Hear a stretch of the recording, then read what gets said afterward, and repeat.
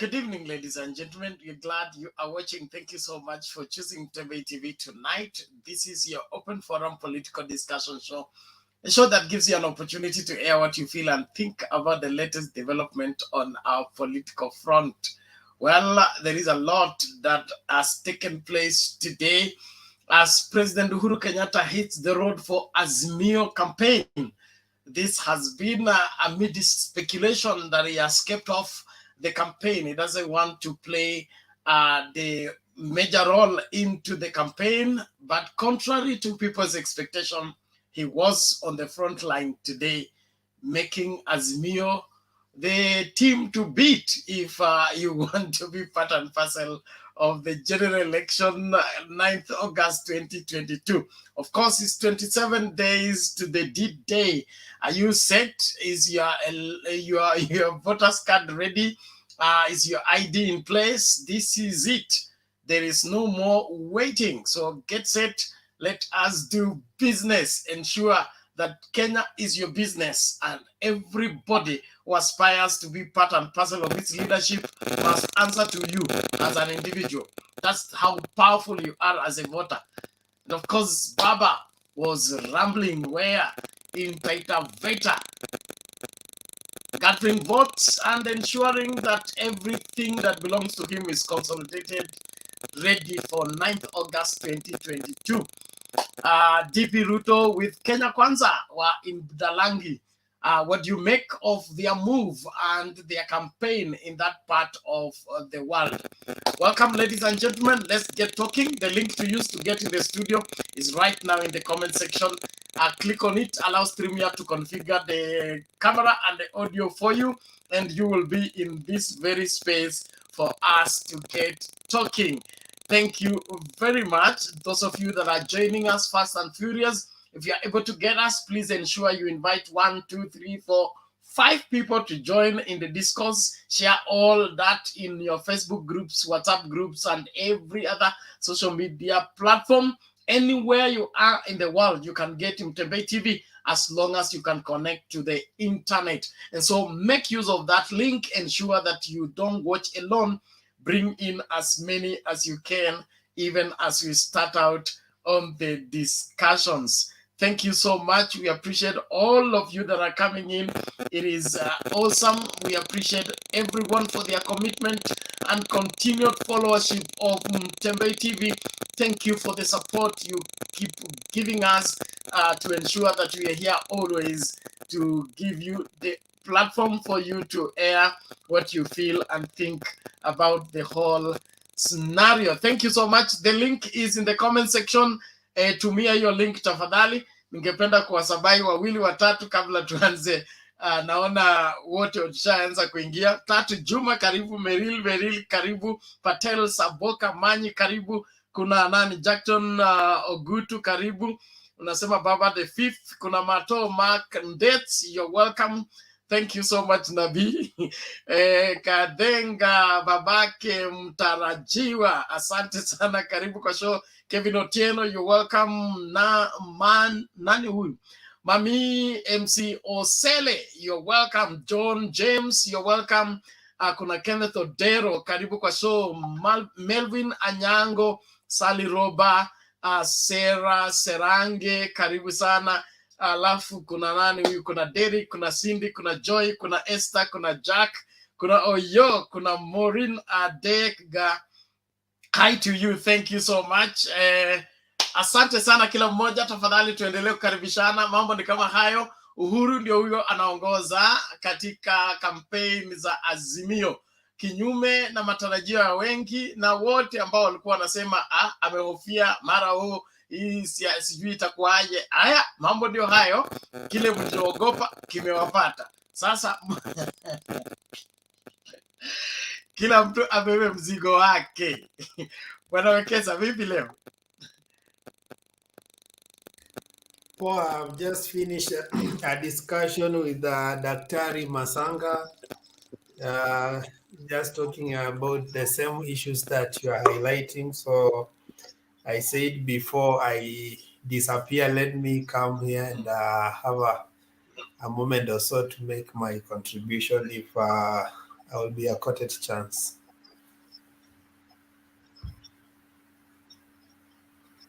Niendelee. Karibu sana. Wewe tuanzie na utangulizi, kwa sababu umekuwa na profesa hapo akakupatia leakage. Tunaomba wewe Mwakenya Yeah, nasi tushiriki. yeah. First of all, just as I was, kuna mtu mic iko ya Weso. I think ni Weso. Weso. Najaribu kumute mic yako, it can't be mute. What? Yeah, Bernard msort kwanza ndiye arudi. Just carry on, I'll handle that. Yeah. So I was just watching Eugene Wamalwa's message rebattling what DP said today. As Luhya Nation, we are very much disappointed with the in-laws we are courting in the name of Ruto. One, it was yesterday actually, yesterday, when he was parading the ex-wife of Twali and trying to show sympathy that watoto wanatakana walipiwe school fees waende shule. Yeah, that's one. And you remember that is the elder of Luhya Nation. He actually a de facto kingpin.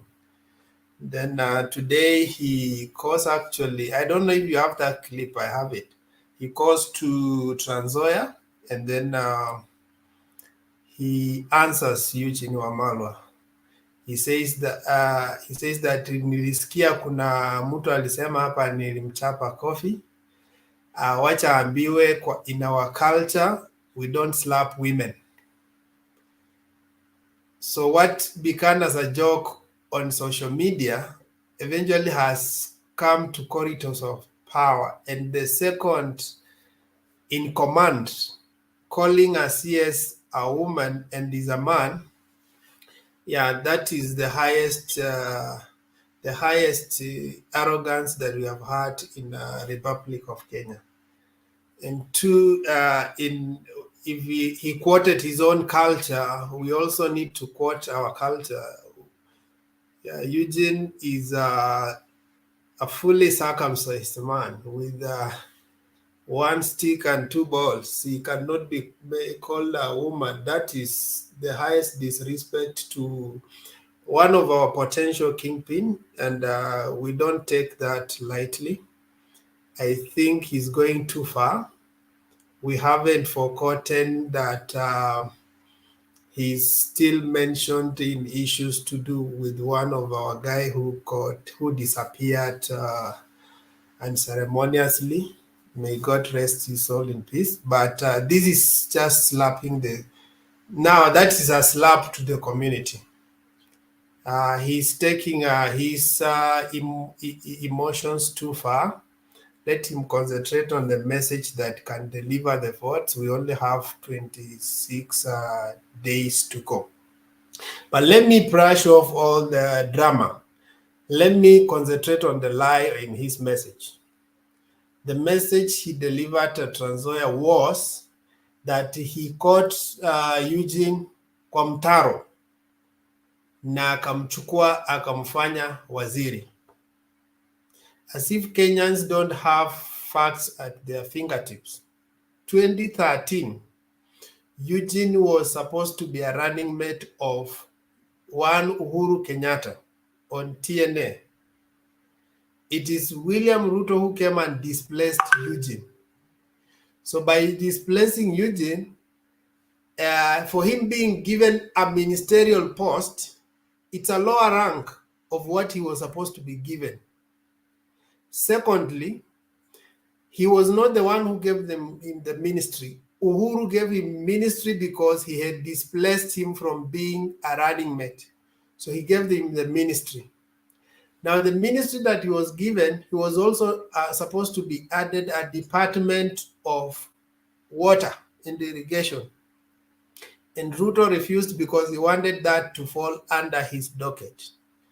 So when he comes on the public TV and says that he met that guy in the in the trenches and then met him a minister akuje polepole na aje mdomo mingi.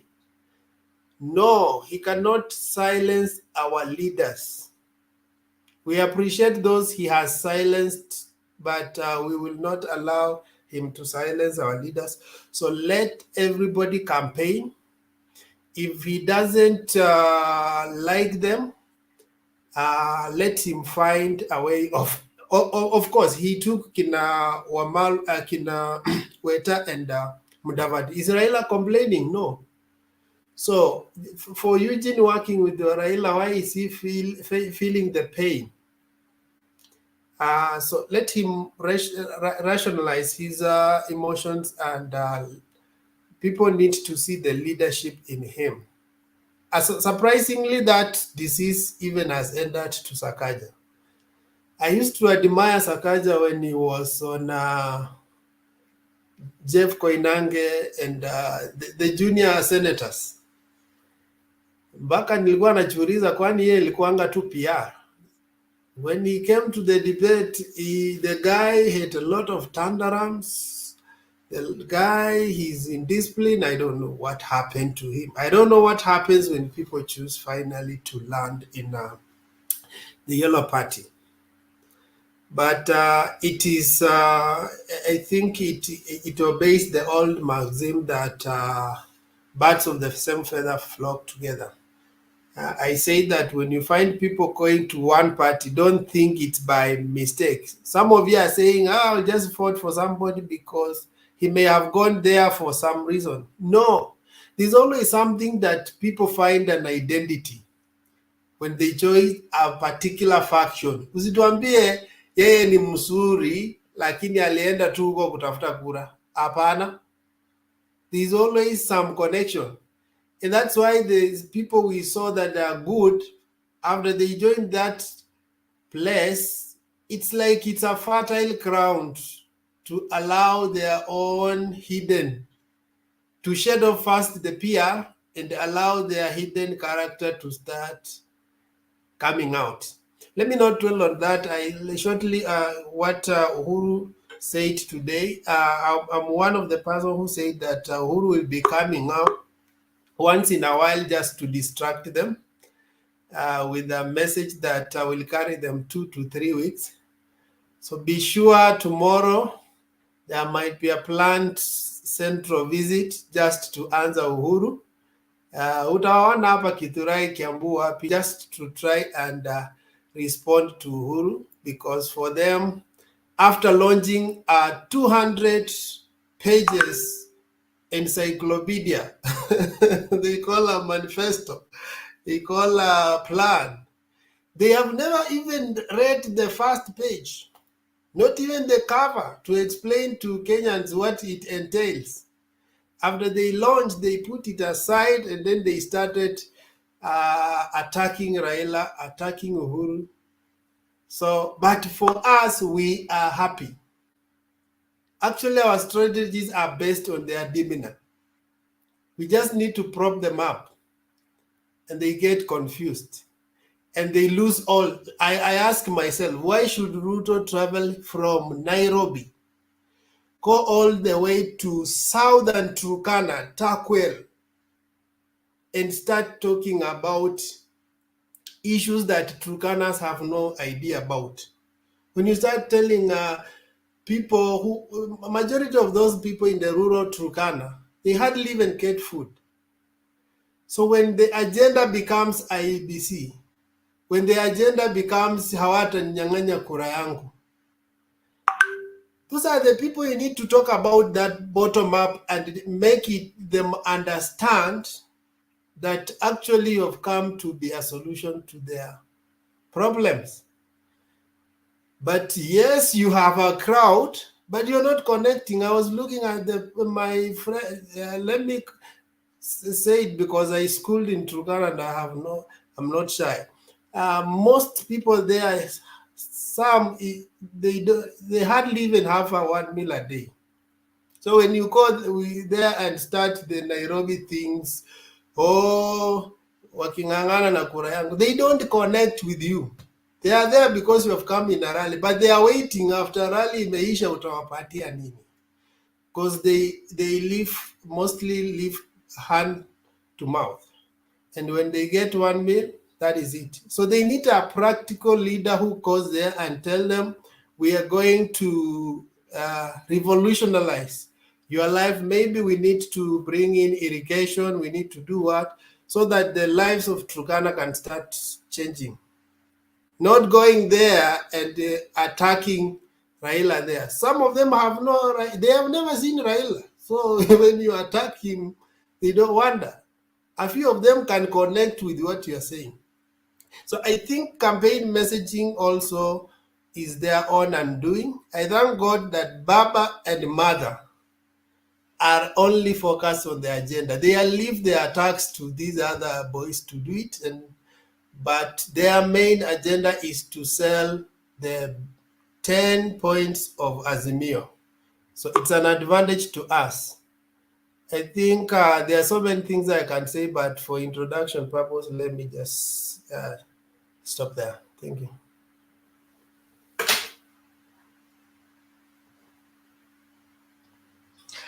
Okay, asante Bwana Wekesa kwa utangulizi huo, tunashukuru na kila mmoja asante. Tafadhali let's keep it clean on the comment section. Ni muhimu tudadisi siasa zetu vizuri ili kila mtu aelewe nini kinachoendelea na uamuzi unaofanya utakuwa tayari kusimama nao for 5 years. Jua hivyo. Voting a bad person, you will suffer 5 years. It is not easy to recall a member of parliament. It's not easy to impeach a president or a deputy president. You can tell from the misbehavior of the deputy, and he has misbehaved for 5 years. It's not easy to impeach someone, so don't create a problem that will be more difficult for you to solve. Make sure that you make your choices based on the right information and you're willing to stake your life for the same. This is Kenya. Kenya is our business. So usichukue kama ni mzaa.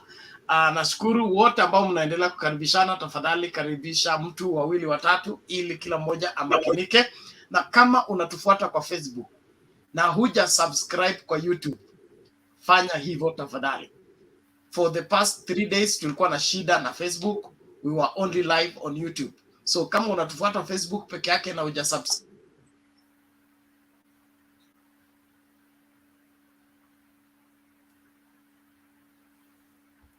okay, Bernard amehang, but alikuwa kwa commercial a break ya. If you are following on Facebook, make sure you are also aligned on YouTube so that in case we are not available on Facebook, we can be found on YouTube. Mtembei has 2 platforms on Facebook, then 1 platform on YouTube. So on Facebook, there is Mtembei TV, then there is Mtembei Official, and then on YouTube, there is Mtembei TV. So you can always connect so that in case of anything, you are easily notified and you are able to connect with what we are doing. So I will play 1 clip as Bernard comes back before I want to know whether it is the network challenge before I may do any other thing.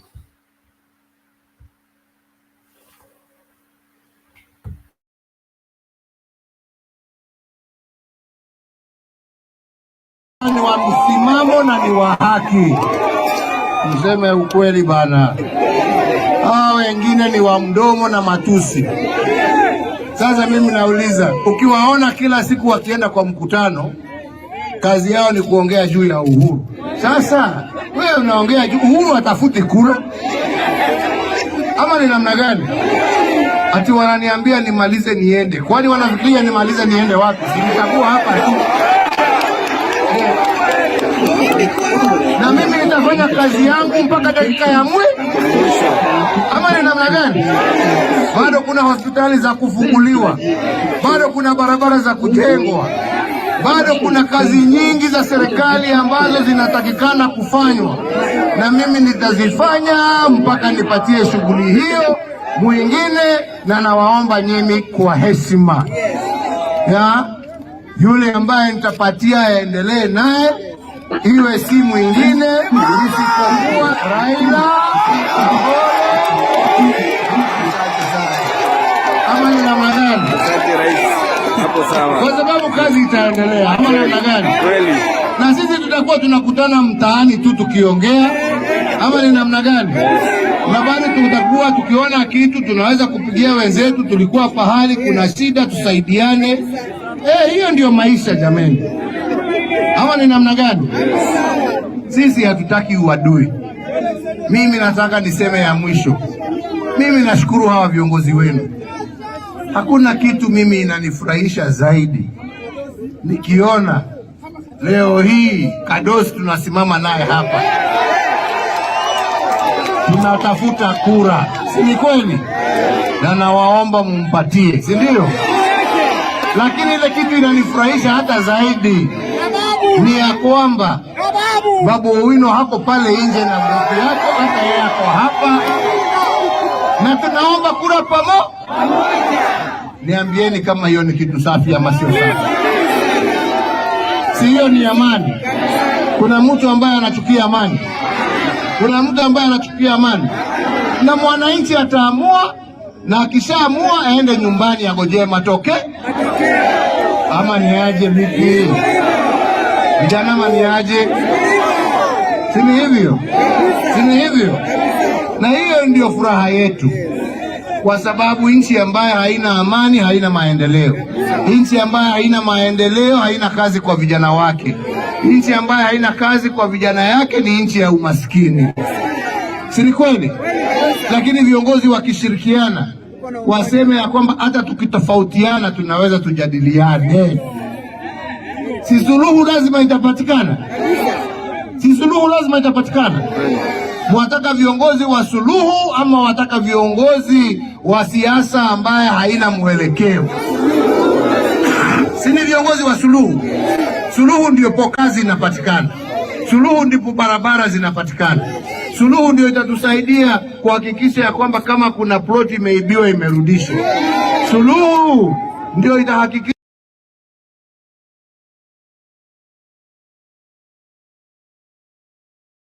ambaye ati jamaa mwingine nilimpatia kazi ya waziri, anatoka huku kwenu, ati anasema ati mimi sijui nilikuwa nataka kumchapa kofi. Mimi nataka nimwambie hao jamaa, unajua huku kwetu hatuchapi kofi wanawake, ndio? Mumujibu hivyo, mwambie hivyo. Tunawaheshimu wanawake. Hiyo mambo yake yako. Sijui kama tunaelewana. Tuko pamoja. Na umwambie awache mdomo mrefu.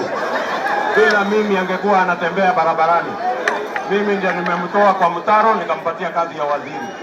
Awache kuongea maneno mengi hapa. Sijui kama tunaelewana. Serikali mimi ndio niliunda na Uhuru Kenyatta. Huyo jamaa alikuwa anahangaika barabarani. Saa hii yako na mdomo kutoka hapa mpaka South Africa.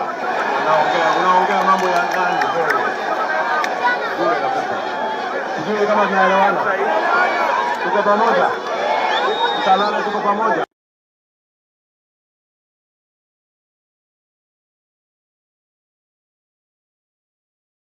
Eti mimi nilikuwa nimekwisha, aliniokota kwa mtaro. Eti kama sio yeye mimi singekuwa waziri.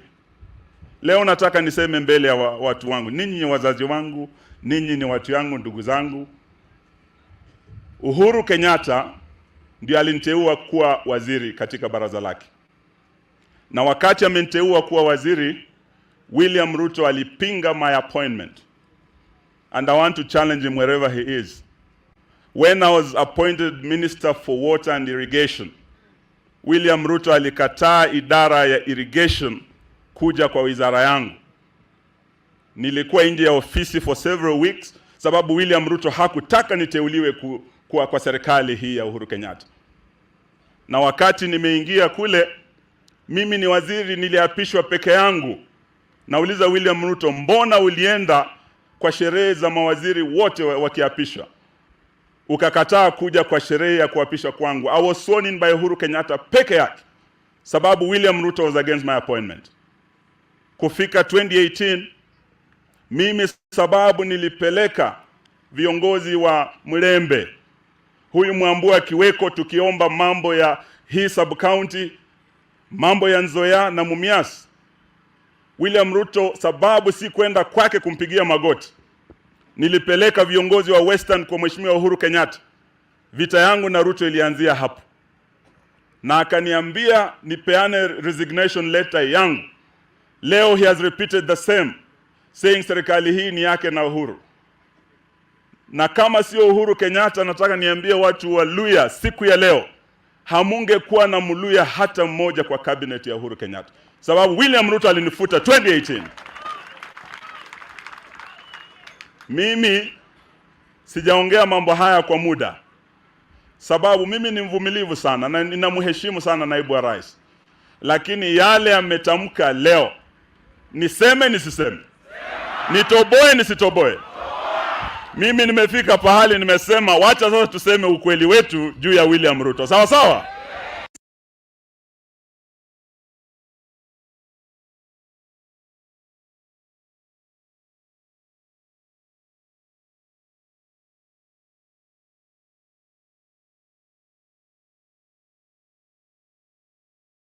Okay, I think Bernard is still having challenges. Wangira, how are you? Oh, Wekesa, how are you? I'm good. It's long since we met, and I'm glad to see you back. Or is it me who is back? It's you who's back. You know, I don't know where you chose to disappear to, unless you are hosting Masanga. You are never seen here. I rationed my presence, but I need to live longer than Jacob Juma. So let's have you make your contribution. Huh? Okay, let me make my contribution in my 3 minutes. Bernard, you know, William Samoei Ruto, you know, has a certain contempt against the sons of Mulembe. You remember the other time he was telling Kenyans that ule mtu wa kupigwa na bibi, you remember? When he was referring to Moses Wetangula. And here today he is referring to Eugene Wamalwa as a woman. You know, women, we respect women. Women are our mothers, they are our sisters, and they are our wives, they are our daughters, you know. But there is a reason why God creates a man and also creates a woman. And if God created Eugene Wamalwa a man, why should William Samoei Ruto call him a woman? You know, that just shows you what type of contempt, you know, he is treating some of our brothers in Western Kenya with. You know, he does not respect them. You know, today he's pretending to be respecting Moses Wetangula just because Moses Wetangula joined Kenya Kwisha. But you know, beyond Kenya Kwisha, there's no respect between him and William Samoei Ruto. And you know, me, I love my people from Western Kenya, and especially you, the Bukusu guys, where you, Wekesa, come from, you know. I know many of them are not going to treat this one slightly, Bernard.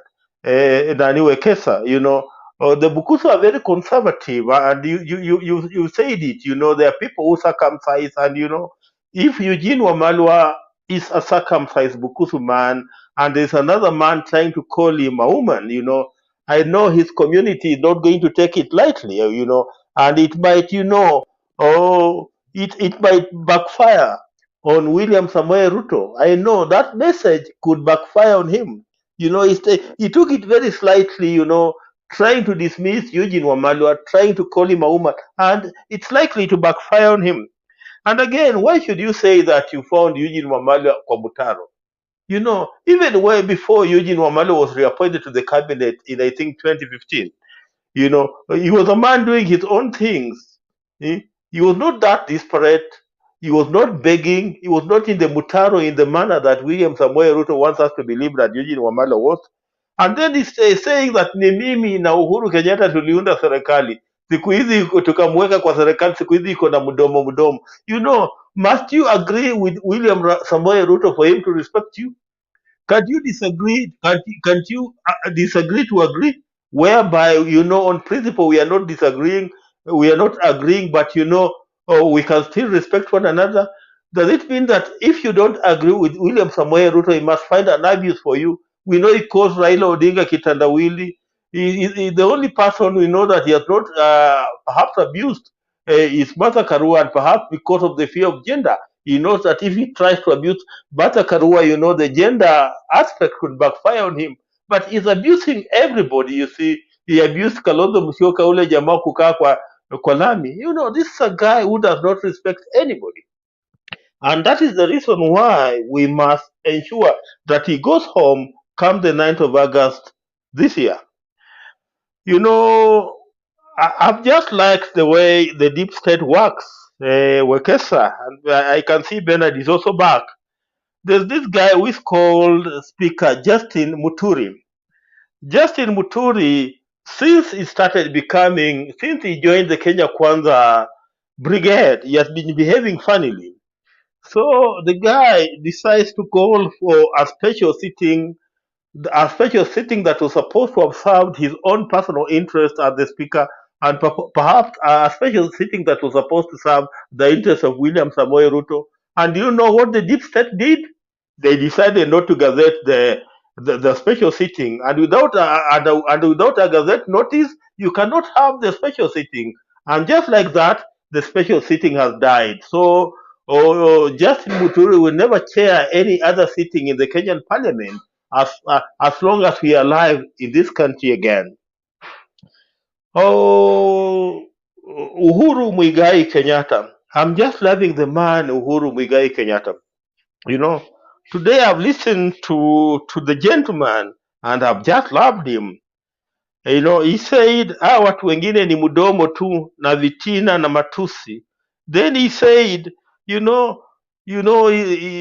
he said upande huu mwingine tuko hata na mama Martha Karua, mama cheki. So he was trying to portray Martha Karua as a tough worker, a person who is not going to compromise herself when it comes to corruption. And he was saying that that's one of the reasons why he's supporting the pair of Uhuru Kenyatta, the pair of Raila Odinga and Martha Karua. And he told the people of Kenya to help him, to help him hand over to Raila Odinga and Martha Karua, because as far as he's concerned, he is very sure that these are the only people, who will pick up his agenda from where he'll be leaving it and push it forward. We have also seen Sonko. Sonko has now become fully part and parcel of the Azimio. He was wavering, and today I've seen him become fully part of the Azimio family. He visited Raila Odinga and he was given the alivalishwa kofia leo na Raila Odinga, and he also met Martha Karua today, and later on he even joined Uhuru Kenyatta. For the first time since he was fired, he was in a position to share a podium with Uhuru Kenyatta. And he congratulated Uhuru Kenyatta, and he said that for the time he has been out of government, he has realized that Uhuru Kenyatta has worked so hard for this country. Uhuru Kenyatta has worked so hard for this country. So Bernard, or is it Wekesa? Let me leave it at that. But I just want to assure you people that the way things stand, William Samoei Ruto is in the panic mood. Bernard, you received, did you get my clip about Budalangi? You got my clip?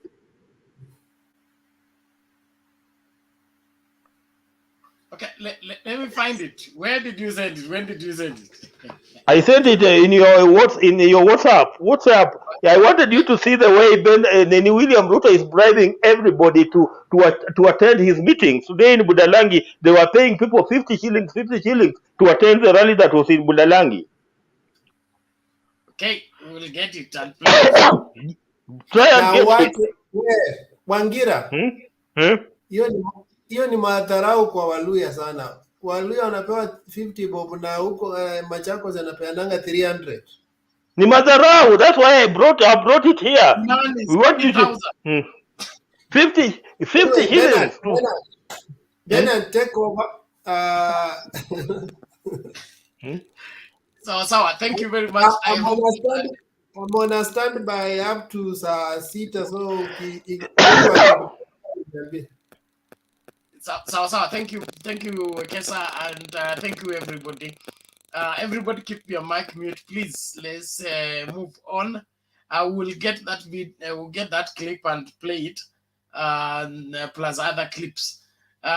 Kuna mtu hapa ananidai kwamba anaita video clips ambazo alimiss for 2 days when we were not live on Facebook. That is my emphasis today.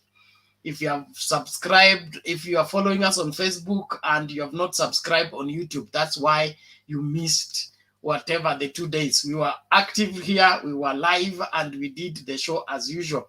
Only the people on Facebook missed out. So please subscribe on YouTube. Just cross over on YouTube, subscribe, hit the notification bell, and go back to Facebook.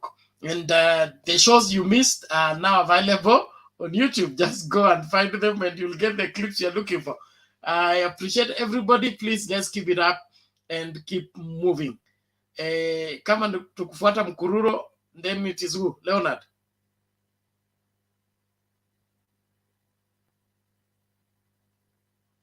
After Nani is Leonard. Huh? Leonard Patet. Are you there? Okay, Joshua come in. Inaonekana Leonard ameng'atuka. Yes, habari yako Bernard na Wekesa? Salama, tuko salama. Vipi huko? Tuko salama kabisa. Yes, I just want to read on what Wangira amesema juu ya Ruto. Actually, Ruto is very arrogant. Very, very, very arrogant. Na madharau. Because if you refer to a fellow man as a woman, na nasema tu huko kwao wachapangi wanawake, so mwambie kuwa yeye ni mwanamke, and then he's going ahead and say that ni mtu ambaye ana mdomo. Number one, if women can just hear the statement ya Ruto, yamaanisha kuwa anajaribu kusema kuwa wanawake huwa na mdomo. Already is trying to diminish women and make women to look like wale watu ambao wana mdomo. So that's alone is a madharau that Ruto is showing to women, that women wana mdomo, because he repeatedly said that ni mtu ana mdomo wake anaongea mdomo wake kutoka mpaka South Africa. That statement was very bad, and then it's very proud kuwa ni mimi ndio nimtoa kwa mtaro. Kama si mimi tena angekuwa mtu. That's a bad statement. Raila has been abused, and there's so many people that Raila even appointed by the time he was a prime minister, but not even a single day Raila has ever gone to any rally and abused that person. So I'm really not happy with Ruto, and Kenya must discipline this man, because the way he's moving and the way he's talking shows that akona madharau. So the best way, let's wait for Ruto kwa ballot. Tarehe 9 mwezi wa 8, we need to discipline this guy, because even his utterance seems that it doesn't respect people. It doesn't respect people. It doesn't respect. So to me, I feel that Ruto need to be disciplined, and that thing should just take place kwa ballot. And I'm sure this time the people following Ruto, especially in Western, they should realize that people in Ruto indeed is just playing with their guys. And I'm sure next time he will abuse Mudavadi. Today the other time he abused Wetangula. Leo Wamalwa. Tomorrow it will be Mudavadi. So Western guys should realize that indeed Ruto is just using them, and is somebody who is abusive, and they should realize that Ruto should be stopped. Let's stop Ruto tarehe 9 mwezi wa 8. And then I want to read on another issue about Uhuru. Today we saw Uhuru spoke well. and he hit the point very well. Today siku zingine huwa anajaribu kuongea lakini kando kando. Leo he said it and he mentioned it several times and he praised even Raila and he praised Martha Karua. So Uhuru today spoke, and I'm sure as time goes, he's going to speak about Raila and making this candidate of Raila and Martha Karua to be seen as one of the best candidates so far. And then we also saw Sonko today. Sonko has been brought by Uhuru to help Igade, because if they're not careful, they lose this election. To be some sort of an incentive, but for you to win election, you need to be aggressive. Igade is not aggressive. Now they're bringing Sonko to come and help Igade, because Igade seems it doesn't touch ground with people who are mashinani slums area, and hapo ndo kuna kura. So they are bringing in Igade. I mean, they're bringing in Sonko to give a punch, to give a force, because Sonko is a mobilizer. It's very good. You saw the other time when he went to Mombasa, within a period of 2 months, already he started pulling masses. Now Sonko has been brought to help Igade, because Igade is some sort of soft, but Nairobi they need somebody who is aggressive, who can campaign. Igade cannot do that. Now they're bringing in Sonko to assist Igade to pull, and I'm sure if Sonko is there, and then we have Babu Wino, and then we have this guy is going to be senator. Those 4 guys are going to help Igade, because Igade, as he was Saidiwa, though he's a good man, and Azimio are trying to push on him, if Passport come out and assist Igade, then Igade is going to lose to Sakaja. Secondly, also another, before I finish, I saw Ruto alikuwa Budalangi. The rally was poorly attended. Even that rally, mtu ambaye hiyo rally, hata even my MCA can hold that rally. So Ruto is trying to bring his foot Western, but I'm seeing Ruto still losing in Western. Sioni kama atapata kitu. Mali pena anapata kitu hapa Bungoma hapa hivi, but sentiment yake ambayo alitoa leo, I think if people in Western can realize that indeed Ruto should be stopped, they need to stop Ruto at least 20% in Western. We were in Taita Taveta. It was well attended. The crowd were charmed and they were happy. Me, I always say that compare the rally ya Raila na rally ya Ruto, there is a big difference, because Raila, you see people are very jovial everywhere. I thought maybe Wataita ni wangwana, they don't shout, but I saw they were happy. They were jovial. Kerejo pia, they were jovial. So to me, I'm seeing Raila is winning this election, and let us just come out in large number to pick a kura for Raila to be a president of the Kenya. Thank you very much. Thank you, Bwana Joshua. We appreciate that and your observation. Nairobi na wenyewe, and Sakaja is not the one, so that should not worry anybody.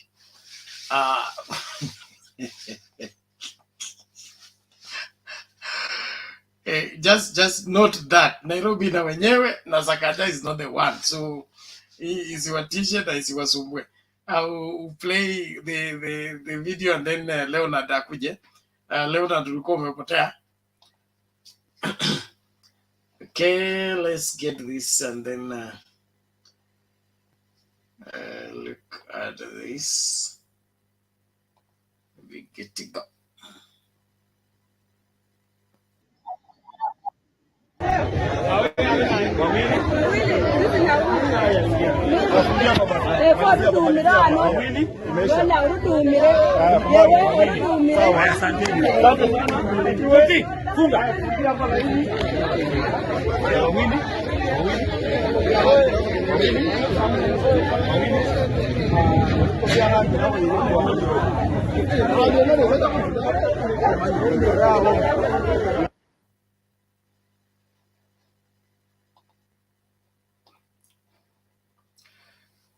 Now, Wangira,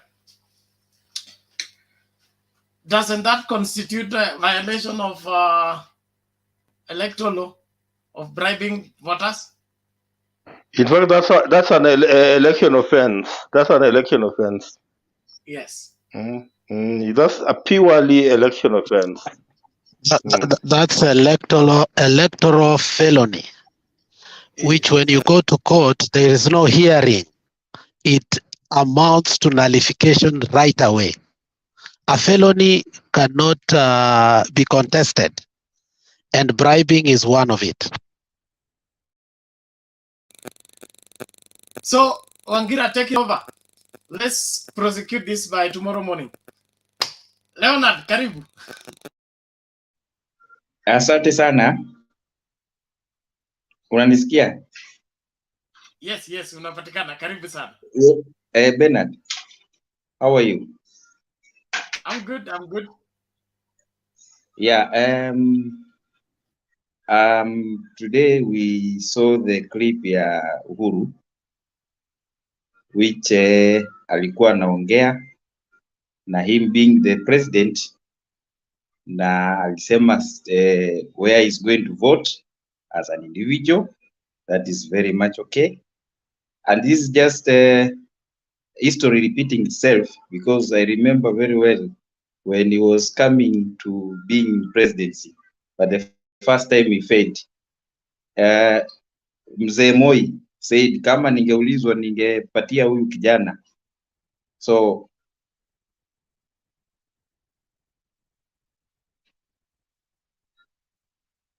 Bernard, am I okay? Yes, carry on. We are listening. We are following what you're saying. Oh, okay. Okay.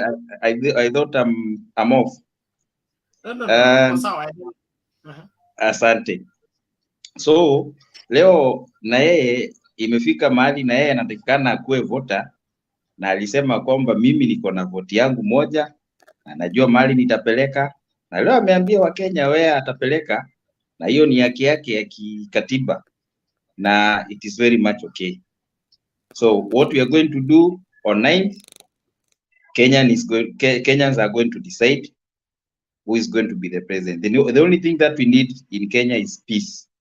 Peace in everybody, and peace start with me and you. Thank you very much. Okay, asante Leonard, we appreciate that. It's our responsibility. Na this election tunaomba kila Mkenya tafadhali think through first. Don't just be carried away with the wind. Understand that the people you give power to, they can use it for you or against you. So be careful who you empower. You can give somebody power and then he uses to exterminate you. So you understand that. Naomba sasa tusonge mbio ili tumalize hii mkururo, tuanze upya ndio tufungue meza ya maswali na majibu. Tuende kwa Boni. Boni vipi? Mr. Bernard, habari za jioni. Niko salama. Wangira leo ameweka wazi ile 50 tulisema juzi bwana jana. Sasa naona sitaongea sana, wacha nipatie nafasi ndugu yangu Alex, alafu mimi nitaongea baadaye. Bado natafakari hii 50 nasikia nasema wawili. Sasa ni 25. Mimi wacha nitulie kwanza nitafakari haya. Sisemi kitu. Alex, umepewa nafasi.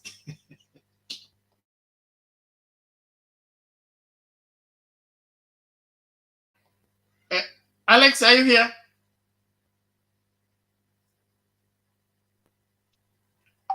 Niko Bernard. Nilikuwa na mengi ya kusema, lakini wakati tunaweka clips, tafadhali tusiweke clip nzuri alafu tunaweka ni nyingine mbaya, hali tunaharibu hata yale mazuri tungeongea kuhusu rais wetu, alafu sasa tunaanza kuongea vibaya juu ya huyu jamaa. Lazima tumuelewe huyu jamaa anaharibu debate yetu. Tunamweka kule nyuma, sisi tunaongea yetu, tunaongea about our staff and how we strategize, kwa sababu sasa mumeharibu mood. Unajua kitambo tukiwa wadogo tulikuwa tunawekewa mayai, mboga, tunadanganywa, tunakula mboga, unashiba, unawacha mayai, lakini ndugu yako mkubwa yeye alikula mayai yake, alafu anakula mayai yako. Sasa nyinyi mnapea UDA mayai yote. Naelewa Bernard. Tuache hizo sarakasi. It's the stretch ya mwisho. When we are prosecuting him, we prosecute him. 1 hour we prosecute him. Wakati ni wakati sasa kuweka vile tuko gangari, tuko mbele na vile tunafanya vitu. Speech ya Martha, speech ya Raila, speech ya watu kama Shaban, Mama Shaban inawekwa pamoja. Alafu hiyo upuzi yote ingine inawekwa baadaye, because tukiweka pamoja inaharibu. Asa wacha niende katika hiyo ambayo iliharibu, we do a clean up and then tukuja katika mambo yetu vile Mungu ametusaidia na the Holy Spirit inatuelekeza. Namuonea Uhuru huruma sana. Kwa sababu sasa hivi we are putting things in perspective and understanding how the guy suffered. If it's true what Eugene Wamalwa has said, vile alisumbuka na vile aliteuliwa, huyo jamaa akakataa, na yale yote amefanyia Eugene na Waluya, na sasa hivi anadanganya kuwa mendaciously kwa yeye ndiye alimteua. Na Eugene mwenyewe anapoongea unamwangalia na unaona kweli anasema ukweli bila uongo. Na you see, the collective responsibility does not even allow you to speak about these issues in political rallies. Kwa sababu mnapokaa kama wanaume mnateua serikali. Bernard, unajua wewe ni mchungaji na nimebarikiwa, naweza sema na Mungu nyakati zingine katika kanisa letu tunapofanya uchaguzi, mwaka unapoisha tunachukua wachungaji, tunachukua deacons, ushers, lakini kuna ile komiti ambayo inakaa kule nyuma kuwachagua. Tunapokaa chini tutasema Bernard anaongea vizuri, lakini unajua Bernard vile anachapianga moraa macho hivi, Bernard msimpe hii komiti. Tunaongea kule nyuma, unaelewa? Na yezi kuwa tukuje tena hapa panel tuseme Bernard yule unajua sijui nini. William Samoei Ruto is failing as a leader. Wakati unakagua watu wako wote ni marafiki zako, lakini unapopeana cabinets, assistant cabinets, executive parastatals ambazo they are more powerful than even ministries, munaongea kuhusu tabia na vitu vingi juu ya watu. You're not supposed to come again in the podium unaanza kusema yale yote. Inawezekana walipokaa chini alisema haya maneno kwa Uhuru kuwa Eugene is soft like a woman. Eugene is like this. Inawezekana alisema hivyo. Unaelewa?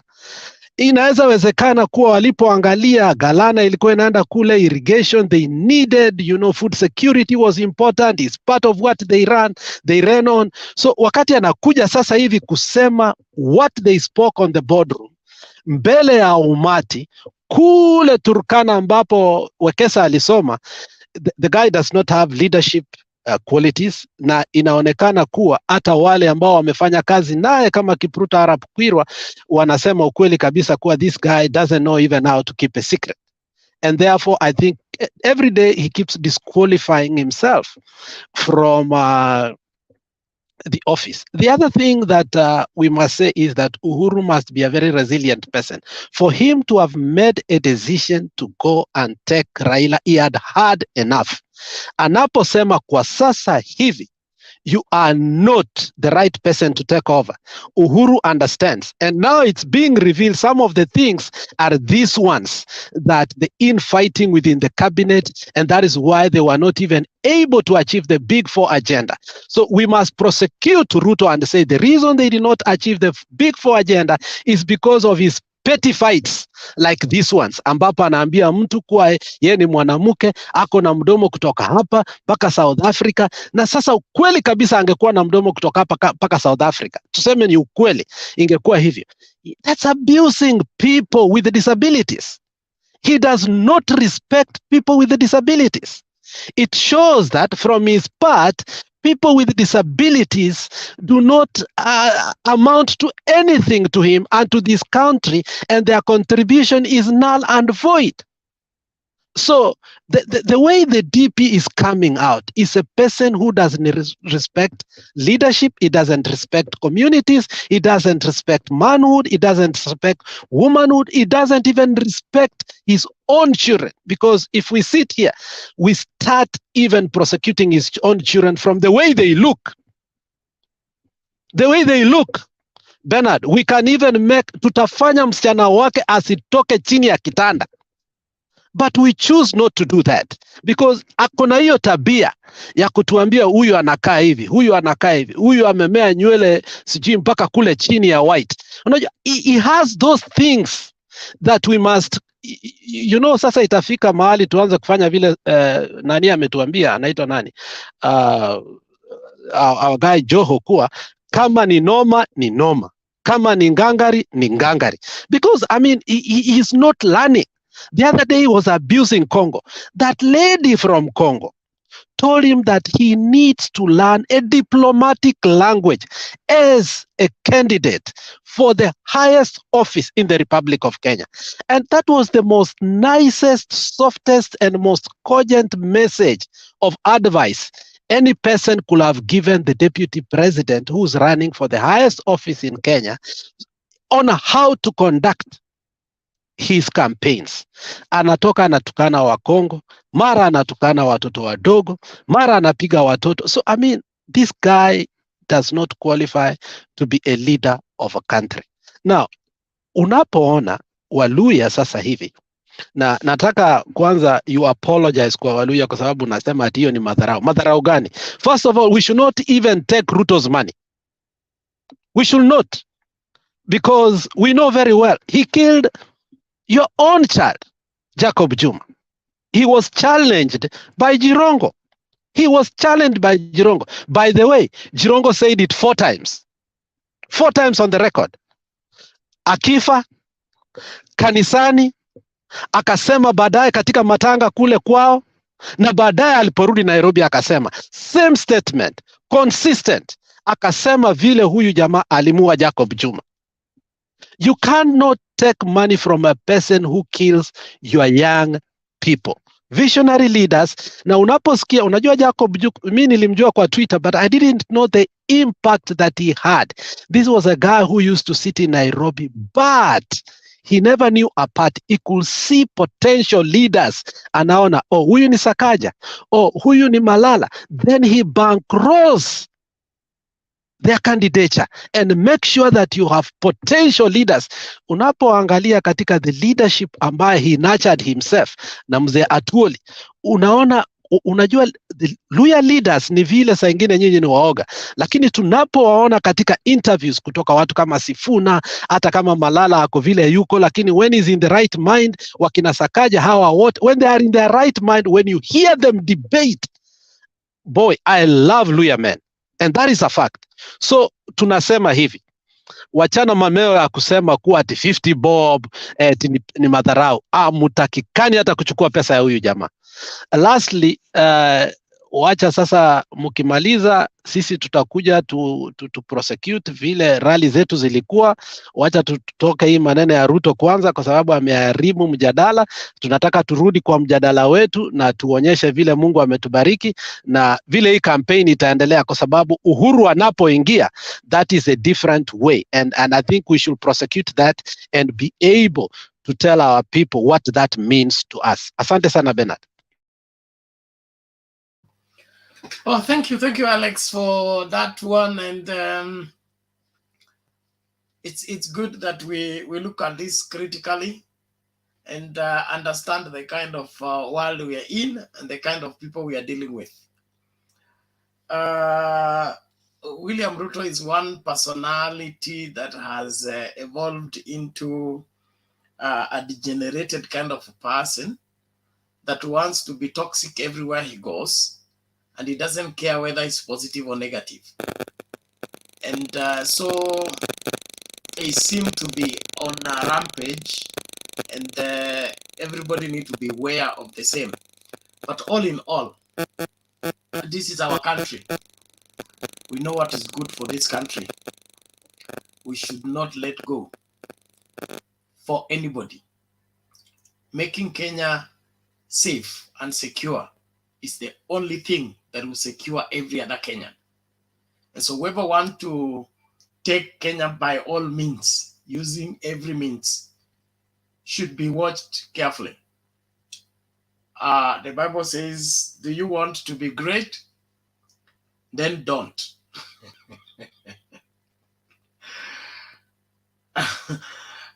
True greatness is not the one you want for yourself. It's the one that is placed on you. So if all you want is to be great, then you're the wrong man. And I've asked this question over and over. Who ratified William Ruto's presidential bid? Who did he ask whether he can run or not? Which elders went and visited him and said, our son, we want you to be our representative? If you have any of those records, I would love to look at them. And for that fact alone, keep the man out of leadership until he grows up to understand that what was, is, and is still to come. You cannot just ride over everybody. On Uhuru Kenyatta and his approach to politics, I've come to understand him. I must confess, there was a time I didn't see what he was up to and whether what he was up to was going to work anything serious. But from the look of things, there is what he is inside that we did not see on his outside. And that stamina within him is what has really made him stand out as a leader at this point in time, and even taking the risk of ensuring that this leadership doesn't have to continue the way it used to be. For that, we need to support Uhuru Kenyatta, protect his legacy, and ensure that the posterity of the history of this country has a writing on Uhuru Kenyatta as a positive leader that helped the country move forward amidst controversies. He was surrounded by eaters, but he ensured that in the middle of the eating, he still did significant things that he will still be remembered for. And for that, we can, hold him in high esteem, because leadership is demonstrated in the midst of crisis, in the midst of controversies. When you keep the focus, you're being turned this way, turned this way, turned that way, turned this way, but you keep the focus until you achieve the goals that are good for humanity. That sells you as a great leader. But if you are caught up into yourself, I was not consulted. The handshake was not, the handshake has done this, handshake has done this, handshake has done this. I think Kenyans, let's embrace what is good and shun what is evil. Let's call evil, evil, good, good, and not the other way around. William Ruto is a sick man. He needs help. Wasike, tulikuwa tumeruka wewe. Habari ya leo? Mzuri. Nilikuwa nashughulika kidogo. Ulisema unatoka Budalangi. Ulisema hivyo? Hapana, mimi natoka Busia Marachi. Umekataa, umetoka ninyi watu wa Kingandole. Kingandole Secondary School. Sema. So you say you're not ready to make submission, ama? No, I'm ready to make a submission and a observation kidogo tu. Nilikuwa nataka kuambia watu unaona meeting yenye DP amekuwa nayo leo, it has shown the true colors of William Samoei Ruto. ungeangalia vile alikuwa anaongea, kama we ni mtu wa kuchunguza watu wanavyoongea, aliongea na hasira, na inaonyesha kwamba pali amefika, the guy is very very desperate. Actually the DP is very very desperate, na hapo sasa ndo tumemfikisha, because anaona sasa watu wameanza kutoka sasa kwa maofisi zao, people are now campaigning seriously. Na ukiona leo president ametoka kwa ofisi, unaona DP leo amekuwa very frustrated, na neno moja tu la Uhuru Kenyatta imepoza watu wa UDA kabisa. Ile ningependa kueleza wa Kenya ni kwamba as the election approaches, watu lazima wakuwe sober. People are supposed to be sober. Na the first people who are supposed to be sober, actually, kwa sababu hii ni a very critical time, because you are going to have presidential debates. People who are supposed to be sober, inafaa ikuwe media, because jana vitu zote zenye Sakaja alikuwa anaongea, almost everything, ukienda kuangalia statistically, Sakaja was talking rubbish. Hata zile numbers alikuwa anatupa zote zilikuwa rubbish. Lakini the bad thing na watu wa UDA ni kwamba they are so good at lying. Yani ukiwapatia chance ya kudanganya, wanadanganya sana. Sasa ile nilikuwa nataka kuambia our media should have facts on the table. Mimi sikupenda kwa hiyo debate wakati wanauliza swali and they cannot back them with facts, kwa sababu ukiuliza swali you have to, lazima ukuwe na facts kwa table, so that mtu akianza kutupa manumbers, of which you know Ruto ni mtu wa kutupa manumbers, they have to have facts on the table. Hivyo tu ndo ukora ya watu ya UDA itajulikana. Bure wakiachwa hivyo watadanganya, na wakati unawaambia walikuwa wrong, washaendelea kudanganya kwingine. Jambo la tatu ambayo nilikuwa nataka kuzungumzia ni kuhusu huyu VC wa Kenyatta University. Yeye serikali inataka kutengeneza a very big institution ya WHO. Wanakuambia hii ni shamba ya serikali, tupatie shamba tutengeneze kitu fulani ya maana. Yeye anapinga. Mimi nimeona ile decision yenye Uhuru amefanya leo ni decision ya president, of which inatakana ikuwe hivyo. You have to have a decisive leader. Na mimi nimependa sana hiyo. Jambo la mwisho, now that Uhuru come on board, you can see that now anaanza ku make inroads kule Central. Hii uongo yote yenye Ruto amekuwa nayo inaenda kudidimia kabisa. In fact, even tomorrow, I can assure you that tomorrow yeye na watu ya UDA brigade watakuwa huko Central, because wameanza kuogopa. Jambo la mwisho ni kumtahadharisha kinara wetu Raila. Na hii kama Wangira angekuwa hapa, sijui ningemuuliza maswali, kwa sababu ile mimi naona ni kitu ambayo niko na tashwishi nayo, na labda uulize panelist. Kitu yenye niko na tashwishi nayo ni method of identifying voters, kwa sababu kulingana na constitution article 44A inasema a voter should be identified biometrically na akuwe identified manually.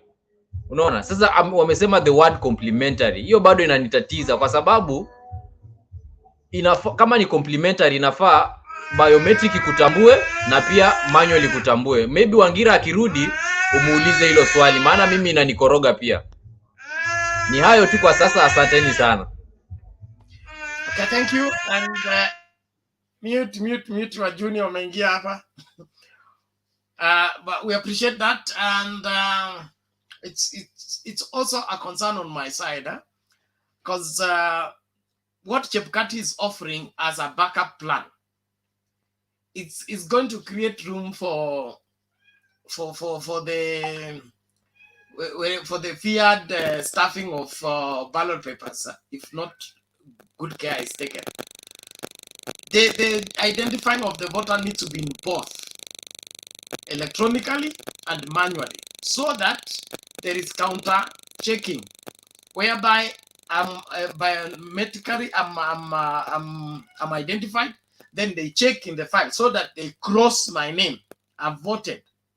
In case something is wrong with the electronic, the physical register will prove everybody that walked in that polling station and voted.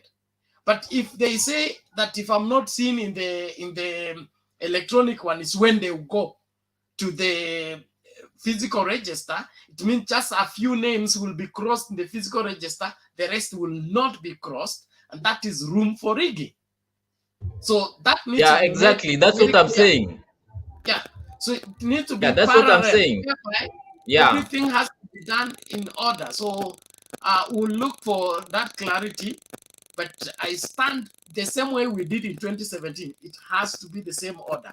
Electronically, then physically, your name is crossed before you leave the polling station to avoid voting twice or somebody coming and inflating the votes in a particular place, because electronically you can, you can just get the wherever the names disappearing from wherever you archive the names, and then you assume everybody has voted, and then electronically it's very easy. If I added 200 votes, I can archive 200 names within one button. But physically, to cross 200 names, somebody must catch me while I'm crossing. So we must have that backup. Very serious matter. I believe it needs to be addressed conclusively. I want to appreciate everybody. Please tuendelee kukaribishana na naendelea kuwahimiza wale watu wote wanatufuata kwa Facebook, kama hauja subscribe kwa Mtembei TV YouTube, please do so, because the last 3 days you missed out on the show because we couldn't stream live on Facebook. We had a crisis and you missed out big time. For you to avoid missing out, please make sure that you are a subscriber on YouTube. Just subscribe and hit the notification bell, then go back to Facebook and continue manifesting as usual. There is some Yego and some other people here claiming, trying to insult people. Please take it easy. Take it easy. I have said William Ruto doesn't have to be the president.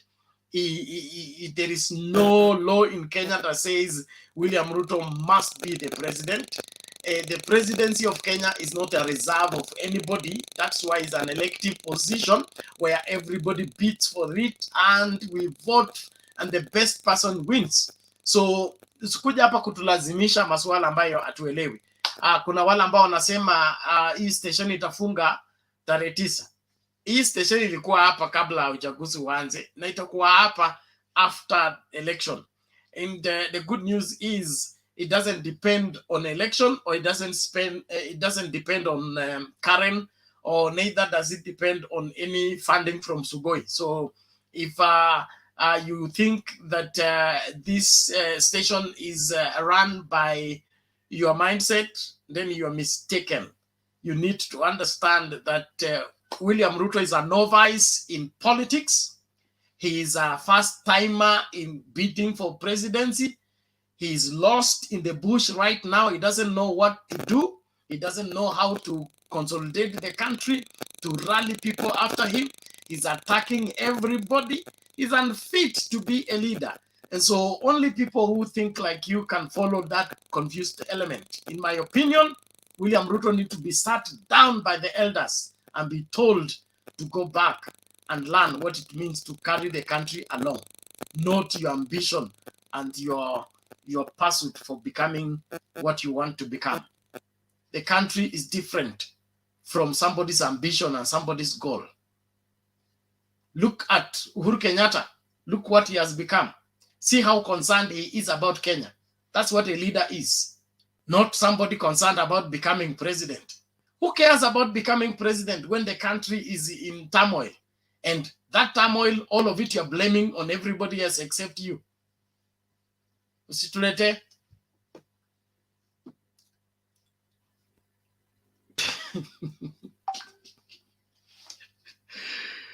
Okay, no, enough of that. Acha nilete Dennis nisaidia hapo kabla nilete video. Mundua nyumba ametegea hapo pia. Habari zenyu? Nzuri lakini za kwako. It's my first time. I always watch on the leo ndio umeingia mara ya kwanza.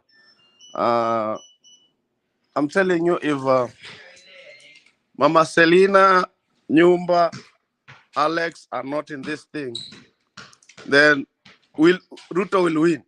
But if they come on this podium every day, let me tell you, Ruto is going home early in the morning. Now, as we always told here by Mzee Wangira, lies will take you nowhere.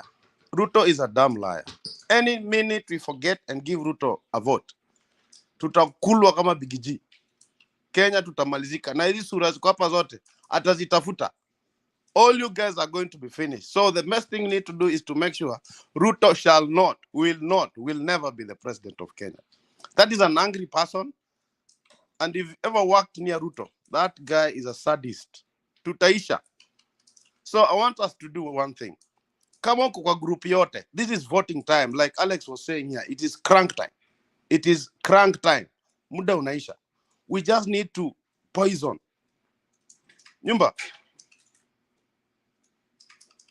can I finish or you want to interview? Endelea kwanza. I will handle Nyumba. Wewe achana na yeye. So I want us to send every video of good thing about Azimio to all these groups that we are in. I was once in a group and they sent me off because I was telling them the truth. This is the time. In crank time, Alex amesema vizuri sana.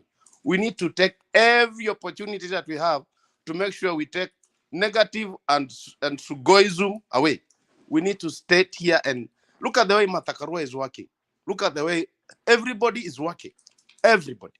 But these guys here just getting minutes air to spoil everything and talk negative about people, calling women. I have personally met Eugene in my sister's house. He is a man. Anaendaga kwa gents, aendagi kwa female. Kama ukikuja hapa uanze kutusi wa Luya, that is not right. We are men from Luya. When you choose one of us, it's not right. So please, let us use the minimum 28 days that we're still having, right? 27 or 28 days to make sure we poison every mind with the goodness of Azimio. Asanteni sana. Okay, asante sana. Tunashukuru kwa mchango wako. Kutradisi viongozi ndio jukumu letu hapa. Kina Kibet wamekasirika sana. Ukweli ni kwamba William Ruto cannot be a liberator. He has never liberated anybody. He himself needs liberation. He can't lead any liberation anywhere on earth. Ninyi mmesoma wapi? Angalia mambo vile yalivyo, si vile mngependa yakuwe.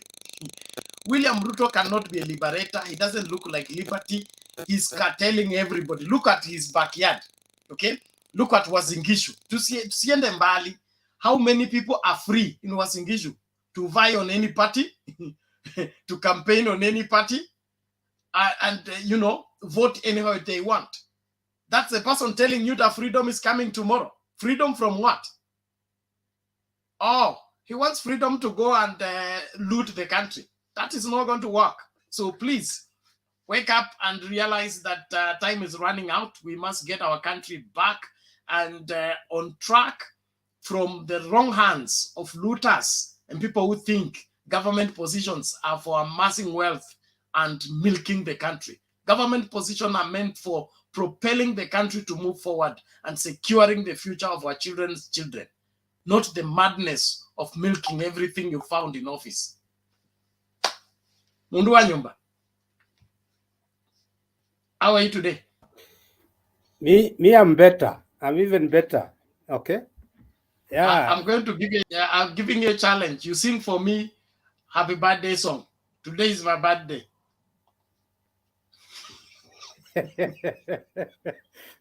Bana, I don't know those songs.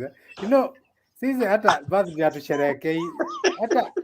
Hata tulizaliwa tariki ngapi hatujui. Hata hiyo I know I'll catch you on that. Happy birthday to you. Happy birthday to dear you. Bernard.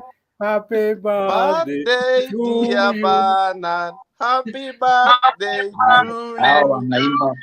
Asante, out of tune. You're out of tune. Bernard. Okay.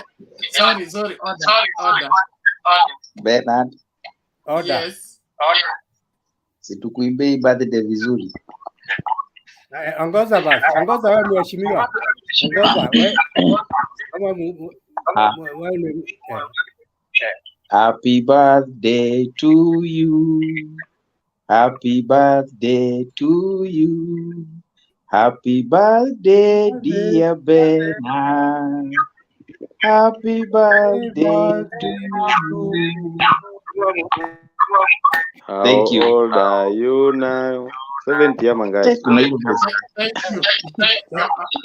Thank you. Kuachia hapo, lakini Bernard, I was joking. In the next, how many? Today is 12, 3 days. I also be celebrating my birthday, 15th July. Okay, so we're almost sharing the same time, 15th July. All legends were born in July. The rest, yes. Thank you. The next 3 days, Mweshimiwa come and sing for me also. Can see you a good leader in singing. Okay, I will, Nyumba. I will sing for you. 15th July, don't miss. That's the next 3 days. That is, yeah, be around. Yeah, be around. Okay, God willing. Thank you. He will. God wills most of the time. Now, I greet all of you, members of the panel, and I'm happy to see you. Quite a number. Actually, I'm not familiar with. I know I'm not familiar with, and especially it's very cold here. That's why I'm wearing the way I'm wearing. It's not that I want to disguise my face. No, I don't care and I don't mind. Nani Dianga has said, Dennis, we are not going to be threatened by anybody. This is our country. We are here to stay. Okay? Yeah, not only you. I remember Bernard saying earlier that somebody was writing that by 9th or 10th of August, this Mutembei thing will not be there. That was a threat. Mutembei is going nowhere. Kenya does not belong to other people more than it belongs to us. This is our country. We love it, and we are here to stay. Nobody is going to threaten Mutembei. Nobody is going to threaten any individual here. And being a martyr is also, we are protecting our country, our motherland, for future generations. Look, a man like me, if somebody threatens even kills me, so what? Mimi nimezaa, niliwacha kuzaa, watu wangu ni wakubwa wote. I've done my part. So I'm fighting for my grandchildren and the great grandchildren, okay? So hakuna hiyo mambo. Bana mwenye alisema ati Mtembea itakuwako, that was a threat. Alafu ameenda wapi huyu nani rafiki yangu? Hiyo hata of course Ruto is not winning. That's theoretical. Hakuna kitu kama hiyo. Karibu Mama Selina. Umechelewa kuimba happy birthday lakini sawa tu. Mine will be the next 3 days. Asante kwa happy birthday ulipeleka asubuhi. So hii mwezi asubuhi mapema sana. Walipata. Asante. Hii ni ya birthdays tu kila fahali hata tu grandchild tuna celebrate. Ni tarehe 1 Julai. So sisi yote ni watu ni July unaona? July. So anyway, July baby. Tuko wengi lakini Bernard nimeumwa, muongee mumalize munipatie. Nimesikia mpaka karibu naruka kwa gari.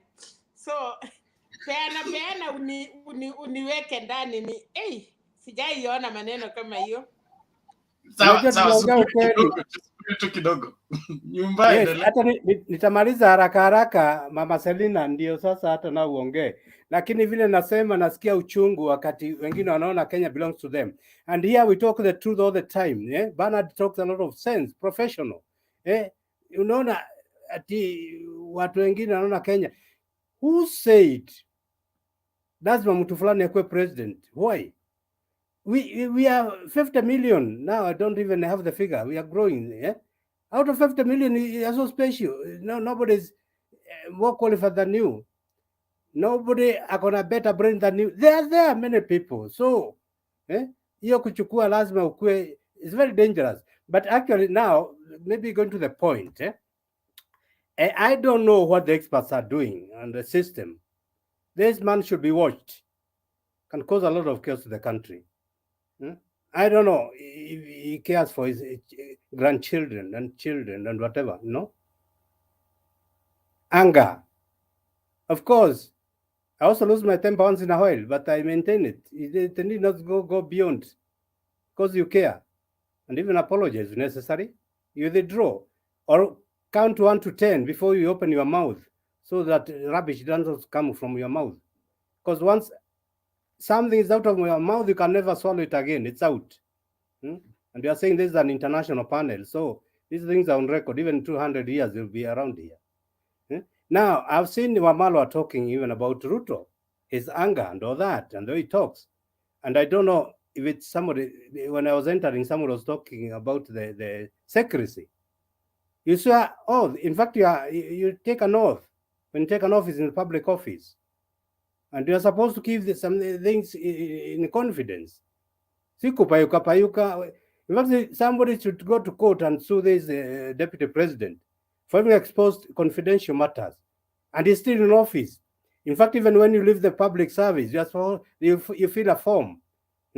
Ati hiyo mambo utaenda kupayuka huko. Before you feel there's something, I worked there myself. I know what, even the last, the papers had, for you to be released, you sign that you keep that oath. Sasa kuja kutuambia mambo ya cabinet nini na nificha walikuwa huko. It's very dangerous. Some things are supposed to be kept in confidence. And even the language you use should not be inciting language. And you remember, deputy president is no longer, people have been talking at kijana, at hata Uhuru ni kijana, clock 60, grandfather. Ruto clock 56, grandfather, ni kijana. They should behave like elders, like, oh, hey, people care. They have seen enough in life. So, anyway, you see, I'm not even following the topic today because, as Madam Serena said, it's very exciting tonight. Even though Bernard is putting, it's very exciting testimony.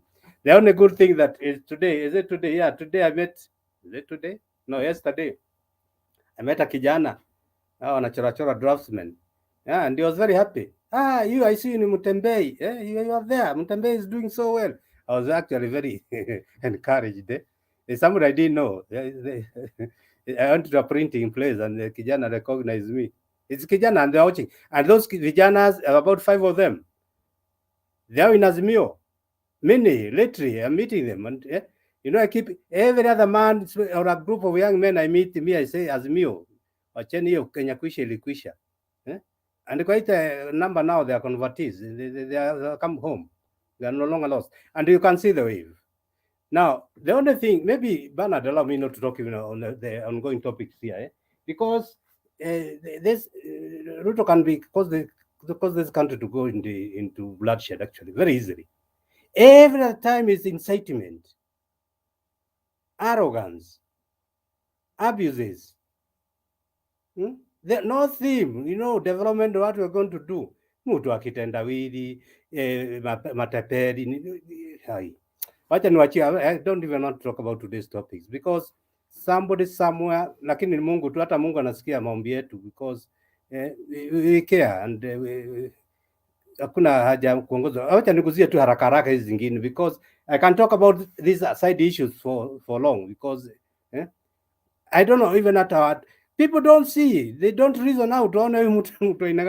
Let me go to the topic. Uhuru hates the ground for Azimio. This is very nice. I liked it actually, and the way he put it. And now he's not going to stop for the remaining number of days. He is going to act very tough, and things are going to change even more now. And now he has asserted himself. This is a timer. He knows when to speak and where to speak. He got it right. Na mtaona sasa mambo vile itaenda kupinduka. He's not going to shy off. The deputy president has been hitting under the belt. Now he has decided no. Too much is too much.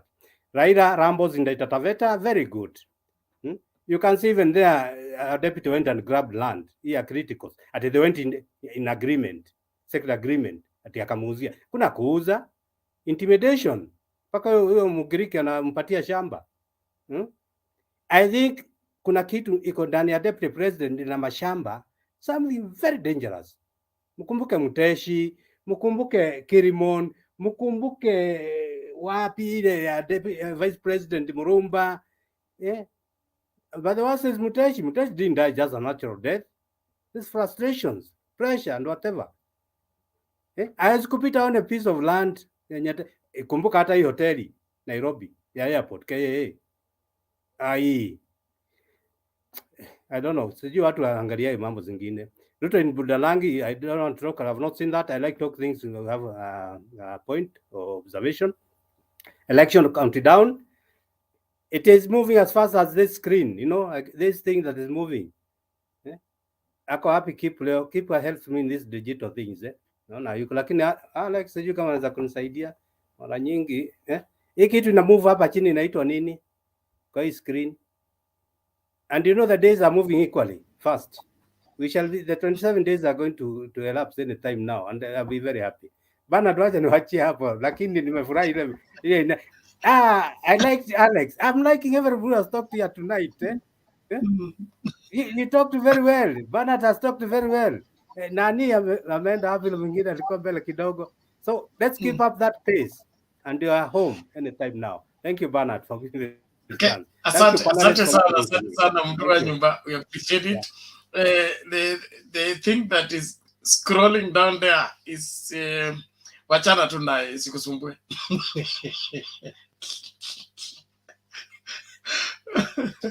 Wachana tu naye, sikusumbue. Just know that it is scrolling, so that is enough. But I'm happy. Please, let's keep up the good work. Keep inviting people, please. Let's see that number hit 1,500 today, because it's my birthday. So everybody should do something serious. Ensure that leo tuna hit 2,000 viewers in the show while we are live. So endelea kukaribisha, endelea to share that the number. presidency. And then, At independence, it was not those who were in the forest who occupied, it was others. After the 202 liberation, it's not those who were in the trenches occupied. We went into government, but we were not in the presidency. This is a unique time. It's the only time that those who have fought for liberation are likely to sit in the presidency. Make it happen. Make it happen. Make it happen. The generals of the liberation are now likely to sit in the driving seat. And I want to promise you and to promise before God, we will make it work for Kenya. It is not about us, it's about our country. Women arise. People of Kenya arise. Ours arise. Our husbands, brothers arise. Let the nation arise. It is our time. Let us go to work. Please don't wait to be sent. Don't wait for a letter. This is your space. Let us go to every corner. And I'm telling everybody, with the presence of a woman, every Kenyan is covered. And I'm reminding the men, Kwani who looks after them? So if a woman is in the house, you two are catered for. And we talked about helping those who need help in the house. It's us. Nurturing, it's us. This is about us and our families. Ladies, let's go to work. Ni wakati wetu mama. Can we end with mama? Bernard, please, you should have played that clip before I left. I want members to note how this lady, how she talks, and how she's lady style, and even the dressing. I've noted this is a very smart and good lady. Hata dressing yake muone vile ana dress lately. Thank you. Okay, thank you. And that's why we played before you left. It's true. We agree with you. Thank you very much. Alex, what is it? It's time tunapaswa kwenda kwa Mama Selina. Alex. Yeah. Bernard, if there was any speech that Martha has ever made or any Kenyan woman have ever spoken in the Free Republic of Kenya, that speech will go to the archives, the National Archives, and our children, our grandchildren, and our great-great-grandchildren are going to be seeing that speech. I love reading speeches. I love reading biographies. And everybody who knows me, he knows that I love books. But more so, I love listening to speeches on my free time. That was a powerful speech. And Bernard, let me tell you, that is a transition point. Kenya has been a patriarchal society until that speech was spoken. After this, Kenya is going to be a matriarchal society politically. Take it to the bank. If you don't, like Manyora said, take it or leave it. 50 years, we have been ruling Kenya. Corruption, underdevelopment, poverty, disease, Voi hakuna maji, mtu mmoja anachukua maji anapeleka kwa nyumba yake, and we are done nothing as men. If you look at the sequence of what women are doing, 2 days ago I spoke about it, and every day I'm surprised how women are coming out. You need to understand that even the headmistresses, even the head girls, even women in corporations that whose voices were never heard, have the courage now to come out. And you're going to see a different Kenya. Men, take care. Women have taken over from us. And they are going to show us how to create a government. No, and it's they have going not to be taken an over. embarrassment to us, but not a threat to us. They are going to show us that in partnership, this is what we have been missing. And I'm glad what he says about liberation. At independence, those who are liberators did not take. And where he put the juice of the reality is even 2002. Yes, we took over the government, but the seat of the person who took in 2002, who is Mwai Kibaki, he was never a liberator, a man who said, "Huwezi kata mugumo tree." Na nini? Na wembe. But which is not wrong. It was a process. But he reached somewhere, he said, this is the time. And he made a pledge to Kenyans. And that's why nilisema, let us not mix these things. Na vitu ya William Samoei Ruto. When Mama is giving us a pledge, he said, I swear to you, and I also swear to God, we will make it happen. So let us take that. That is why we kept saying that maneno ya Ruto wachana nayo.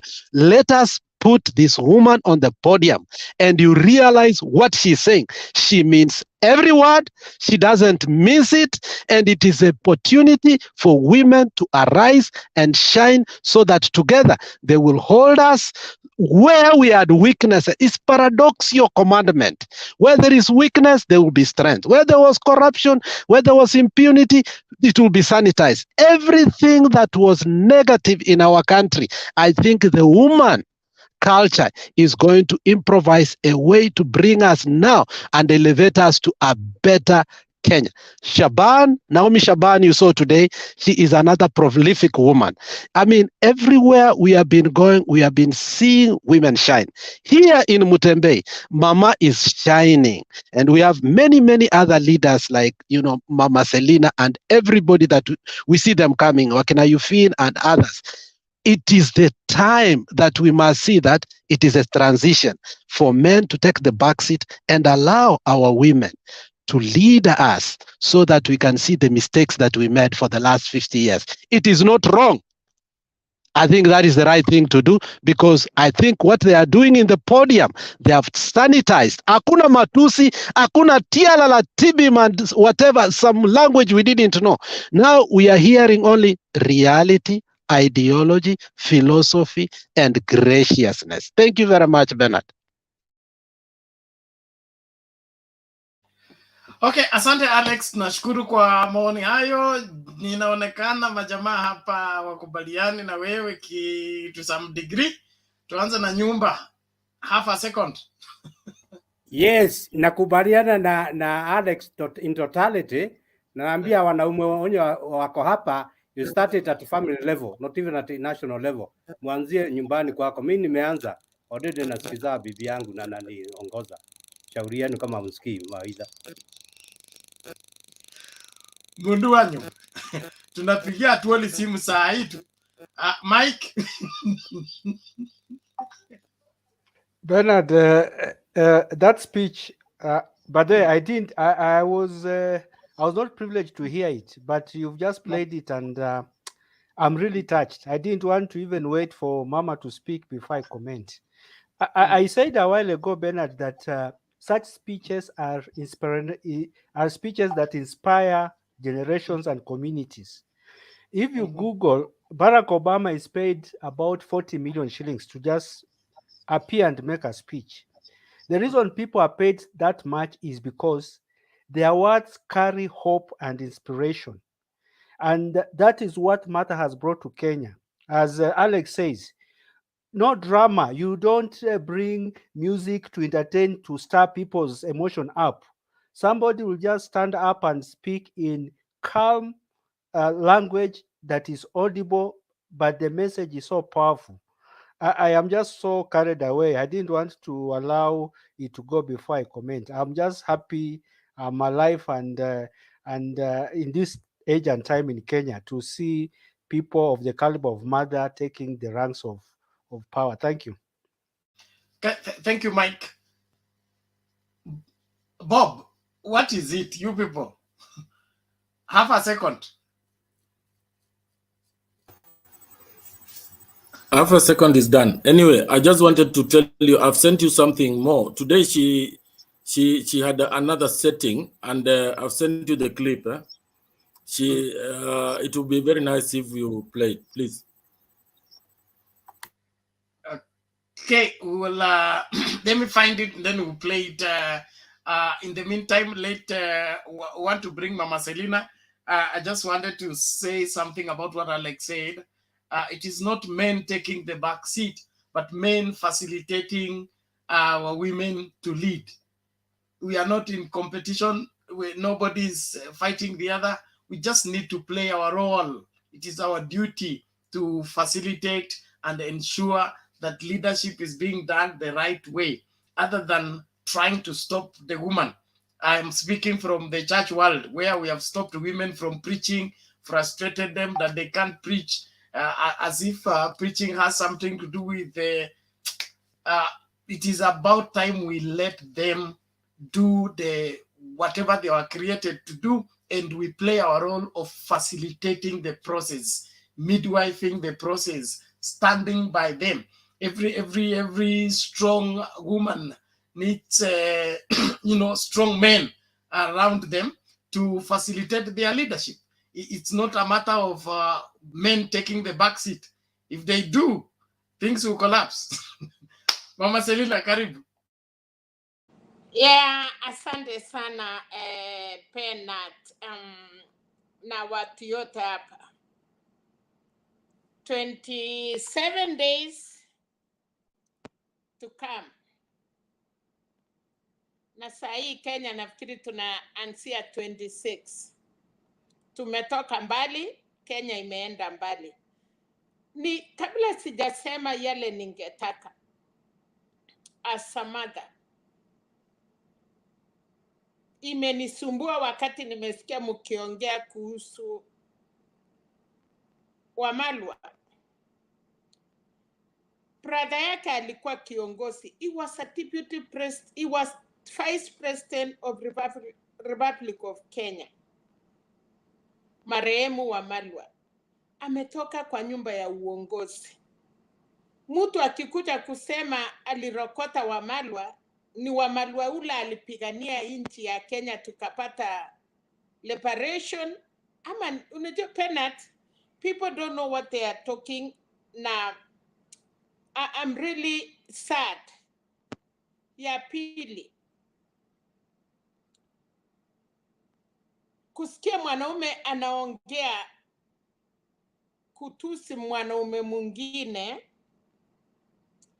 But actually, me, I want to be positive. Ruto Wamalwa ameanzisha chama. Inaitwa UD. Inaitwa nini? Mbolea. DAP. Amemaliza Fort Kenya. That strong man amefanya mpaka mambo imechange. A coward person, na wakumbusha kila siku. ya kwamba kuna mwanaume ama wakipigana anasema munishikie fulani nitamuua. Kwani Penat, kuna tofauti ya mambo yenye huyu Ruto anasema na ile muoga anafanya. Kutusi Raila, kutusi His Excellency the President. So for me, ni ya kwamba ameshindwa na kama angekuwa rais ya Kenya, angetusiana. So let him do that for the rest of 25 days. And then atarudi nyumbani. I don't know kama Recho atamupigia ama kina Aisha Chu. Unajua hiyo group ni mingi. Na asiweke wamama ya Kenya kama wanawake. Wamama ya Kenya si ya room 350 tafadhali. Ile wamama mumesungusha kwa Kenya Kwanza ama Kwisha, si wamama ya Kenya. Tuko na wamama wanaheshima. Na wamama tuliwacha vitina, tuliwachia watu kama hawa. Ya pili, wase Waluya Wabukusu. Desturi yao mingi ni karibu na ya Wakalenjin. But I want to say this. Hii wengine wanajiita wanaume ni half men. I can say that. Kama mtu alitairi Kikalenjin ile ya wase, he should not be talking those nonsense.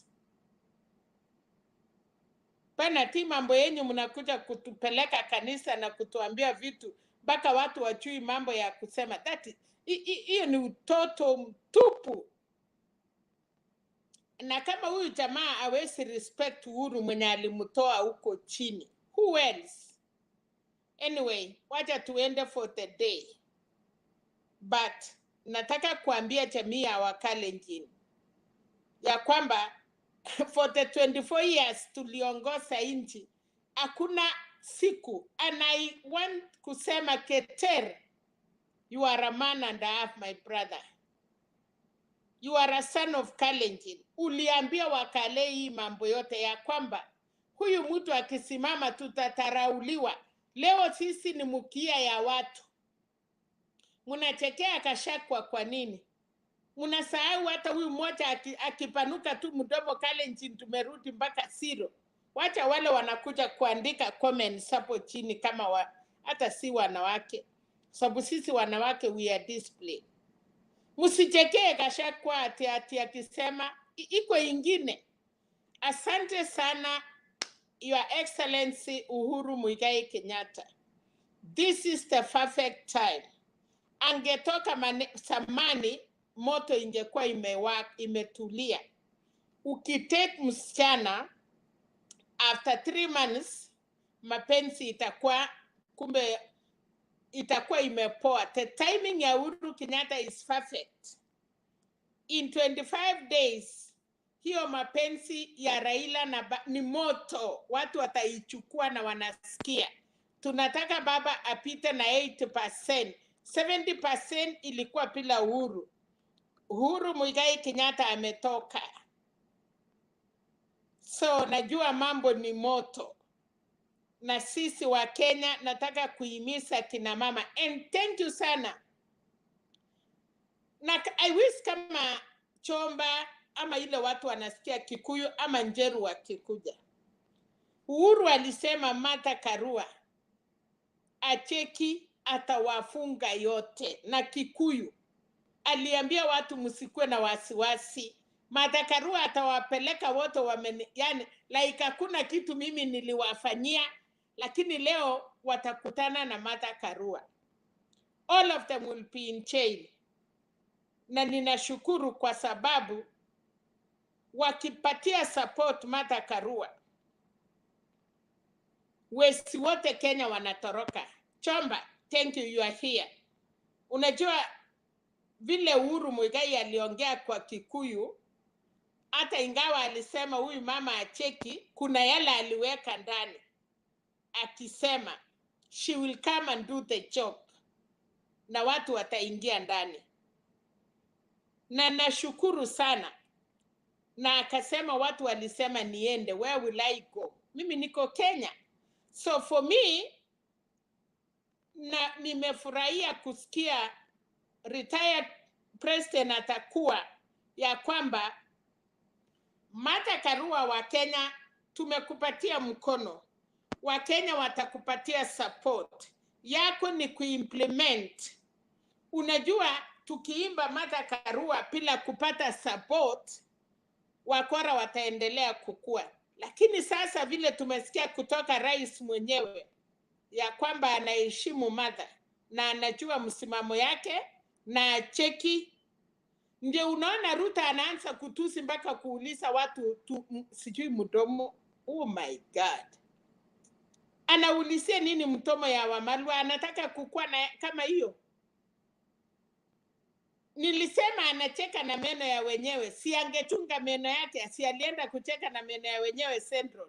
Nani amefukuzwa, Wamalwa ama yeye? Hawezi kuja kusema huyo ni ndugu yake alikuwa mkubwa ya Kenya. I'm saying this, wacha asikie. Ameaipisha Wakalenjin, ila hata sijui kama tutaamuka. Asante Kition Moi, you are a man of few words.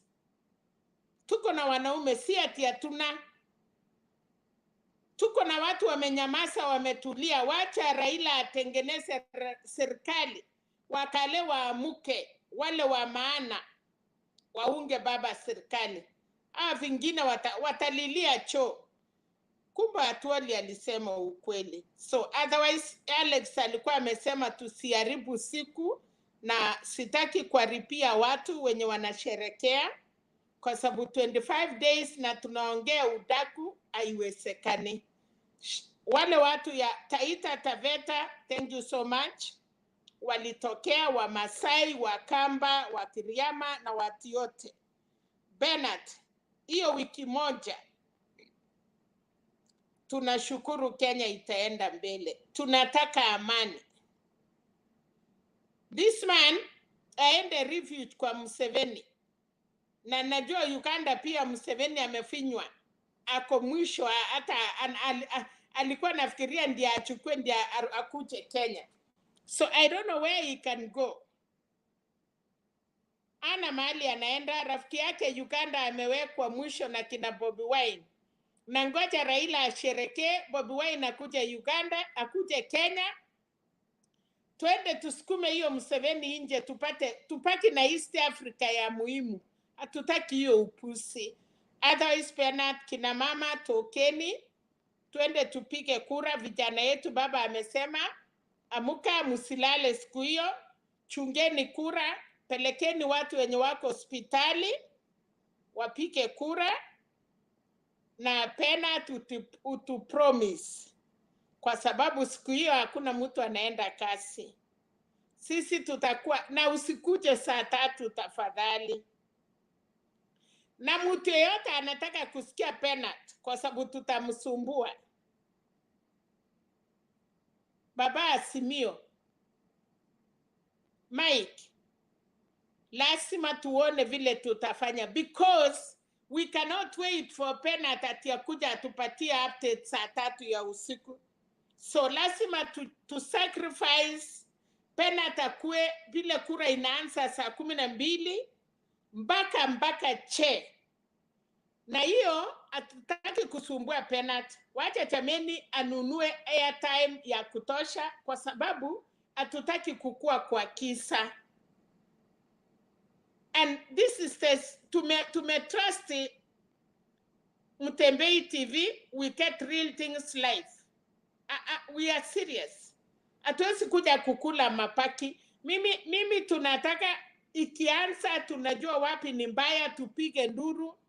Chomba, mkisikia na nyinyi pia, kwa sababu mko nyumbani, mtakuwa mnaturushia, mnaniambia wapi si mzuri, ndiye sisi tuamuke.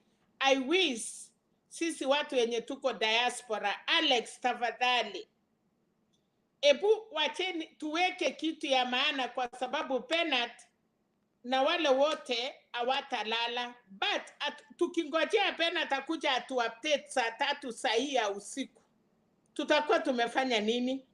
Mimi nataka ikifunguliwa tu, sisi tuko hapo tukiona. Na sasa penat anasema Facebook sijui imefanya nini. tutakimbilia wapi Pena? Kama wamefunga, please tufanye kitu, kwa sababu hii 25 days ni ya sisi pia kuchipanga. Na hapo ndiye nafikiria mahali, kwa sababu tunataka kusikizwa, but lazima pia tusimamie. Nani anataka kusikia baba ameingia State House na hata ujui, ukiulizwa ujui Ukambani walitoa kura ngapi? Mimi siku ile nilitongozwa mara ya kwanza, tunataka hii Mtembei TV ikuwe kama siku hiyo. Ile siku ya kwanza mtu anakumbuka vile iko. Hebu mkumbuke siku hiyo ndio vile itakuwa. Yes, thank you Bernard. Asante Mama Selina, nashukuru sana, na ni muhimu, ndiposa nawaambia tafadhali wale watu wote wanatufuata Facebook, hamia YouTube. I mean subscribe kwa YouTube. One of the reason why you should subscribe on YouTube is because YouTube gives us unlimited time to stream. Facebook gives us only 8 hours. After that, we need to start a stream afresh. So if you're going to stream 24 hours, of which we are working towards that, we will stream 24 hours on YouTube. We can't do 24 hours on Facebook. So kama unatufuata Facebook na uja subscribe on Mtembei TV YouTube channel, please do so that you don't miss out on anything. And we are working out on an elaborate plan to see to it that we will do the broadcast as early morning, and we'll go for 3 days or so until the president is known and the swearing in program has begun. So if you want to be on and informed throughout for the 3 days, it is YouTube you subscribe, not Facebook. Facebook tutakuwa tunaenda tuko for 8 hours tunatoka, but YouTube it will be continuous from day 1 to the second to the last day. So let's all work towards that and make sure that everything is working according to plan. We are building up a team that will ensure that that is done. I plan to be the first one to vote in my polling station, which is just right behind here. So I will just cross the fence, vote, then get back and ensure that the broadcast continues. We also need to have a guarantee of uninterrupted power, because watu wa power ndio wanalitanga kizaza. But we'll work towards that. There is some invention that is being worked on that can give us power to a maximum of 10 hours, even if power has gone. With that, and it is all silent, no generator. That is another technology that we are trying to work on. So with that, tuko set kuhakikisha kwamba matangazo yanakuja bila kuwa interrupted, na kuna mtu atakosea kupata chochote kila ambacho anapaswa kukijua. Nashukuru sana. Sasa tutaenda kwa Mike kwanza, ndio turudi kwa Papa Azimio, kwa sababu ni tunafuata mkururo. Asante Bernard.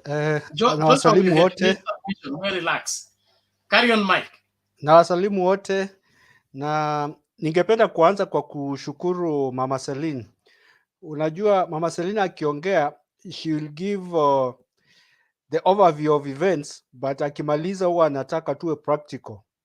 And hiyo kuwa practical kwa wakati umebaki is the most important thing. Baada ya mazungumzo yote, where are we standing in this journey?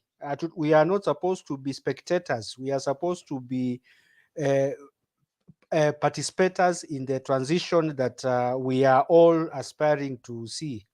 So nashukuru Mama Celine kwa kutuhimiza tuchukue pia jukumu letu kusimama. And I would want to ask Bernard, I know you have an inner circle ya forum ya watu ambao wana believe in change. Do not shy away from engaging us to mobilize, even in logistic and any other types of support. I'm available to make any input that you'd want, and I hope that goes with the rest of us. So you have my permission, Bernard, to engage some of us for any support. Thanks, Mama Celine, for reminding us on that.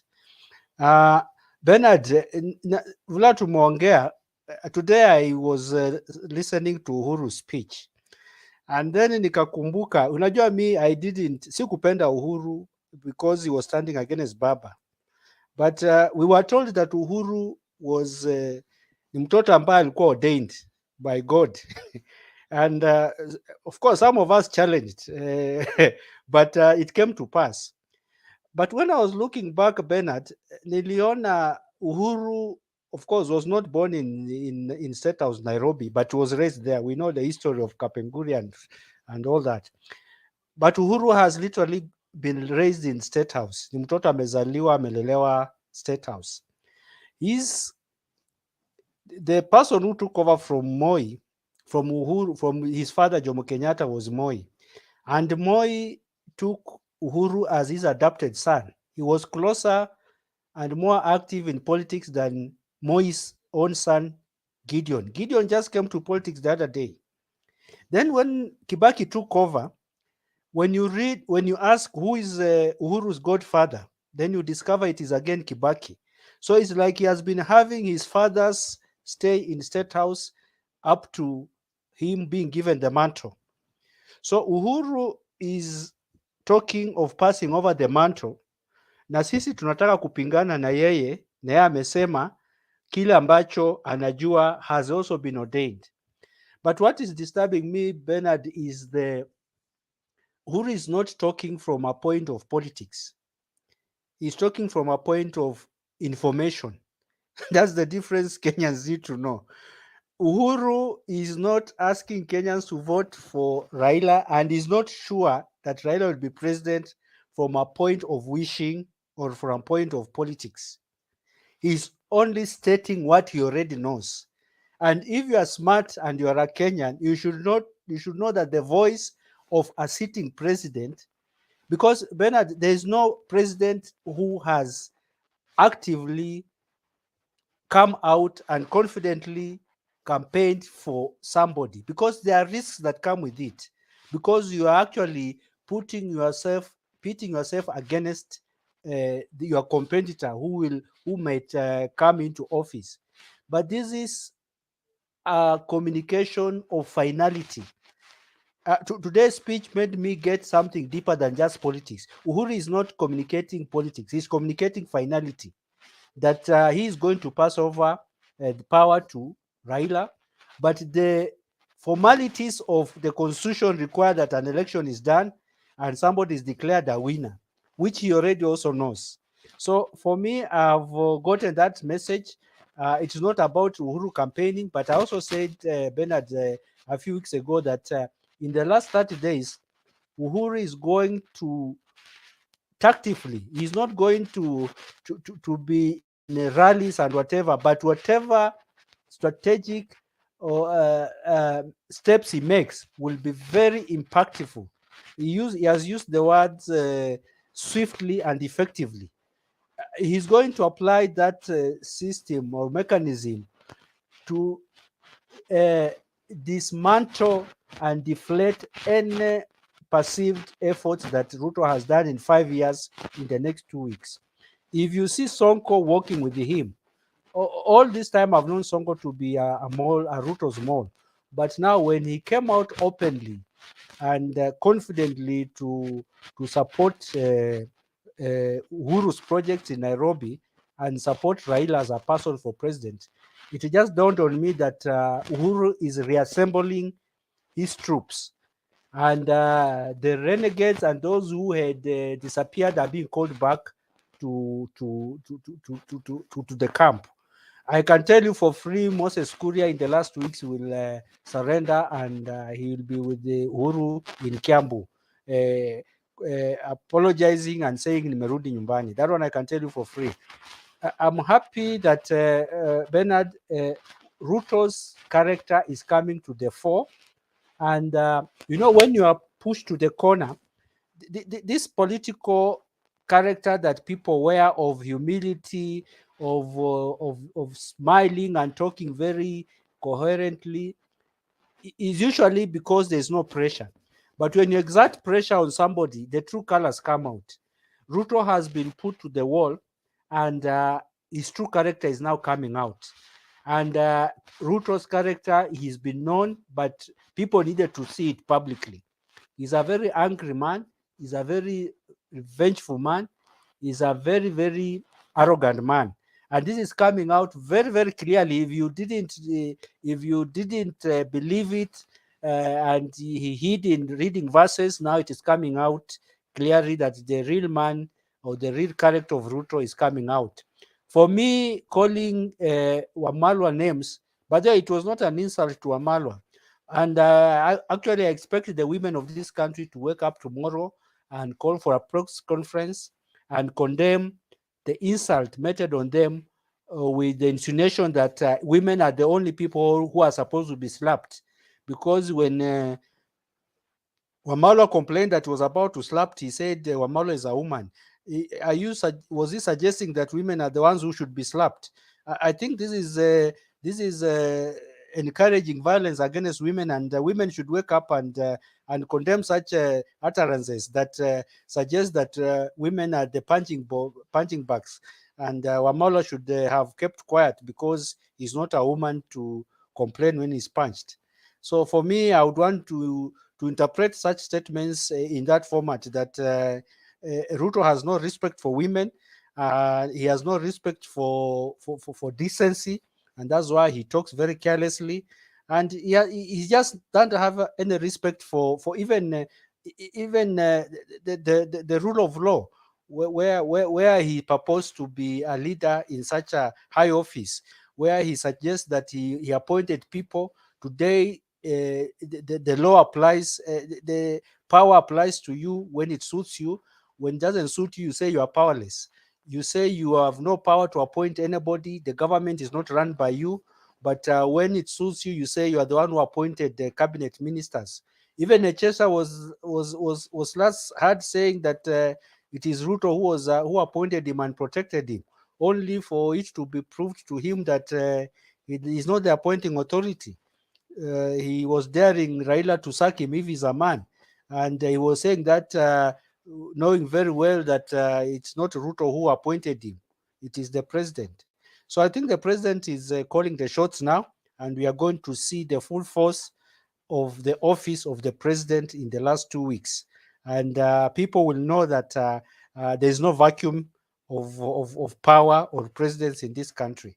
So Uhuru, you will not see him in rallies, but what he's doing behind the scene, Bernard, is so powerful.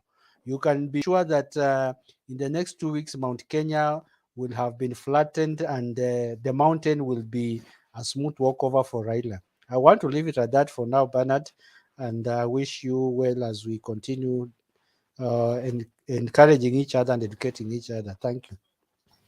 Okay, asante sana Mike, tunashukuru kwa hayo na mengine ambayo Wakenya wanashiriki. Tafadhali watu wa comments, heshima idumu.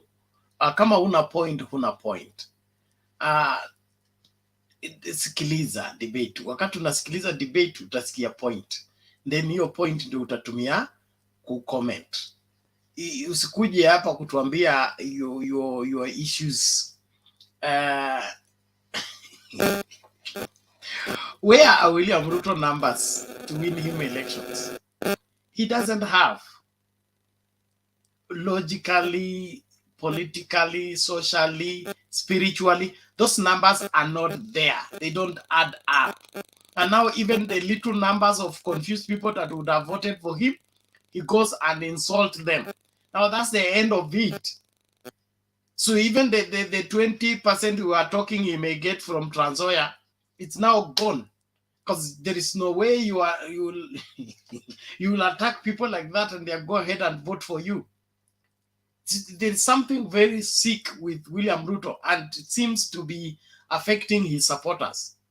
Ni kama ugonjwa wake is contagious, in affect our supporters, that they refuse to think and they just begin to insist.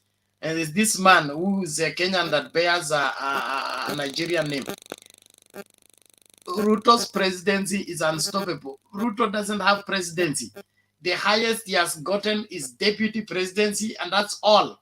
And that's why he can't resign from that seat, because that's all he can get. And he got it by default, and now he doesn't know how to get it again, and now he's fighting everybody who thinks that he's not fit. The truth is he's not fit. And Ruto doesn't have to be stopped. He has stopped himself. Look what he's doing everywhere he's going.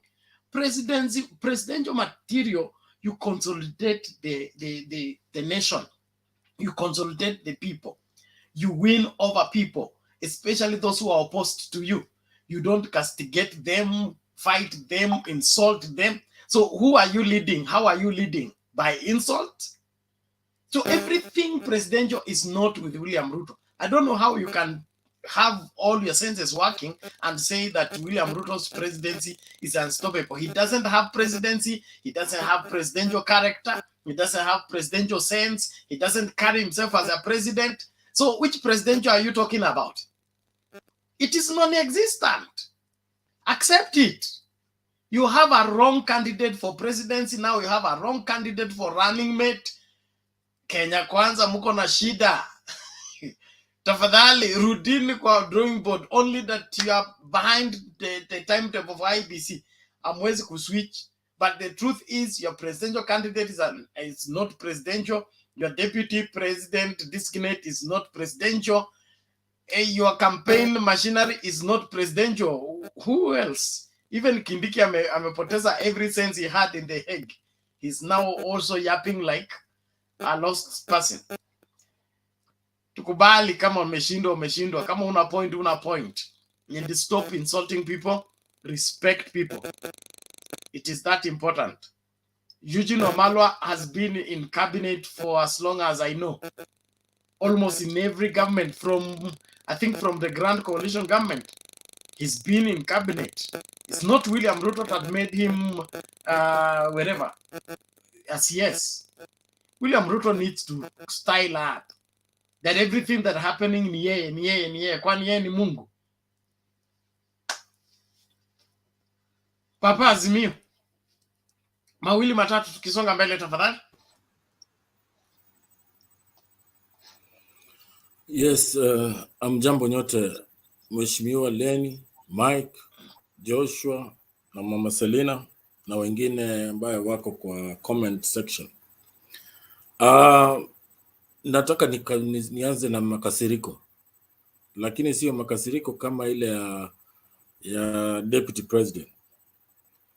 Na kabla niende hapo, Bernard, nasikia ni birthday yako, ndio kwa maana umenyonga kabisa na kutuwekea nyekundu. Hatari hiyo, ni ishara ya hatari kabisa.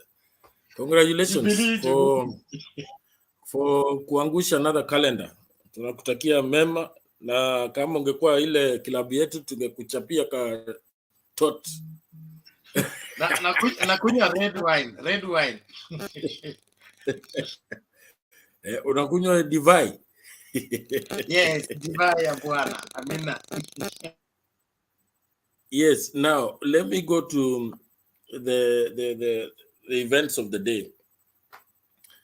The events of the day are very troubling. Troubling in the sense that last week, when the deputy president was on KTN and he had an interview, I said it last week, and I'm saying it again, that that guy has lost it, because Chapter 9 of the Constitution deals with the executive, and in that Chapter 9, there is an oath, there's a solemn oath that the deputy president takes, and I just want to read the last two sentences, or the last one sentence, where it says that I will do justice to all without fear, favor, affection, ill will. I will not directly or indirectly reveal such matters as shall come to my knowledge in the discharge of my duties and committed to my secrecy. So help me God. This guy took an oath, and last week he started talking about matters of national security, and today he talks about a cabinet secretary in a very condescending manner, with all manner of insults that we don't want to repeat on on this forum.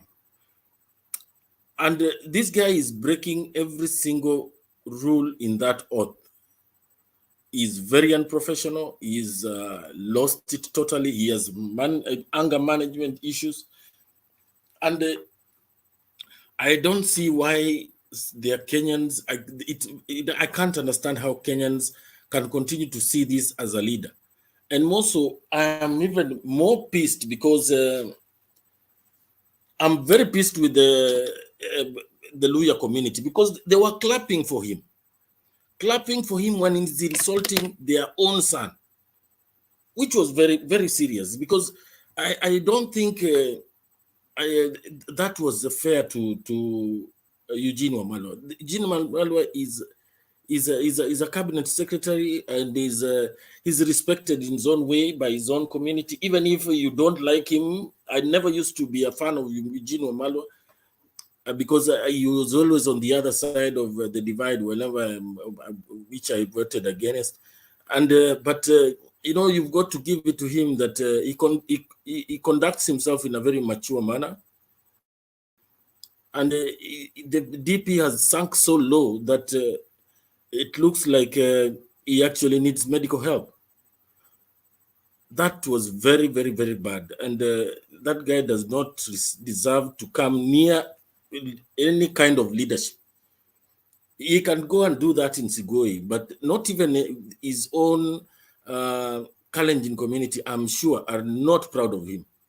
There is no way I mean, a man like you would allow to yourself to start insulting other people in a very condescending manner. It is the height of very bad political manners, and it will take him time to recover. For what he has done today, it will take him a lot of time to recover any kind of political mileage amongst his peers. And more so, while he was on the campaign trail, he is barely 2 meters away from Rashid, he called Rashid Echesa. And Rashid Echesa goes to say that State House tell Uhuru Kenyatta that hiyo State House sio mama ya mtu, sio ya mama ya mtu. You know, those kind of words. And the deputy president is there. How does he go back home to his family and reflect on what was being said in his presence and call himself a deputy president or a president, aspiring president? That fellow has sunk to the level that Kenyans should reject this man in totality. He should never be allowed anywhere near presidency because he has shown what he can do. Let me leave it at that on that issue. Now, going to Taita Taveta, I was very, very, very, very happy that Raila actually, the message that he sent across the people of Taita Taveta was on that land that the DP said he was gifted, whatever deal he did, and or bailed out criticals. And we all know very well that it is not small land, and the value is above, I think, 30,000 Kenya shillings, which means that he should hand it over back to the government.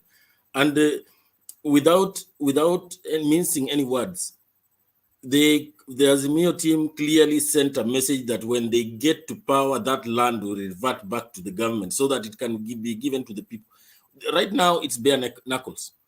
There are things that must be done straight, and we cannot continue sugarcoating this fellow because in as much as he's a presidential candidate, he's doing things wrong and with impunity. So that message from Azimio was very, very, very well said, because let it send a message to all other land grabbers that if you have stolen public land, return it before they come for you, which was a very good message.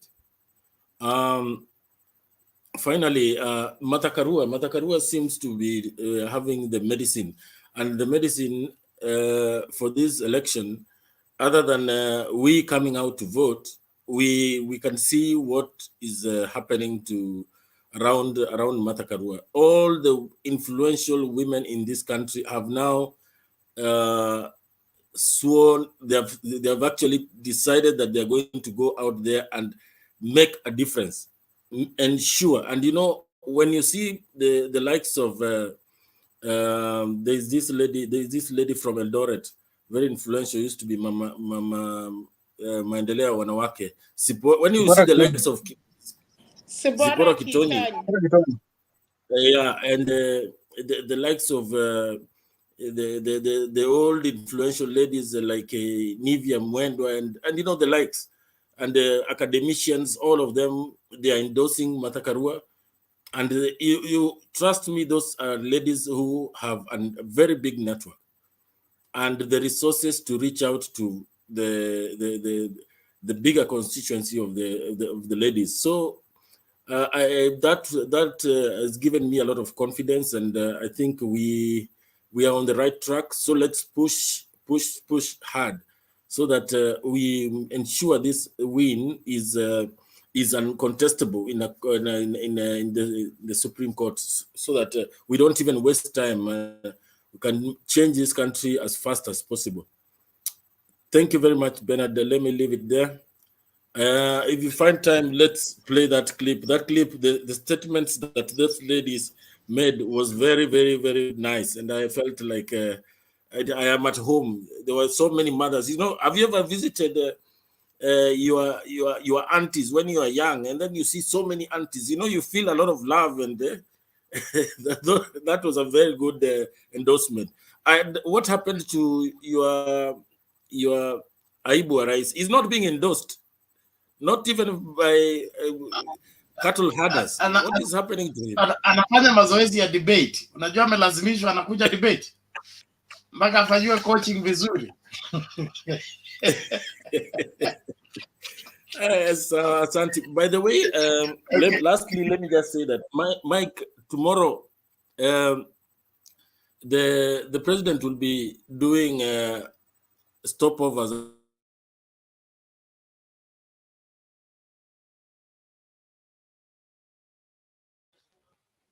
Is he stuck or something?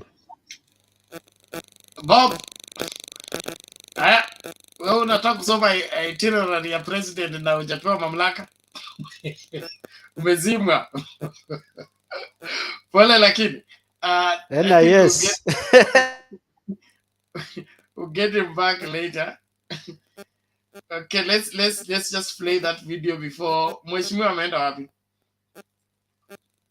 Imemtupa nje.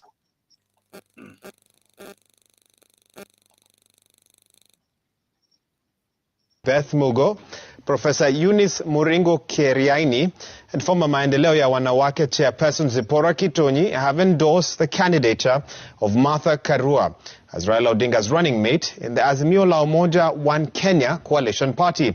Now, the group, which terms Karua's elevation to deputy presidency as a historic moment, says it will rally women from the 47 counties to vote for the Baba na Martha ticket, as it will guarantee women and children's rights. Seth Olale now reports.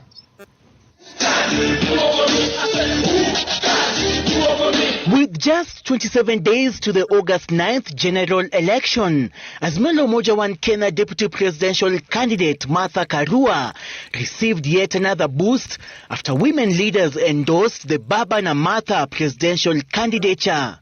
From Nairobi to Beijing, it was because we wanted to be empowered. There is no sleep. There is no wasting time. We will tell you many stories when we have the seat on the 9th of August. And as women, we have a duty. Let us bring all women on board to make sure we deliver our next deputy president and our future president of the Republic of Kenya. Standing firmly on the Kenya political stage of 2022, qualified, confident, stoic, dignified, and unbogable. It's Genesis 11:6, and it says, "Behold, the people are now one, and nothing shall stop them. Behold, the women are now one, and nothing shall stop us. Martha Karua, if you know the prayers that are being said for you today in Kenya, you would be flattered. But I would pledge today, Martha, to gather as many of my intelligent, influential, deeply committed, vanilla-colored sisters to vote for you. Happy birthday. Nominated Senator Beth Mugo describing Raila Odinga's running mate as a heroine for championing women's rights. Is the one who seconded the affirmative action motion, which I moved. So he was strong enough to support us then. So let us support this team fully. She has every right to be celebrated by all of us who are here. Let me thank Raila Odinga for choosing Karua, because men, they are very afraid of strong women. Mother Karua is not a flower girl. The Azimio la Umoja One Kenya deputy presidential candidate exuding optimism of victory due to the continued support she's receiving from women caucuses countrywide. The nomination for the deputy is by a leading candidate. We can almost feel it. We can almost touch it. That's where the excitement is. I keep praying that in this one, I am going to be a good deputy, not a co-president, a deputy. And if it's God's will, the day of presidency will come. Hata hii sikuiona, ilinikuta tu nikikatalia Kirinyaga. Karua is, however, calling on Azimio supporters to make each vote count by being on the forefront in campaigning and ensuring all Azimio supporters vote on the polling day for flag bearer Raila Odinga. This time we must.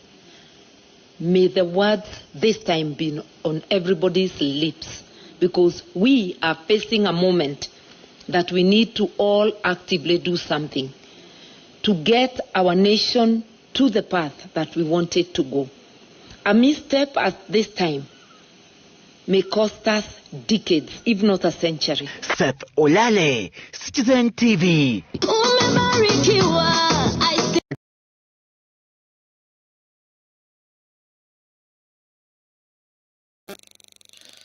That's awesome. That's awesome. Really touching. And this is a historical moment. I don't see why somebody should be on the wrong side of history. When history is being made, you need to be part of it. This beginning to feel like independence. It begins to feel like 2002, when the whole country was up and ready for change. I pray that each one of us will embrace that change and go for it. You can't be, Waswahili wanasema mkataa wengi ni mchawi. When everybody is on this side and you choose to be on the other side, it makes you mchawi. Because there is no way you can be the only one who is not seeing what needs to be done at this point in time to help the country go forward. Kuna jamaa hapa anasema, just before I bring in I think ni mheshimiwa, kuna jamaa hapa anasema ni nani huyu, I must get his name. Where is he now? Okay, Emmanuel Olela anasema Bernard, pengine Gachagua ameendea uniform za polisi. Oh.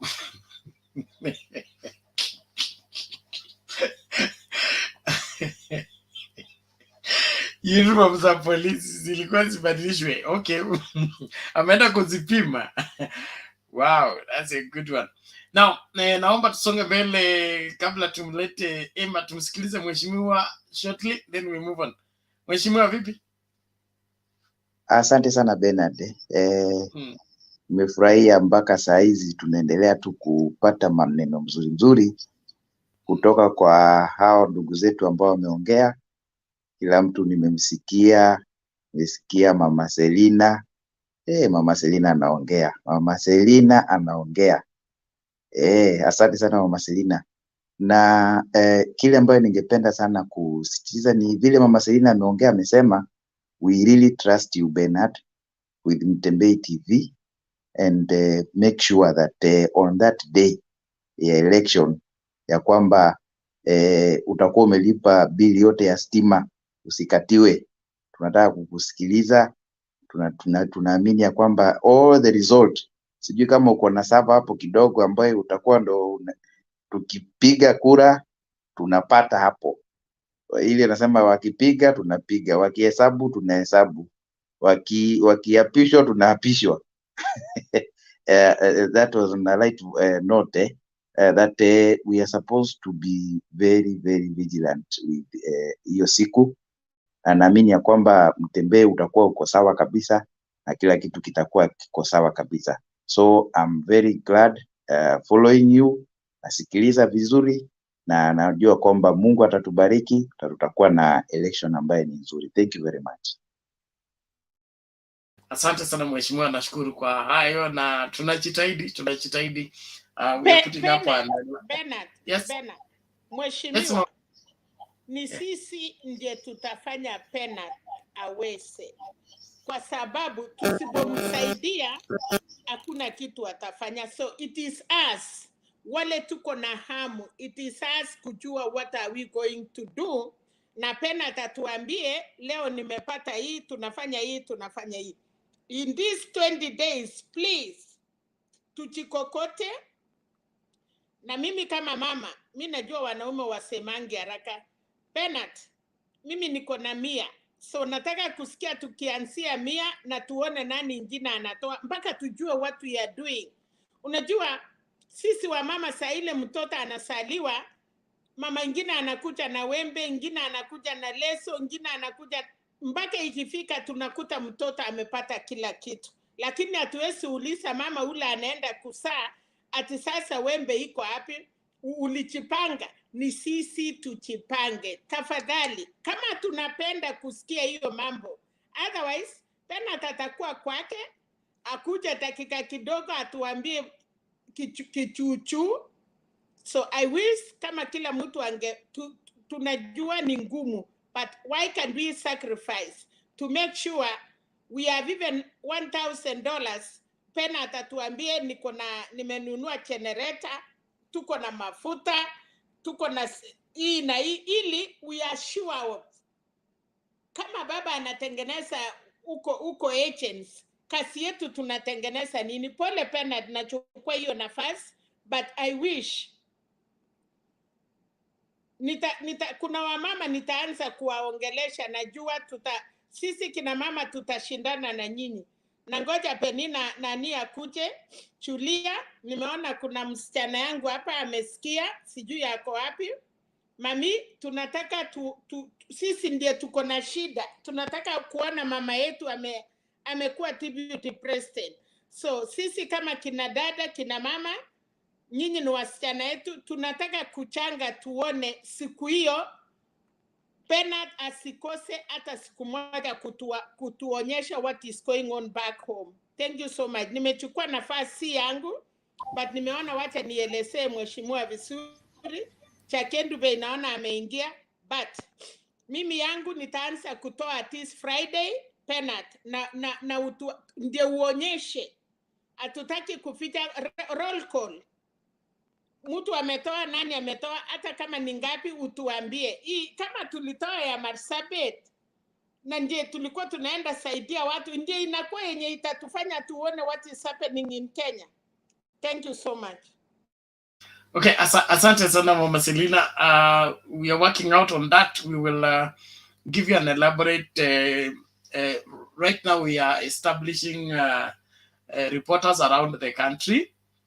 People who we can rely on to give us credible information, because hii fani yetu iko na wakora wengine. Mtu anaweza kulala kwa nyumba alafu anakuja kusomea habari ambayo haijafanya. So right now we are on that primary preparation. We have contacts in Marsabit, tumeanzia mbali ndio tukisonga karibu. Then we'll get information. Some of it will need to collaborate with other media houses in order for us to, we don't have that infrastructure kutosha kuwa kwa kila polling station, but we will rally all the information, especially at the county tallying center, and then the primary results from the polling station. I think we'll have our own tallying center here as we get results from around the country. So tutakuwa kwa hii kitu for I think 5 days, from the voting day to the counting day until the president is named and ready for swearing in. We will be on. We want to be on throughout. That's why tunaambia watu wote wale mnatufuata Facebook, njoo usubscribe kwa YouTube. YouTube tutakuwa continuously on, unlimited. But Facebook, we can only exist there for after every 8 hours, we start again. After every 8 hours, we start again. That means there will be different links on Facebook, but on YouTube, we have one continuous link that gives us all the updates necessary. So nitawapatia updates. Let's see, today is when by weekend tutakuwa tumechora hiyo plan, imeingiana, tutawapatia budget, alafu tuanze kuraise hiyo hela, then we will work out. So let us not worry, we believe everything will work out according to plan. Pena, ukiendelea kuna kitu inasema sahi DP Ruto prepare lawyers to do the petition on the results. So sahi ameanza so we need to tell Kenyans, tafadhali huyu mtu wacha tukue na more than 70%, hata akitaka kwenda kotini no one will listen. Sahi amewacha hii maneno yote, anaanza kusanya lawyers, ndio inatoka 14 minutes ago. Anaanza kuset lawyers ndio wataenda kotini kusuia election. Hakuna election, baba ataapishwa. So na sisi watu watoke 75%. Please Kenyans, atutaki hiyo story ya mtu kutuambia kulia hapa. Na Uhuru Kenyatta Muigai vile Matakarua, okay, hiyo ni yangu. Anyway, sitaongea hiyo, lakini baba Uhuru Muigai Kenyatta, ebu peleka peana SWAT kwa baba, ingine itakuja baadaye. Asante. Asante Mama Selina, take it easy, mambo itanyooka tu, hakuna shida. Unajua yeye alisema ako ready, okay? Akasema bring it on. Now is being brought on. Angoje mambo itanyooka tu. He already has 53 lawyers. If those 53 lawyers are not enough, he's adding more. No problem. Get rid of duplicate photos and videos. Mama Selina, mute your mic, please. Mute your mic, please. Good Thank news, you. Pena. Kama leo Western wamepeana 50 shillings, ile mamilioni zinaanza kuisha, hata nyinyi mnashangaa. Nilisikia mwingine anasema Ukambani ilikuwa 300. Si sasa mjue mfuko imetoboka mpaka imefika 50, wawili mkawanye 25. Kitambo tufike tarehe 9 itakuwa imekuwa shilingi moja, na hata hiyo ya maloya hakuna. Nani anataka kuweka pesa yake mahali haina kasi? Sawa, asante Mama Selina. So naomba tusonge mbele tafadhali. We'll play one video, then tumlete Emma atoe maoni yake tukisonga mbele. One more video, and this is Kangum.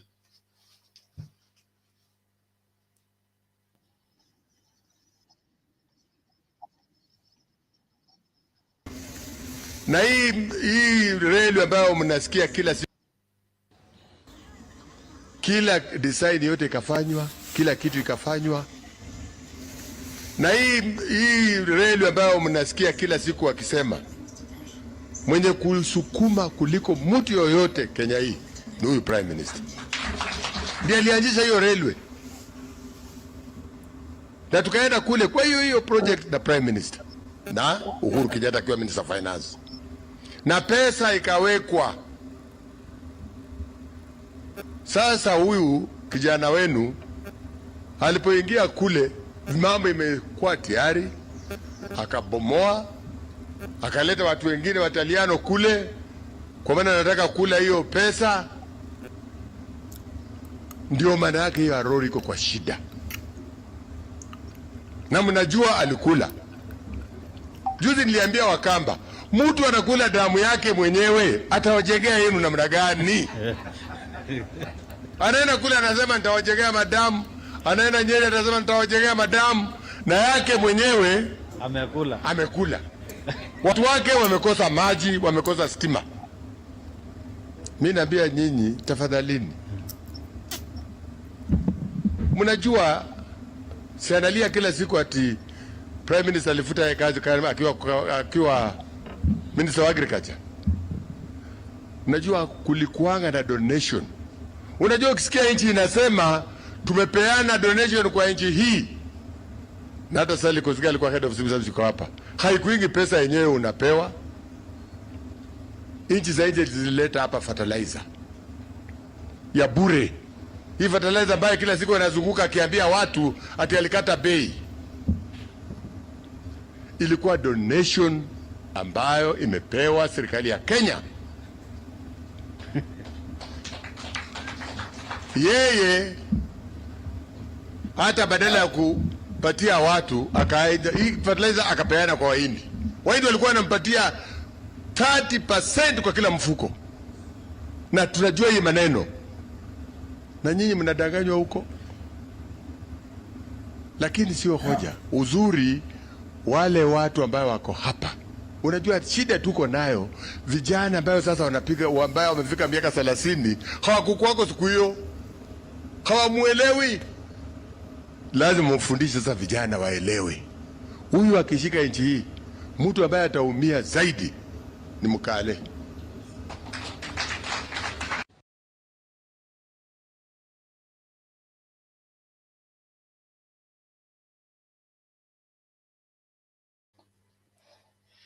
Huyo anaitwa Kaa Ngumu na Ngumu.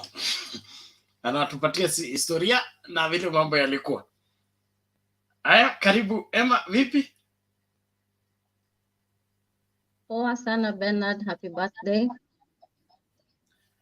Thank you. So, vile huyo jamaa amesema watu wakae ngumu, na William Samoei Ruto hata akiingia kwenye kiti, wale watateseka sana ni wale wanamchampionia huku kote.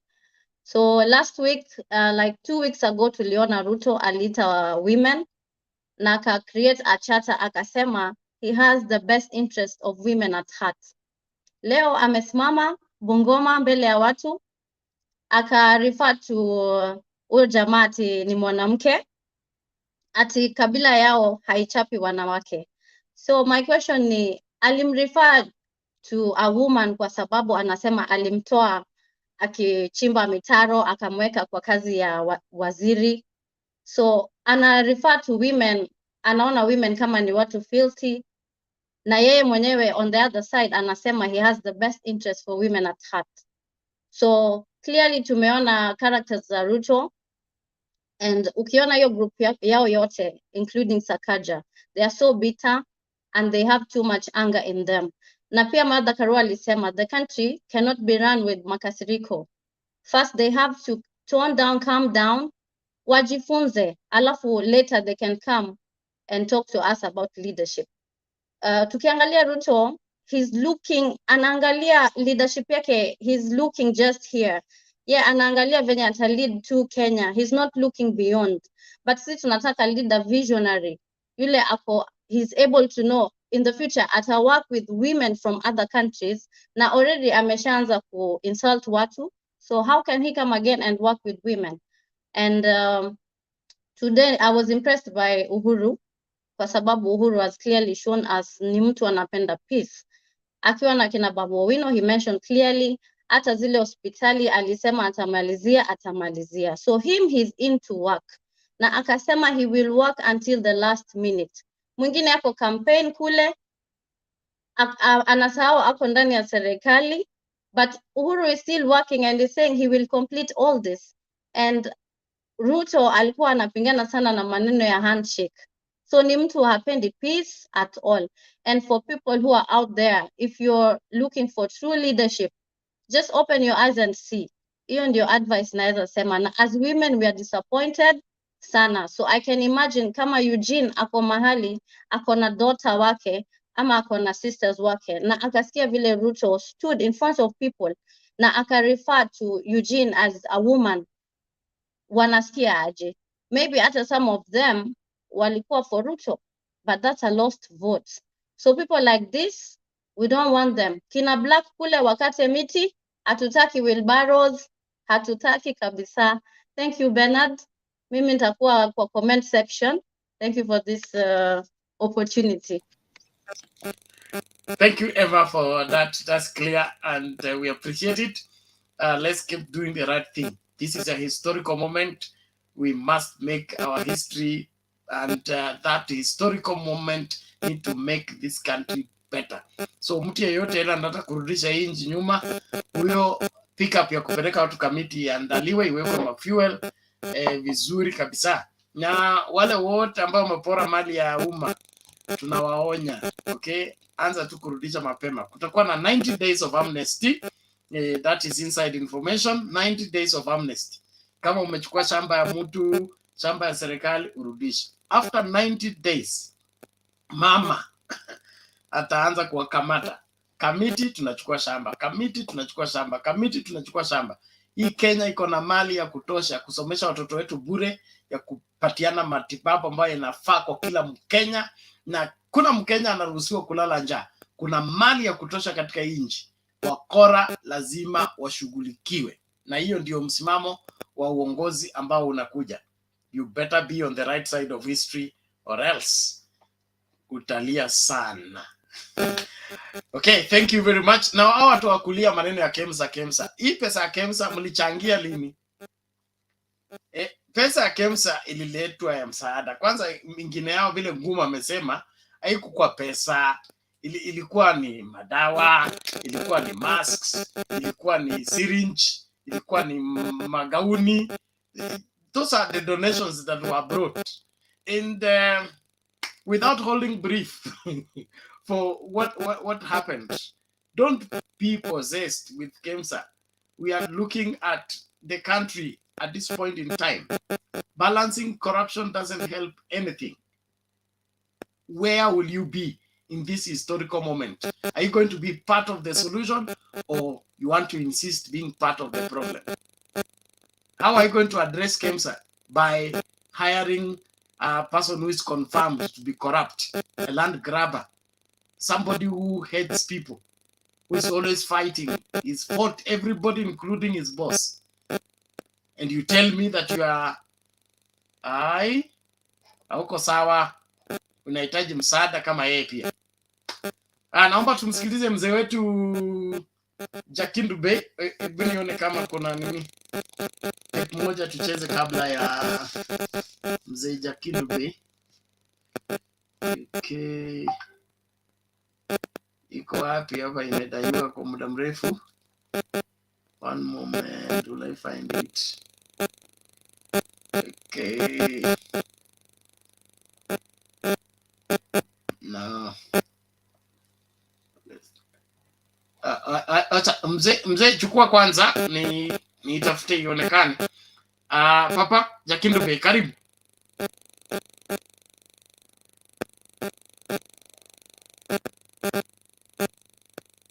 Papa, are you there?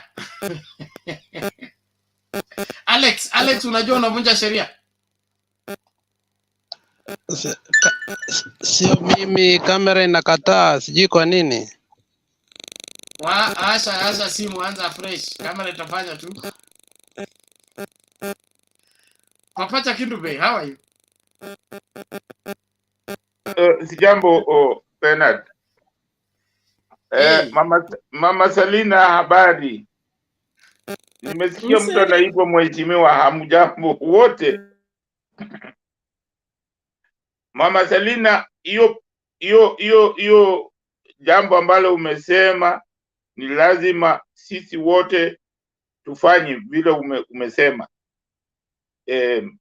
nafikiri watu wengi ambao ni wale ambao hudhuria hapa kila siku nataka tu niwakumbushe kwamba wakati huu ni lazima tuongeze zaidi ili hiyo mfuko ijae. So tutangojea vile Bernard amesema watapiga budget na tutaendelea hivyo. Kwa hiyo Bernard, tunakungojea vile umesema, lakini najaribu kuwahimiza tena kwamba tusisahau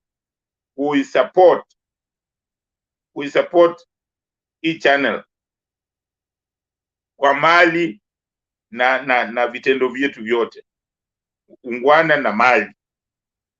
Asante sana. Mimi nikiongea leo nasema kwamba nafurahi sana kwamba Azimio inazidi kuongeza wafuasi wa Azimio wanazidi kuwa wengi zaidi, ingawaje hao wengine wanakataa,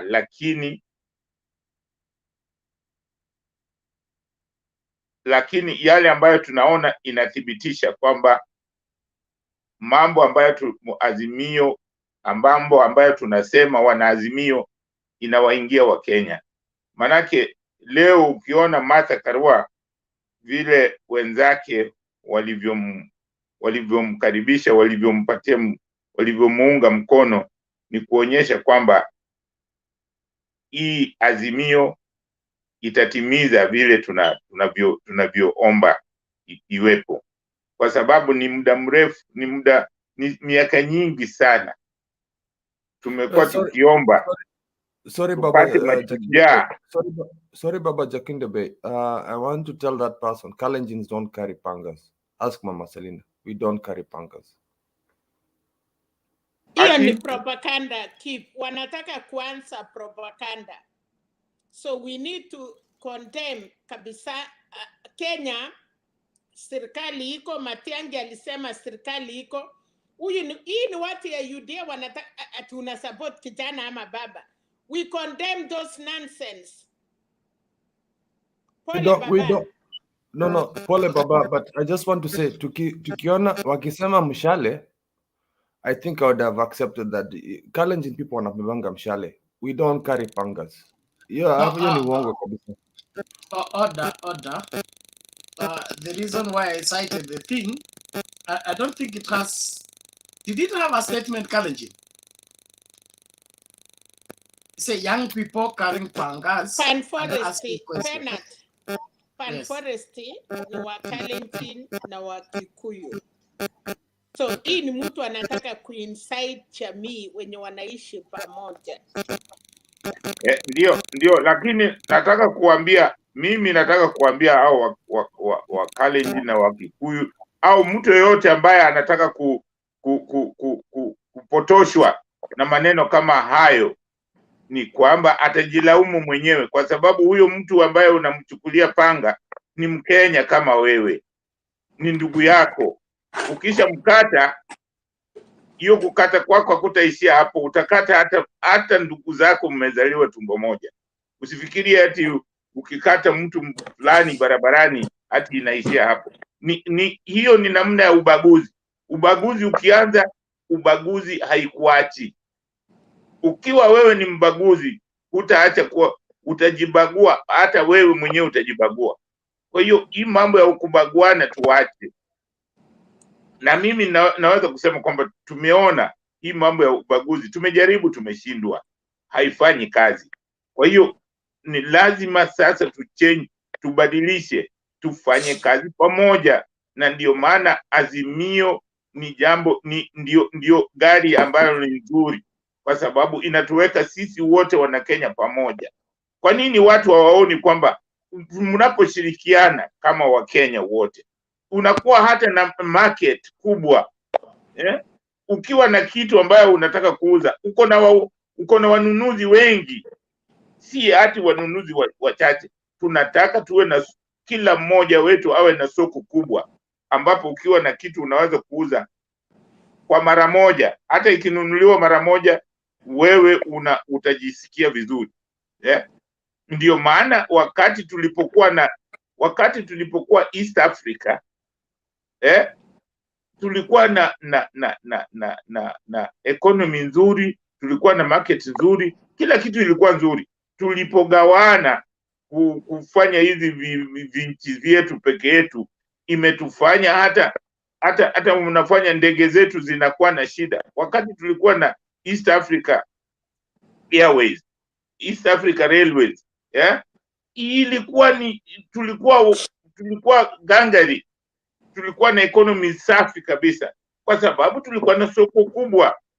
Kwa hiyo ni lazima tufikirie namna ya kushirikiana. Hiyo ndio kitu ambayo itatusaidia kama wa Kenya, kama wa Afrika. Unaona tunadhoofika Afrika kwa sababu tuko na vinchi vidogo vidogo ambavyo tunaweza kufinywa na mtu yoyote. Inatakiwa tuwe na umoja ambapo mtu mwingine hawezi akaingia kutugawa. Sasa sisi wa Kenya tusikubali kugawa. Tukubali kwamba hata kama umeshindwa, wewe bado ni Mkenya. Unaona? Ni lazima tujaribu kujenga, hata kama ni mapati zetu, tujenge hizi pati zetu. Bernard, sisi wa Kenya tunapenda kusema kwamba nimeshasikia watu wakisema kwamba chama cha ile ya South Africa ama CCM ya Tanzania, ati hizi vyama vimekomaa, zinafanya kazi vizuri, zina mwelekeo, lakini hizo vyama vimejengwa na watu, si watu kubomoa. Sisi wa Kenya, ukishindwa kwenye uchaguzi wa chama, unakimbia hiyo chama, unaenda sasa kufomu yako. Hiyo hamwezi mkajenga chama ambayo tunasema ina manufaa, chama ambayo itakuwa na msingi thabiti. Hatuwezi, kwa sababu tukiwa na vyama vidogo vidogo vingi, hapo mnakosa kuvuta pamoja. Ndio maana unaona Uhuru na Raila wanajaribu kuwaambia Wakenya, tuvuteni pamoja, tufanyeni kazi pamoja. President Uhuru ni mtu ambaye ni mcha Mungu, ni mtu ambaye ni mtu ambaye hapendi fujo. Uhuru hapendi fujo, jamani. Mnakumbuka Uhuru alikuwa amesema hataki hiyo president, kama watu wa Kenya watakufa ataacha hiyo president. Huyo ni mzalendo, huyo ni mtu ambaye anajali maslahi ya watu, ajali tu kubwa eti anataka cheo, ajali hiyo kitu kama hiyo. Na kupata viongozi wa namna hiyo si rahisi. Si rahisi kupata kiongozi ambaye anaepuka na ugomvi. Ni kiongozi huyo, ndio kiongozi ambaye tunamtaka, kuepuka na ugomvi. Tena unagombana na wenzako. Lazima tuangalie kwamba lazima tulete amani, na amani ndio msingi wa maendeleo yote. Mkiwa na amani, maendeleo yote tutapata. Kwa hiyo ni jukumu letu sisi kama Wanakenya. Wacha mambo ya upuzi, mambo ya kutaka kuleta mambo ya fitina, kupotosha watu. Na mimi nashangaa sana Bernard, niliona, samahani kwa kutofuata hizi, maanake kuna mambo mengine nimeona, najaribu kuwaambia Wakenya kama wananisikiliza. Niliona ile debate ya Sakaja na Igade. Sasa sisi wa Kenya kama hatuheshimu saa, kiongozi haheshimu saa, hiyo tayari ni corruption. Hiyo tayari ni ile kitu wanasema state captured. Hiyo tayari tunasema, wale wanasema kwamba impunity, kwa sababu nachelewa, utafanya nini? What will you? Si alichelewa, walifanya nini? Haku apologize. Alafu mnataka kuchagua kiongozi kama huyo, ashawaonyesha kwamba ni hajali time. Tunasema time is money. Ndio maana wazungu wanatushinda. mzungu akisema saa tatu ni saa tatu. Wazungu unaweza kuwaona ni washamba, lakini sheria wanaheshimu. Ikisemekana ni saa mbili, atakuwa pale saa mbili. Sasa kiongozi ambaye tunataka aongoze jiji kubwa kama Nairobi anachelewa kuja mahali tunataka kumwandika kazi, kuja kumuinterview, anakataa kuja on time, na anakuja na asemi pole.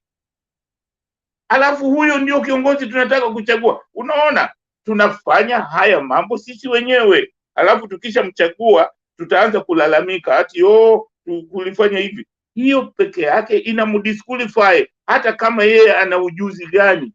Hiyo peke yake inamdisqualify, kwa sababu ujuzi anaweza kuwa nao, lakini hatimizi, haheshimu.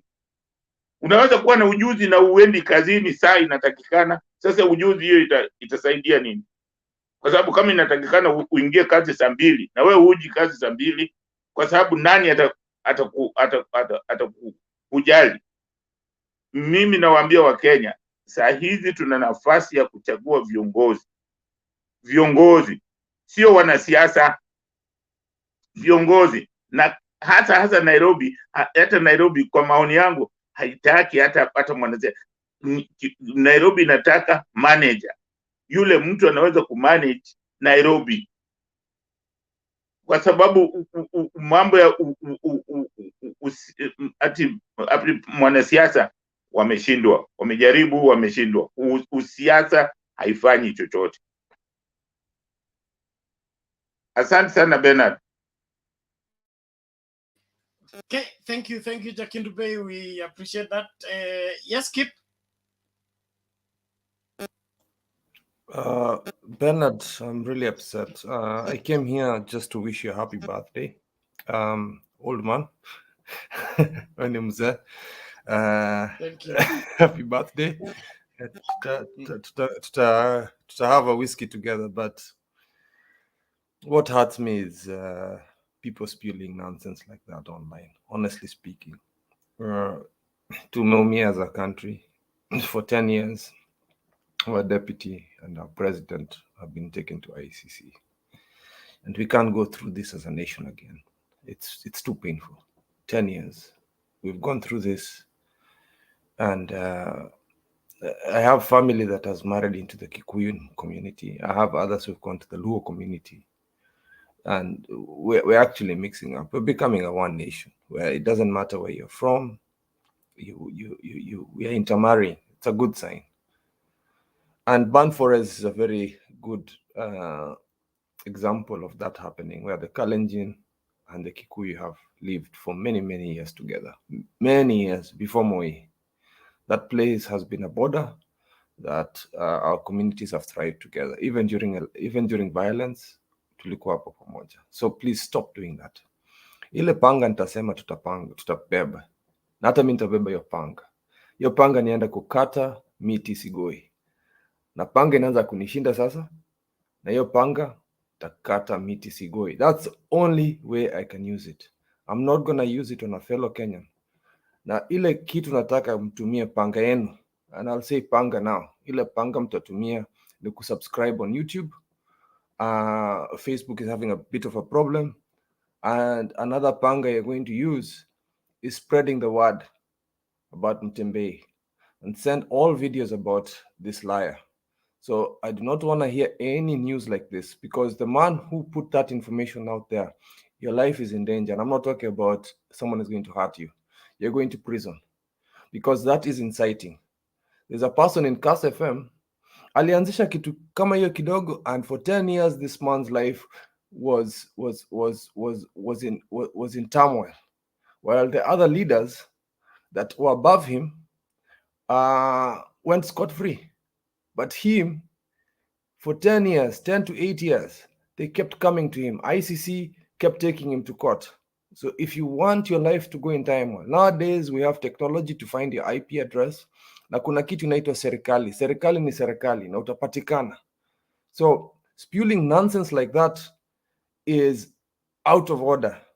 We all love each other here. There are many tribes here, there are Luyas, there's a Kalenjins, Luos here, and please, hii ni inchi ya upendo. Before 2002, we were a country of peace, and everybody around the world knew us as a country of peace. And it almost brings a tear to my eye to hear people putting that again.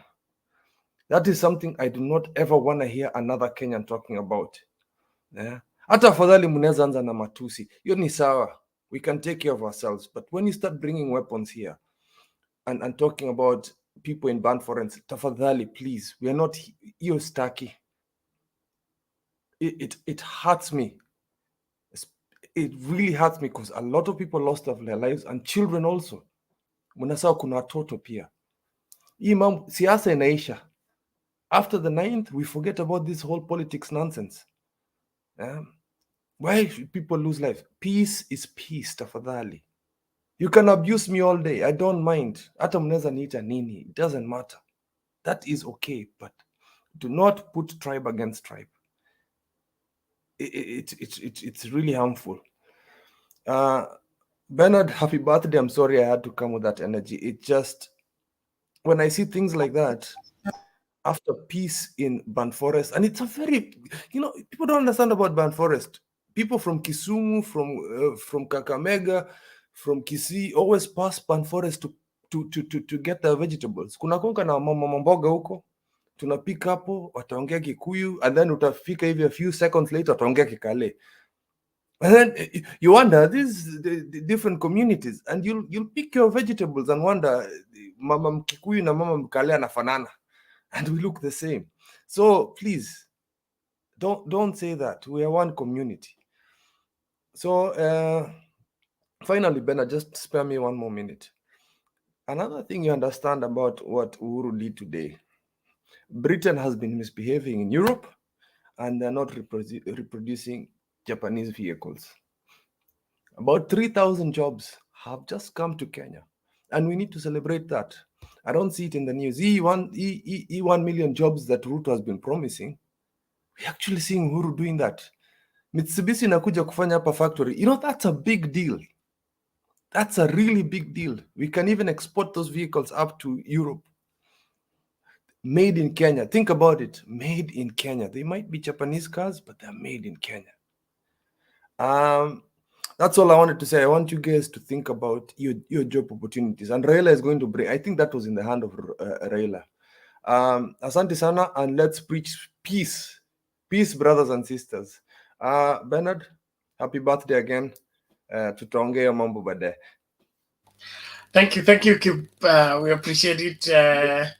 Humbled. Let's keep doing the right thing. Bernard, happy birthday Bernard. Na mimi nitatupa soda huko nyuma, manake ile soda baridi. Asante. Ile madiaba. Ile madiaba baridi. Thank you, Jackie Dube. I appreciate it. Bernard, weka namba hapo tuone ndio tukutumia happy birthday. Weka hapo kwa comments tuone. Tafadhali bana. People want to send you happy birthday. Weka hapo namba. We namba yangu uko nayo. Nakupatia hiyo kazi. Kuna watu kwa comments wanataka namba yako akutumie, tafadhali weka hapo. Bernard, mimi sina namba yako. Okay, namba naweka. Wacha tusonge na show kwanza. Unajua weka namba Bernard. Naweka namba mheshimiwa, subiri kwanza. Asante lakini. So Bwana Njuguna, wewe ndio tunafika kwako. Karibu.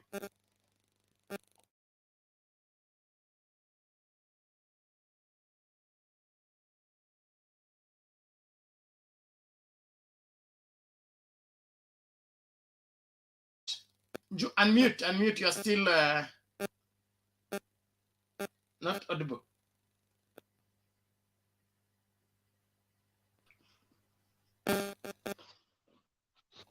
You can hear me now? Yes. Go ahead. Thank you very much for this time, and happy birthday, Bernard. And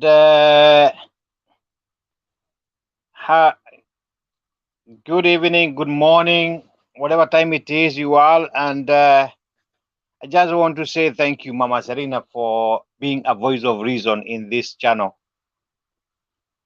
You have been amazing, an amazing person. And thank you very much. I think I'll start with the bad one and then end up with the probably what I think is good. And first of all, I want to address this man called Ruto.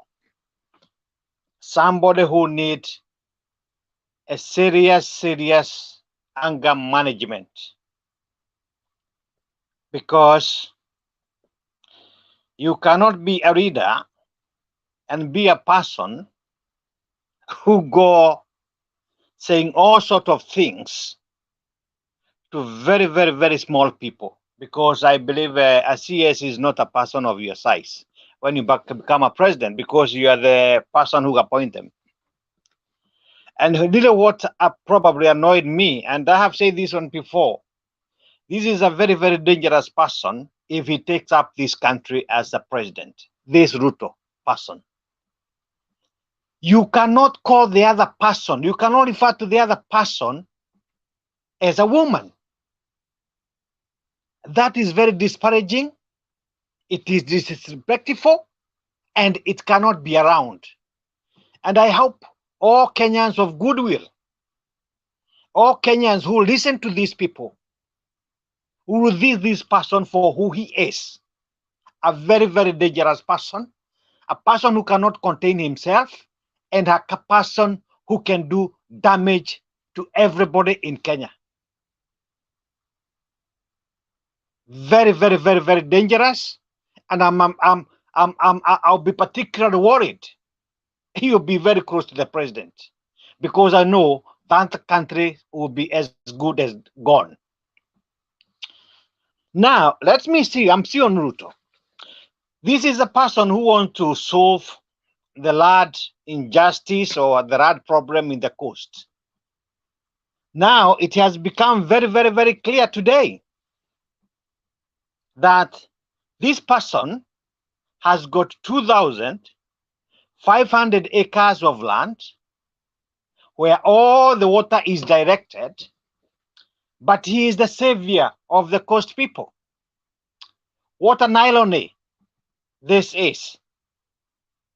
And I hope the people of Mombasa at the coast will see Ruto for who he is. A double-crossing swine, should I say. Because it is wrong.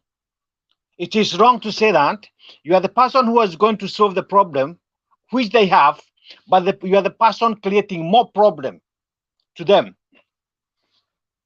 On a lighter note, and I will refer to Uhuru today at Embakasi when he was commissioning the new hospitals. It was a very good thing, and we heard how a lot of people has benefited from these hospitals. This was the 17th hospital in the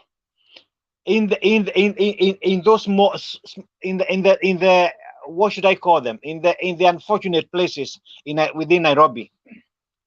And it's a very good thing, because we saw in this particular hospital before it was opened, it had served about 60 mothers who had gone to have birth there.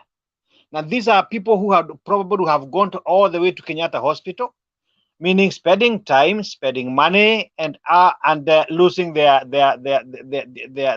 hours of work. So these are very good thing, and I congratulate Uhuru for this. And this is something that he has done within the last two years, when his deputy has been loitering around all over the country. The other thing is probably the Kalua's again endorsement by the Maendeleo women.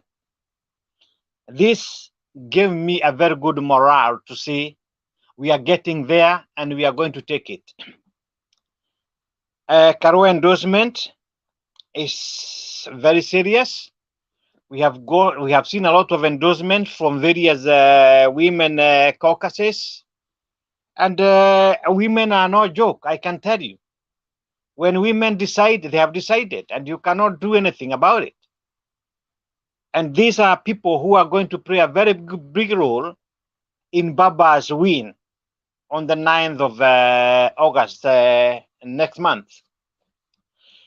There's something I want to address when Uhuru was issuing title deeds. And we have seen now Uhuru coming to talk. He's now talking politics. Yeah? And this is the best time for him to come out and campaign for Baba. And what a good timing is it? And what fascinated me as a Kikuyu is the way he addressed the people he was issuing title deeds. And he gave some analogies of whatever it is. And he said, how can you people be so easily be cheated? And he told them a tongue in the mouth is a very small organ of your body, but it can spew very good things and it can spew very bad things. And what he said is that he is shocked at how people can easily be deceived. And the way they are being deceived when their eyes are open is how somebody is going to help them, which is not true. And he gave them an example of Adam and Eve. And he said, when Adam was about in the land of Eden, a serpent came and talked to Eve, and it used a very, very good voice and very good words. Yeah. And this serpent caused Eve to commit sin. And this sin, because of men who we are, we can sometimes be deceived. Eve passed the message to Adam, and Adam got into it. And the God came and asked them, how did you know, people, you are who you are? I told you that you should never eat on what I stopped you. And the serpent here is none other than all, and I'm sure all you can make who this serpent is. And I'll raise my case, Bernard.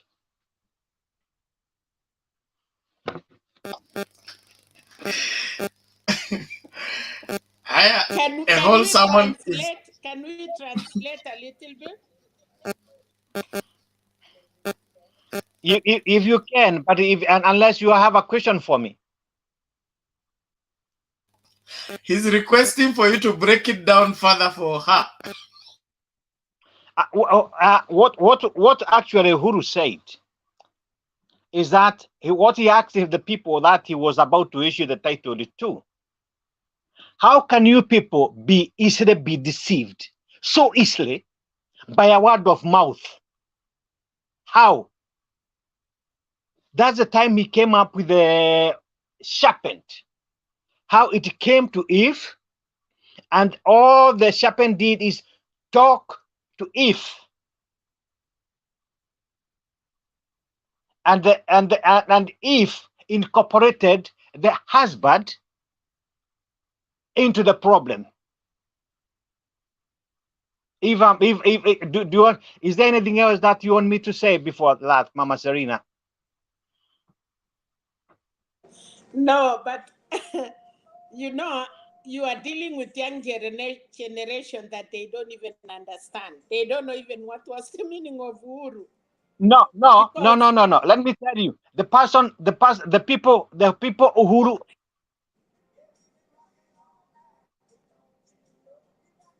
Can I say something? Yes. The people Uhuru was addressing to are people who have been waiting for the titles for years and years, and they were mothers and old fathers, and they understood what he was saying. But to that, Uhuru said the title is not for the older people, it was for everybody. Anyway, in short, Uhuru is the one who take this man to Central. And he never tell the people to believe in him. You know, and now was Uhuru wondering, why are you forgetting what this man did to us? You know? But, yes, I brought him, but I never tell you people to believe in him. In the teeth, I've been telling people here, wacha kucheka na meno ya wenyewe. Because when somebody took his teeth, utapaki kipokoyo. So what Uhuru was saying, a lot of people will not understand. But with wisdom, he had delivered a big message to people of Central. And he was speaking mother tongue. Yep.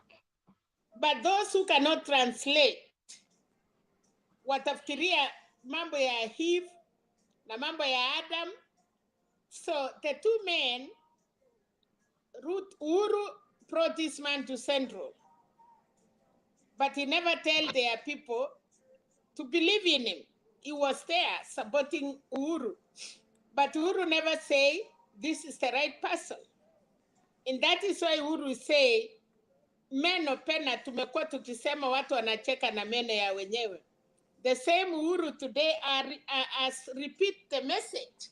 So, I'm saying, vijana wadogo they cannot understand.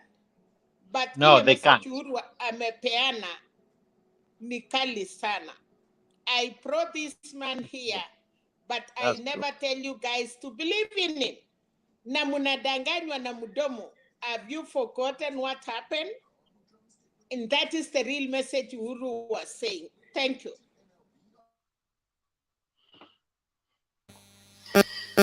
Okay, asante. I think that is it. You know, like I've said, in politics, there is what is said and there is what is not said. For you to be accurate in analyzing, you need to hear what is not being said. And generally, it's important that you look at it holistically. This country needs a proper assessment of who qualifies to be the leader at a particular time. We are not saying that it's impossible for William Ruto to be president. He may be president someday, but at this juncture, at this point in time, looking at the available place where we are and the environment and the kind of things we are dealing with, he's not fit for that. He needs to do some growing. And Uhuru Kenyatta has stood out to be an exemplary leader at a very critical moment. Very critical moment. A critical moment in the sense that the country was in a bad place. And it took level-headedness and some level of humility to admit that things are wrong and we need to fix them. So he did not run the affairs of the country with an iron fist, which William Ruto is it seems to be the best way for him to lead. Iron fist, force your way. If they don't line up, you beat them up until they line up. If Uhuru Kenyatta gave that approach, then we will not be talking about Kenya at this point in time. And so there is a way of looking at our leadership that needs to be critical at this point in time. As Kenyans, don't vote for explosives. Vote for people who are level-headed, who have the country at heart, and they want the best for this country. There is no Kenya without the Kenyan people. And so every leader who wants to be a leader in this country needs to carry the Kenyan people on his shoulders. He needs to put to heart How are the children going to benefit from my leadership? How are we safeguarding the future? Is our education system addressing the future? Are we securing the generations that are yet to be born? Not just I want to be president, I have to be president, I told myself I'll be president. Even if they prophesy to you to be president and you don't have a heart for people, you don't have a heart for Kenya, you're still unfit. In my opinion, something serious has to take place more than just wanting to be president. Bwana Olara, umefika. Habari ya leo? Salama sana. Nimesikia mambo imekuwa moto hapa leo na nimefurahia sana, lakini sijafurahishwa na hii mambo ya mama sijui wanatupigi makofi wanawake sijui kule wapi. Hiyo kitu sikufurahishwa nayo leo, lakini juu nimefika saizi nilikuwa nasikia on the background. Wacha tu tusikie watu wengine alafu nirudi tena baadaye ndo nichangamke vizuri. Sawa. Nashukuru Bwana Olara. Karibu sana. Tunaendelea mbele. Let's get this video before we bring in another person. Let us all tumakinike, tufanye yale ambayo tunapaswa kufanya ili tusongeshe Kenya mbele. I don't know if this is the video.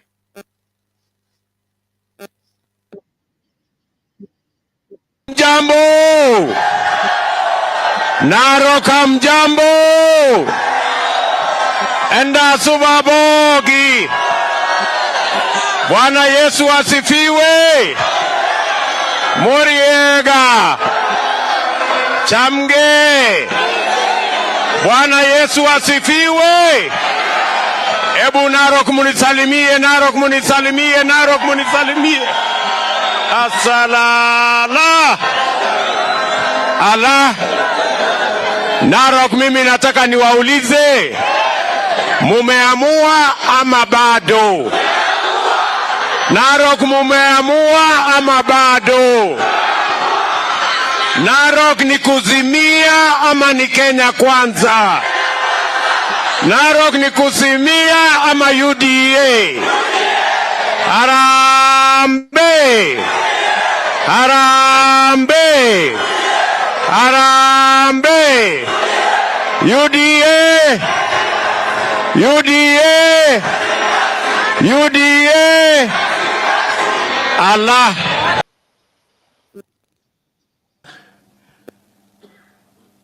Ni State House ambapo naishi for the next few weeks.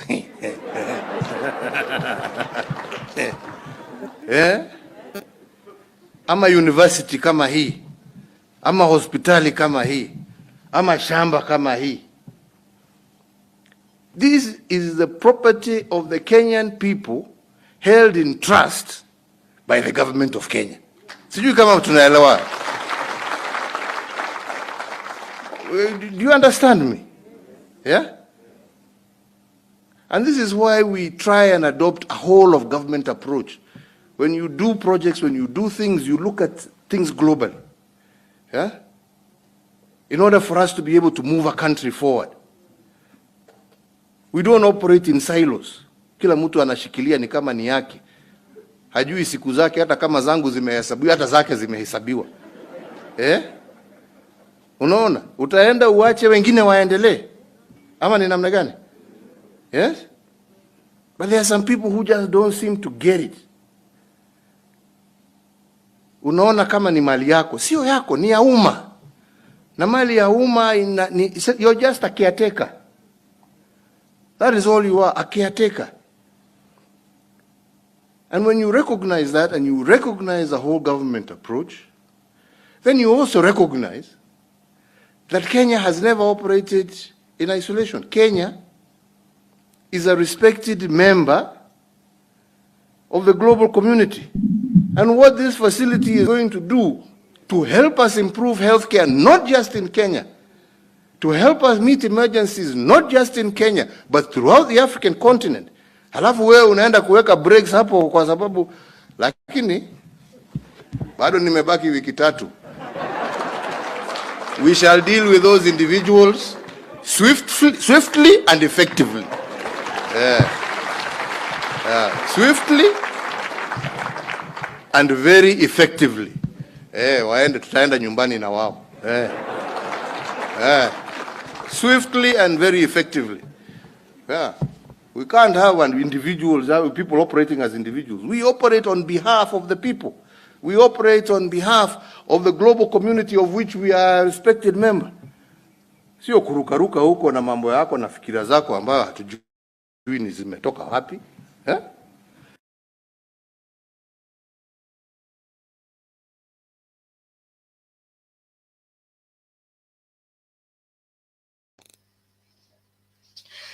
Okay, that is President Uhuru Kenyatta saying it as it is. And I'm loving his approach, where leadership is being entrusted by what belongs to Kenyans. It is not looking for an opportunity to become the boss of Kenyans. Ni kama watu wengi hawaelewi kwamba wewe kuwa mbunge, kuwa senator, kuwa governor, kuwa president, wewe sio boss. Wewe ni mfanyikazi wa Wakenya. Na mali ya Kenya wewe ndio unapaswa kuilinda kwa niaba ya Wakenya. Kwa hivyo huwezi kusomea Wakenya eti wewe ni deputy president. Wewe mfanyikazi wa Wakenya. Kwa hivyo Wakenya mpaka wakuchunguze, na kama hufai. So huwezi kutulazimisha sisi kufanya rais. Hapana. Sisi tunataka rais ambaye anaelewa kwamba the resources of this country belong to all Kenyans equally. Not some Kenyans better than others. Equally. We all have a stake. Katika brick zile zimetengeneza State House, hata kama tu kuwepo wakati inajengwa, we have a stake in the same. So wakati unalala hapo ndani, unalala hapo kwa sababu we have hired you. Ni kama unafanyia kampuni na imekupatia nyumba ya kuishi hapo. Hiyo nyumba sio yako, ni nyumba ya kampuni, lakini unalala hapo mpaka contract iishe. Contract iisha unaenda. Na kama vile anaendelea kusisitiza, William Ruto amelala kwa nyumba yetu pale Karen kwa miaka 4 bila kulipa rent na bila kufanyia Kenya kazi. Kwa hiyo rent yetu tunaitisha. Baada ya tarehe 9 tunaendea rent yetu ya mtu kulala kwa nyumba ya serikali bila kufanya kazi ya serikali. Na yeye mwenyewe ndiye alisema hajafanya kazi ya serikali, kazi zake zilipeanwa kwa Matiang'i. Kwa hivyo amekuwa akitumia mali ya serikali bure, ana magari ya serikali bure, amekunywa maji ya serikali bure, chakula bure, mawapishi wa serikali wamempikia miaka 5 bure. Hao watu wote hiyo hela yetu tunakujia.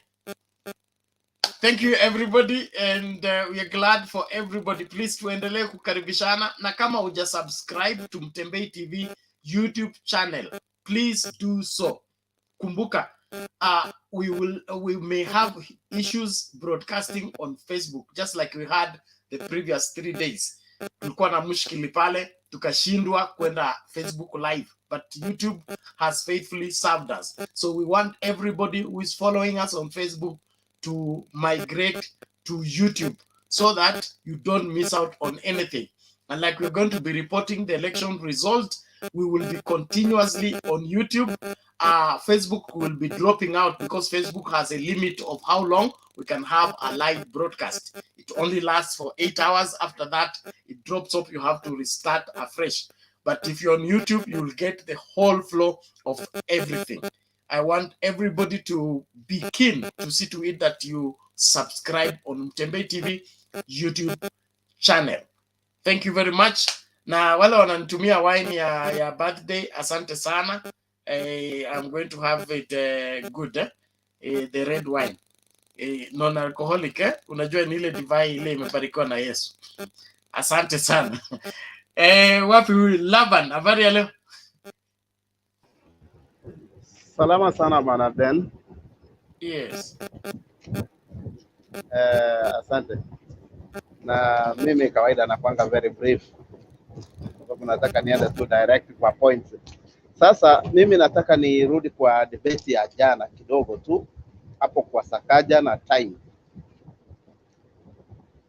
Najua mtu ambaye anataka kuingia ofisi ya gavana na apeane jibu yenye Sakaja alipeana wakati aliulizwa kwa nini alikuwa late, na akasema alikuwa around.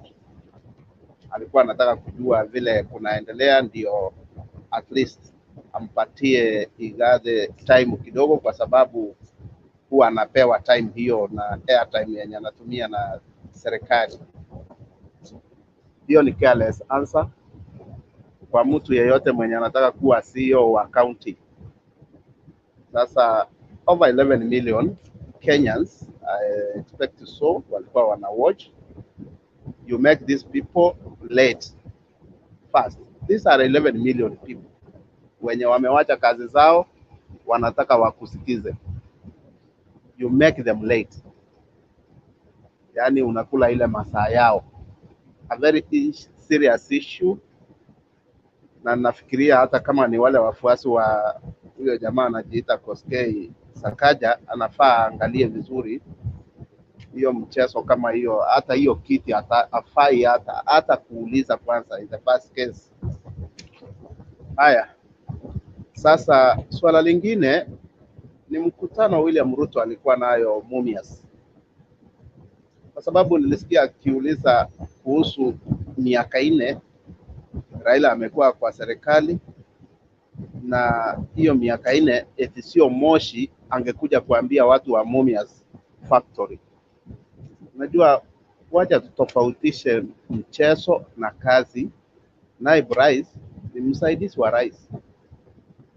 Serikali yenye iliyoko uongozini ni serikali ya Uhuru Kenyatta na William Ruto. Hakuna mahali Raila Odinga ako kwa serikali, na hili swala unajua tumeshinda tukiliongea.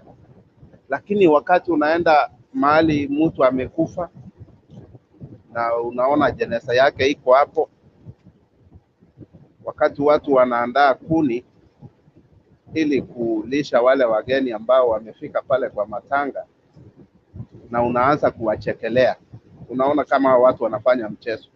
Hiyo ndio kitu yenye William Ruto alikuwa anafanya Mumias. So it's upon watu wa Mumias waangalie hiyo mchezo kama wataregesha jibu gani, and I think they will make it right on 9th of August. Uhuru leo naona kama amecheza kama yeye, gloves now are out. Ni full game. The remaining 26 days watu wataona maneno yenye hawajawahi ona, kwa sababu kuna huyu analyst mmoja ambaye huwa anapenda sana kumsikizanga, anaitwa Masanga.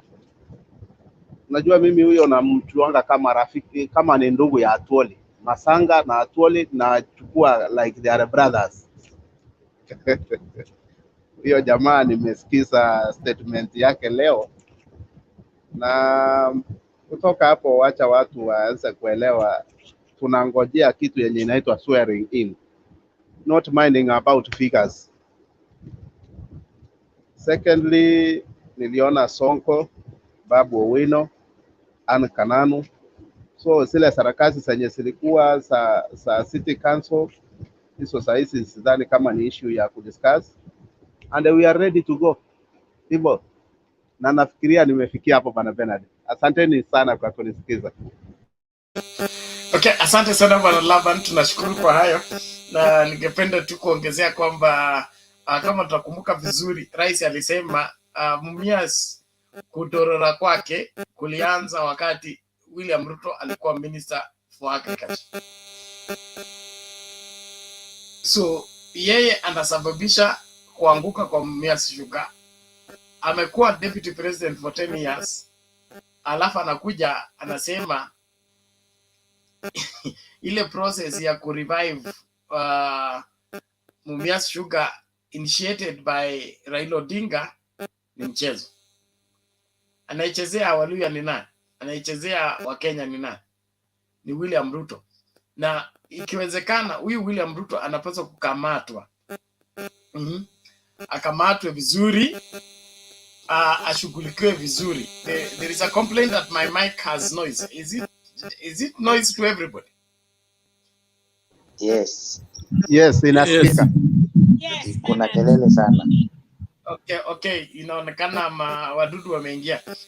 But what I will do is Mama Selina utashika usukani kwanza.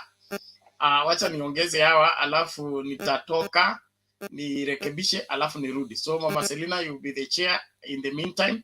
After Laban utampatia Sylvester, mkienda hivyo alafu nakuja. Thank you. Let me work on that sound. Okay, thank you, Penat. Wow. Yeah, uongozi inakuja kwa kina mama, so lazima tujitahidi, tupambane. Laban, kwa sababu Penat anatengeneza hiyo sauti, bas endelea. Sylvester. Oh, wow. Sylvester ametolewa. Orare.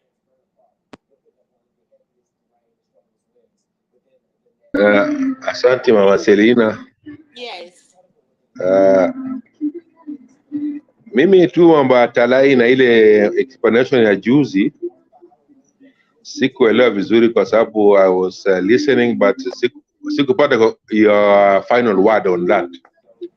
Sasa umesema kuna Simba Raila ameacha sehemu. No, today, Orare, 27 days to election, we want to be strictly, tutasema hiyo saa ile tuko na nafasi. But today naona mambo tulikuwa naye ni ya Uhuru Kenyatta on the crown, Azimio, Raila in Taita Taveta, Ruto in Budalangi, and election crackdown, 27 days too. So can we deal with that first? And then when we have time, that one we can come back for it. But for today, we want to be serious. And then again, don't forget our $100. You have 100 and I have 100. So we have 200. I think I want you to tell me when are we giving it to Penat. Okay? Enda kwa mjadala ya leo, and then that one we will talk. My $100 is when you ask it, I'll send it to you. I don't know which account you are using.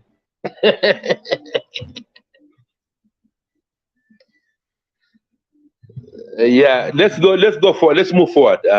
Kuhusu, you always told us that ya kwamba Uhuru will come up and will come out clearly. And today I think it was the loudest Uhuru Kenyatta endorsement I've ever had. But we knew he endorsed Martha, and he's the one who actually proposed Martha Karua to be the deputy to Raila. And I think he'll do something much better endorsement in the days to come, because now I don't think Uhuru is more valuable to other regions than concentrating on Nairobi and Central, and maybe in the preference go to Machakos. That's where I think we need him. We need him most. And if we can move up to Kitengela, then swing the mass, because the mass are a bit in quagmire. They feel for Ruto and they still have Baba in heart. And Mama Selina is true. The mass are divided, and I want them to be, if next move of President Uhuru Kenyatta to be, he should go and mark them up, go to Kajiado, go to revamp. No, maybe they are sleeping giant, maybe because mass are moving now to feed the cows.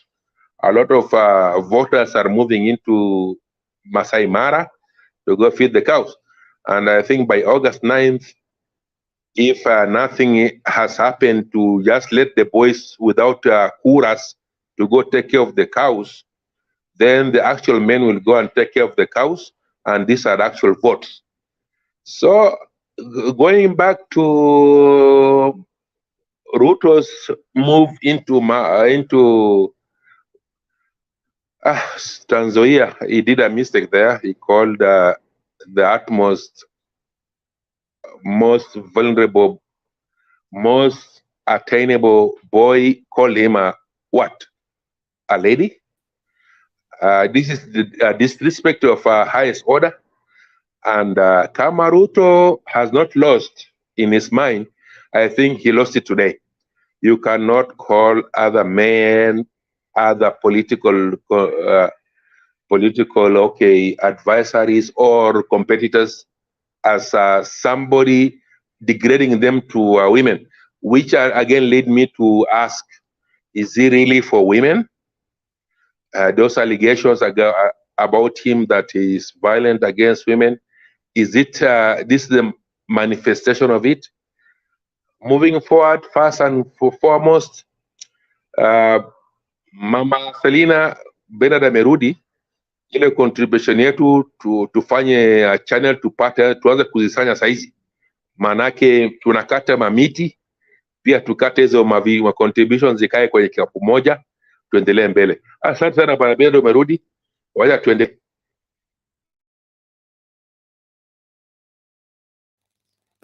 Okay, asante bwana Olara, we appreciate it. Nani huyu? Kuna mtu niliongeza alidondoka. Alijaribu lakini aliondoka, Sylvester. So maybe utaenda baba Azimio. Tuende kwa baba Azimio, lakini kabla ya baba Azimio niseme kwamba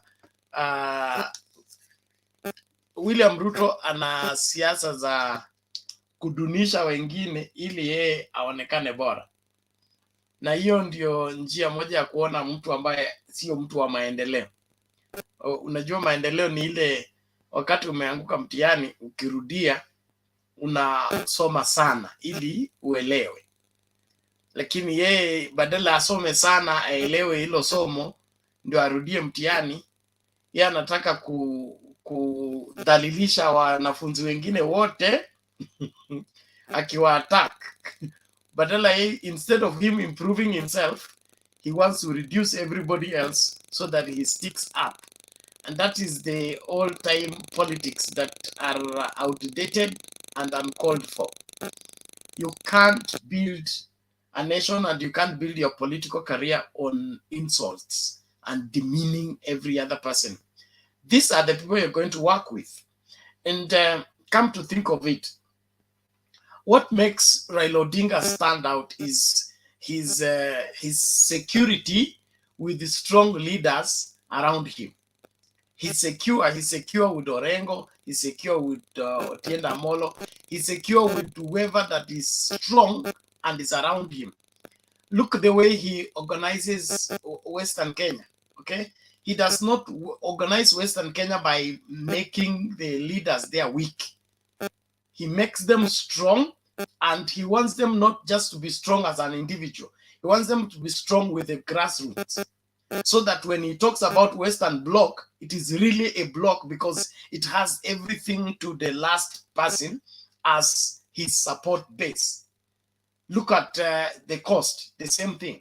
Now, William Ruto wants to finish everybody, everywhere, so that he remains alone. Anataka kubaki ile baba na mama, tingiza. Hakuna mahala popote, kila mtu anamtazamia yeye.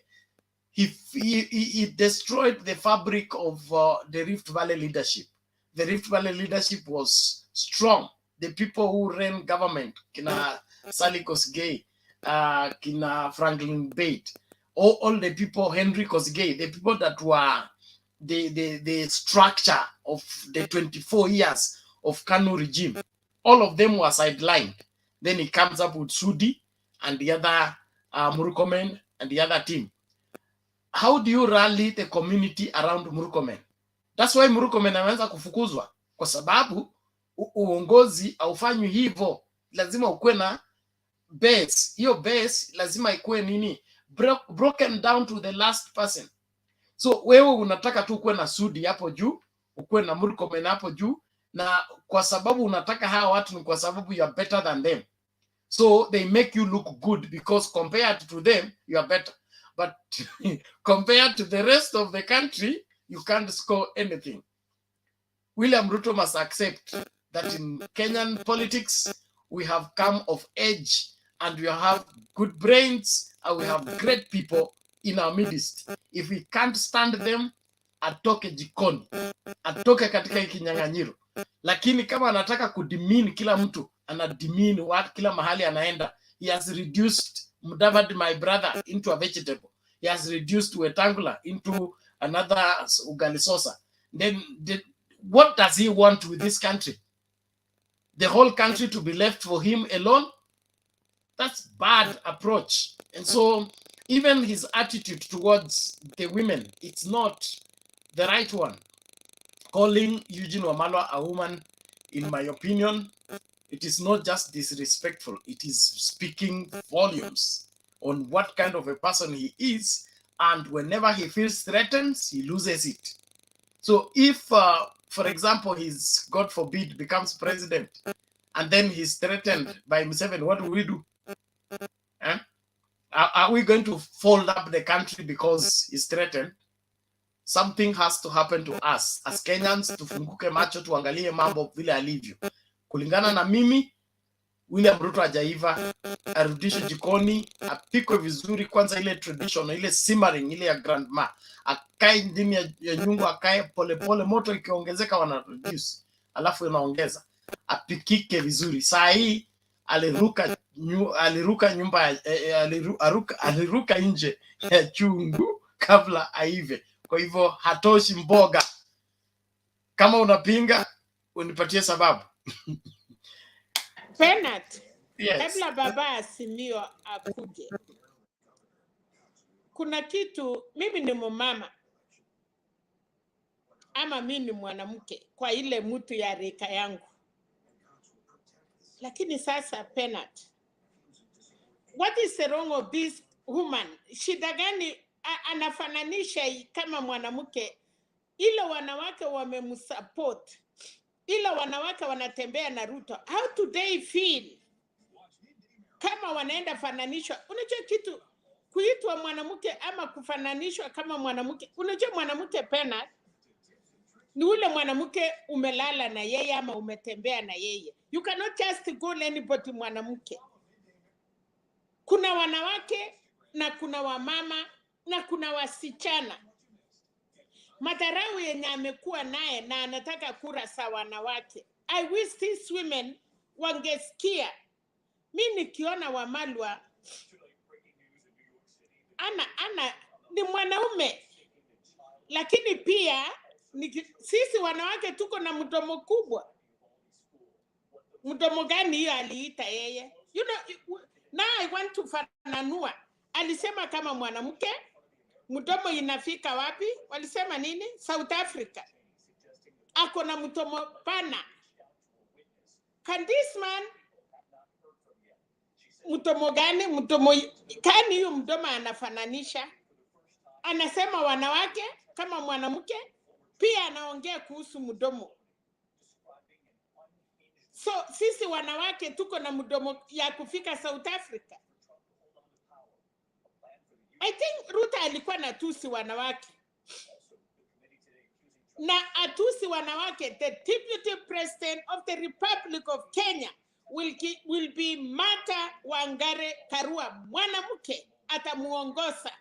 Na huyo mwanamke atampeleka chela. Arudishe mali ya Kenya. You know, Bernard, mwanamke and then anaambia mwanaume mwingine mdomo yako inafika South Africa. Women, ni mdomo gani? Mimi nataka wanawake waniambie mdomo gani Ruto amesema yenye wanawake wako naye. Because you cannot abuse mwanaume mwingine na umwambie tena uko na mdomo inafika South Africa. So sisi wanawake tuko na mdomo oh my God, isipokuwa watoto wetu wanasikia na dunia inasikia.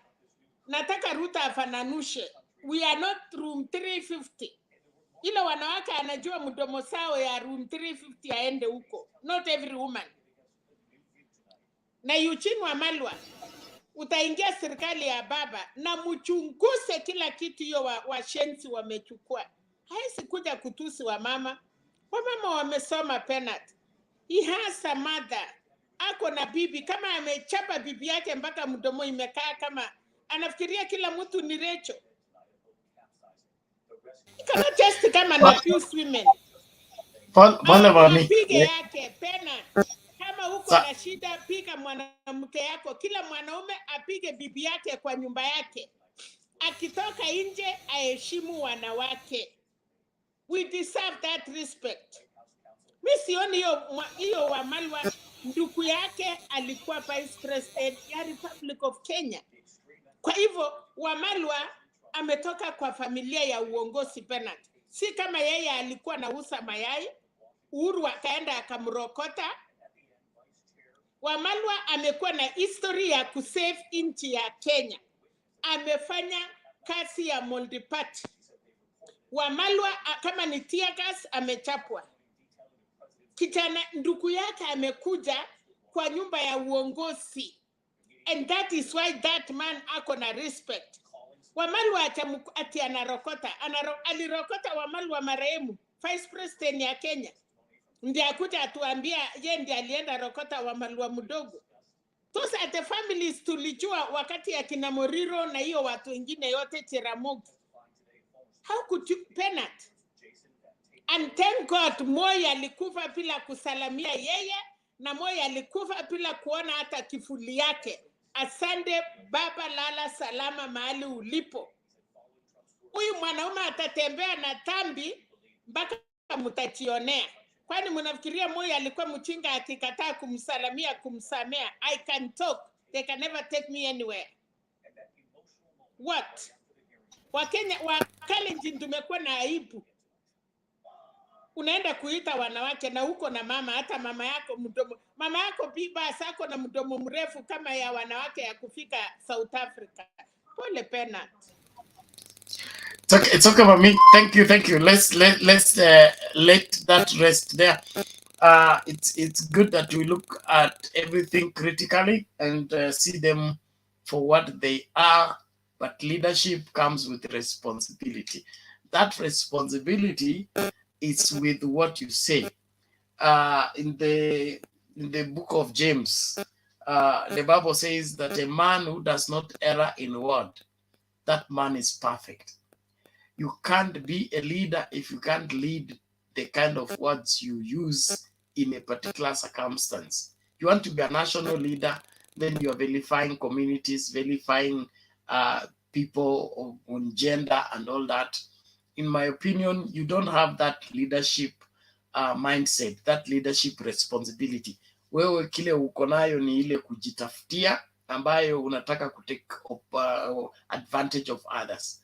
Uwezi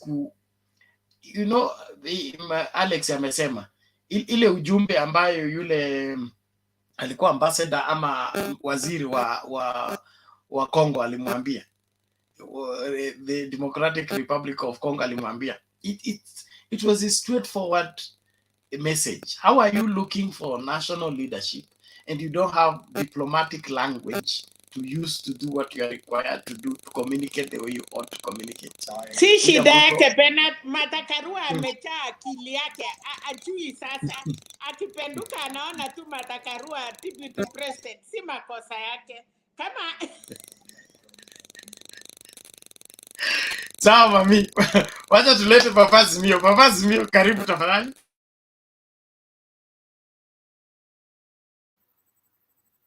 Yeah, thank you very much once again, Bernard. I want to dwell on one man called President Uhuru Kenyatta. Uhuru Kenyatta has proved William Ruto wrong, and I appreciate his coming in technically and very strategic, without brushing shoulders with his political adversaries, while discharging his duties. He's doing it very skillfully, and I bet the whole week Kenya Kwanza will be very, very busy. I know there are people in the comment section, especially, who are very unhappy about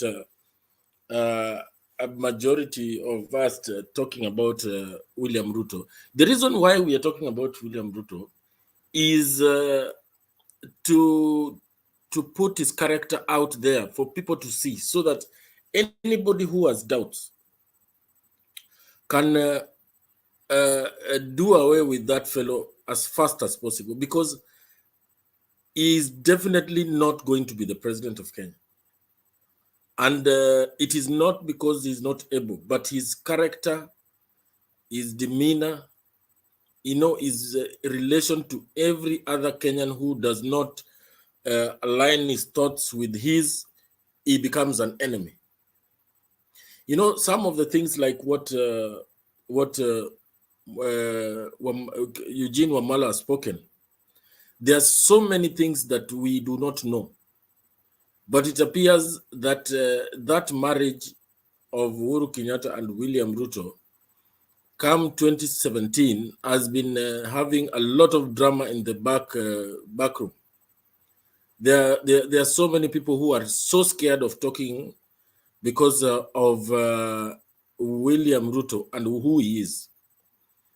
And I'm sure it is not because of the oath that they have taken, but even getting scared about this fellow, because his behavior at this particular moment tells you that he's a man who is ready to do anything to get that power. And it doesn't matter what it will take, but I am glad that the government acts very swiftly, and they could seem not concerned about his rants, but I'm very sure that in terms of peace must be there, whether he likes it or not. And I'm sure all security apparatus are on toes. They are very watchful, so nobody should even think that anything can happen in this country. I have seen Bernard. In fact, I want to refer to one of some of the clergy who have been trying to tell us that there will be violence after the election. There will be no violence in this country. They are very capable men and women in the security sector that are ready to ensure that this country remains very peaceful. We are not at war. We should, we should not be talking with a lot of makasiriko like what the DP is doing. It is just like what Kibaki said, you unaenda unapiga kura yako unaenda nyumbani. But the kind of emotions he's trying to charge in these last few days is a sign of desperation. Desperation in the sense that he cannot imagine losing the trappings of power. Today he repeated the same thing, or is it yesterday? Yeah, from where I sit, it was yesterday. He repeated the same thing that si mnajua mimi ndio deputy president, and he continues to brag with political minnows like Rashid Echesa that hao ndio system na wameondoka. Kwa hivyo ile mzee ya kitandawili hana system. Those are cheap statements that do not, they don't carry any weight. He has even forgotten that he launched a manifesto. He's no longer talking about what he wants to do. The only thing he could afford to tell the people of Mumias is that he intends to build another Mumias. He says the one that is there is obsolete now. He's going to be. Those are imaginations of trying to steal from the public. There is nothing that cannot be rehabilitated, especially when it comes to a major industry like that, the sugar industry. Because he's already thinking of how he will milk the country. But unfortunately, those are just imaginations. The body language is giving in. Sometimes I sympathize with him because, this guy has never run for presidency. And I think he should have just approached Raila and asked him what happens, How do you need to compose yourself? How do you carry yourself after your presidency? I mean, your election has been stolen, because he needs a lot of counseling. Unfortunately, he's not a man who would take advice, and I particularly want to send this message to the Kalenjin community. The Kalenjin community are very, very, very hardworking people, and if you look at it from their industry they have in them, these are people who actually feed this country. Most of the, I mean, let me say 80% of the maize comes from the land of the Kalenjin people. So they know we appreciate their value as Kenyans. We know that if they do not have that, if they are not given the space to carry out their work, Kenya will go hungry. And let them not be misadvised by this fellow. It is, yes, we know we have tribal politics in this country, but at the same time, they need to look at him from a point where whether he's good for them or not. And I would urge them to leave that camp, because that camp is not good for them. Is not the jail that had come in after the 2007 elections, and the people, everybody got united. Yes, we had scars, but the fabric was getting together, and we were almost done. Is now trying to tear it apart. Is taking the people of is Kalenjin people away from all Kenyans. You know, that is not a good thing. And I know in their hearts they would want the mature people of the Kalenjin community who have seen it all cannot be swayed by the kind of rhetoric that William Ruto is trying to sell. So I really appreciate that they are very calm and mature. And let us live as one Kenya. That is what Azimio is all about. Because together we stand, and divided we will perish. And let's hope that all will be well. Meanwhile, Azimio is doing its thing, and I want to believe that Uhuru Kenyatta is, as he carries on his work, doing his work, he will continue selling the Azimio candidate in bits here and there. And since it is a home stretch, let us get focused. Come out and vote. Thank you. Okay, asante. Bernard, Mama Selina. I cannot stand Baba Azimio. Wakale, please, Baba Azimio. Wakalenjin tuko na heshima. Ujasikia Wakalenjin wakisema hiyo. Ni mtu moja anaitwa Deputy President William Samoei Ruto. Wakalenjin wako na heshima yao. Tumeiongoza hii nchi. Moi amekuwa vice president ya Kenya na akakuwa president. Na mjaisikia Wakalenjin ama kila mtu akienda kutusi watu. Tusisuluvishe jamii, please. Mimi ninakuanga hapa na mimi najua mimi ni Mkalenjin, na mimi nikiongeanga najua naongea kwa niaba ya watu yetu wengine. So please, ninakuomba tu Wakenya wasione sisi Wakalenjin tuko na kila mtu. Mimi nikifanya makosa nikiongeanga hapa amuniitangi Mkalenjin, mnasemanga Mama Selina. Tunakwarushana kwa hii kituo sana. Lakini sijaisikia mkiniita Mkalenjin, mnasemanga Mama Selina. So tafadhali, Wakalenjin ni watu ya heshima.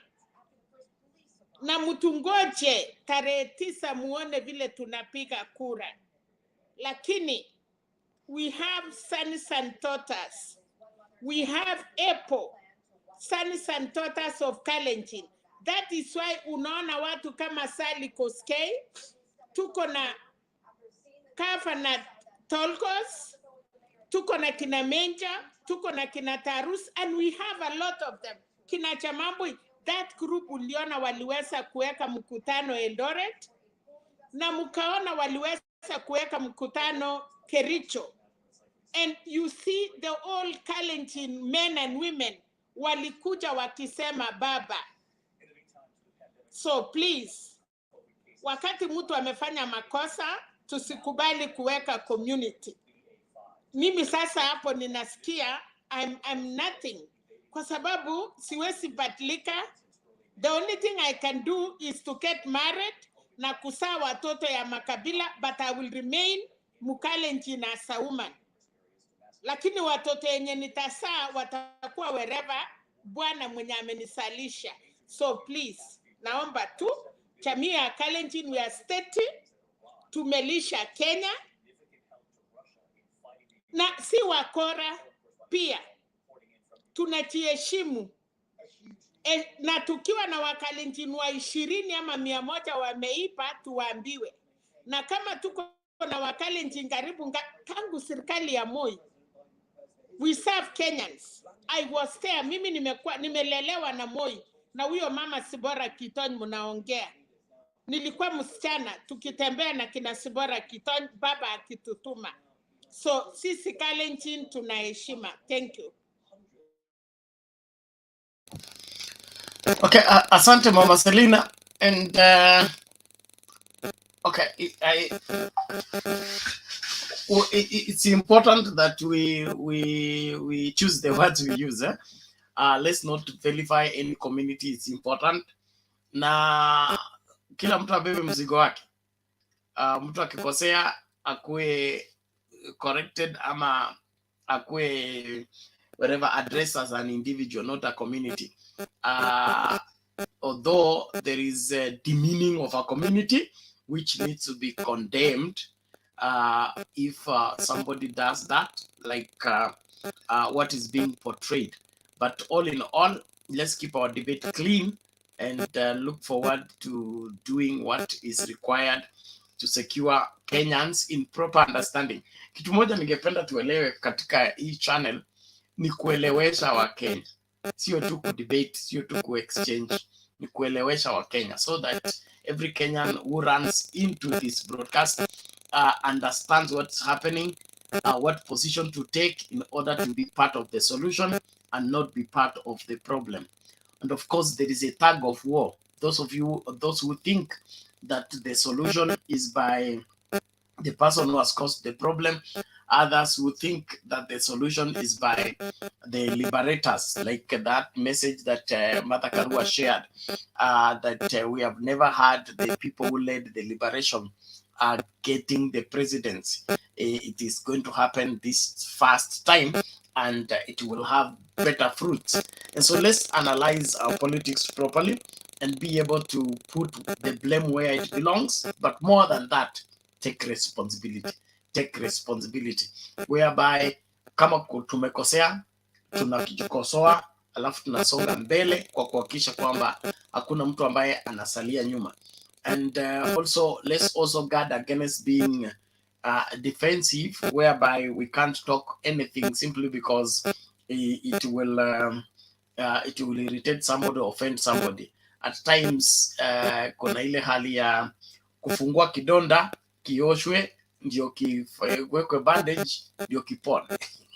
So there are matters that will require us to open up the wound, clean it up, and then put the medicine, then bandage it. So as we debate, kutakuwa na hiyo kukwaruzana kidogo, but let's do what is required. Push for an improved country, a civilized country. And with that, let me just play this clip, and then Labda Papa can respond. But look at Uhuru Kenyatta and what's happening in this country. Bernard, there is something wrong with your earthing, eh? There is something wrong with your earthing. The Mitsubishi, the baby born in Kenya.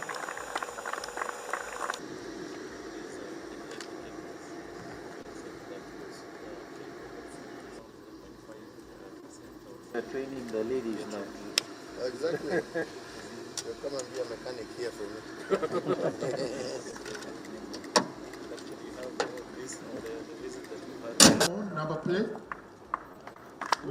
appreciate, sir.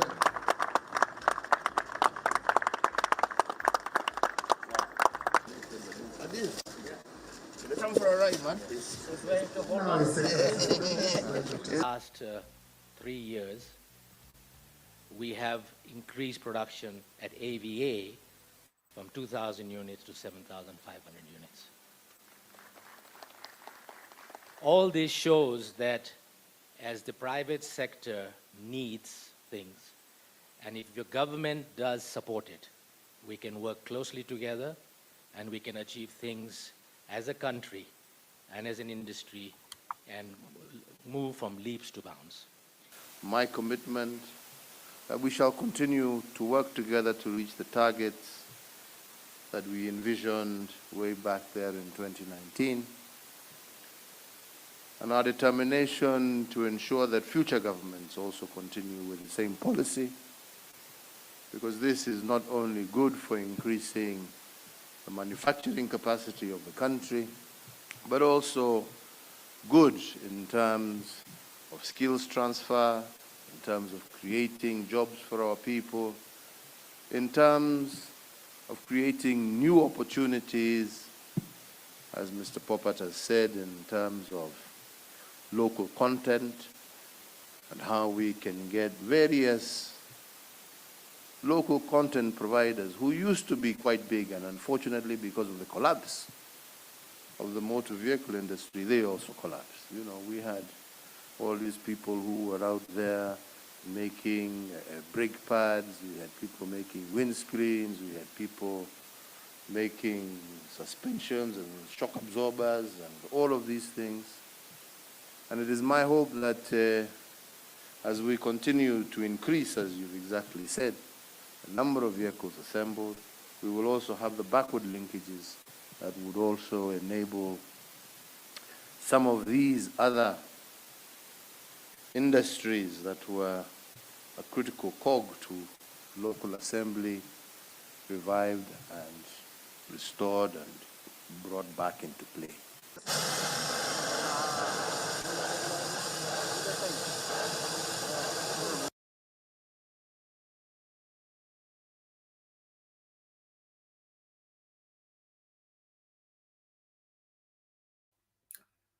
Yes, Papa Azimio, you're saying? I was telling you that you have a problem with your earthing. Your gadgets are making that sound because you have an earthing problem in your either your house or something. Are you sure? Now, as my sound improved, I've changed the mic. Yeah, it has improved. Yeah, it's usually those people who do the hacking, they send buggers. Then they if they can't do the away with the picture, they will do the audio. It's just those cockroaches. It's not. It's not anything because we've been using the same system. I've not changed, but we'll keep working.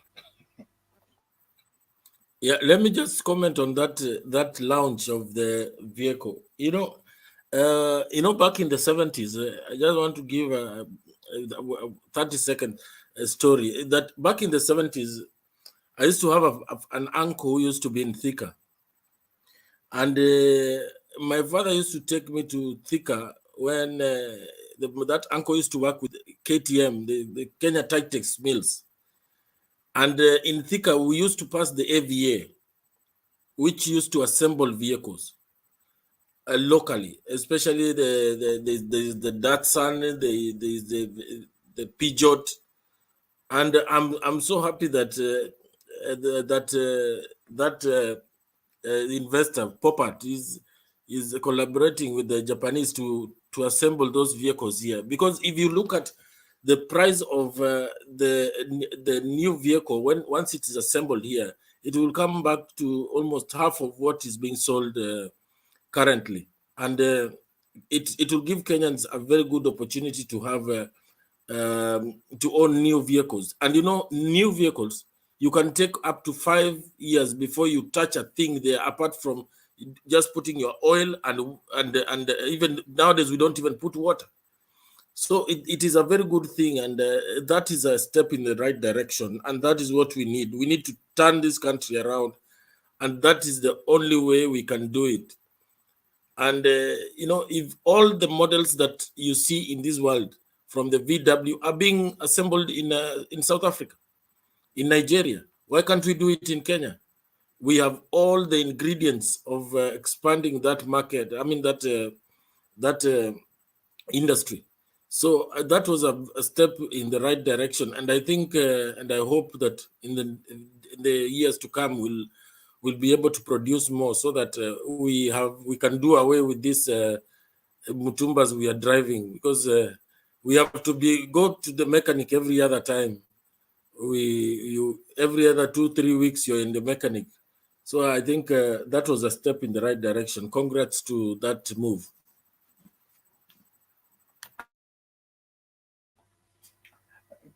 Okay, it's also interesting to note that the assembling business is been snatched from the European Union, snatched from the upper Western world, and has landed in Kenya. That makes Kenya, ahead in terms of competing with the international community on matters production. And that can only be realized by visionary leadership, people who think outside the box, who understand that Kenya is not whatever landlocked, in the sense that it has to work in isolation. It must work in cooperation with the rest of the world. We need that kind of leadership, not this vindictive, vengeful, always angry leadership that wants to lock out everybody else. My Bible teacher was called John Austin. He used to say that when you draw a small circle around yourself, I'll draw a bigger one to lock you in. I think we need to outgrow this business of drawing small circles around ourselves and block ourselves from the rest of the world. Competing with the rest of the world requires us to take advantage of this kind of opportunities and be able to maximize on what we have. We will not be able to assimilate all these people who are graduating in job creation if we are not working towards industrialization and getting people to work. So ni muhimu tufanye mambo vizuri.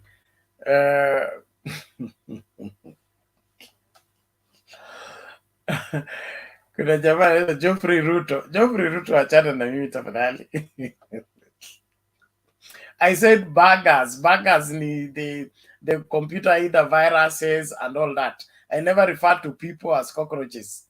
Tafadhali, inyi watu wa UDS beach then, just relax yourselves. I never said you are a cockroach. If you feel like one, that's your choice. But I refer to buggers that affect computer operation. This broadcast is on computer. And if you are a hacker like the other hackers we are dealing with here, then confess. We will know you are one of them, and then we'll know how to deal with you. Otherwise, jitahidi mahali ulipo. Asante sana. Tuende kwa nani? Mheshimiwa, una la kusema kabla tulete huyu Steve? Steve ako gizani?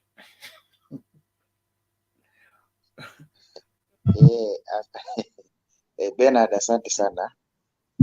Na watu wengine huko kwa giza tuwaoni, jamani, wawashe stima, sababu hii ni maneno ambayo ni ya mwangaza kabisa.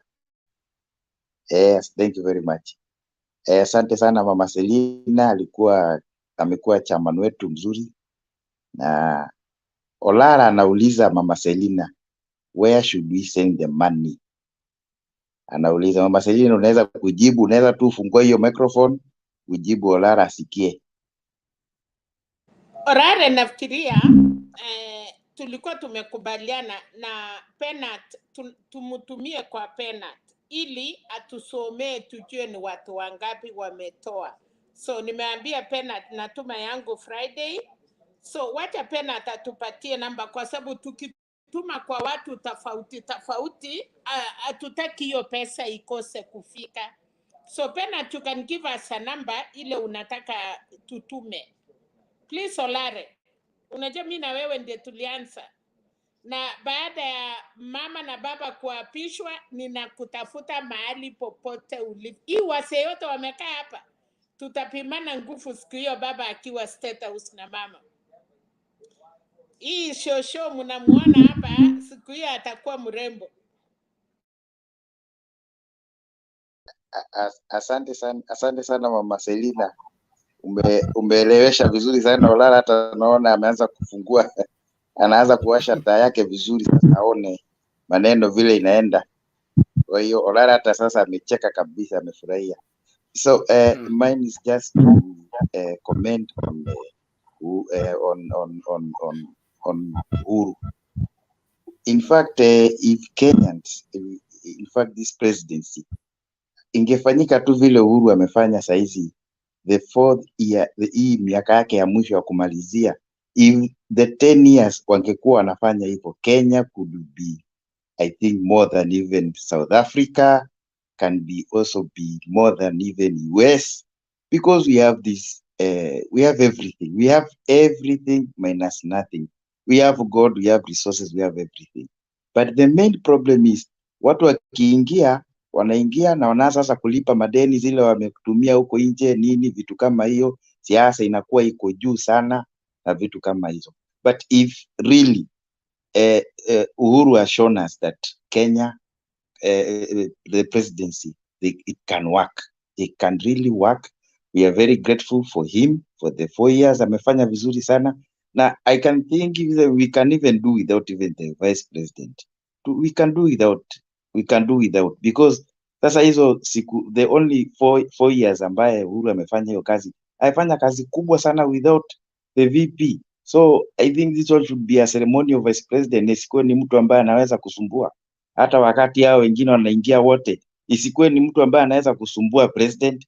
President akuwe ni mtu ambaye ni strong, anafanya mambo yake, anasikilizwa na wananchi na tunasonga mbele, because hii miaka imekuwa ni ya shida mingi sana, na tunasema kwamba wakati the new government inaingia, which we all know what which government is coming in, it is already there in the public domain, na everything is just set. It's only that ni kwa watu tu kuapishwa na hii maneno tumalize. It is supposed to be like that on set. Hakuna mambo ya honeymoon, hakuna mambo ya nini. Ni watu wakiingia kazi waanze kufanya kazi immediately, because we have really lost a lot. We have really lost a lot as Kenyans. We have really lost a lot. Another thing is about mambo ya tribe ya mtu ama watu. Let's talk about a specific person, not at a certain tribe. Ati hawa wamefanya tribe fulani amefanya. Hapana, let us square the person squarely. Vile tu Uhuru amesema kwamba we will deal with that individual swiftly and the other one. So let us do everything individually, tusiache vitu collectively. We work, we go together, and God is going to bless us. Thank you very much. Okay, asante sana mheshimiwa. Naomba sasa tumlete Papa. Umeinua mkono, iko nini? Nataka kumhakikishia huyu mheshimiwa Lemi leo, kama ulisikia ile clip Martha alisema ya kwamba she will be a deputy president, she will not be a co-president. Huyo mama anajua kazi yake na anajua kuna president na deputy president kwa katiba. Hiyo ni kuishara kuonesha kwamba ile mambo tumeona for the last 5 years, hiyo imeishia hapo, hatutaiona tena. We want to set a precedent so that people can know their duties, which was a very good thing. Thank you, Bwana Mheshimiwa Lemi. Thank you. That's clear and very important. It is, being president and being deputy president, those are two dockets, okay? And they are interrelated. They are not substitutes. Many people don't have that understanding. That's why they keep crossing the lines. And especially William Ruto. William Ruto seems not to understand what deputy president means.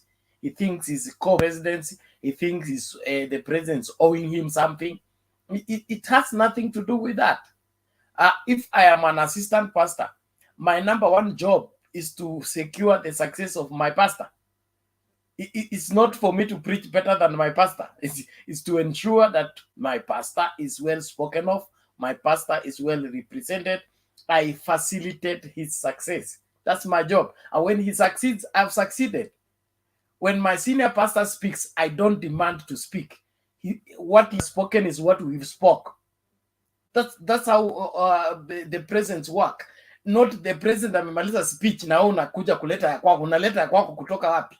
After the president speaks, he has spoken for the presidency, and you need to be satisfied in what he has said. But William Ruto has treated us to some confused, watu kama hao wanapaswa kupelekwa seminary kwanza, kule tulikuwa wakajifunze jinsi ya kukaa kwa protocol sawa sawa. Hauwezi kudemand kwamba unataka kutoa speech at president amemaliza press conference na wewe unaitisha ya kwako. Unaitisha kama nani? So we're going to say, I think Martha Karua is going to show us what the deputy president is, and I trust her in her delivering. And of course, even what she's going to do is going to devolve. You have noted that even deputy governors have not had jobs. Now everybody is going to have a docket. Hakuna story ya mshahara wa bure. Umekula mshahara for 5 years because you are deputy governor and you're always absent. All deputy governors need to be given a docket. Ministry for Home Affairs wachunge watu wale tunapeleka committee, na watu wanaenda committee pia is part of national resource. Kama mtu anakula mpaka akuwe productive. So hata ukiwa police cell you must be productive, ukiwa prison productive, ili nchi recover, kila mtu, mkono wa kila mtu ufanye kazi. So Ministry of Home Affairs ikuwe devolved kila mahali. Hao watu mabusu wote, kwa sababu tunawanunulia tissue, tunawanunulia chakula, tunawanunulia nini, wakuwe productive. Hiyo mashamba ya prison yote itoe mahindi. History ya kwenda kutoa mahindi Kongo wakati kuko na mashamba hapa inaweza toa mahindi. Walime mahindi, huyo mahindi tupelekwe cereal board, bei ya unga ishuke chini kwa sababu kuna mahindi mingi. Hiyo ndio uongozi. Sio uongozi wa kusema amesema mpaka mimi niseme. Amesema wacha nijibu. That's not deputy presidents. That's a level of madness, tit for tat, co-wife kind of system. Mukwenza. Being deputy president is not being a co-wife. Staki kukasirika is my bad. Let's do this. Naomba Bernard kidogo. Nasema hiyo kidogo, fanya kidogo sana. Hello, Bernard. Yes. Bernard, nasema nashukuru sana na vile umetuongoza vizuri na vile unatuongelesha kila wakati tunakufuata. Sasa to the next government nataka Mama Selina, because yeye ndo mama hapa, unaona hapa wote ni wanaume, akuunge mkono kabisa ya kwamba the next government wewe utakuwa ni government spokesperson. Ukwe government spokesperson, utakutafutia hiyo kiti kabisa. Basi. Wow. Hapo ni kweli kabisa. Bernard. But this government is spokesman, in my opinion. But it's a good one. And now, Olara, what is it? Asante sana Bernard. Lemi aliraise mambo ya till number, na wewe being a pastor utaikuwa bishop leo. Kuhusu mambo ya till number ya contribution, just take it up and give a direction, alafu ndo tuanze kutuma. We can encourage our friends also to watume. Mama Selina tutaanza hapo. Hiyo kitu ya polling agents ni very important, because that was what we are hii kitu tunafanya hapo on the 9th, kama hatuko kule or we are not coordinating, maybe I think by that time you should have a backup also, because I've seen you have been taken out of Facebook. Who knows? Somebody can see me naked here and bring down the whole channel. Sasa lazima tuko na alternative. Sasa Orara, Mama Celine, nimekutumia namba, nimekutumia mahali ya kutuma hiyo pesa. kwani ulitafuta ulikuwa sasa bila tafuta Mama Celine, na wewe pia unani hijack. Ndio nataka sasa uanze na nianze. Tunataka kushindana, tuone mambo kama tumesahau. Ukicheza naona kuna mheshimiwa hapo karibu, unajua sasa usito itaenda mahali. Okay, sawa. What is there is there is that special number I've given out specifically for that reporting fund. We'll use that one. It's different from ile ya birthday, so that kusikwe na mchanganyiko, and then maswala mengine tutazungumzia kwa sababu right now I'm in top discussion with some company that are doing a sampling for terrestrial TV station, and they are telling us that it is possible for us to go on air as soon as we are set with whatever we have. So hiyo story Olara anasema alternative tuko nayo. We just need to work out. Tutaona vile ina play out. I'm meeting the person tomorrow. He is the one who set up Nuru TV. He set up the other one. So tunaenda kuzungumza, nipatie structure yake, cost zake, tuone kama tuko na hiyo material. Then it can be both local and international at the same time. And from there now we can even develop an app so that kama huko YouTube, you just download the app, you'll be able to get the broadcast. We want to be as free as possible. It's true, hiyo story ya Facebook, it did not work out. It was unexpected, and that's what you get when you're online and you're depending on somebody else to provide the service, other than when you're doing the service yourself. When you're doing the service yourself, you're in control. Lakini kama una depend kwa mtu akufanyia hiyo service, akiwithdraw ndio hivyo hivyo. So let's yes. Bernard. Yeah. Kwa hii ya reporting, kwa nini usijaribu Twitter? Kwa sababu naona Twitter inachukua mpaka watu 100 juu. Niko na ya Uganda na naona tunakuwa watu wengi sana. Hiyo tu ya siku ya reporting ya election. Why can't we go to Twitter? To Twitter hawana limit na tunaweza chukua mpaka watu 400 the same time. Oh, okay, we'll see the possibilities. You know, also the more the people, the harder it is to control. It can get out of hand if you have undisciplined people. You see the way No, I see for Uganda, Penat, they have only 3 hosts. Alafu Yes. sisi wengine wote ni listeners na wana control, huwezi fungua.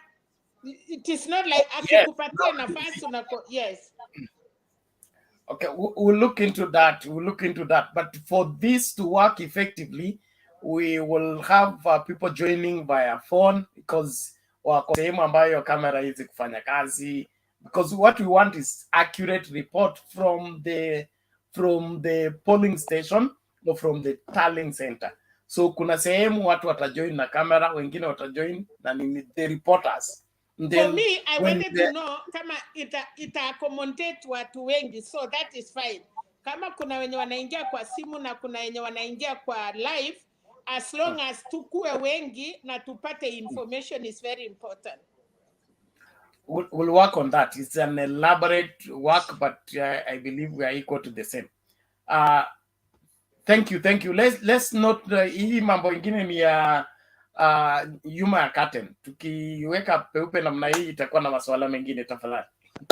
Let us do a kamkunji on WhatsApp, alafu tutakubaliana. Okay, fine, thank you. Wacha tusikie Kering. Yes, hey. Kering, how are you? I'm doing good. Haya, karibu karibu. Asante sana. Eh, I don't know where to start and where to end, but I'll try to answer some of the questions and make some reactions. Though I came late. First, let me start by the last words that I saw. The issue was the DP and the co-presidency. I do understand that most of us maybe it's because we came from the era of the appointee vice president. Then we came to the deputy president who is co-elected with the president. And we all know that. It means they are both responsible for the benefits or the good things that has happened in the government and the failures that has happened in the government. How will you tell me today that it is not a co-presidency and they were all elected on a joint ticket? Now, let me answer you a question again on the issue of mother. I heard you, Mama Selina, Bernard, Baba Azimio, state that mother is someone who understands her role as a deputy president and not a co-president. Papa Azimio, we know of mother. She walked away from Moi. She walked away on Kibaki. So how do you tell me that after the past experience that we know her, that this time around, if they will be elected as president and deputy president with Raila Amolo Odinga, if they differ in opinion, how sure are we that she will not walk away from her job the way she walked away? What is wrong if she walk Madam away? Madam Selina, allow me a minute, please. If she walks away, walking away the other time was different. This time around, the way she will walk away, obviously, it will be messy and the rest. There will be no difference if they will differ with Raila Amolo Odinga. That is another question. That's another answer. Madam, please. A minute. Once I'm done. Stephen, Yes. Gorgeous, please Yes. agree. When you make Yes. a claim, you substantiate it. Okay? If William Ruto was in disagreement with Uhuru Kenyatta, he needed to walk out. That is what honorable people do. Dishonorable people stick in an office and complain while they are in the office. So Martha Karua has all rights to walk out if there is difference of opinion, and she can't stand because you don't compromise when it comes to principles and values. Bernard, that is something positive for her. It should not be used as a negative thing. It's very positive. It is also the same way you are using the negatively against William Ruto. Let me tell you this, Bernard. But William Ruto should resign. Kama angekuwa mwanaume ya kutosha. Kama ufanyi kazi, you resign. Wacha kutuambia Martha Karua. Hata jana kwa mkutano she said that. Listen, Kering. Mama, Martha Karua yes. alisema Raila alinichakua na mimi nilikuwa napinga PPI and he knows my principle. Na Martha Karua akasema in case tukosane na baba, nitaenda tuketi chini. Tutatue shida. Ikishindana, she can walk away. Wesi kuwa puppet. Unasikia? Madam Selina. Mutu yetu. Listen. Kama umetumwa. Mutu yetu alifanya uchinga. Angeresign baada ya kujua hakuna kitu anafanya. So now anaambianga watu mimi ni deputy president. Kasi yake ilichukuliwa na Matiang'i. Who is stupid? Between mwenye ana resign huyu mwenye deputy governor ya Nairobi wakati alikosana na Songo, principal people walk away, coward people stay. Unakuwa unasema niitwa tu deputy president kwa mdomo, so you don't have even ati Martha Karua what will happen. She will walk away. Na Raila anajua anapatia kiti mama mwenye ako na msimamo. We need msimamo in Kenya. Yes. Bernard, allow. Okay, made. Bernard, please, Bernard. Listen. I'm facilitating the conversation. You are not. So you can't allow me. You can't allow me to speak. But you have I wanted to say. I wanted to make facilitating the conversation. Ngoja kwanza, Stephen Ngoja. You don't come to run the show here. Relax. I'll give you time to respond because you must have your conversation needs to be clear. When we say you should substantiate, you need to substantiate, not to talk back. It's not to and fro talking back. Your claim need to be right. You seem to have an understanding that because the deputy president is voted for together with the president, now they are co-presidents. I don't know where you got that from, because the constitution doesn't have that. You need to explain that. Okay, Bernard, what I was requesting is next time before someone reacts, unazimamisha ule mwingine ndio mwingine aendelee. That is it. So but it's okay because I'm not, you are the one facilitating. Because naona baba anainua mkono, that is good, but unlike my mother ambaye anarukia tu. Stephen, can you do what you're supposed to do? Respond okay, to my let me do it. Stop arranging the debate. Thank you. Okay, I'll respond to yours and then to mother, to Mama Selena. Okay. So now to your question is this: what I was talking about, or the issue that I was trying to pass is, if mother will differ with Raila Amolo Odinga, and then she walks away, when the court walks away, means, will it not create a crisis? Will it not be a crisis? That is the issue that we should all think about. Okay, let us not give credit to one side, and then the other side, it will create a crisis. That was the idea that I was giving. Goja, what crisis will it create? Do we have a crisis now between the president and the deputy? Because of a deputy who has refused to resign. And it is the same thing. Out of Kenyatta. Was there a crisis? So it will be Mary. It will be Mary if she walks away. I'm asking you, when Oginga Odinga resigned after independence. That was that was that time. That was that time. Please let us not bring issues of 1970 to today. No, you need to reason, Kijana. Can I talk? I'm reasoning. Can I talk? I'm reasoning. I'm giving you a parallel experience so that you can tell us. Because you people think that the deputy president, if he walks out of government collapses. Where does the constitution say that? It is not about collapsing. Tomorrow morning. Honor Bernard, it is not about collapsing of the government or the presidency. But what I mean crisis is this. Are you talking about? Why don't you listen? Let me just leave. Tell us the crisis you're talking about. You are leaving to where? You are running away because you're una la kusema? Yes, Papa Azimio. Bernard, next time we have somebody talking about Martha Karua resigning and what have you, let him go back to the Constitution and read chapter 9 of the Constitution, which deals with the executive. And he must understand the Constitution. William Ruto is not operating within the Constitution. The man is rogue. And the reason is that the Constitution protects him. Otherwise, Uhuru Kenyatta has been able to work and sideline him and keep him under wraps, but he has just been making noise. So these people who are complaining about Martha Karua has been very principled, and she has resigned out of her stand. What the government was doing was not compatible to her stand. Therefore, her integrity she maintained her integrity. So these people should never be allowed here if they cannot understand the Constitution. Okay, thank you, Papa Azimio. Before Alex comes in, I just want to put this across. We seem to have a crop of people here who don't appreciate the Constitution. They don't appreciate the set out rules of how things are done, because they have been told that deputy president has been in office because, in fact, you said the Constitution is protecting him.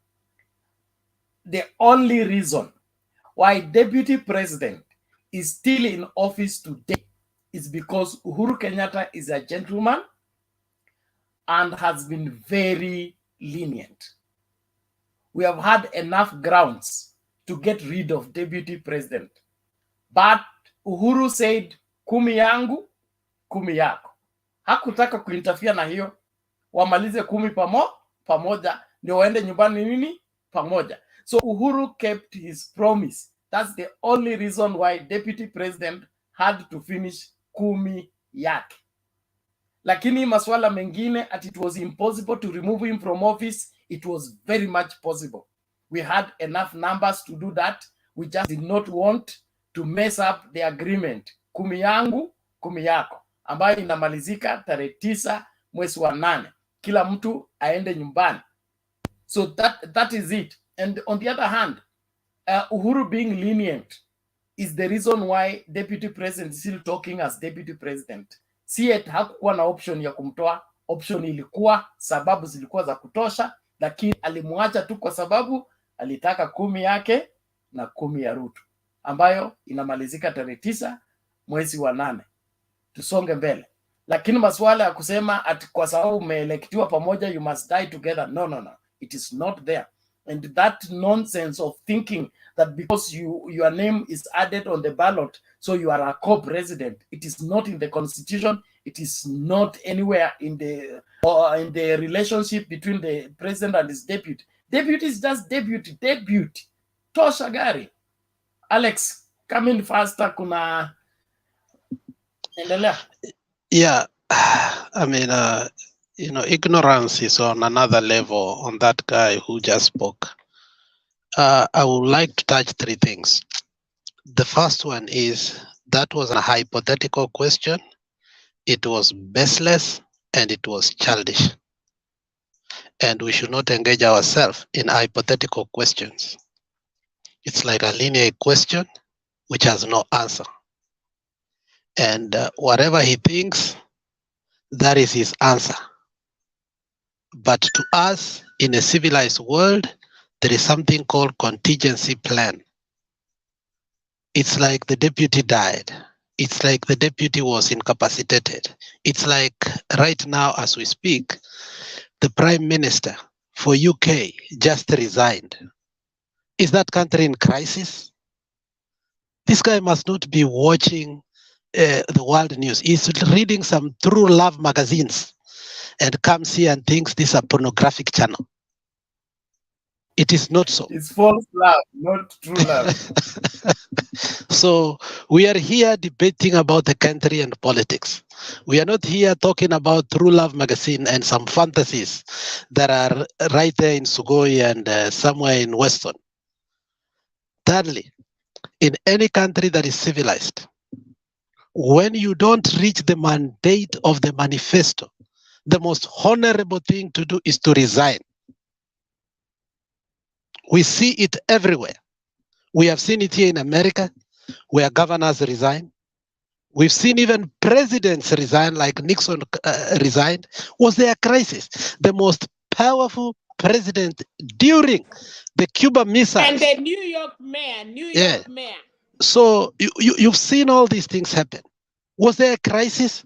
That is why we have contingency plan in a government. That's why we have a state, capabilities to handle issues beyond an individual. There is a difference between a president and the presidency. We are in a democracy whereby we have a presidency.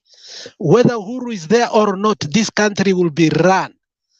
Lastly, he must know that man from Sugoi holds a position, but the role of the deputy has been assigned to somebody else. And this country has continued to have a deputy president de facto for the last few years.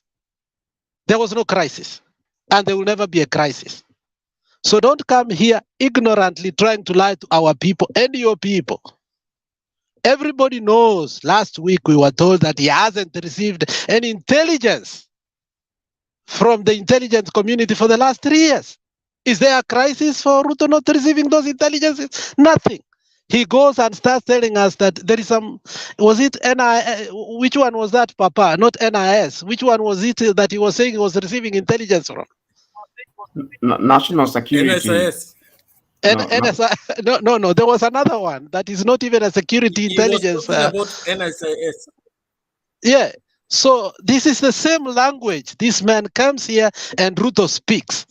You know, lies are contagious. You listen to lies, you get embedded to them, and you start speaking them thinking it's the gospel truth. You need to sanitize yourself as a young person and start looking for originality of ideas and start asking coherent questions that can move your people to the front where they are not right now. Thank you very much, Bernard. Okay, asante sana. Unajua propaganda ni mbaya, inazuia watu kufikiria. Mimi sijui kwa nini mtu akuwe mtu mzima na asikubali kufikiria hata kama umeambiwa aseme. Huwezi tu kusema kile umeambiwa useme. You at least you think through and internalize it so that when you report you can stand by it. You don't just repeat Itumbi alisema hivi, unaenda kusema hivyo. Did it not pass through a working brain or something? Let's grow up and be sensible. Hey, nakwambia inji, Mungu atatusaidia. Now, naomba tusonge mbele. Nani huyu? Kuna dadi, kuna Oze, vipi? Oh yes, good evening to all of us. Bob, Mama, Bernard, Laban. Leo tuko na mheshimiwa Dad, Alex and Olara. Eh? Mheshimiwa wa ukweli. Eh? How is everyone anyway? Ni mheshimiwa mkamilifu. Wacha mheshimiwa baadhi. Yes, nice to see all of you. I'm, you know, every time the deputy president talks, and these days he has the habit of repeating why Kenyans are hungry. Now, I just tried to go down the memory lane, and I came across some of the challenges that have hit the agricultural sector. Now, if the truth be told, the problems in the agricultural sector started when the DP was actually in charge those days. If I remember very well, you are well aware of the illegal imports of the maize, the Mexico issues, which they translated for us to mean maize eco. You know, do you remember that? Maize eco and Mexico imports. Now, interestingly, he was in charge during that time, and it was, I think, during the coalition government when the maize issues also made him be suspended as minister. Then, unfortunately, you see, Rift Valley, they have always said this is the food basket for Kenya. I have not quite understood why that is so, but in the early days, that is what I learned, that Rift Valley and Kitale have always been the food basket. Now, that is the time when all these issues around the maize agriculture and maize in Rift Valley was at a high peak. Now, truth be told, it was also thereafter following, which again the DP was in charge. You remember the fertilizer issues. Again, there it was. Hello, Alex, you want to add something? No, for the correction, the maize eco was during when he was a DP. It was recently. I mean, it wasn't when he was the Minister for Agriculture. So, I mean, for the record. Yeah. I'm saying the mixing of Mexico and maize eco. See, maize eco was a creation of Wananchi. Oh, okay. But he wasn't the Minister for Agriculture then. But the docket was under him. Yeah. You are right. You're right. But then the minister was Kiunjuri. You remember? It was Kiunjuri. No, the term maize eco. Maize eco, where did it come from? That term. See, it had something to do with Mexico. Anyway, so that is it. Then they just remember the issue of the fertilizer. the subsidies were removed, and then, of course, the cheap maize was imported. Then the farmers in Rift Valley the cheap maize was taken to the National Cereals Board. During that time, they increased the prices. The increase at the National Cereals Board was to help sell the maize, imported maize, at a high price. Now, when the farmers tried to deliver their maize, they could not, because the stores were full with imported maize, which they were being dictated to buy at a very high price. Not knowing that, did Kenyans know that the maize the cereals board was buying was going to private individuals? It was very, very unfair. By the time the stores were full, farmers had nowhere to take their maize. Then the prices started coming down, crumbling. What happened to the maize farmers? They could no longer grow that maize profitably. Now, the same DP went there, and instead, I'm told he was advising the farmers to plant avocado. He told farmers, persuaded the farmers to plant avocado. Now, little did we know that when he was telling people to plant avocado, he wanted to throw away the farmers from farming maize. Then what did he do? He goes to Congo and hires plantations and plantations of planting maize. He knew that the imported maize, when farmers stopped planting maize, soon there will be a shortage. Again, the issue of the import was come back. So when the issue of the import comes, it was now going to be his own maize grown in Congo being imported. Now, how deceitful can any person who calls themselves a leader be? This is really, really very, very disheartening.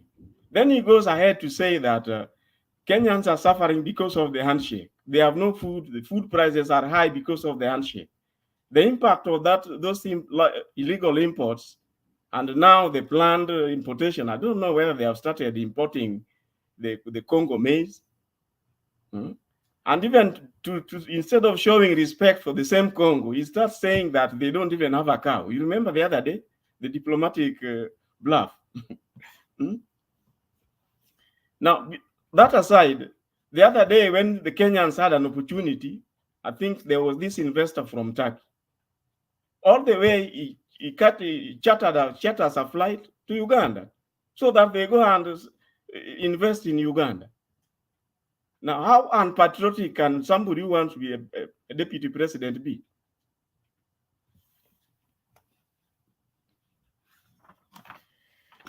Anyway, I want to conclude by talking about this Wamalwa issue is very, very unfortunate. And I'm just wondering if they were nearer to each other.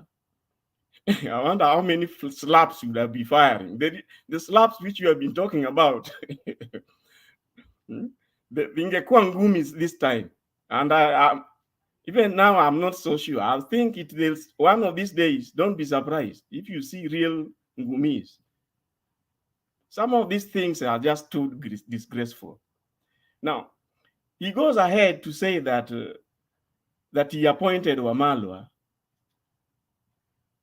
as the minister. Now, we are all aware of what happened when they were forming the government after 2017. Do you realize that for 3 months, we didn't have a cabinet, full cabinet? They first started by bringing on board only 6 of the previous existing. Others, there was a lot of tug of war before this appointment could be made.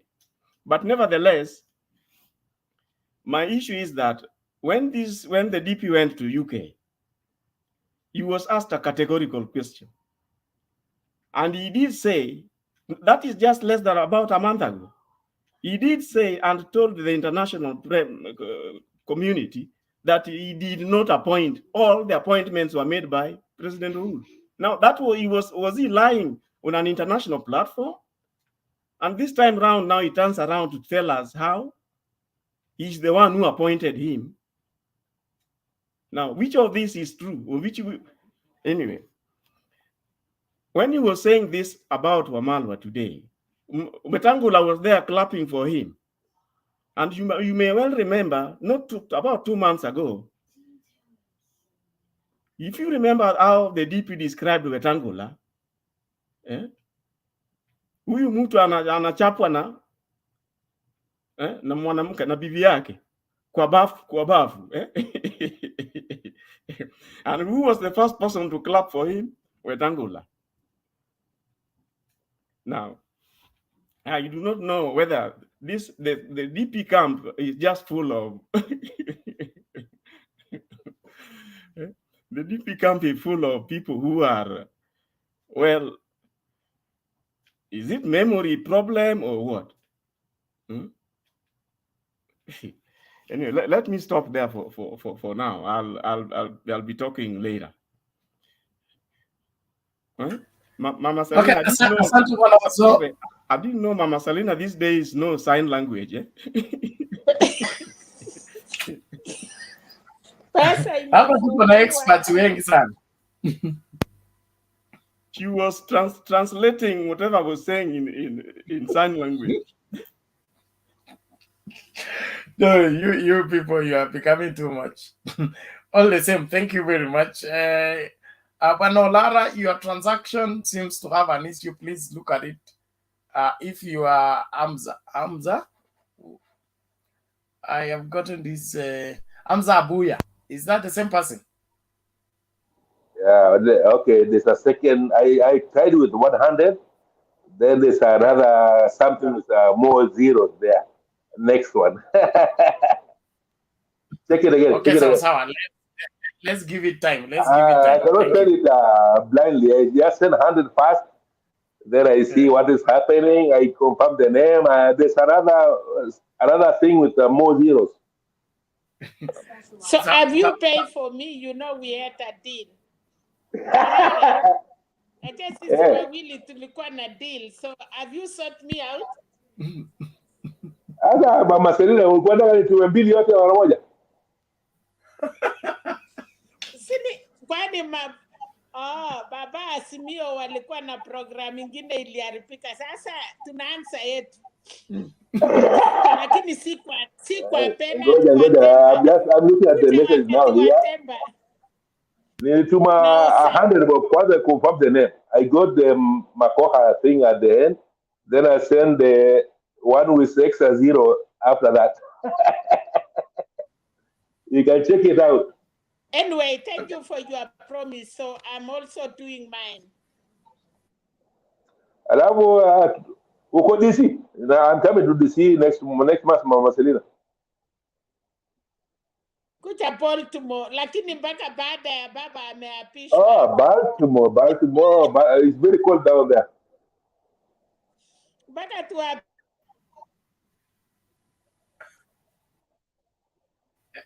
Mama Selina, you're mute. But nataka tusonge mbele. Namwambia mpaka baba apishwe na mama tunaenda vacation Kenya. So tengeneza ndege. Niko tayari. Hata mimi haya nitakutengenezea. Sawa basi. Sio mbuzi confirm kama hiyo nyingine hiyo zero mingi imekuja hajakuja. Confirm hiyo. Juu hapo kwangu imesema imeenda. Okay, thank you. Ngoja kwanza. I'll confirm. Na suit yetu itakaaje? Tunapaa suit ama tunaenda aje? Bernard alisema suit ya blue. Mimi navanga tarbush. Yeah, taki. Sasa tuonane kwa kamera tupange vile tunafaa. Sawa. Thank you. Bernard, ile kipindi ya Saturday yako na Temba ilienda wapi? Alex kwanza wewe nakutafuta sana Alex nakutafuta sana. Lazima ukuja hapo usitoroke. Wewe atoroka kule na kuna ingine ya Temba na nani baba Azimio na nani ya saa 5 ya karibu wafunge studio. Lakini mimi nimependa yako na Olara. Mimi nimependa hii. Ile ingine hapa. Hii imekuwa tamu hii. Alex uko wapi? Lazima tusherekee. Alex uko wapi? Uko sasa gani wewe? Lazima tuende tusherekee baba. Oh, mheshimiwa amerudi. Mheshimiwa, unaona hiyo mpango sasa imeingia ndani. Mama Selina, nimesikia hiyo maneno. Sawa, please, Ulisema mpaka watu wameweka. Ulisema mpaka watu wamekuja kwa kioo badala ya kukaa kwa kisa. Hata wale weusi naona wamekuwa weupe kabisa.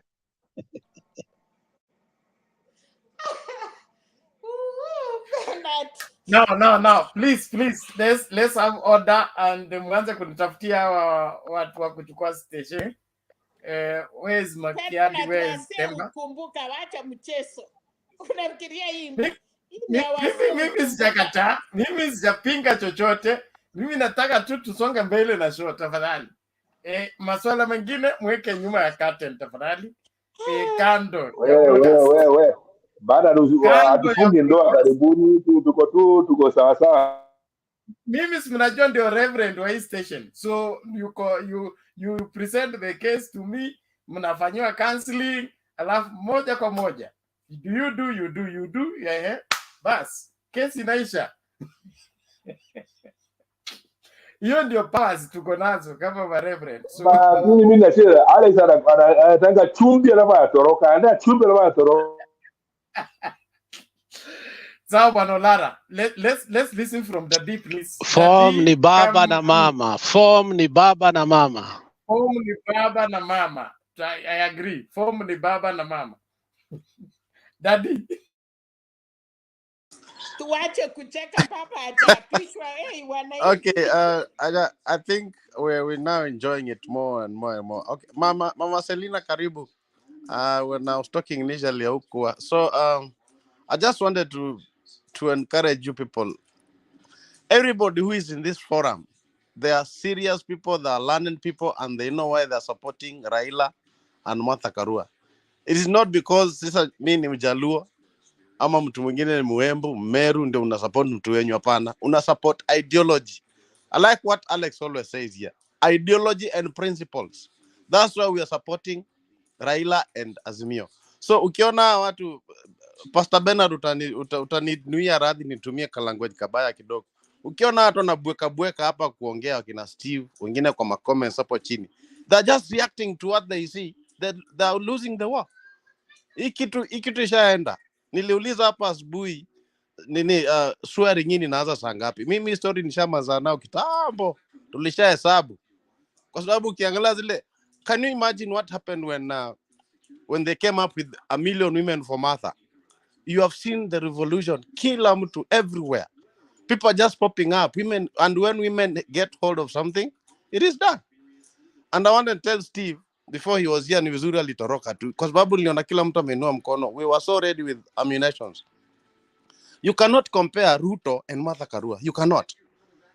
You cannot, and you will never. You shall not even think about of comparing the two. One of them is arrogant. The other one is somebody with the principles.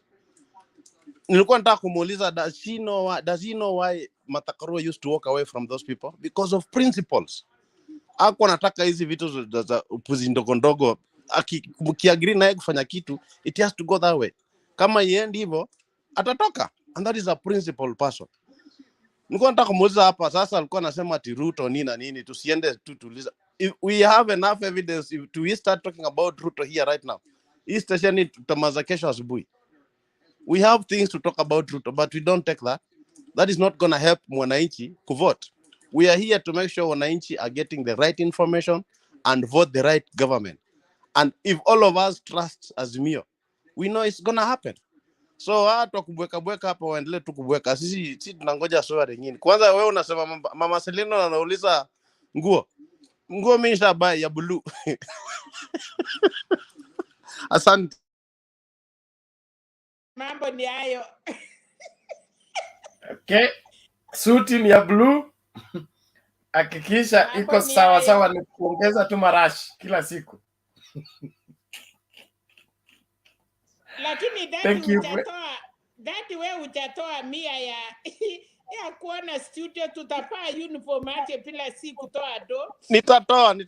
Nitatoa Alex, tutatoa tu. Sunana huyo ni mzuri, huyo adanganyangi. Kwanza atatoa nyingi. Tutatoa. Unless na kuinvite North Carolina chai. Actually, hii weekend niko huko. Hii weekend niko North Carolina. I'll see you. Nitakupa namba baadaye.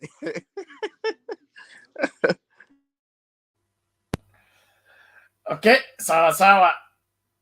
Hiyo chai na mimi nisambaziwe. Hiyo lazima uibariki. 10% hiyo tithe lazima itafika hapo. Sawa sawa. So naomba tuende kwa nani? Kwa yes. Nani anaenda kuweka choto Karen? Unafikiri wamama peke yao wataishi Karen? Lazima tujipange.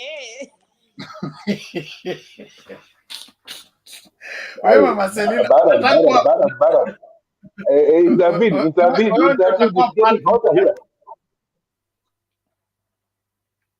Wewe ndio utakuwa patron. Unajua nini pena? Napenda vile wakale wanakuja wananichungulia, wanatoroka wanaitana, wanakuja wanapata ni mama kiboko yao wanatoroka. So that is my happiness.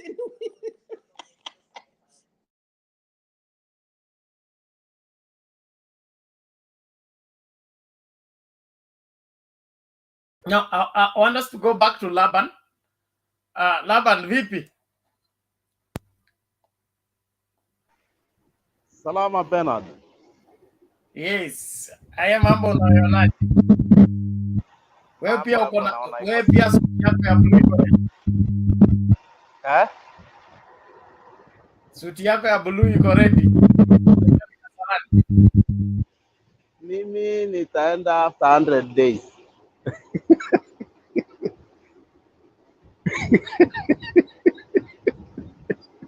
After 100 days, unajua kuna zile vitu ambazo zitafanyika after 100 days.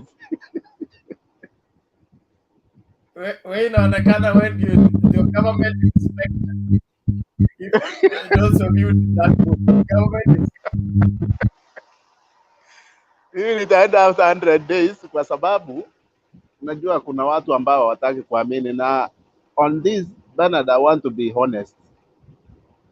Na kuna huyu jamaa amekuja hapa anajiita nani, Steve. Sijui huyo jamaa ana represent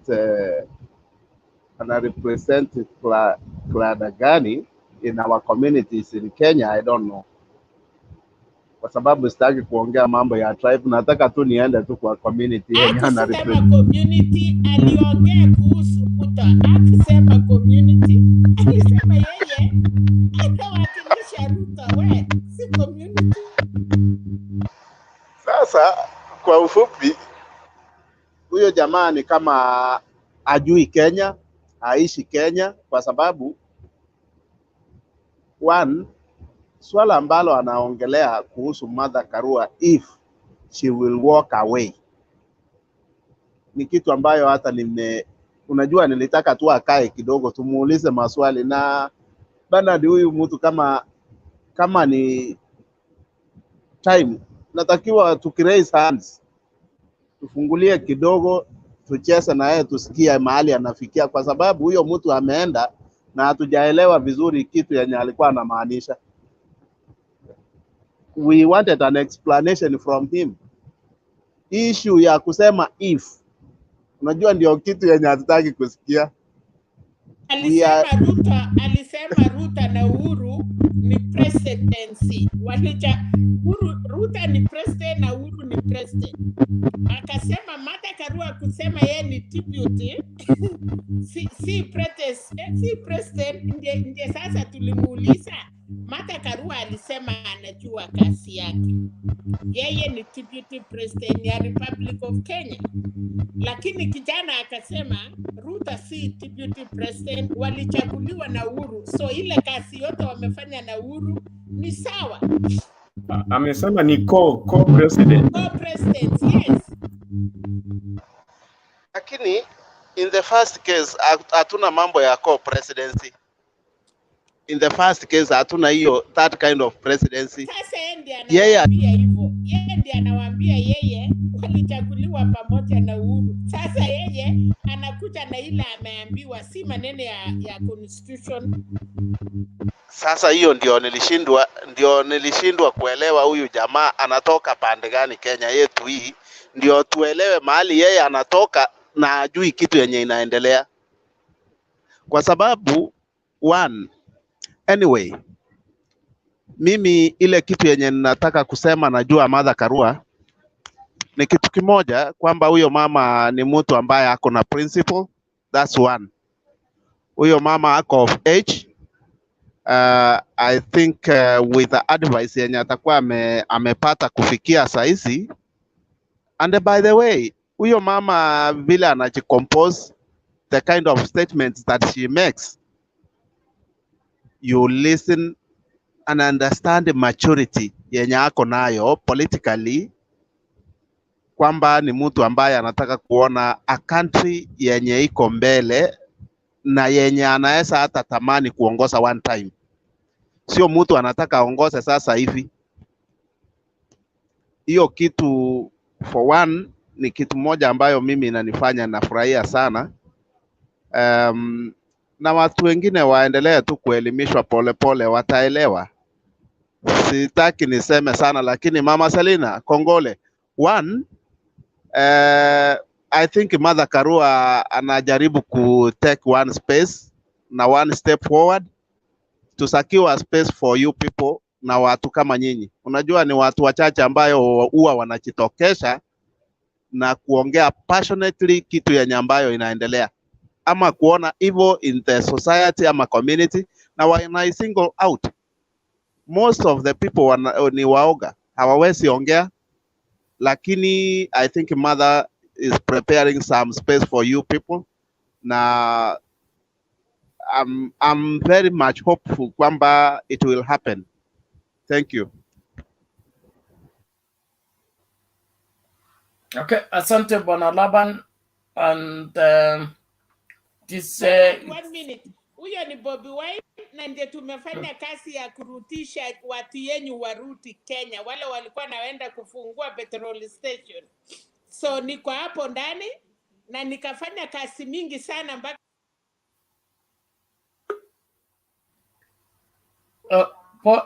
pole Mama Selina, ni kama umetupwa nje.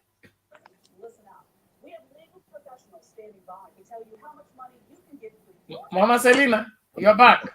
Badilisha jina. Change the name. No, sasa ni Mama Selina, sitaki mchezo. 29 days, 27 days, alafu tarehe 10 na ngoja baba anaabishwa tarehe 9, tarehe 10, tarehe 12 niko California na Bobi Wine, na sherekea Uganda na Kenya. So tuko moto moto. Sahi hakuna mchezo, Kenya na Uganda. So asante. Thank you, Mama Selina. Let's make progress. We go back. Yes, Alex.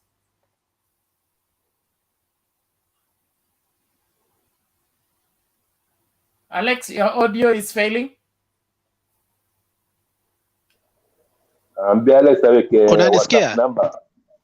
Unanisikia sasa? WhatsApp number Yeah, ndaweka rafiki yangu. Nataka kumshukuru Laban kwa maneno ya wasia ama wisdom, whatever it is. Swahili, we are forgetting it. I think ndaambia nyumba nifunze Kiswahili. Lakini nataka nikushukuru kwa yale ambao umeongea. Kuna mambo na matamshi mtu anayoyasema, it cuts deep. Inaitwa deep throat. Unayasikia na yanakaa katika core na haujui vile unaweza sema. Ukweli ni kwamba na Wakenya lazima watafakari haya. Ingekuwa ni baba peke yake na Kalonzo wana run na Ruto and Gachagua wana run, matusi ambayo tungekuwa tunaona sasa hivi katika podium, hata watoto. Unajua, in 2017 I will not even allow my children to watch when Uhuru and Ruto were speaking. I swear to you, it reached a point whereby it was so toxic, so polarizing, and we were asking ourselves, where are we headed to? Namshukuru Mungu kwa huyu mama anaitwa Martha Karua. We have brought sanity back to a point whereby when there is news, 7 o'clock and 9 o'clock news, we can all sit on the table and watch news as a family. Lakini hayo maneno yamekuwa ni mambo ya kitambo, kwa sababu 2013, 2017 chuki ambazo tulikuwa nazo, mpaka watoto wanakuuliza Wakikuyu wako hivi, Wajaluo wako hivi. Wajaluo ni watu wa kung'oa reli. You see, it's being embedded on our children. Lakini huyu mama ameosha, na vile umesema, that is what we need. Na Kuria said it without his knowledge. Na I don't know nani atakomboa Kuria. He said the de-risking factor ambayo tuko nayo Kenya ni mtu anaitwa Mama Karua. So asante sana kwa hayo matamshi Laban. Ongera. Thank you. Okay, good. But Laban anataka kusherekea after 100 days. Sasa hiyo ni makosa. No, yeye anataka kuwa government inspector, kuja kuona kama ile miradi tulisema imefanyika. Lakini akikuja hivyo abebe kitita cha congratulations, kwa sababu every office unaenda ikifanya kazi unaacha kitita cha congratulations. After 100 days this country will be a new country altogether. A new country altogether. Na vile tuliona miti yote ya Masai yuko juu. Sasa, yes, Jose, what is it? I just wanted to say something about the Busia. I think earlier on somebody had showed me a video of what was happening there. And then I think one of the panelists had commented that this is a serious embarrassment to the lawyer community, that you cannot make people, just because maybe they are jobless or whatever they are, what's happening, that you give them 50 shillings. And I think the sentiment was that this is the place where the DP is giving as low as 50 shillings, and yet in other places they are giving much more. So I think the money was still there before anaitwa nani Ose alikuwa batu wako na do. Ukiona mtu amefika 50 alafu mkutano ya mwisho itakuwa 20, hoteli imefungwa baba. Unajua you start in the Continental Hotel, then unakuja ile inaitwa 3-star hotel, alafu unakuja ile ya Kawangware, amemalizia Kibira. Umusame. Sasa kama pesa Mama Selina wachana Kibira. Mama Selina wachana Kibira. Nini watoke mtu wa Kibira bwana? No, Mama Selina, what I'm saying is this, they are saying that in Meru. About Kibira. Unajua Kibira? Okay. Tunakula chakula hata ya shilingi 5 na tunashiba, okay? But yeye alikuwa na pesa, akaanzia 5-star hotel for 4 years, akateremuka 3-star hotel, amerudi ile hoteli hapo hapo. Sasa saa hii imeisha. So 25 watu wawili wanapatiwa 50 shillings. Sasa next week mtu atapatiwa 25 wakawanye wawili. Hey, bwana. Omera. Mama Selina, what I was trying to say is this. You know, this same team, they were in Meru and Tharaka Nithi last week. And apparently, some good money, so to say, compared to the 50, was being given. For the crowd you saw there. Giving him money, wamejua anaanguka. So nobody want to give the money again. When you walikuwa na sponsor, wamejua kiti imeenda. How will you give out money kama unajua kura imeenda? Even hata kama wewe ni wewe ukweli. So yes, alikuwa na promise, anasema toeni pesa tunachukua. Hii muti yako ya kukuja kusema tena sasa baba amechukua, ndio imefanya pesa imekosa. Sasa unasikia anaenda kutengeneza lawyers. Sahi hakuna pesa. So it is true as we are talking and choking. Wenye walikuwa nawaambia tutachukua, alafu Kachakwa aonekani kwa TV na ile pesa kidogo amepakisha, amenyamaza naye. You know, we are really talking.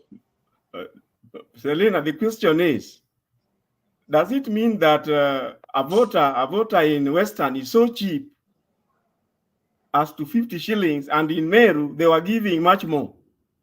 Because wacha nikwambie vile Moya alikuwa anatuambia sasa. I'm now talking a real sense. Sisi tulikuwa tunaenda kwa Moi. Moi anasema kaeni hapa. Sisi tuko kwa ile room juu hatuna pesa. Wakikuyu wanakuja na briefcase. Hasa wanasalamia mzee na kupatia pesa. Wakikuyu wakienda, baba anasema nyinyi wachinga. Si mnaona sasa mnaniambia ni wachane na Wakikuyu na nyinyi mnataka pesa. Sasa tunachukua pesa tunaenda. I'm talking seriously. So for real, chama ana pesa. See about Luyas. Alafu Luyas Mudavati ana do. Watangula alinunuliwa na Sosa. Sasa nani ingine anatoa pesa? For real. Mama Selena, let me ask you. Sasa ikifika Western, ndio nilisikia mtu akisema hii ni madarau kubwa sana. Kwa sababu mtu ya Sosa na Mudavati hata yeye alinunuliwa ndio ashikange koti. Sasa watu yote ya maana ya Western wako na baba. Matajiri yote ya Waluya wako kwa Kwambo. Sasa hii chama yako, hii Wekesa Jessica, anaitwa nani? Ile mtu ya alikuwa PS.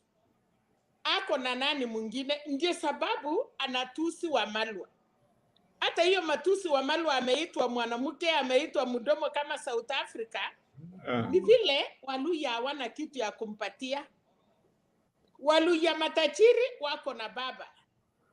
Na Waluya matajiri wameenda na kura. Alafu ako na Mudavati na mtu ya Sosa. Nao akiwa Meru, at least wale watu wako huko walikuwa na pesa. Akiwa Central alikuwa naye na watu ya huko. So for now, watu waliambiwa mulete 70%, they cannot even bring 2%. Sasa hiyo ni hasira. Hiyo 25 hata ni huruma. Hawangepata hata shilingi 5. But kwa sababu hakukuwa na watu ya kwenda mkutano, wakaambiwa basi kawia hawa patia 50 watu wawili. And tumekuwa tukisema na Alex. Okay, kwamba hii mkutano let's ya do UDA, this. Order. 1 minute. Mkutano ya UDA ni pesa. So pesa imeisha, hakuna watu kwa mkutano.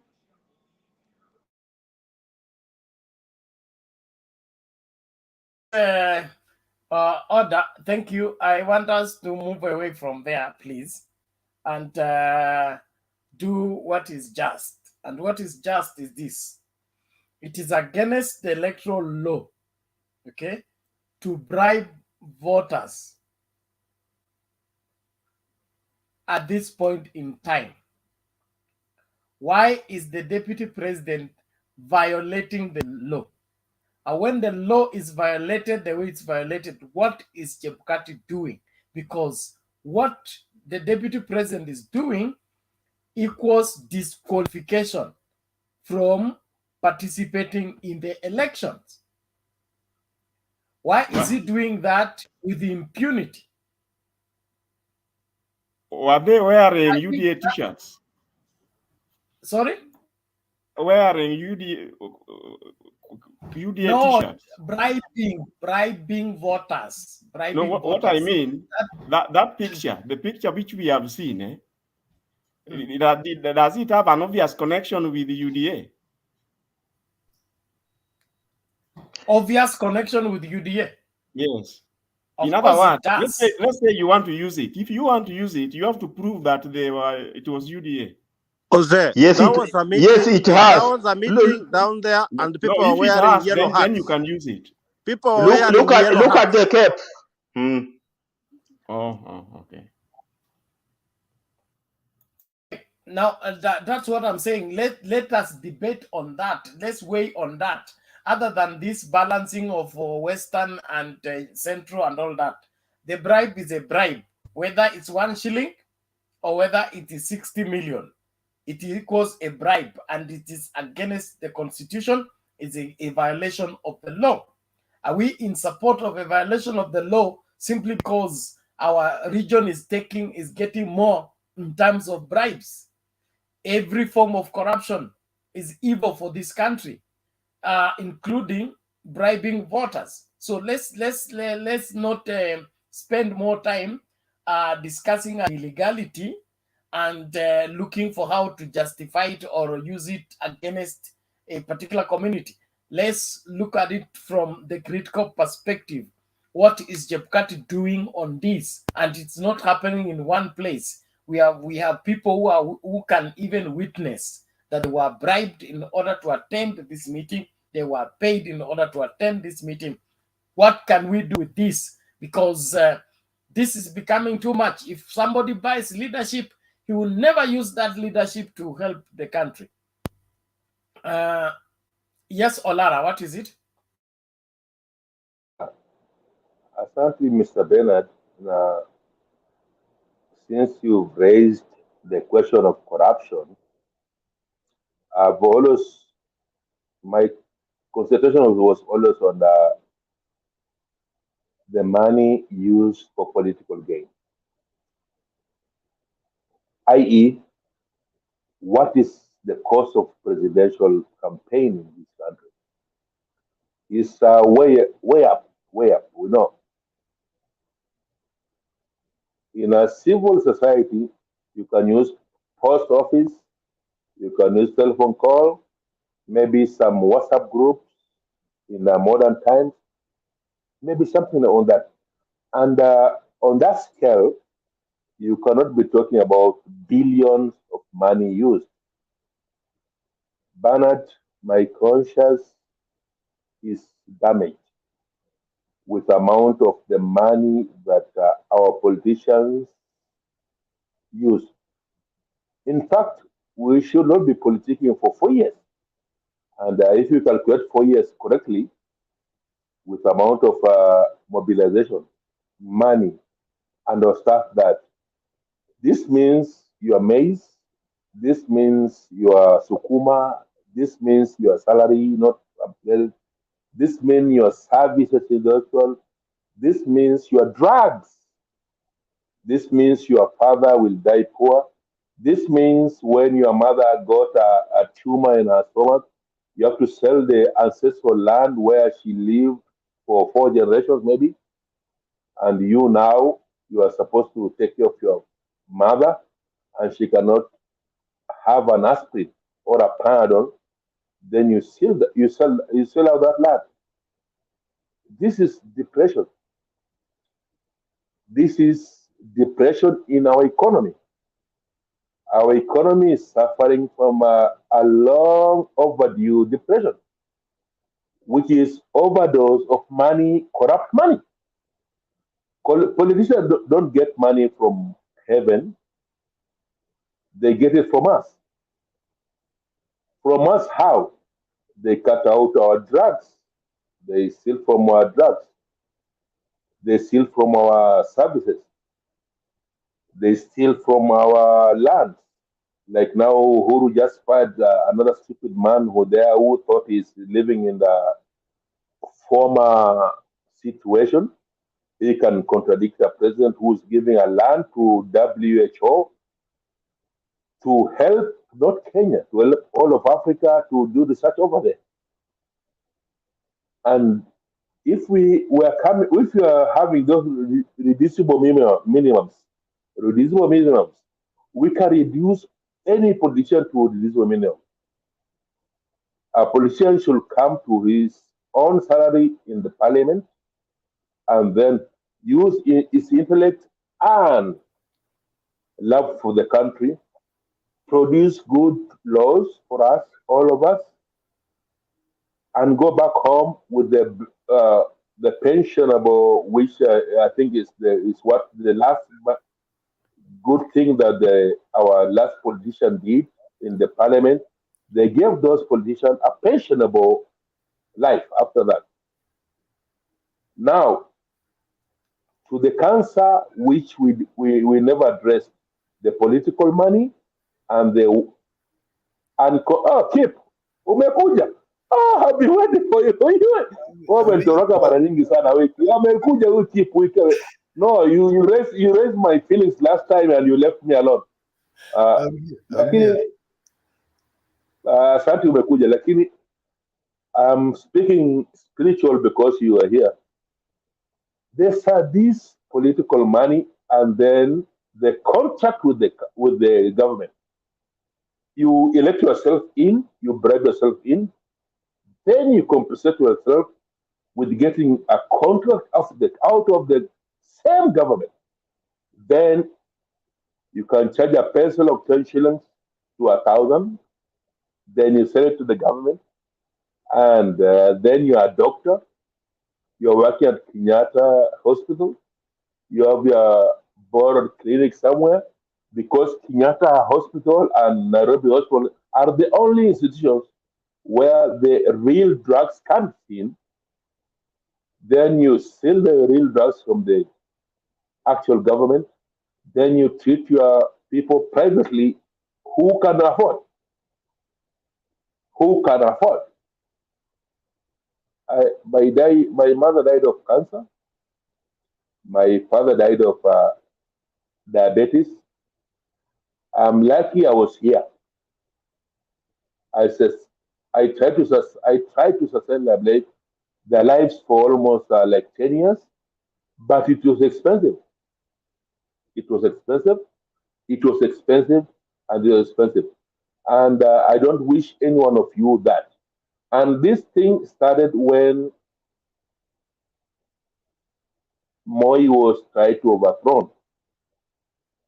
From that day to now, the state capture was real, and unfortunately, it was not the state was captured.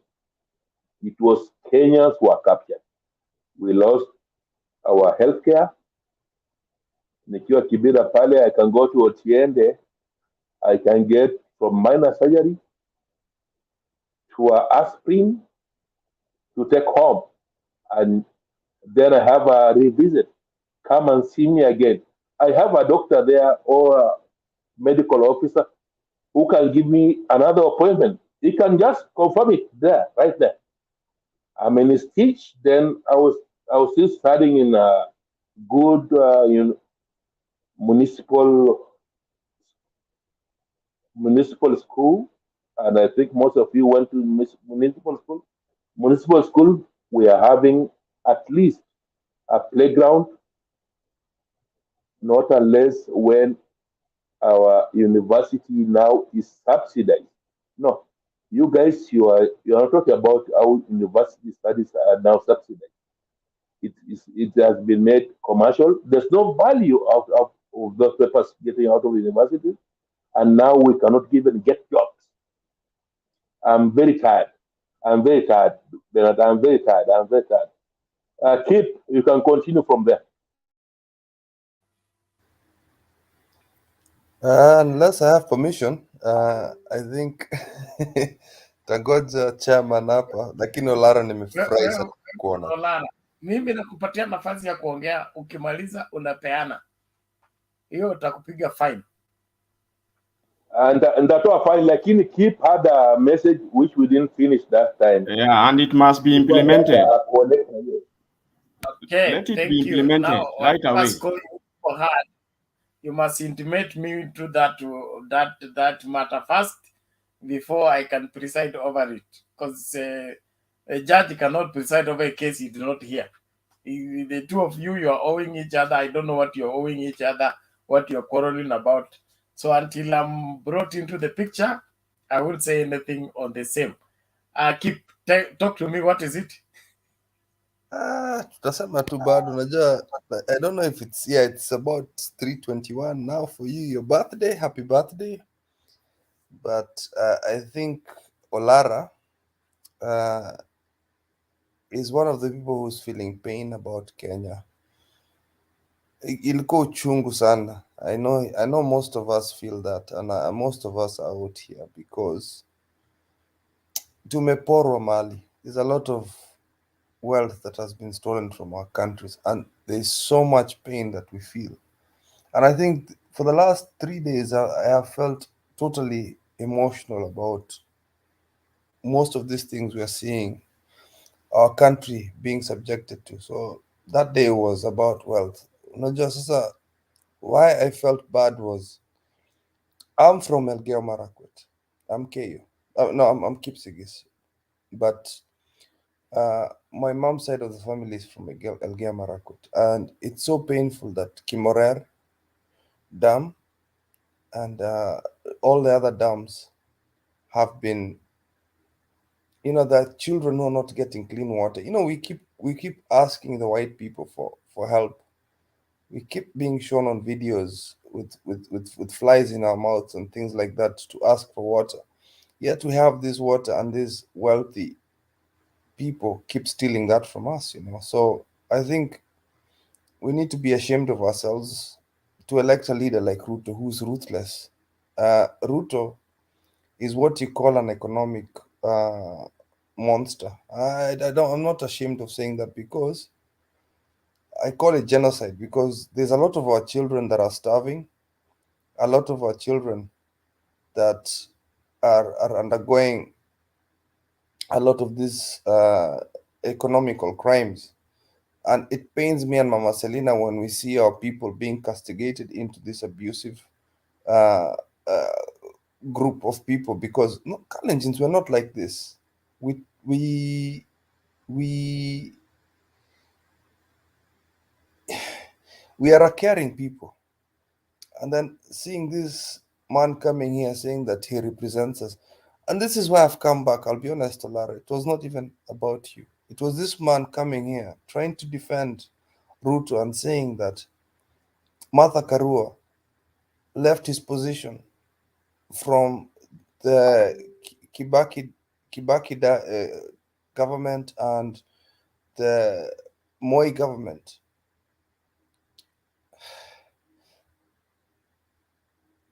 How can you? How can you? How can you put these two people together?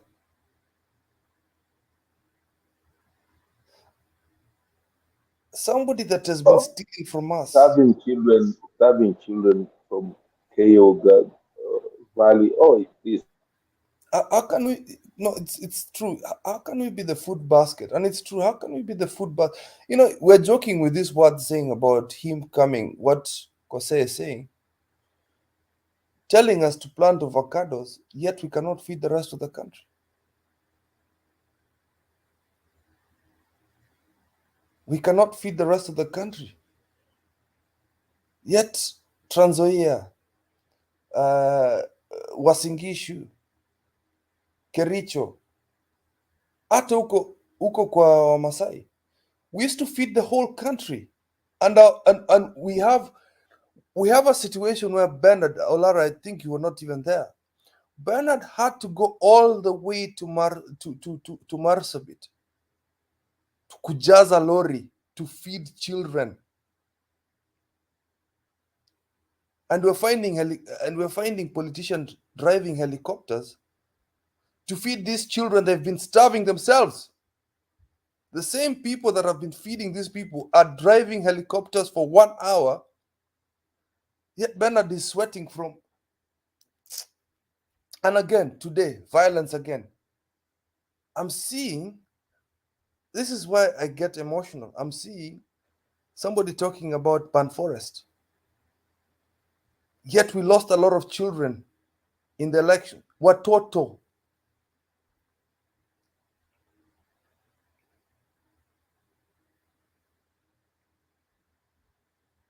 Paul, Lara, I did not want to do that to you, but Kenyans, tafadhali, my fellow Kalenjins, hatuwezi. Stephen Mutumbu, tafadhali, don't do that. tafadhali, let's vote in good leaders. Martha Karua is the 6th for me after Raila Amolo Odinga. My people have always supported this person and I'll keep repeating that. Hata mimi na Mama Selina tutakuja hapa every day and we'll keep repeating that to you. There's a lot of the older generation of Kalenjins that we support this old man and we will support him. Hii mambo ya hii vijana wanakuja hapa to try and I don't know what was he saying, Mama Selina? Ati a country cannot be run without a deputy president. Is that what we are saying? We cannot run the country without a deputy president. We've been running without a deputy president for the last 4 years, and the country has been very successful. We have an industry coming in. I'm so proud of Uhuru Kenyatta. Kenyatta ameleta manufacturing to Kenya. That is 3,500 jobs coming into Kenya. Nataka kupigia mjamaa makofi. Uhuru Kenyatta today has made me very proud. We've stolen jobs from the United Kingdom. Mitsubishi will come here, Honda will come here, all these Japanese companies will come here, and we will thrive. That is a very good example, and I wish that was the news we would be saying. We don't want to hear about somebody called Ruto saying, pointing his fingers. Unajua akiongeanga hivi, hiyo madharau anaweka mkono hivi. I don't see if you can see my hand. He puts his hand like this. Alafu anaongea na hiyo madharau, pointing and complaining every day. Complaining about what? Why isn't he complaining about our children in Kimorer and in Elgeyo Marakwet? Those are the people he should be complaining about. If Uhuru starved those children, because I can see Central is thriving. I can see Nyanza is thriving because Uhuru's done that. Yet, hii kitu ya co-presidency, yes, it was there. Because Uhuru had the ability to build Nyanza on behalf of Raila, to build the coastal region on behalf of Raila, to build northern Kenya on behalf of Raila, and then to build central. Then Uhuru had the opportunity to build Rift Valley. What did he do? He came and pondered our wealth, came and took all that stuff. And I'll say this again without any fear of any contradiction. We have a criminal deputy president. There was somebody, Mike gave me the charter there. Iko hapo, you can read the court cases. If the man has been gone to court and been convicted for a crime, he's a criminal. Ruto is a criminal. He's a criminal. Okay, thank you. Okay, on a lighter note, I know it's the next day. Happy birthday, my brother. Wacha nitakuembarrass leo mpaka ustuke. Happy birthday. Thank you. Hebu ngoja. Weka namba tuone. Weka namba hapo. Namba tumeweka, tena tutaweka. Now, I want us to recapture the debate even as my time begins to run out. Sylvester was here, he dropped out. I just want to, from what you have said and what Olara said, it zeroes into one thing. This country badly needs right leadership. Let us give it that approach. If every Kenyan will pick and put to heart what we feel about this country, the vast resources we have, yet we are suffering for the lack of the same because of the bad leadership, we will go to the booth and vote in right leaders. But as long as we entertain the madness that we are being invited into, we will have ourselves to blame. I pray that every Kenyan will wake up and understand that the safety of Kenya belongs to every Kenyan security, not a few. So let's rescue the country, not just safeguard somebody's ambition or somebody's desires. No, I want to. Okay, let me play this video, courtesy of Mama Selina. I wish Kasuti was here. He would have helped us break it down very well. But I can pick some of what is being said. Poteza heshima yangu kama naibu wa rais. Wewe huwezi kuja hapa na ongea Ferdinand Wanyonyi na Wetangula na Chris Wamalwa na unaita Eugene ni mwanamke. Wewe unaita Eugene alisema hivi. Na mimi narudia Ngalombe bana wewe. Ngalombe na Kitalala kuna mtu mwingine hapa anatembea hapa anasema ati mimi nitaka kumpiga kofi. Ati kwa kimila yetu sisi hatupigiki wanawake kofi. Ati Eugene muhasi. Omuntu nakakhola kama rais mukula uile bukande mukhomanyi musibala muno. Omuntu nanende mpeko wimbala na vimbofu. Babandu bose bagendela omuntu bakwekula. Eugene mwana wefwe niye khurekera chakuba rais wasibala sino. Na Ruto usikie. Huyo unaanguka kura mwaka huu utakutana Eugene 2027 akuweke chini. Ujue sisi tuko na tutapambana na watu yangu ambao wako hapa. Tutapambana. Kuna mwanya holo. Kuna mwanya huna nisai nyefe. Kama nikefe.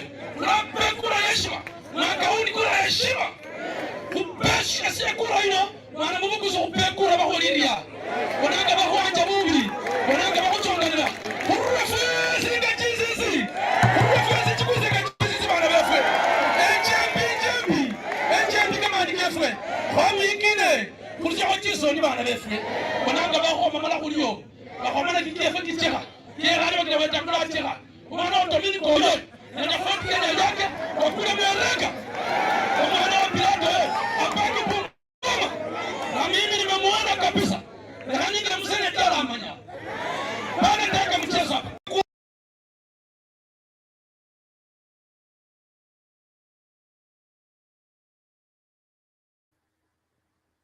Alex multitasking huko Alex nasikia ni multitasker and I'm going to praise women. Alex is like a woman. He multitasks. That is a good thing. That is a good thing.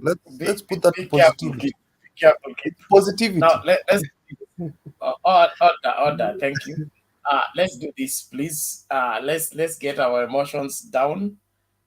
Let's focus. Let's do what is right for us as a people, and help the people who are following the program also appreciate what is happening.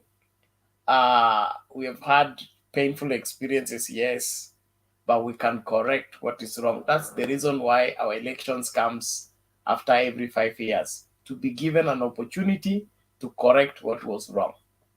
The problem has been we perpetuate what has been wrong.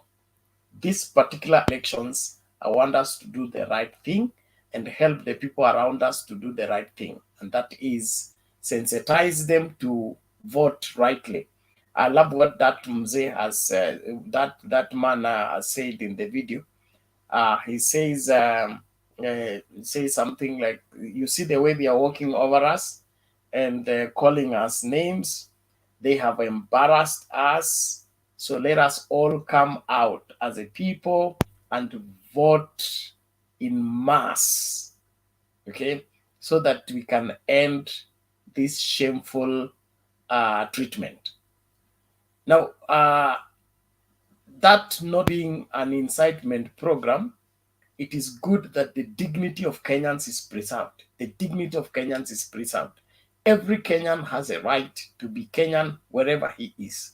Nobody should demean or look down on any Kenyan anywhere. And remember, public service is that service. It is not boss. So whoever thinks he's deputy president and he has to boss people around is the wrong person. Let's keep that in perspective. Okay, Sylvester has dropped again. I was warming up for Sylvester. Yes, Alex, quickly please, we bring in Wangira. Amekuwa hapa asubuhi na mapema, saa hii ni usiku. Yeah, Bernard, we need to take a stand on this issue. doesn't sound good to me when we say, lakini watu wetu tu wanapewa 50 bob. I think we are not here just debating, we are too educational and topical. And what I like about Mtembei is, unlike, other medias, like mainstream media, we are not controlled. We can go further to diverge issues and be able to execute them and be analytical to a point that others understand why we are saying no to bribes. Let us not say, watu wanatudharau, sisi tu wanatupea 50 bob. Let us change the narrative and say, we don't want this. Because the moment we engage in that narrative, it is a dangerous narrative.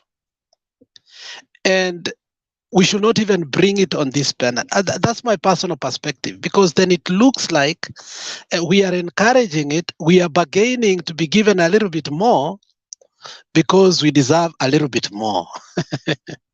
And that is why we are saying, sisi tunapewa tu. No, we don't want your monies. We want development. We want jobs. We want to be independent. We want to have security for our children. Recently, to finish, as you said quickly, Savula went to Spice FM immediately when he came to Azimio. And with impunity, he said that somebody abused him in a bar. And he decided that the person that he was supporting is not going to become the next MP. He went to his own account. He withdrew amount of money. Akakuja kwa ground akachafua. In 3 days, he was able to, with impunity, telling us that I went and took my money that I got in an ill way. I went and bribed the voters. And I got this seat because of money, not because I prepared myself intellectually to be the leader of these people. So you see that impunity. Alex, I have that clip. I have that clip. No, don't worry. Let me just thought process that and I finish. So you see that kind of impunity from our leaders, that they've reached a point because they are telling us, what can you do anyway? You're the one taking it. So we need from this platform to say tawe to bribes.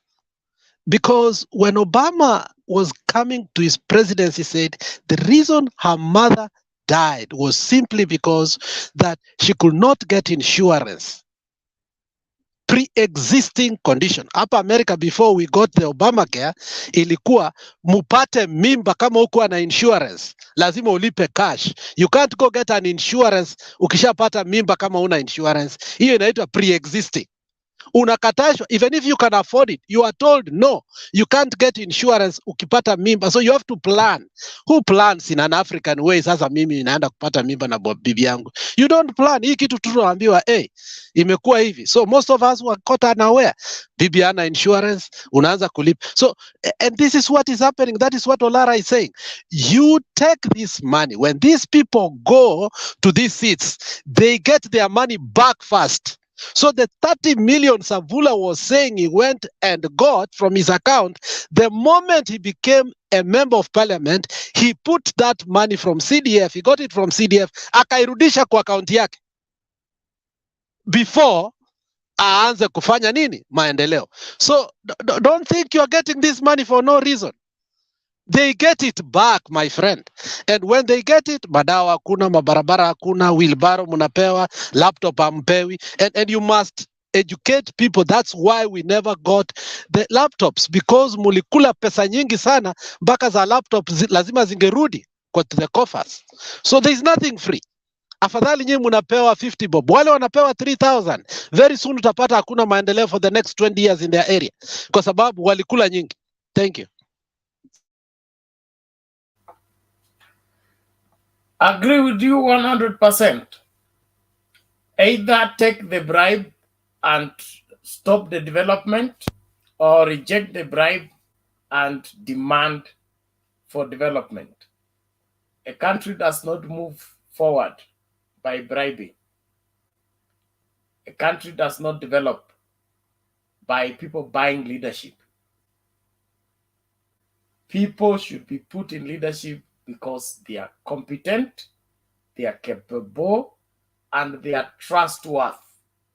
Underline, trustworthy. Can they take care of what doesn't belong to them as if it belongs to them? Can they hold this country in trust and safeguard the resources of this country without milking the country for themselves?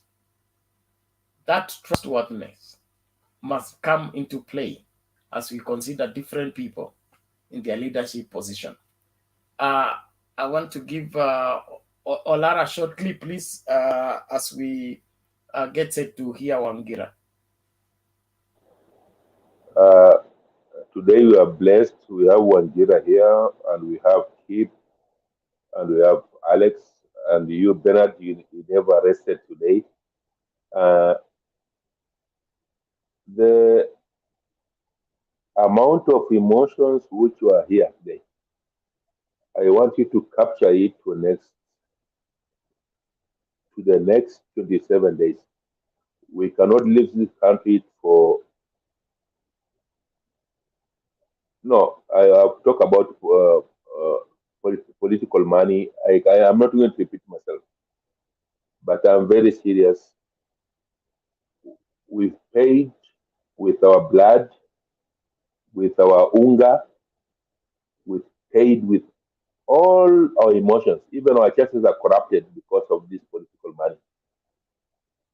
And the core issue is when I was being raised, I had an aspirin at a dispensary, and I had a Mignon dawa for dispensary, city council, and I had at least a malarial treatment in. Alafu mama baadaye atanipatia some traditional thing. We can just recompensate that, and it was cheap. The important thing we have to remember now, it was that medicine were all affordable. Saizi, you never wish you have a cesarean delivery in your family. Because as we speak now, deliverance from cessation alone is 100,000, and cessation session is not a disease; it's just a procedure. Ukiwa umetoka kwenye famili kama hii yetu, hii sisi watu wadogo wadogo, ni 100,000, na kama umetoka famili kubwa ina monies, they have that, they can give them a recuperation room of 100,000 a day. Then you find a situation in a millionaires' families, mostly politicians. They can pay a $500,000 for a simple procedure of only cessation. Mtoto hajaharibikiwa. Ukiharibikiwa mtoto, maybe the procedure went wrong, then you can imagine how you can pay as me and you. We all panelists here, we have those people around us. Could be your brother, could be your anything. Na sasa, because I don't want to raise the emotions anymore, lakini I think this is why we are voting on 9. And if we keep the temperature, Alex, I like your contribution. You have some philosophical, you look small, but you have some big brain there. You have a way of putting words into perspective. And if anyone is listening, especially you, Alex na Wangira, nyinyi mnasubana numbers na some philosophical. I know a bit that I don't want to embarrass you today. Happy birthday na hiyo kitu tungetoa kwa hii contribution. Tungeongea na Bernard baadaye. Mama Selina, asanteni wote, lakini country is going to the woods or it's going to the right hands. Sasa nataka tu to concentrate for the next 27 days, 22 days. Let's do it. Please, together. Tushikane tu kabisa kama ule Kiba yasemaga taadina. Okay, so Lara, we appreciate that. It's good. It's a good charge, and we all must buy into the same. It's our duty. It's our patriotic duty to safeguard this country. Everybody do your part in whatever capacity you can. Let's not relent. We are now on the home stretch. Let's use everything within our power to see to it that we secure the leadership of this country at all levels.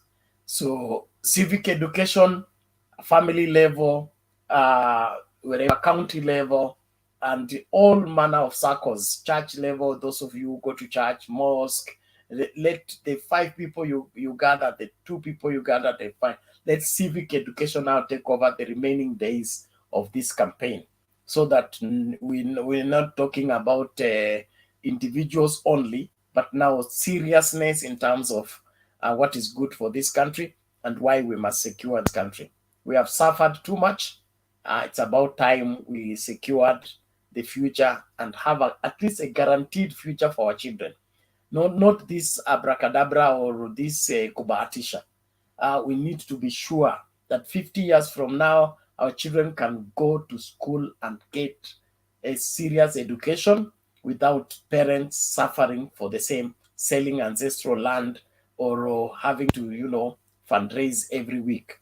We need to have that security that if somebody falls sick, there is health care available for all Kenyans at all levels. When we secure that through this election, we are doing well.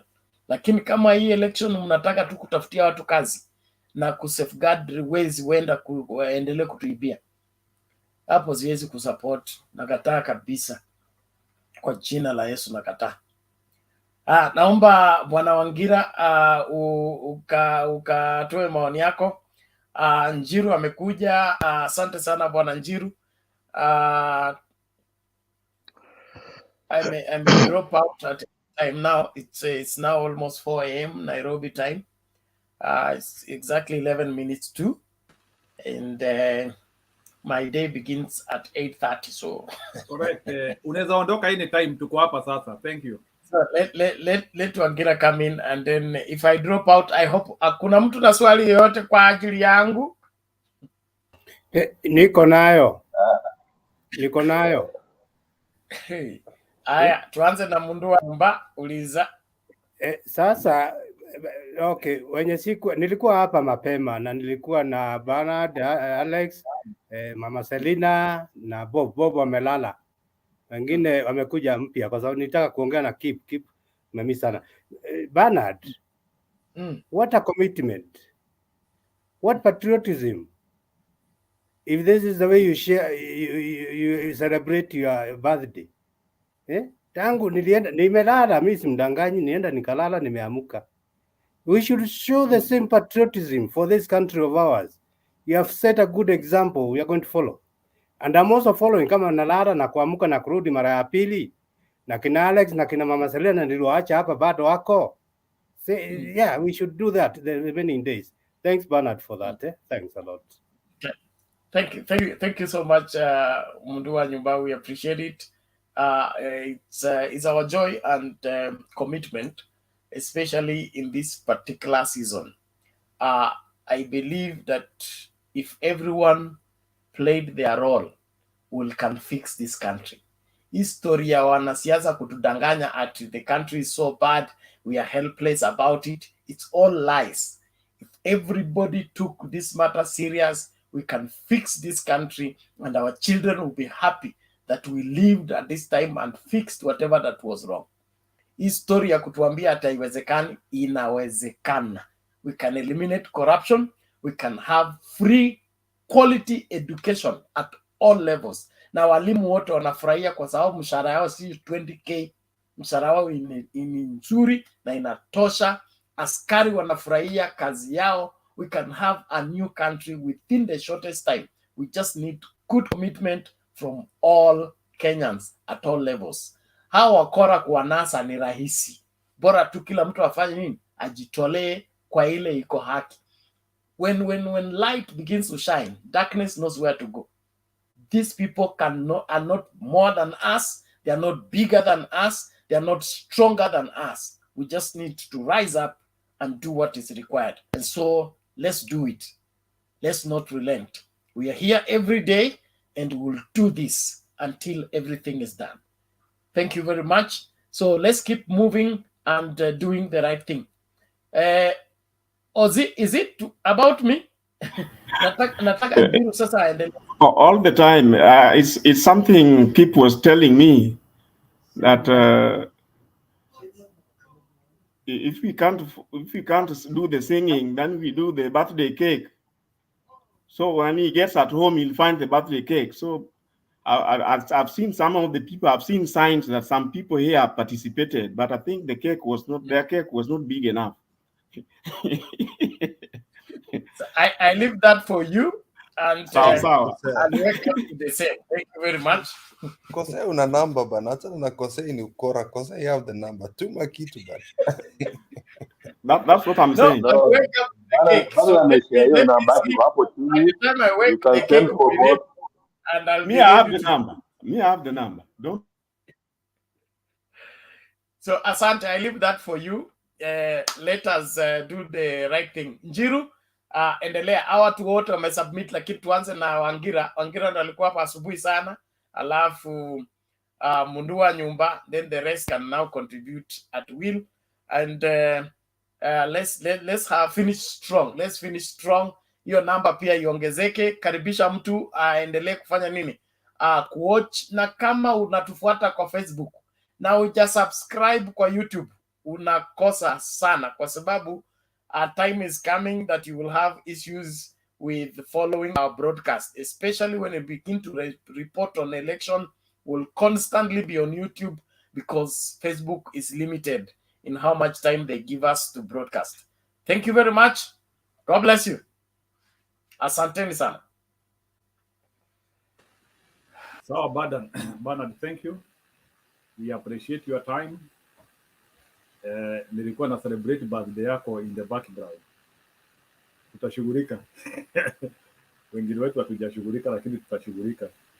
Keep your mic close to your mouth, please, presenter. Okay, sawa. No problem. So I'm saying tutashughulika and we will be able to kujua vile Bernard ataonja kitu yetu. Keep, I hope keki yako imefika. I was one of the first ones, my friend, but I'm mbio. Yeah, I know you are a bit fast. Sawa. So I think let's get kipi kwangi kipi inakuanga msabibu. Okay, there are different things which are being used. So bwana, sijui kama Mr. Wangira ama bwana Nyumba, nani anaanza? Wangira, bwana Wangira. Wangira. Okay, thank you very much, Njiru. Just before I make my contribution, let me just pick up from where Olara left. The issue of healthcare. Your camera is not. Just fix your camera. Just make it. Bring your face into your camera. My camera. You are good. Now you are good. Okay, fine. Just before I make my major contribution, let me just say something about what Olara was talking about, the issue of healthcare in this country. I remember in the 1980s, when my father just retired from public service, and he developed high blood pressure. And I remember he used to go to a health center. Today it is a sub-county hospital called Port Victoria Health Center. That time it was a health center. And I remember I used to get every medication for high blood pressure in a health center. I don't remember any time my father ever bought any type of drug from any chemist, or you call them pharmacies nowadays. And for the long time he lived before he died, he enjoyed quality healthcare from that particular health center. I think those were times before they discovered that they could steal medicine from their pharmacies and sell them to private pharmacies outside the hospitals. Another situation came up in 2019 when my mother developed a growth in her nose, and she was in real pain, and I took her to Kenyatta National Hospital or Doctor's Plaza to see a doctor who is in charge of, who is a specialist in that particular area. And he told me that if you have to go through Kenyatta National Hospital, you'll take like 6 to 7 months before your mother is attended to. But you have 200,000 shillings. But because my mother was in serious pain, and I told him, yes, I have the money. And he told me, he wrote for me a reference to a private hospital immediately, and he told me, admit your mother this evening, which I did. And by the next morning, she had been operated on, and later on, she had to go through radiotherapy in that particular area.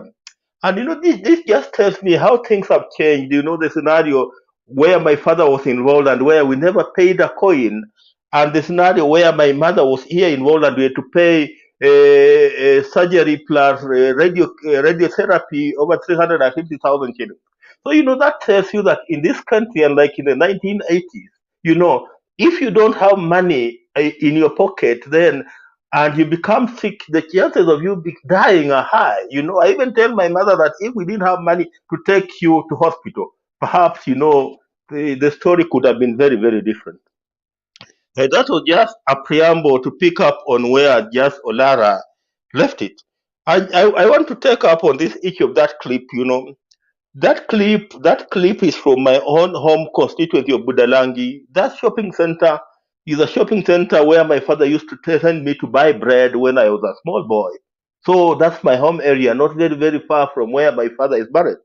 And to me, it sounds very, very embarrassing to see some people pay my villagers, my fellow villagers in that village. Those majority of those people are people interact with my mother in the village, 50 shillings each to attend a political rally. It's so embarrassing. And this is my take. It is my belief that perhaps the amount of money, first let me just give you the genesis. There's a lot of pressure to embarrass Raila Odinga in Budalangi. Because, in Budalangi has been the rock for Raila Odinga for many, many years, where he has solid support. And because now there is Raphael Wanjala there, we're trying to reclaim his seat on the 9th of August. There are people who are working extra hard to see that Raphael Wanjala loses this election to a UDA guy, a gentleman that I also know.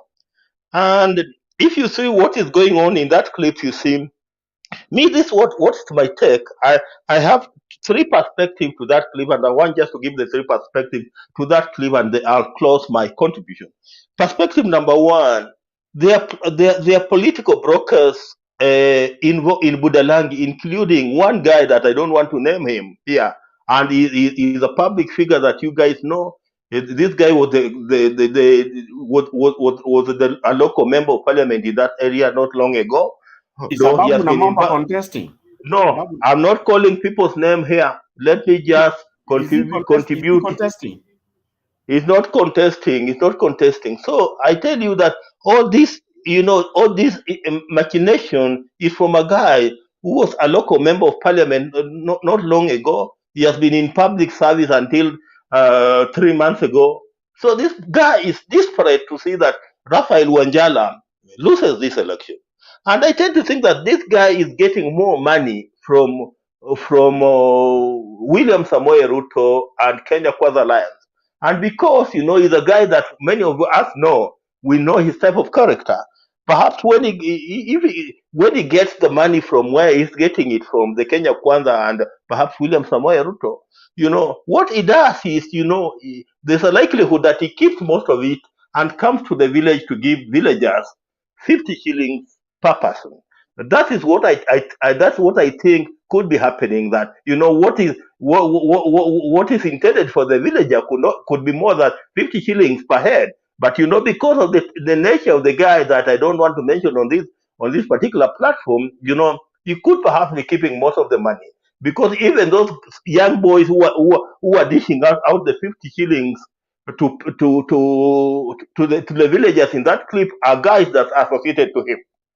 I have not mentioned anybody's name. Uh, uh, this takes me now to the Election Offences Act number 37 of 2016. And if we go to the Election Offences Act number 37 of 2016, section 9, it's headlined bribery. And this is what the Elections Offences Act number 37 of 2016 talks about bribery. And it says that a person during an election period, we are during an election period,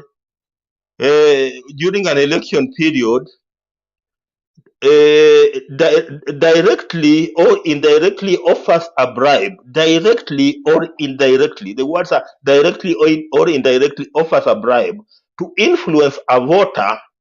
Then I want to relate it to what we are seeing in that clip, influences a voter to attend or participate in, or to refrain from attending or participating in any political meeting, marching, demonstration, or other event of a political nature, or in some other manners leading to support to or for political party or candidate, commits an offense. The word is commits an offense. So those people you are seeing on the clip dishing out money have just committed election offenses. And this is what the law says. It says that it says that a person who during an election period accepts or agrees to accept a bribe that is offered in the circumstances described in one commits an offense. So even the receiver of the bribe, those people who are receiving the 50 shillings in the village there are unknowingly committing election offenses. And look at what the law says. A person who commits an offense under this section shall be liable on conviction to a fine not exceeding 2 million shillings or to imprisonment for a term not exceeding 6 years. So you see, even that guy who was receiving 50 shillings today, if he was to be arrested, the fine for him is 2 million shillings or a jail term not exceeding 6 years. So just look at how the ignorance plays out. Majority of people in the village don't know that they're engaging in what is in what is a criminal activity. This is a purely criminal activity they're engaging in, but because of the nature of our society, I believe they don't know. If you are to tell them that you, by receiving the 50 shillings that you are receiving, you are committing a criminal offense, many of them will not agree with you. But that is very, very clear under the Election Offences Act number 37 of 2016. So, to me, this would be my take. That, somebody was saying that what is Chebukati doing about it? This is not a Chebukati issue because this is not an issue of what we call the code of conduct. This is purely criminal offenses being committed in the view of the public. Just look at that clip where people are just being given 50 shillings, 50 shillings, 50 shillings in the view of the public, and it's being done openly. This is purely criminal offense, and being a criminal offense, perhaps this is where the DCI and the DPP needs to move in. They need to move in here swiftly, and perhaps people need to be arrested here for having committed election offenses. I understand my brother Alex also talked about it in Kisi, where he was telling us that people were being bribed 1,000 shillings, 1,000 shillings, 1,000 shillings to attend rallies or to support whoever they are supposed to support. This issue is becoming a problem in this country, especially in regard to the Kenya Kwanza Alliance, because we are seeing it largely in the Kenya Kwanza Alliance cycles, because in the Raila Odinga circle, in the Azimio la Umoja, we don't really have any money to give to any person. No, so perhaps the director of the director of the criminal investigation, and the DPP need to move into such matters, quickly, and see that it is remedied. Because if we don't remedy it, it's going to give a very, very bad picture to this election. We are not supposed to have an election where people are bribed to attend political rallies or where people are bribed to vote for whoever they want to vote for. For a free and fair election to have happened or to have been seen to happen, people must vote at their own volition. You wake up from your own house and you go voting without any undue influence. But what we are seeing in this particular clip is undue influence, and it hurts me much because this particular incident happened in my own village, my own shopping center, where perhaps I spent some time when I was a young man. Let me just leave it at that, and I allow somebody else to also contribute. Okay, thank you, Bwana Wangira. Bwana Nyomba, go ahead. Thank you. Although I can see Alex raising his hand, it's always nice to respect Alex. He's very smart, and even his contribution and questions are to date. So I don't know, do I continue or give him? No, Mzee, go ahead. Go ahead. I didn't know you were next. I just wanted to say something, but you can go ahead. Thank you, Alex, for allowing me to continue. Otherwise, I would have given you a chance also. You could have taken part of my time. I don't mind. Kama Njiro angekukataza. Now, I'm saying it's my second time. I'll call it tonight because I'm in Kenya. It is 4 o'clock in the morning. I was here earlier. And then I went to sleep. Woken up because I wanted to meet Mr. Njiro and Kuseo. Alex tulikuwa na yeye na Mama Selina, hata Bob amelala. So Olara, tujakutana sana lakini nimefurahia contribution yako. Pia Wangira, ninafurahi. Na ukiona mzee anakuwa hapa, in fact I touched on all those topics na niliambiwa zina flow, hizi zinatembea hapa chini. Unajua sasa hii kompyuta saa zingine inaleta mambo zingine, ona zinatembea tu from my right to the left. So zote niliongea, so I'm not going to repeat anything about those ones. My first thing is to say this. Kama uko hapa kwa hii screen saa hizi ama kwa hii panel na uko Kenya, inua mkono yako tafadhali. Inua mkono juu kama uko Kenya.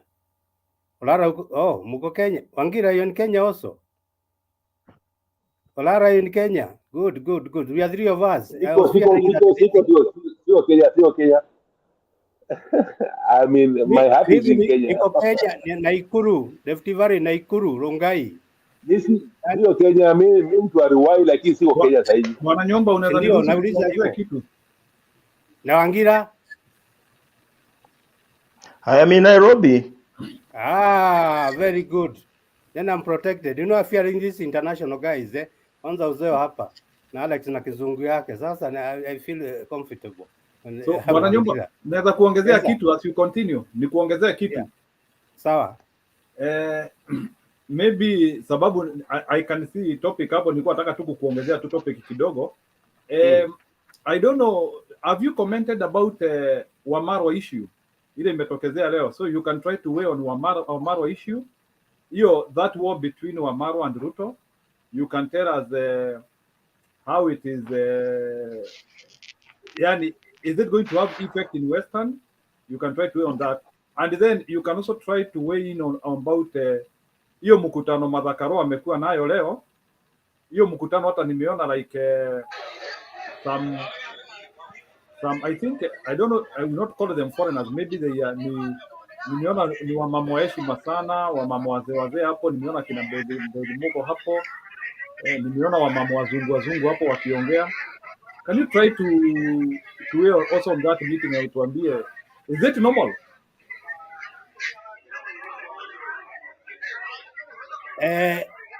Bwana Njiro, actually it's totally abnormal. It's not normal. It's abnormal. Why is it abnormal? Now, you see, wacha nianze na hiyo ya Martha Karua na kina mama wengine. This is unique. You can see the leadership ya kina mama, former Maendeleo chair lady, Madam Kitoni, the first nurse, nafikia Mrs. Kereni, ilikuwa nurse wa kwanza huko miaka 60s.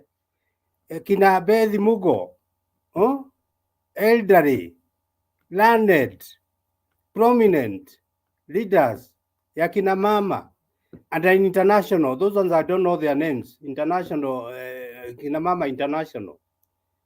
Everybody, and one of them said, if only Mother Karua knew the prayers those people are making, especially the ladies and men also, me inclusive, praying for her, you'll be overwhelmed. Atalia machozi. Kila mtu anapenda huyu Martha. Unaona? Sasa hata kwa kizungu nani unanipigia kelele wakati naongea? Ni Wangira na kuona ama ni nani? Kuna kelele ama ni intentional? Hii ni wa Kenya Kwanza ndio ananipigia kelele. So nasema in my earlier contribution kwenye pengine ni daytime, lakini Wangira anajua saa hizi ni asubuhi. Earlier in the night, I said even see how this lady is vile anajivalia. Actually she's like a queen. She's smart. Hata unampenda. Waacha aanze kuongea. Utaki aache kuongea Martha Karua. Unataka tu kumsikiliza point by point, si kutukana kama ile wengine matuzi kila saa, ati mtu wa sijui manini, parables, mtu wa So actually I said very early a few months ago when you started this thing that Martha Karua will not only a Kirinyaga county product or nini, atakuwa country. Sasa she's not even a country Kenya country, madam, ni international, recognized all over. And finally, God willing, most of us who shall be there in 2027, Martha Karua will be the president of Kenya. Mtaona hivyo tu. It's a prediction I'm making. She'll be the deputy president, but after Raila is through, 2027, no, not 2027, tuseme hata huko 32, because Raila may continue, still very energetic. Martha will take over from Raila. Either 2027 or 2032, she will take over. So now, as I'm touching on that, now the figures that were there really. And this was the best thing that happened to Azimio, having nominated Martha Karua. So unaona hata sasa jina yake, hata pronunciation yangu kama mimi mzee, Martha si ni mama kwa kizungu, M-O-T-H-E-R, okay? Na hii Martha ingine, so ina rhyme, ni Martha pia ni mama pia. Martha, Martha, they are one and the same. Ndio nasema wakisema baba na Martha, okay? Hata si Martha, sasa inaingiana namna hiyo. Kwa hivyo huyu madam kila mtu anampenda, na she is constructive. Speech yake ina flow vizuri, point by point. Orara anamaliza na mbio. Sasa negosia ingine ilikuwa ni nini? Habari ya kina Wamalwa. I didn't know, I didn't see from the other end, but I saw Wamalwa's reaction to whatever was said elsewhere, okay? But so I could project and think what was said. Wacha ni kuupdate tu kidogo in 15 seconds. Yes. What happened is that Ruto alisema sisi atupigani na wamama. That was his statement. It was a very derogatory statement. Njirus, you have the clip. It is less than 10 seconds. Siko nayo hapa, but we can look for it. Wacha aseme tunaelewa. I can read between the lines. So in reference to Eugene Wamalwa alisema sisi hatutaki kupigana na wamama. You can continue now. Sasa wamama ni Wamalwa. CS. It represents feminine. Ama nini? Kuzeo? Play the clip. If it is less than 15 seconds. No, he may not have it near. That's the problem. He may not have it at his hands. I think Alex has got it. Avoiding it. Ask Alex to give you. Okay, nitaicheza lakini endelea na comment. It will take time. Sasa kama ali-imply Wamalwa is a leader.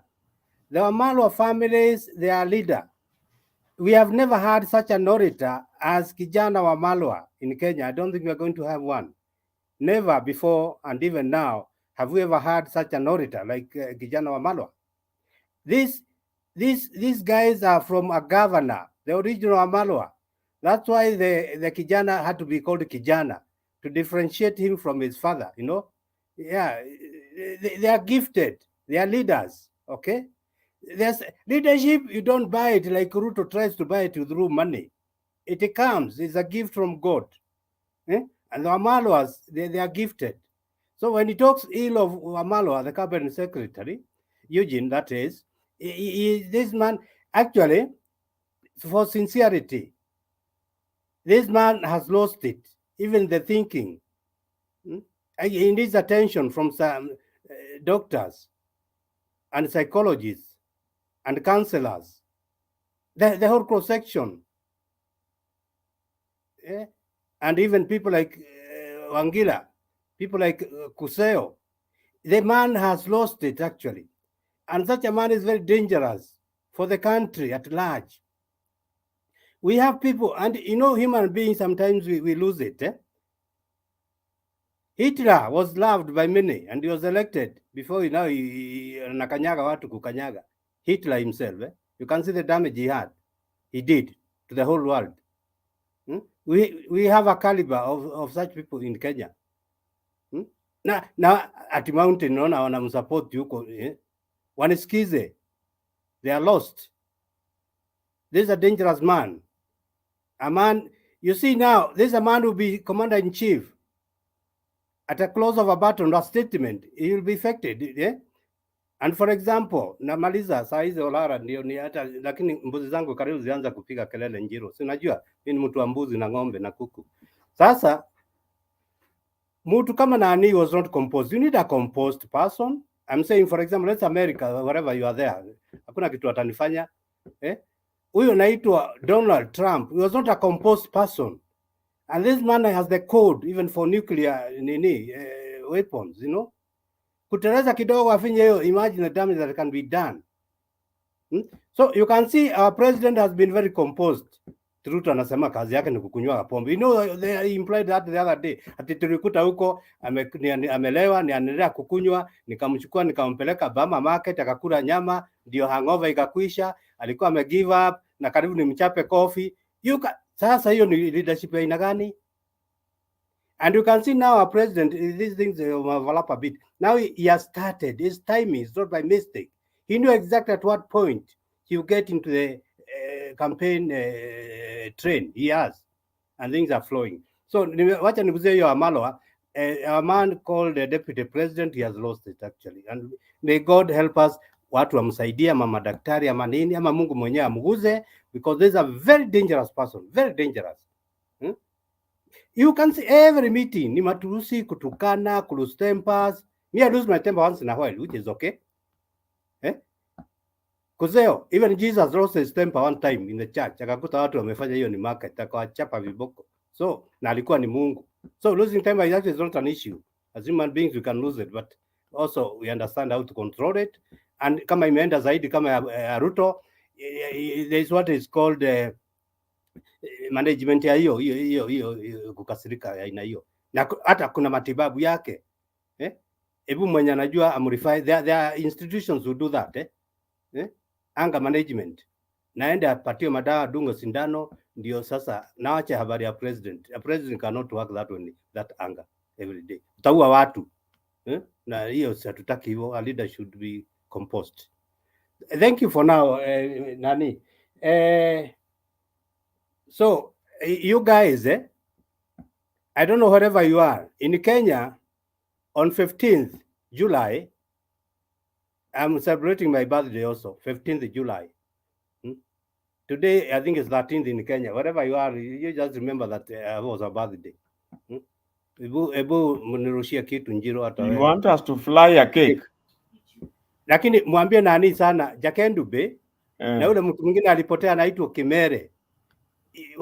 Birthday president wanitumia hiyo tiketi ya kuja hiyo. Kimere ama Nyerere? Kimere, Kimere. Oh. He appears mostly on the other. Njiro knows him. Mwambie, I've been waiting for that ticket. Na Jakendubu, hao wawili. It will be a nice birthday present from them. You other guys, you can just sing for me.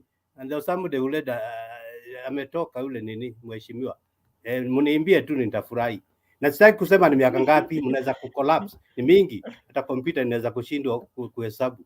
Miaka hii Mungu amenijalia. Asanteni. Wanyomba biko mingi kuliko. We'll sing for you in advance. Wewe Olara, usiseme tutoa ID na niweke hapa kwa screen ni scan nimtumie. Tuweke zaidi. Kwa sababu watu wanaongea maneno ya birthday, pia mimi 2nd August I will be 50 years old. 2nd of August 50 years. Wangira nimekushinda. Wangira nimekushinda. Na Wangira wewe order gentlemen, order. You can be the speaker here. Hata Njiro akinyamaza. Order. Now, Wangira, kwani 2nd August, you know I was in University of Nairobi na tulifurahia sana kuenda kwa street ku celebrate hiyo kutoa Moi. Kwa hiyo ulizaliwa wakati ya 2nd August, the funny day ya kuu. Wewe Wangira. Yeah, nilizaliwa 2nd. Miaka yako sasa ukisema 50 hapa hata nastuka. Wewe ni kijana. Nilizaliwa 2nd August 1972. That is my youngest brother. The last born in my family. Nyumba mwaka gani wewe? Tuambie wewe nyumba utuambie. Pia nini? Umezaliwa nini? Nasema nimwambie nini? We ask teams college to university to verify hiyo ya Wangira. Let's get back to the topic bana.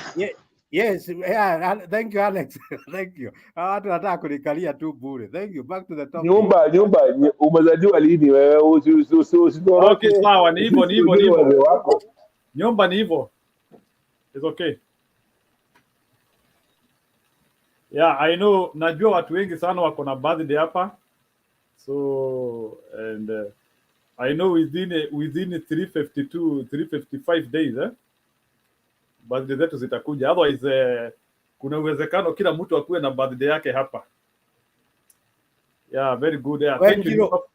Yangu si ya uongo, you are implying ati ni ya uongo. Bana ni. No. Sijasema mimi birthday yako ni ya uongo. Ile kitu lakini ujue pia huyo nyumba yasema mwaka wake amezaliwa lini, huyo anasema amezaliwa lini. Okay, ni sawa, ni hivyo. Niko na question kwa Wangira. Wangira? Analyst. Okay, uliza. Have you witnessed, Wangira, in the past elections, the offense of bribery in court? There have been a few in the past. I don't know whether there is any that you have ever followed. They are very challenging. Have you witnessed any? Is there any you can remember? And on top of that, while we are answering, I think it also deals with the same. A couple of years ago, I think we went hard on Musikari Kombo for soliciting superstition and going to a witch doctor. And, you saw the ramification and what happened to him. His name has been tainted until today. Why can't we deal with corruption, open bribery, the same way Musikari Kombo was dealt with? What is hard with that? Why do they fear doing that? So Wangira, help us. Thank you, Alex. Before Wangira comes in, and Wangira is in Kenya, zile noti za 50 shillings ziko circulation in Kenya, dirty ones, torn, very many. In fact, it's the prevalent note at 50 shillings. You get what I'm implying to. Compared to 50-50 hapa na kila saa. Okay, sir. Let's have Wangira now responding. Wangira, respond. I will start with Alex. You call him who? This guy is the former MP for, is it who? Musikari Kombo. Musikari Kombo was found to have committed an election offense on what is called witchcraft. And I think that was under the old Elections Act. And I think it was the same it was also the same offense that locked out James Osogo. You remember in 1980. In 1980, Osogo was also found to have also committed what was called an election offense, witchcraft, what was then termed as an election offense. And during those times, what used to happen was that if an election petition is, if an election petition is presented in court, and you are found to have committed what they used to call witchcraft those times, then you are to be barred. You remember James Osogo was barred, I think, for 10 years. Muskari Kombo was also, I think, barred for, 5 years, for a period of 5 years not to contest. Then, we didn't have a specific Elections Offences Act under the elections or laws until 2016, when people found it necessary now to come up with a specific election, a specific act that was to deal with various electoral offences. So there are various electoral offences under what we call number 37 of 2016, the Elections Offences Act. There are various offences. One of those offences is what I've called the bribery here. The bribery is an election offense under the Elections Offences Act number 37 of 2016. So this is a fairly a new act that came into operation in 2016, and I'm not very, very sure whether we have anybody who has been convicted under this particular Election Offences Act. But this is what I want to say in reference to Kuse. Kuse, you have asked me whether I know anybody who has been convicted under this act. I'll say I'm not very sure if I know anybody. And you're also saying that it is challenging to prosecute somebody under this act. I don't think it is challenging. For example, this clip that we have played, can play a key role as becoming the key evidence in court. What we only need in regard to this particular clip is the person who took this clip. If we can get the person who took this clip, and this person can get what we call a certificate to confirm that he's the one who took this clip, and that clip is genuine, then this clip could be used in court as evidence. And if it is used in court as evidence, an affidavit, eh? no, a certificate can come in form of an affidavit. You can say it is me who took this clip and I witnessed the event happening. So if such a person could be found and he could say that he really took the clip and he saw the event happening, then this clip can be used as evidence in court. And if it's used as evidence in court, this clip is enough to convict somebody. Because today we have seen people who are now getting convicted in court on the basis of clips. Because under the Evidence Act, Cap 80 of the laws of Kenya, for a clip to be admissible in court, you need a certificate to support to say that it is you who took a clip. Either you are a journalist, you are a member of the public, you are passing through a particular place, then you saw a particular event happening, so you decided to take that clip. All you need to do, you get certification of the clip. Immediately you get the certification of the clip, then you can become a witness, and you can become a witness on the basis of the clip that you took. So the most important thing in this particular clip would be to know who actually took this clip. If we can know the person who took this clip, then it can form part of the evidence of this particular matter if it's taken to court.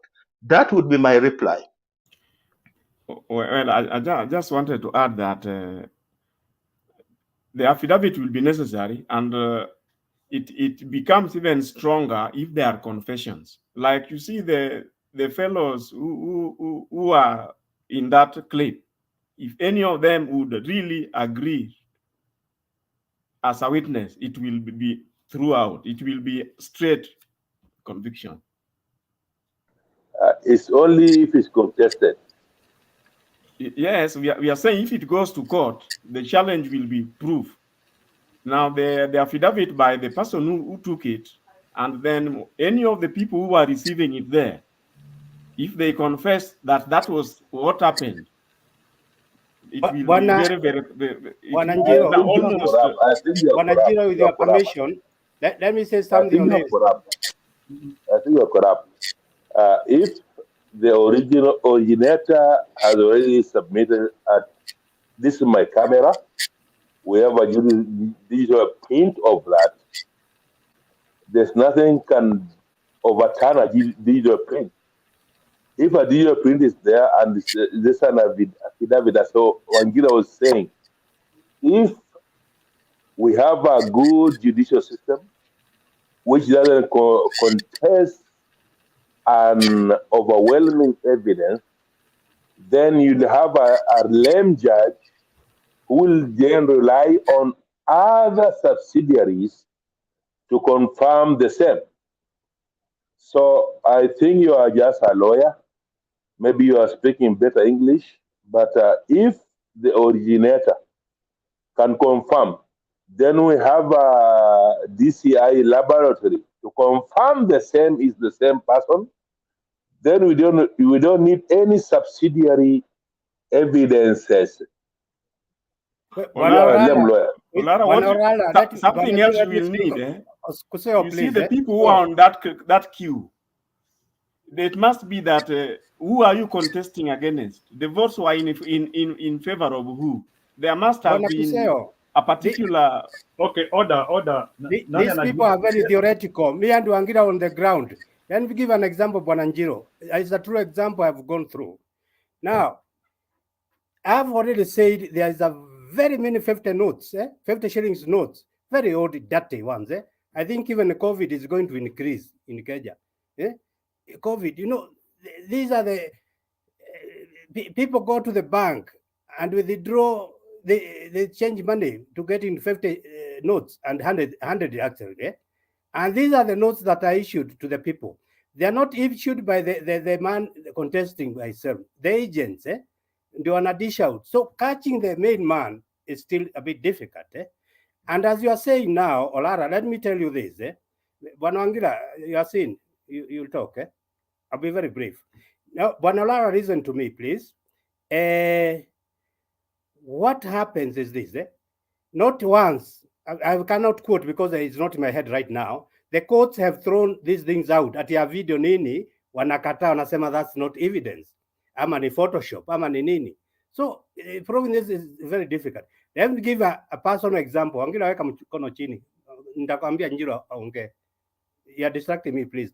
And you are in Kenya. I said, where to Kenya to study international guys. Now you're not with me. Now, in 2012, me, I stood for a political post. Olara, please listen. I stood for a political post with the TNA, where I stay is Rongai, Nakuru. TNA is prevalent where I stay. And I was running, and I'm still running an office in Nakuru town. I am one of the initiators of the TNA promoting yenye Sakaja ndiye alikuwa mkubwa na mwingine Onyango Olo mwenye ako na kesi Kisumu pia. I spent my money 5,000 kwa dinner pale naitwa Rift Valley Sports Club. I'm among the initiators of TNA in Nakuru. And I was standing with the TNA. So I had an office on an 8th floor in a particular building in Nakuru, 8th floor. The coordinator of Rongai came to my office. Yes, it's still in my phone. I'm talking about 2012. Tunaongea. Okay, let me go back for people who don't know me like Olara. Me, I'm a Catholic, practicing, and my whole family. I've even been a parish chairman ya Mulimani Naikuru. So, nina hiyo udini ndani yangu. I'm not saying I'm so clean, but there are some things that are not in me. The coordinator comes to my office, tunaongea ni rafiki. Haya, anaona hakuna kitu naelewa. I was green, okay, in those matters ya politics, ya Kenya kwanza. I was an old man still, in my 50s. Now, here comes, anaenda, yuo ni Warongai coordinator. Anaenda narete Rift Valley coordinator wa TNA, wanakuja wawili kwa ofisi yangu. Tunaongea. Namaliza hii story is a true story. Wanaona mimi sijui ile topic. You know they can't come out point blank what they want. Sasa mwishowe nomination, let me say this, like in Nyanza, when you are nominated through ODM, you're almost as good as in, okay? So this area, TNA was the prevalent party. Kama TNA inakuchukua, you are in. Wawili coordinators wa Rongai na Rift Valley, TNA wakaona hii ni mjinga mimi sasa na sielewi hizi mambo, wakaenda. Bwana Nyumba, wacha nikusimamishe kidogo. Bwana Njiro, tunakusimamisha kidogo. Ni vile sitaki watu wainue mikono mwingine akiongea. Let's just keep our hands down, please. They can raise once, but once you see them, they put them down. Now, nomination nilichunjwa. Kuchunjwa mwenye hajui Kiswahili, I never made it. Why? Because I didn't understand the language of Rongai coordinator. I didn't understand the language of the Tivare TNA coordinator. I came to learn 4 years later. These people had come to sell the ticket to me for nomination at 300,000 shillings. I had the 300,000.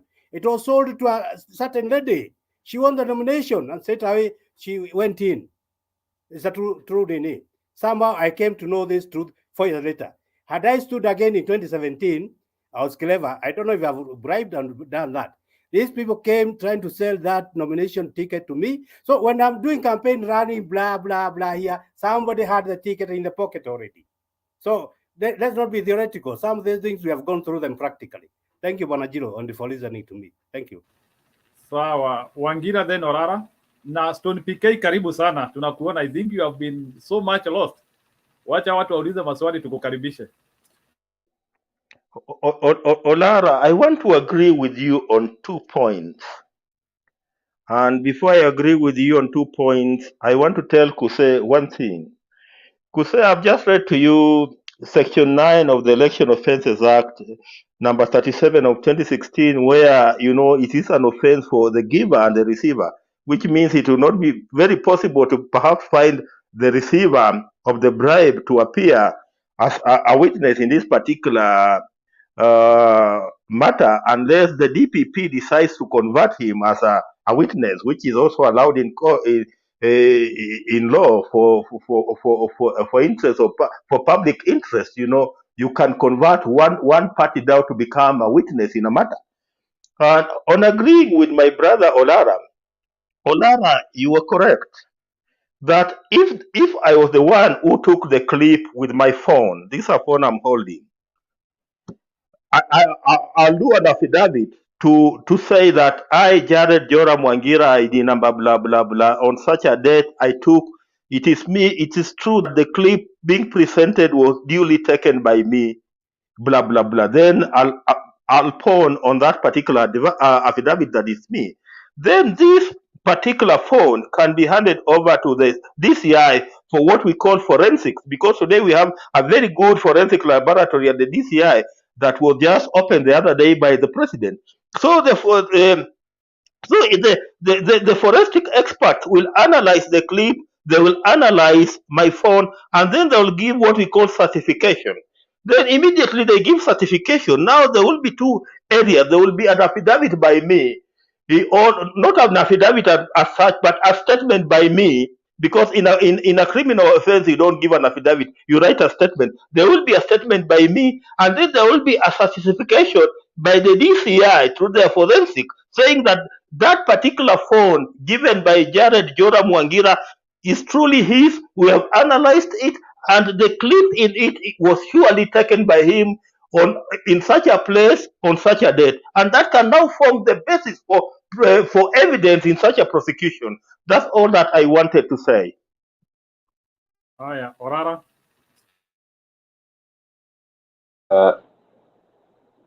In longest, our judicial system has been corrupted to an extent that an evidence is not a procedure. An evidence is not a procedure. It's just an event. And in a court of law, the procedural appearance of lawyers, adjudication, and all of that, it ends with an evidence. if in fact there is an overwhelming evidence, all the other procedural factors will just be procedures. They just pass it through the prosecution, go through if you are having maybe in America they have juries. In Kenya, it's just a judge to look at it. This thing is confirmed, and on this particular day, on that date, there's a 50 shillings on that video.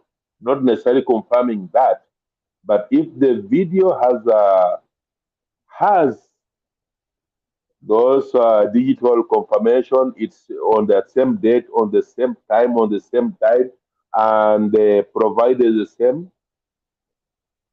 Not with regarding what Mr. Nyumba went through, but if we come to actual thing we're talking now, if the video was confirmed, not unless you are subduing a political influence, then that particular court cannot override that evidence.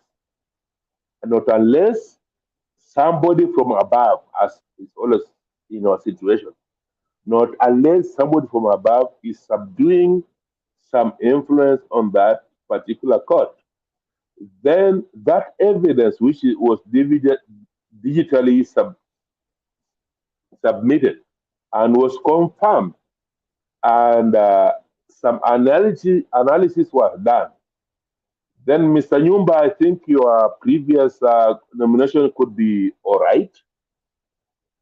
And if you did it the second time, you get your nomination somehow, but you didn't have any. I think you still got it not all right, Mr. Nyumba. But if a digital, in this world we are living today, a digital submission to a court with a proper submission, nobody can overrun it, not unless he's saying we are running a two Eastern West timeline or a two overweight. No, you cannot argue like that. This is what I'm saying. And Wanjira, please come up every day. We'll support you. You are giving us, you're being a very good value. And Mr. Oaz, someone? Oaz, anava miwani hapo. I think Yeah, your point is so, man. Tulia kidogo. Okay, so thank you, Okay, thank you. Let me, maybe before I bring Alex Nakose, because I think you want to just ask a question. Allow me add a little bit to it on your story of corruption kidogo. You know, there is one thing which I will never agree. Maybe I may be wrong, but I hope I'm not. I don't think corruption issues in Kenya, court is a stumbling block. To me, I think the problem which we have with the corruption, and that's why there are so many things which are happening, is the willingness of Kenyans to work in the dark rooms. You see, that willingness of Kenyans. I want to give a personal case which happened, I think, 2018.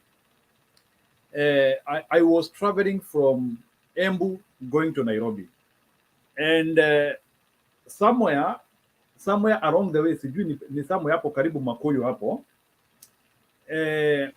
gari zinasimamishwa hapo. That time mapolisi, the conductor anaweka tu pesa hapa kwa nini. I'm saying the truth. So it happened that time, tulikuwa tumekaa na conductor hapo. So mimi nikaambia huyo conductor, hapana, wacha kupea huyo polisi hii pesa, wacha kumpea. And I was a bit determined. I'm giving a personal case. So ile wakati karibu tunafika hapo Makuyu, conductor akaweka pesa hapo wanawekanga. I was a bit courageous, nikakuja nikafunika hiyo pesa na mkono. Nikakuja tu nikaweka mkono yangu imelalia hapo hivyo. So that policeman was not able to get that money. Gari ikapita. So this is what happened. Venye gari imepita, huyo conductor amenitetesha hadi karibu tunafika Nairobi. Ananiambia, sasa wewe ona, umezuilia hata ofisa kuchukua hii vitu. Sasa kesho tutapitia hapa, tutalipa mara mbili. So I don't want to explain about that. So what I'm trying to say is that the problem we have in Kenya, there is the willingness of general Kenyans in higher percentage, I'm not saying everyone, in higher percentages, to want to crack deals such that hata tukiwa tunapelekana kwa makoti yuko, already there is so much underground work which we have already done amongst ourselves. Unakuta kuna corruption scandals which we are helping each other, such that we do not have those strong Kenyans who are willing to stand strong and say that we cannot work it out this way. That is the challenge we have.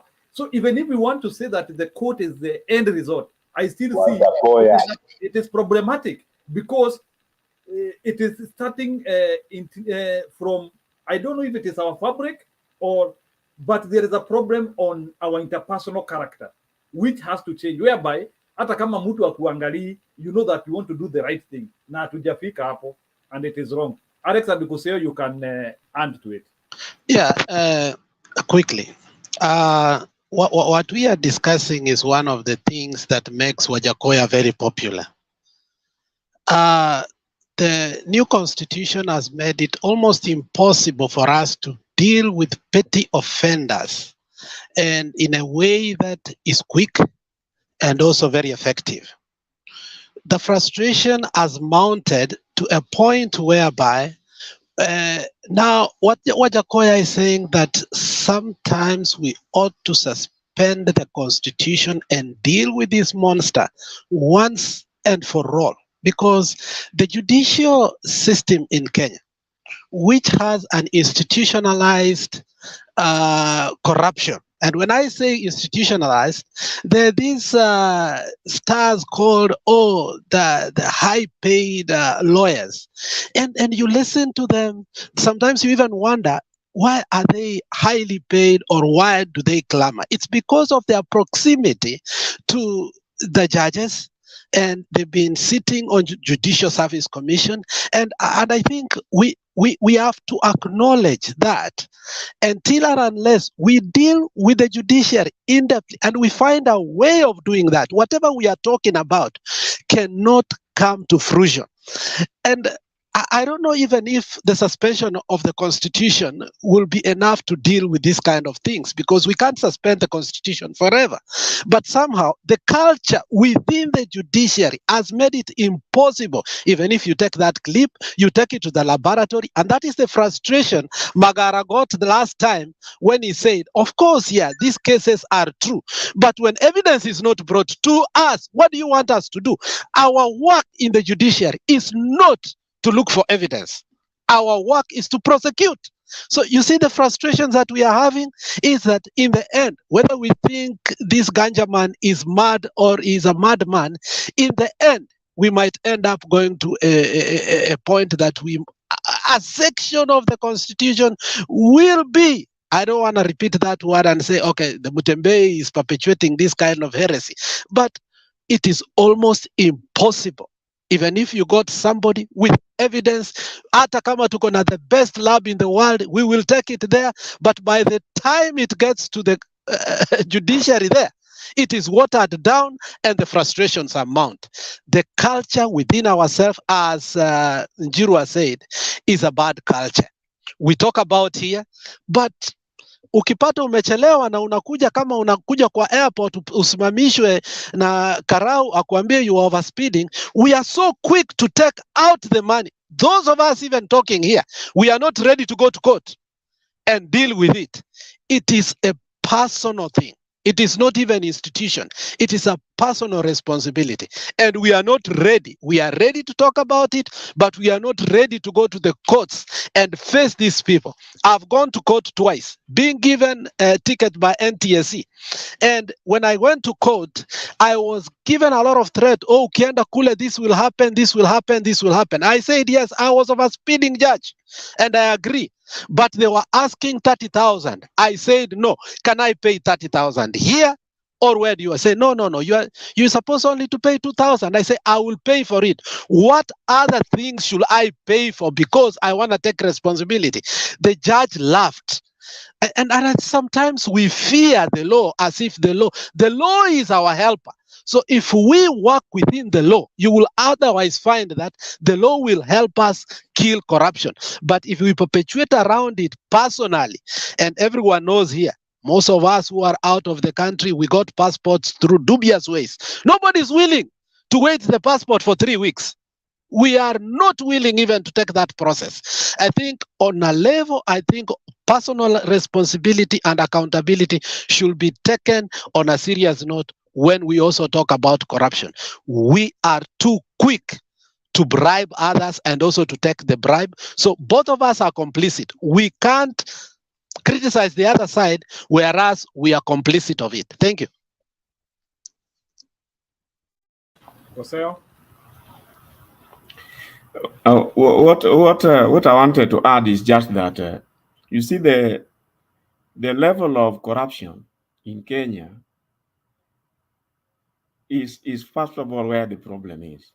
You see, take all sectors. There is this thing. You see, like those judges you hear Alex is talking about. You find that the lawyers who they give favors are people who have been schooling together. They have been in PhDs together. They have been doing all these things together. So anaona kama ni mtu wake. You can even see even sometimes the way they greet each other. You can't rest assured that you cannot get a fair case. You will not get a fair case. But then, you see, what Wangira is saying, so many people have had those evidence in the past. The reason why I was asking you whether you have witnessed is because I've personally seen some. And I think tomorrow I'll try and revive some cases and tell you how the rulings went. Then you'll realize what I'm saying. It is not so much that people doubt the photography or anything. No. The threshold is a bit high in the sense that that's why I was saying that if you find the person who received the bribe confessing, the matter is very straight and may go even very fast, and the person is convicted. But if you just have the photo, the recording, people want to ask, so where were these voters going to begin with? Were they at the voting station? Or even if they were, what tells you that they were voting for Kusea? You know, that's why I was asking you that was there evidence? Were they having UDA t-shirts? That's actually what informed my question. Because the case that went to court, I don't remember exactly which one, but I'm going to revisit it and come back with that evidence. I can even quote it here so that other people can also see it. But that was the challenge, to prove that, okay, I can see people receiving money. Where is the proof that it is bribe? You know, and you realize the judges, the lawyers who are prosecuting, they're already somehow in good terms with whoever is going to finally make the judgment. So you find some things are so deliberate so that by the end of the day, the judge says this and this was not proved beyond reasonable doubt. Mpaka at one point, some people ask, what is this reasonable doubt? Anyway, that's what I wanted to add. Okay, we need to conclude on this story now so that we can get the conversation going. So, Bwana Mbilo, please, with your permission, because nataka kuangalia mbuzi. There's something very important on the same, and those are true experiences through me. Then I go out and kuangalia mbuzi. Tafadhali, Bwana Njiro. Now, corruption where I stay. Every day, kuna askari wa traffic wanakuja barabara. Okay? By 6, they are there in the morning. These people are not there to check insurance and license or whatever. It's collection of 50 shillings notes. Kwisha. And one time, our president-to-be, Honorable Raila Odinga, Amolo Odinga, he banned policemen from the roads. He did. I don't remember he was minister, either when he was the prime minister and either public, because I don't remember. But he did. He said all the police traffic, unless it's a particular checkpoint, out. They were out for maybe 2 weeks, and it was working. But this thing is so complicated. That policeman or woman goes to the road to collect those 50 shillings. It's a chain all the way to Nairobi. Let them hear me. From the man on the road, base commander, until Nairobi. Hii pesa inaelekea mpaka huko. Ndio unaona hata wakati Raila alijaribu kuimaliza haikuishi. Finally, my own experience 2 months ago, in April, I went for a burial of my brother-in-law, Professor Ngunjiri. Actually, he was a lecturer at JKUAT, Jomo Kenyatta University of Technology. Actually, once he was the chancellor, Narok University. I had actually taken a car hire.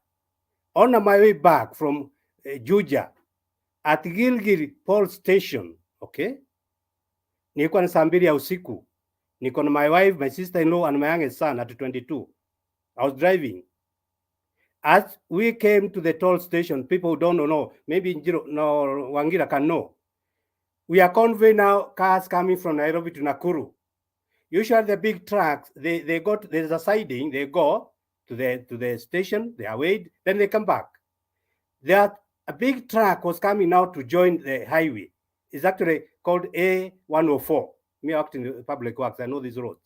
Now, it's an international road. Sasa niko nyuma ya magari tunakuja Nakuru. I could see the truck is still coming to join the highway from the side station imepimwa. Na sasa I was expecting hiyo gari isimame nipite twende Nakuru at the right of way. You know, niliona nitagongwa, niko na familia yangu hapa. So the only escape was to accelerate. But as I accelerated, I've got 34 years experience of driving. Ilinigonga hapa nyuma kwa mudguard na back left tower ikavunjika. Na ilikuwa kahaya. Actually, I spent 20,000 repairing that vehicle, Kenya shillings. But the worst is corruption. So police on the ground wawili wakakuja wakasema wewe mwenye lori ndio kuna makosa. It was Rwandan registration.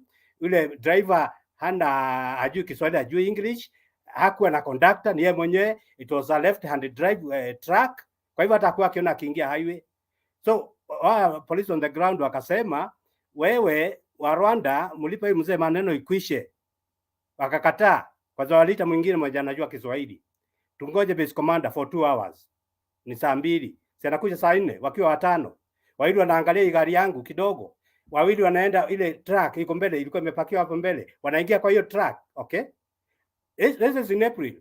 As they came back, yule ako mbele yao, now they are coming back.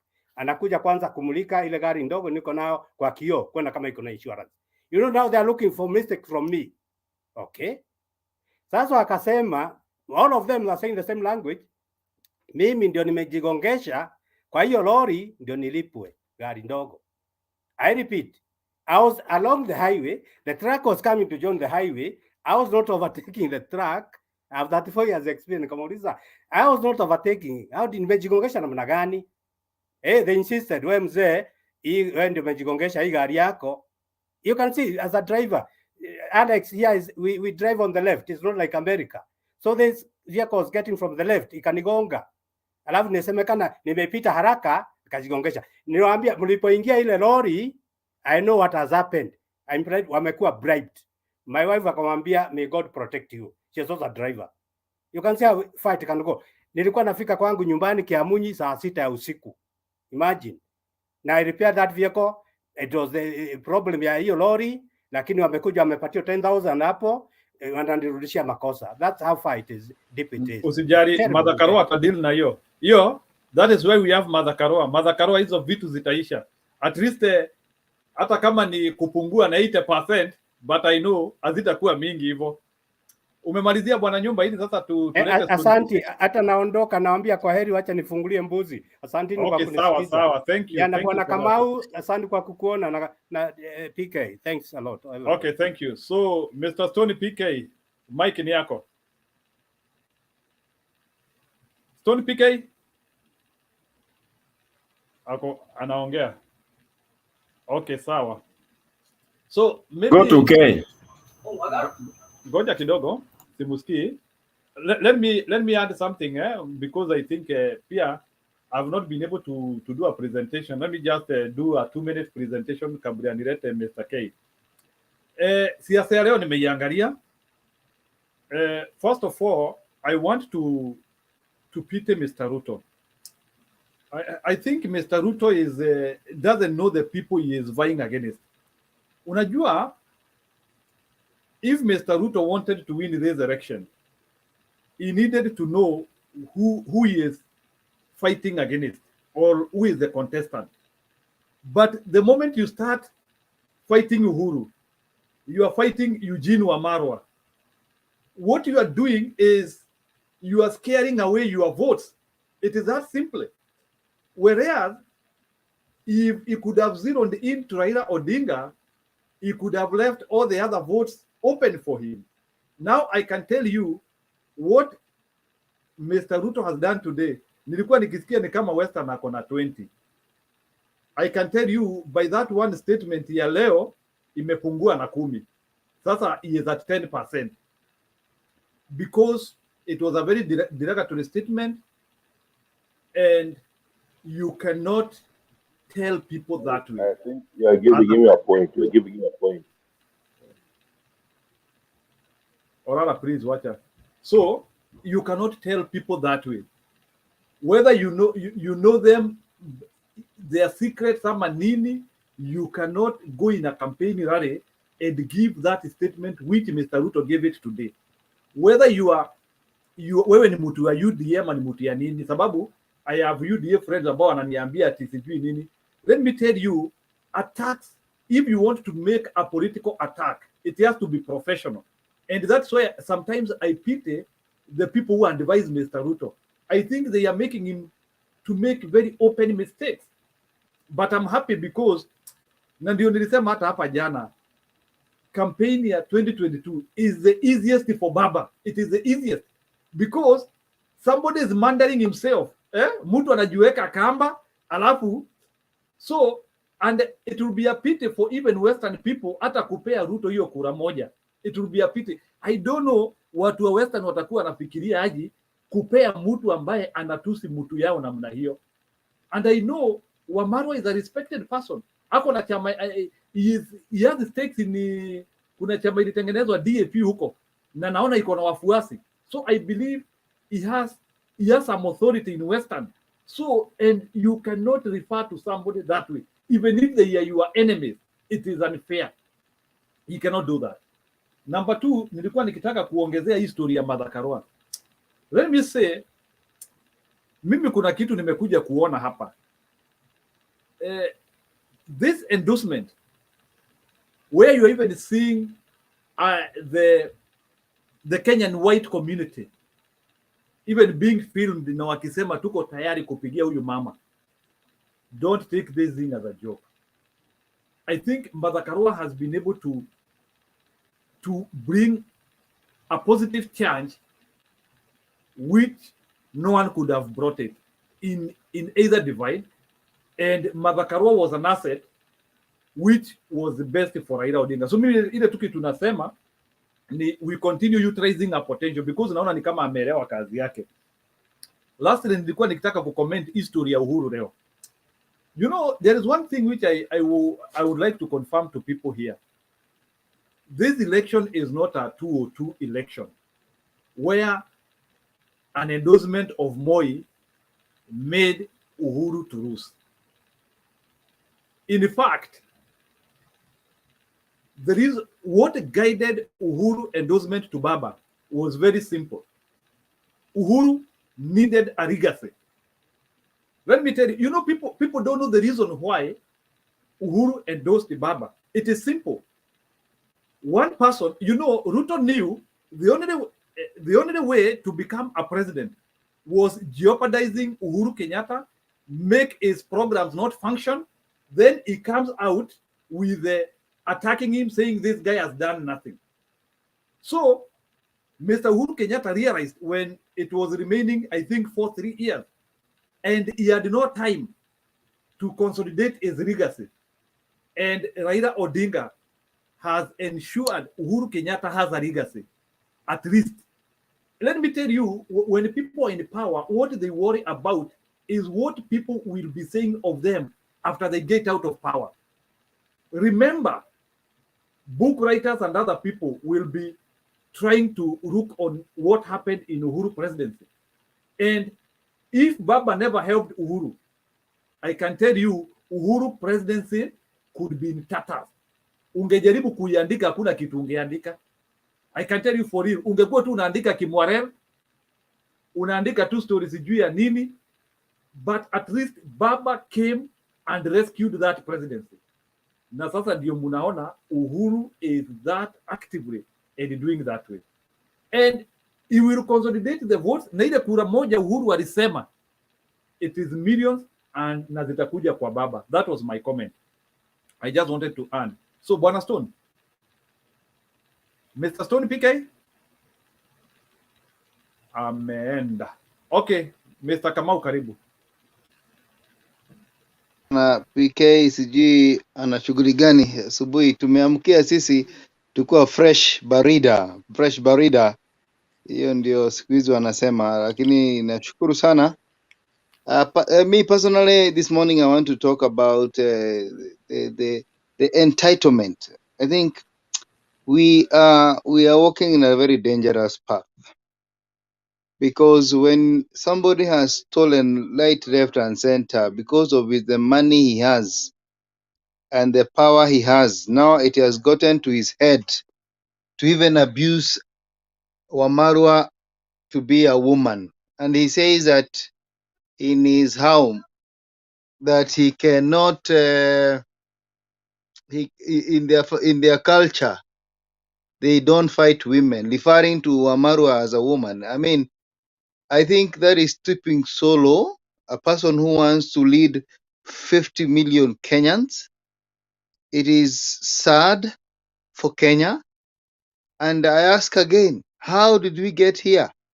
How did we get to a point whereby the choice before us is so filthy, is so entitled? If somebody who is full of anger, he cannot manage his anger.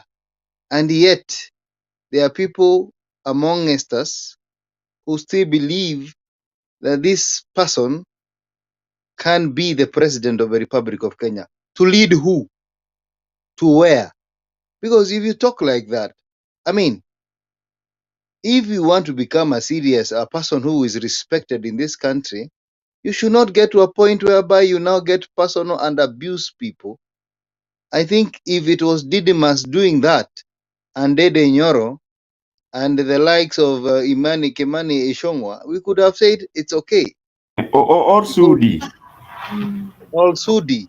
But now you want to become the president of a Republic of Kenya, and you're referring to a fellow human being as a woman that you do not, that you cannot, in your culture you don't slap a woman just because Marwa Kinjana has not accepted to be to stop to suck up to your deals, corruption, and of course singing your song. That is so bad. I think we don't deserve this person in any position of power in this country, not even presidency, even the deputy presidents. And I feel the president, because the president seems to have been blackmailed by this fellow. This fellow blackmailed the president. That is why even the president was saying it's only Karua who can help in fighting corruption. Why? Because you have a friend here, a person you want to work with. He is stealing right, left, and center.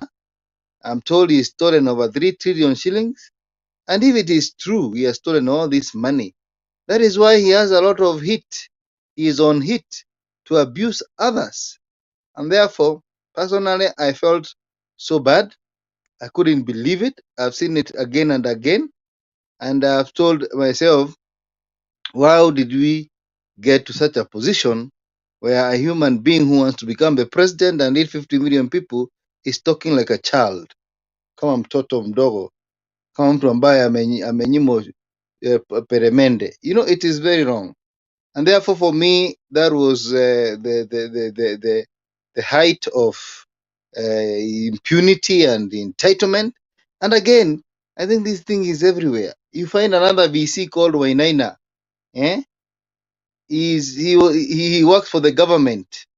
He is in a parastatal called Kenyatta University. He is told by World Health Organization, we need, you see, the land is so huge. Yeah, to give part of that land for research, part of that land for World Health Organization, and then he feels like he owns the Kenyatta University. What is government? When you are employed by a government, or when you are a head of a government or the CEO, it's the government is not your mother's company. You should, if it is for the good of Kenya, hata hii mali inaitangwa Uhuru Park, if it is for the good of Kenya kutengeneza hospitali hapo, let it be so. Mambo ya kusema sijui council, which council? Which council are you talking about? Council of where? Ati sijui nini, council imekataa nini? Government should complement each other, and we do not have different governments. We only have one government. They should do what we call interrelate and work to complement each other. Kwa hivyo hii ujinga imeingia watu kwa sababu wamepata pesa kidogo. Mtu ameiba pesa huku amefurahia, sasa anafikiri he can just be talking as if he owns the country. That stupidity lazima ishe. Mambo ya kuchukua watu ni kama wajinga. We are not kids anymore in this country. Tulitoka siku za Moi, we can never go back there. Where people kama sasa, if for example this guy is given the presidency, alafu sasa ndiye yuko in charge wa he is the chief of armed forces, yeye ndiye inaitwa sijui what will you do with the police and the GSU when people abuse you? Because this country, people talk and criticize. What will you do with the AK-47? We will give you the Vifaru and we give you the this man does not deserve anything close to the president. I think it was a wrong ticket even to be with Uhuru Kenyatta. The much of the problems Uhuru Kenyatta is going through is because of him, because he is the head of wash, head of cartels, and we cannot allow this country to be like Colombia. This is Pablo Escobar, and some people are very excited to think that he is going to help them because he's a thief, that he's going to steal on their behalf. That should stop. I'm happy to hear even what Joho said today, that the first duty of him when he becomes the minister of land, it is to repossess the land of basic criticals that he has stolen in the disguise that he was given, and that land to be given to the people who are squatters in Mombasa, in Taita Taveta. So for me, mimi nasema nimesikia kitu okay. Sisi tunaweza ongea chochote, lakini unataka kuwa rais na unaongea matope. Rais wa wapi? Nchi gani hiyo utaongoza hiyo? Because I will tell you for free, even if he was to get the presidency, because I don't think he will get, yeah, I don't think we can even live in 1 year without causing a lot of havoc and a lot of the what we call disunity and disharmony in the public of Kenya. Kwa hivyo, those are things that he should avoid. Let him talk about big things. When he talks about kitendawili, we don't mind because those are things that are obvious. But kuambia mtu anakaa mwanamke, hiyo ni tabia gani sasa? Na wewe ni unataka kuwa rais wa nchi gani? That was very stupid of that man, eh? Very stupid of that man. You cannot refer a fellow human being, a man, at a woman. What do you want to imply? And then ukuja huku Central Kenya utuanze kutuambia mwadhani ya gosho. Mwadhani ya gosho. Hiyo ni ujinga mnakuwa nao. Mwadhani ya gosho, unasifu Mungu pande hii na pande nyingine una abuse watu. That was very wrong. That was very wrong. Kwa hivyo Bwana Njiro, hapa ni pahali sasa imefika tuambie watu ukweli. Si watu kama sisi najua tunaongea hivi, anaweza hata kuwa anatuona atutumania tupigwe marisasi kwa sababu ya hasira ambazo hazina kifani. We cannot have such a person in the position of a presidency in this country. And that is my submission, Manajiro. Okay. So, Mr. K, you know, you always make me very happy. You are usually very straight to the point, and I usually see you have the grasp of what that guy is doing. So, unajua mimi nimekuwa nikimonitor. I think now this candidature of Mr. Ruto is beyond repair. He has been unable to know the people who he is vying against. I would be comfortable if he is attacking Raila Odinga but because Raila Odinga is its main opponent. But you don't start attacking other people who have done nothing wrong to you. And in any case, kama alikuwa anataka kumfuta na imetokezea in the public domain, that is the truth.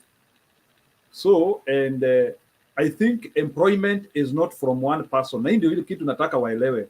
To become a cabinet secretary, it is a discussion between the president and the deputy, with an upper hand of the president, whereby if the president rejects you, you will not crime. But the deputy can reject you and you will crime if the president wants you. Those are the things that I think. I'm not a constitutional pharaoh, but that's what I think, because I think the president has a little bit of an advantage in these choices. That's what I think. So I don't think Mr. Ruto should be saying he is the person who brought Eugene. I think Eugene was a name. Even Eugene is known. I think Eugene. I think senior brother wa kijana wa Marwa. I think he is known. He is an icon in Kenya. So this idea ya kutaka kujirimbikiza ati wewe ndio unasaidia watu, ati watu wangekuwa kwa mitaro isipokuwa ni wewe. The only person anaweza toa watu kwa mitaro ni Mungu bwana. Stop taking responsibility ya Mungu. The only person ama the only being who gets people from trenches is God. You can't. Uwezi, as a human being, you can't. You are just a vessel, but you cannot take that glory ati na useme ati mimi ndiye nasaidianga watu. As who? You can't. Uwezi saidia mtu yeyote kwa hii dunia. So Mr. Ruto, stop telling people that you are the one who is making people. You can make no one. You just make your wife and your daughters. You have made your daughter an ambassador to Poland. We know. Whereas we have serious Kenyans who can do those things. But you cannot come here and start telling people that you are the one who make people. It's wrong, and you should not be boasting that way. I want to bring Martin Deta on board, but Martin, nataka kukuuliza kitu as you come. Hebu niambie, leo niliona Sonko wakiwa na, we have discussed this story kule. Sonko, unajua kuna kitu nataka watu wasome hapa. You know, it's a learning lesson.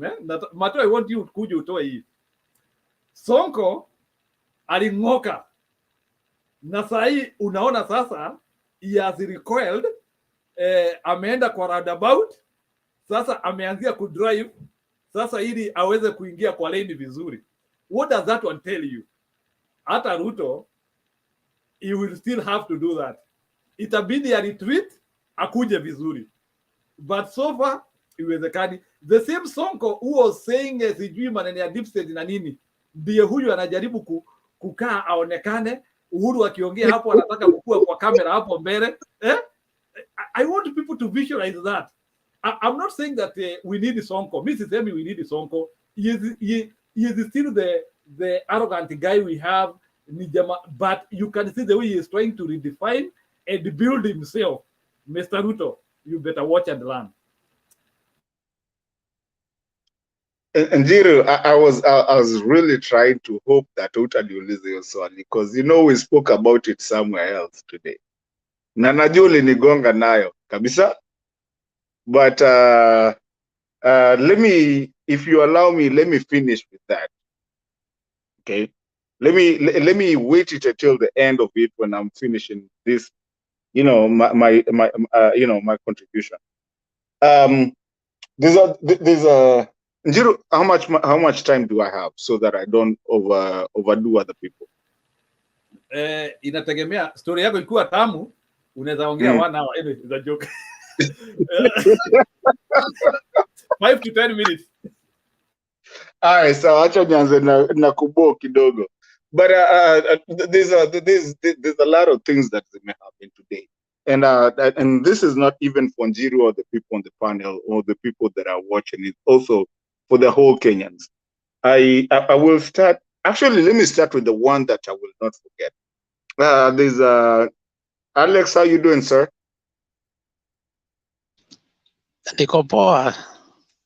Niko poa sana. Thank you. There's kuna kitu moja Alex amenibamba nayo leo. Si hata stories zote, because I'm always here.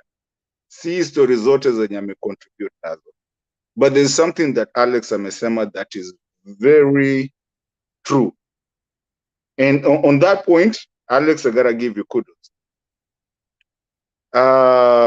You know, this Madakarua always stands and said, corruption utenda peke yako, na nini. But then Alex brought something I wanted to say, and it's such a mediocre kind of backward way of looking at things that people don't look, and where we are going as a country. You see, Alex said something. Corruption, it's not necessarily the corruption that you hear in the government. Corruption starts with me and you. I think one time in this forum I said, one time I got pulled over, nikasimamishwa mimi mwenyewe. Alex amesema yeye alienda mpaka jela huko, akaenda kupigana na nini na judge. Mimi hata sikutaka tutoke mahali tuko, nilimuuliza unataka pesa ngapi? Akaniambia 3,000. Tukaanza kuargue, tukasumbuana tukakuja 2,000 na walikuwa wawili, so I ended up paying 2,000. This is not even long ago. This is just about January. I paid. Why? I did not want to go to a judge. Unataka kunipeleka wapi huko na naweza kulipa tu hizo 2,000 tumalizane tu hapa. So yes, am I gonna help Madakarua to, when we keep on talking about corruption, am I a part of it? Yes, I am. 24/7 every day. Cause mimi nikishikiwa na kakarao pale hivyo bwana, namwambia wewe mdosi, wewe acha siasa bwana, acha nikuchape kasotano, wewe tembea kaa wewe, unaona. So I think and the same thing that I'm doing, because I've been living in the, you know, wherever I am living, I was told never to say where I live, you know, to be humble and not say where I live or where I do, but just let's say wherever I live. At the same time, if I see a stop sign, there's no police anywhere, hakuna karao, what do? I stop, because it's a stop sign. Na hakuna polisi atanishika. If I had to run that thing, nitairan na niende na hakuna polisi atanishika. But why? Is discipline, so that you don't get into that corruption board. So you find people like us that actually, and I'm not saying this that I'm saying that we are bad people. I'm saying it's something discipline that comes with also the corruption. If we really want to beat the corruption, and if we're gonna really give Madakarua a way of dealing with the corruption, it will also start with us, because I can do that crap. Naweza fanyia hiyo jinga yote, naweza ifanyia wapi? Uko nyumbani, lakini kikuja huku siwezi fanyia ujinga, lazima nisimame. I guess Njiro, kuna mkono. Hapana, endelea bwana. Sahi hatutaki interjection. Let's keep the conversation, please. Okay, Bwana, thank you. Njiro, hiyo kitu ni tamu, kama tutamsaidia tu tuendelee. Wacha tu amalizie, please. Wacha amalizie tu, tukawili tu, mimi na yeye tuko hapa tumalizie. Aya, Martin, if you want to donate your time, well and good. No, I don't want to donate my time because I had so many things. I haven't even started. Yeah, so Olara, let him finish, please. Olara, utakam brother, bro. Please, because Njiro atanikata. Unajua amenipatia time, at least hata ameniombea more than anybody else said. So nashukuru hiyo. Wacha tu nimalize, and then maybe akikupatia time utaniuliza, si ati naenda mahali, niko hapa. So you see, so that's something that corruption is not gonna come from Madakarua. Killing corruption is not gonna come from Njiro. It's gonna come from Mato and the Njiros and the people that actually live that life, you know, and also the discipline that comes with it. And what's the repercussions of doing that? The reason I don't run a stop sign today is because I know in case hata kama sikuwa namuona atokee mahali tu na aniume. Actually akona address yangu na akona kila kitu iko kwa system database that akonayo. So hata siwezi sema ati sasa nimepata tu ati nimepata ticket. Sita hajalipa hiyo nitakujua kwa nyumba yangu. So it gives you something of you to know that you have to be responsible in what you do, you know. And that's the responsibility that I'm hoping that we ever get there.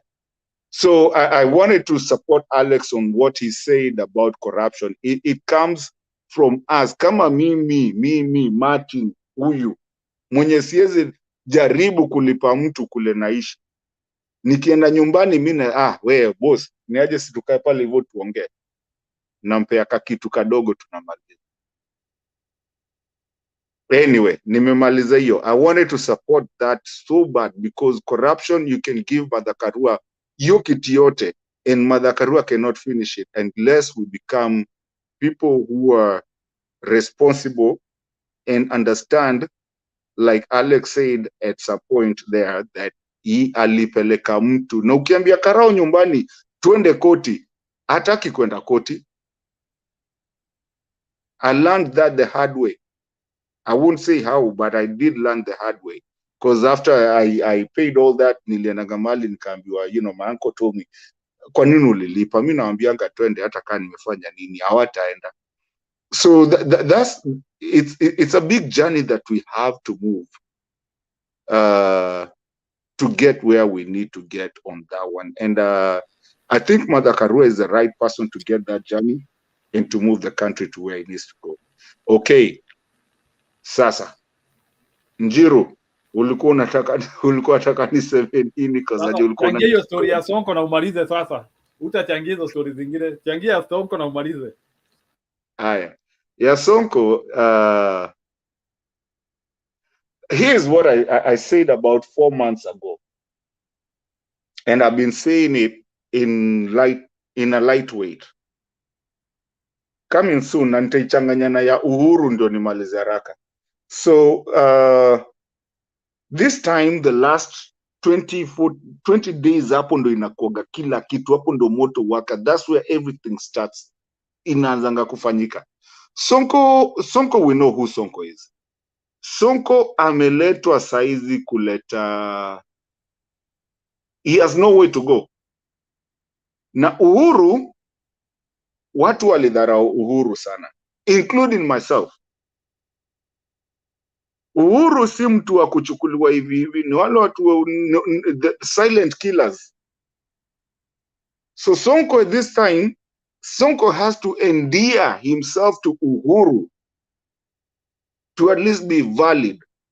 Uhuru ni yule mtu wa kuchapa kiboko kama umepotea na hata ujielewi, because he's a silent. Have you ever heard in your life that kuna watu wenye hawaongeangi mingi, lakini akikugonga kama amenyamaza tu hivyo unagongeka? Sonko right now is trying to endear Uhuru. Honestly, I think he's still looking at the Mombasa seat and is not going to get it, but anajaribu sasa, anaelewa sasa who Uhuru was, because he came bad at Uhuru. He made Uhuru go through NMS. He made Uhuru go through everything. Hata kina Ruto venye wanaanza kurudi saizi watu wanakuja kuelewa ule. Never fight somebody who's a silent person. You don't fight that person. Uhuru, the only way Sonko anaweza jirudisha ni kujiendia to Uhuru. And that's why he went back to Uhuru. To be nice, ajaribu kuwekwa tena, akuwe valid again. He's not going to be valid unless Uhuru said he's going to be valid. Politics is a dirty game, but also is a game to grow of a country. Sonko is a good politician. Akona wakamp, alikuwa, I don't think he has. He's my neighbor. I don't think he still has the canvas the way he did out. But I think with him, with Polycarp Igathe, the person that I know very well. Polycarp Igathe is a manager. He would need the mobilization of Sonko. And I think that's what Uhuru is doing to bring Sonko Akujapa. And if you realize walikuwa pia na Babu Owino, to bring them there. And if you realize just about 2 days ago, Babu Owino walikuwa wako mahali, wacha tuongee na Babu Owino. Babu Owino is going to a point where is becoming a Joho, a small Joho, where Joho goes wherever, anywhere he wants to go into the country. Lakini watu wanaitisha. Sonko is being brought back now by Uhuru to get there. Njiru, not taking too much time, ndo nisiharibia watu wakati. Let me just finish with Eugene Wamalwa and Ruto. You know, I sijui kama the generation to may change. You know, me, I'm going on 40 years old. I'm not there, but I'll be 40 years, here coming soon. I don't understand if people understand what Wamalwa means. There was the kijana Wamalwa. So when you find mtu kama Ruto anaenda kusema ati nilitoa nani Wamalwa kwa mtaro. Does this guy understand this guy was the vice president of the Kenyan, the Republic of Kenya at one time when he was a nobody? What do you mean? My brother was the vice president of where you are right now, na kwanza umechoma kila kitu, and now you're coming back saying that tulitoa kwa mtaro. Who are you? Ulitoa nani kwa mtaro? Nani alitolewa kwa mtaro? Kijana Wamalwa was the vice president. In fact, I actually wanted, thank you, it brings me back. I wanted to challenge everybody in this panel.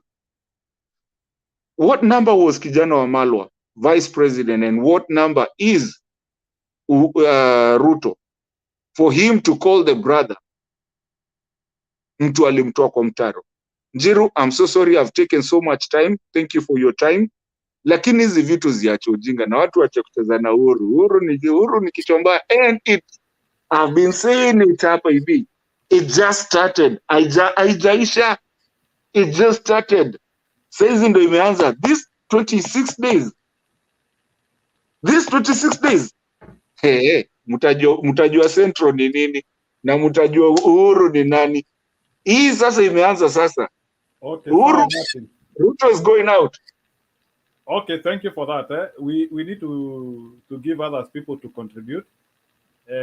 Naona, thank you for that. At least umeona Sonko amejirudia. So I want to say in the next 2 years, that is what Ruto will be doing. Atakuwa anajaribu kutafuta Uhuru wako wapi.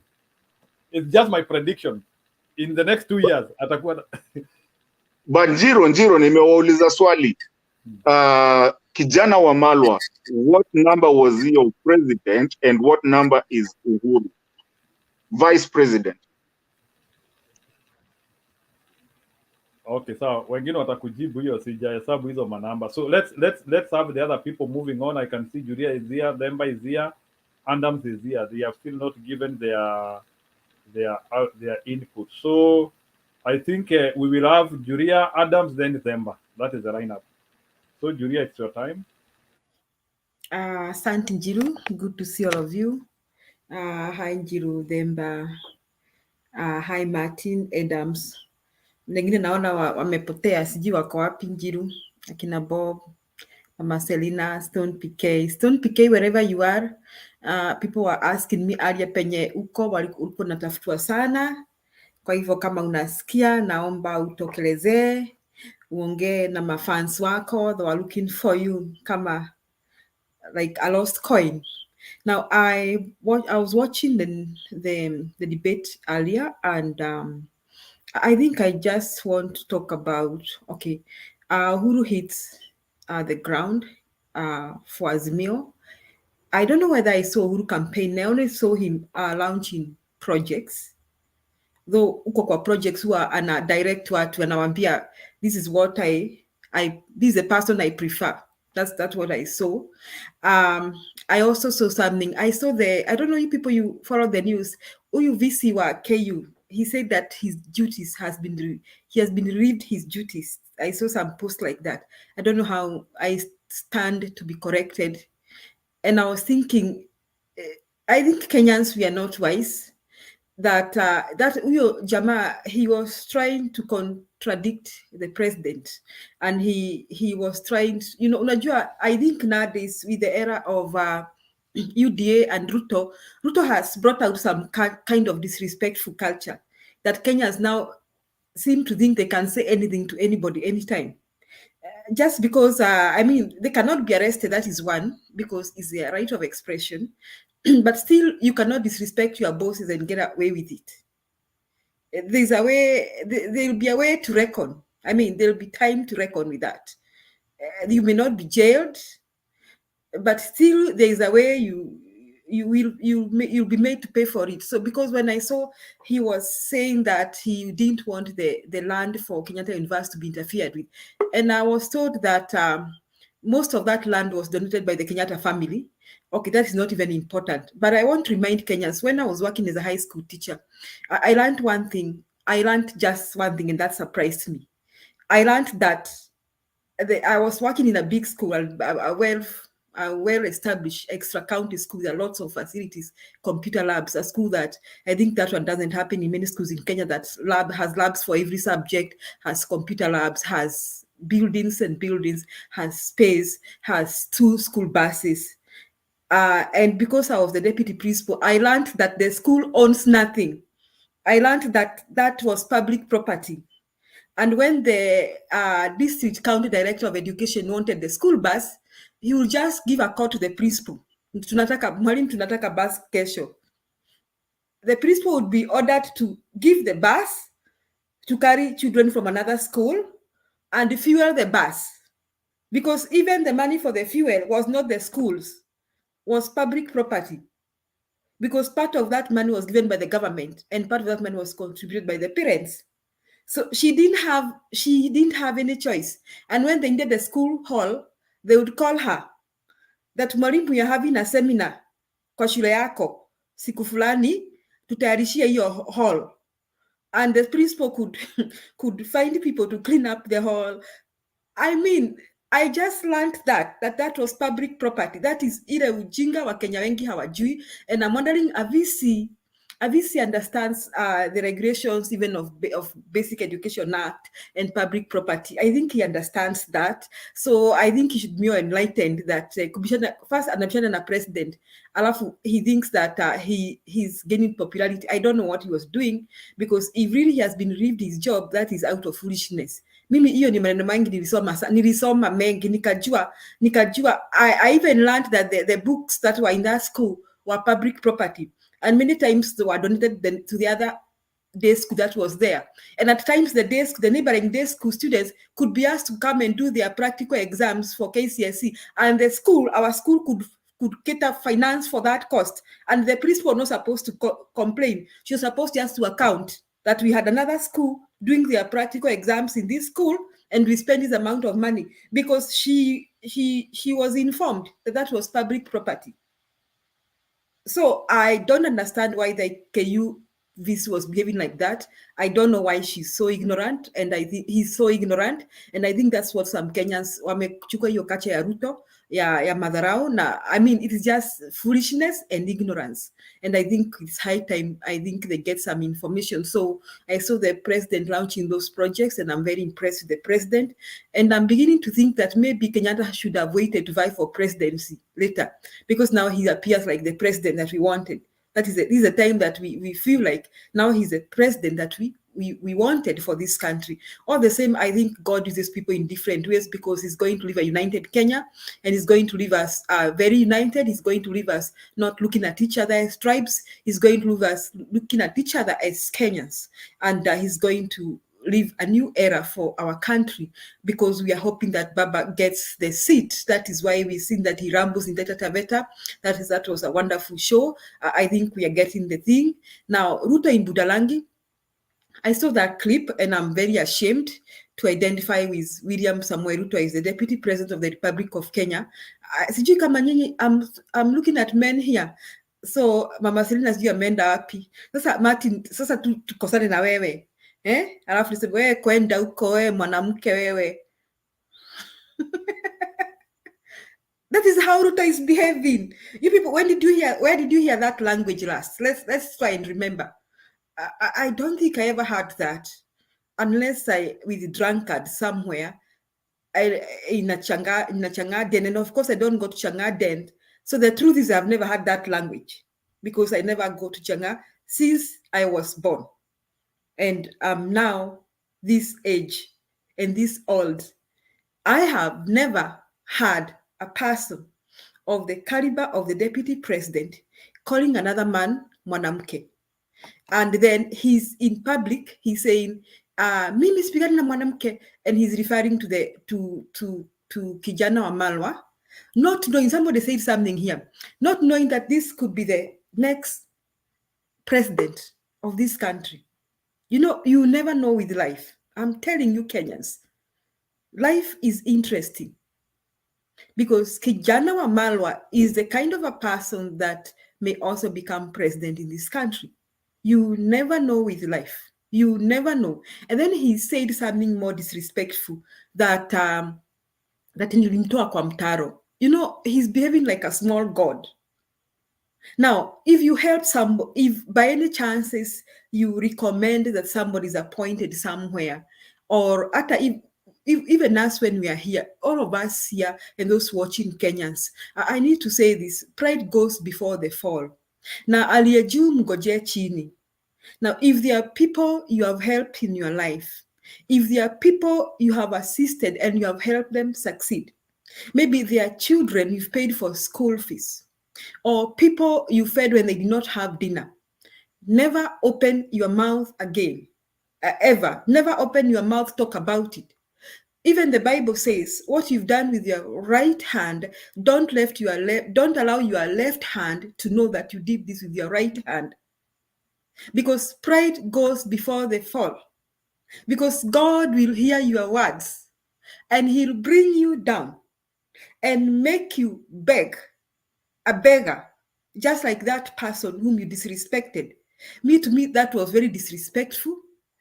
And when he said that, mimi sipigani na wanawake, those who are watching here, the likes of Geoffrey Ruto and the others, DPP, I will be ashamed if you continue supporting William Ruto, because the statements he used against Wamalwa are very barbaric. Yes, Eugene Wamalwa, not Kijana Wamalwa, Eugene Wamalwa, thank you for that correction.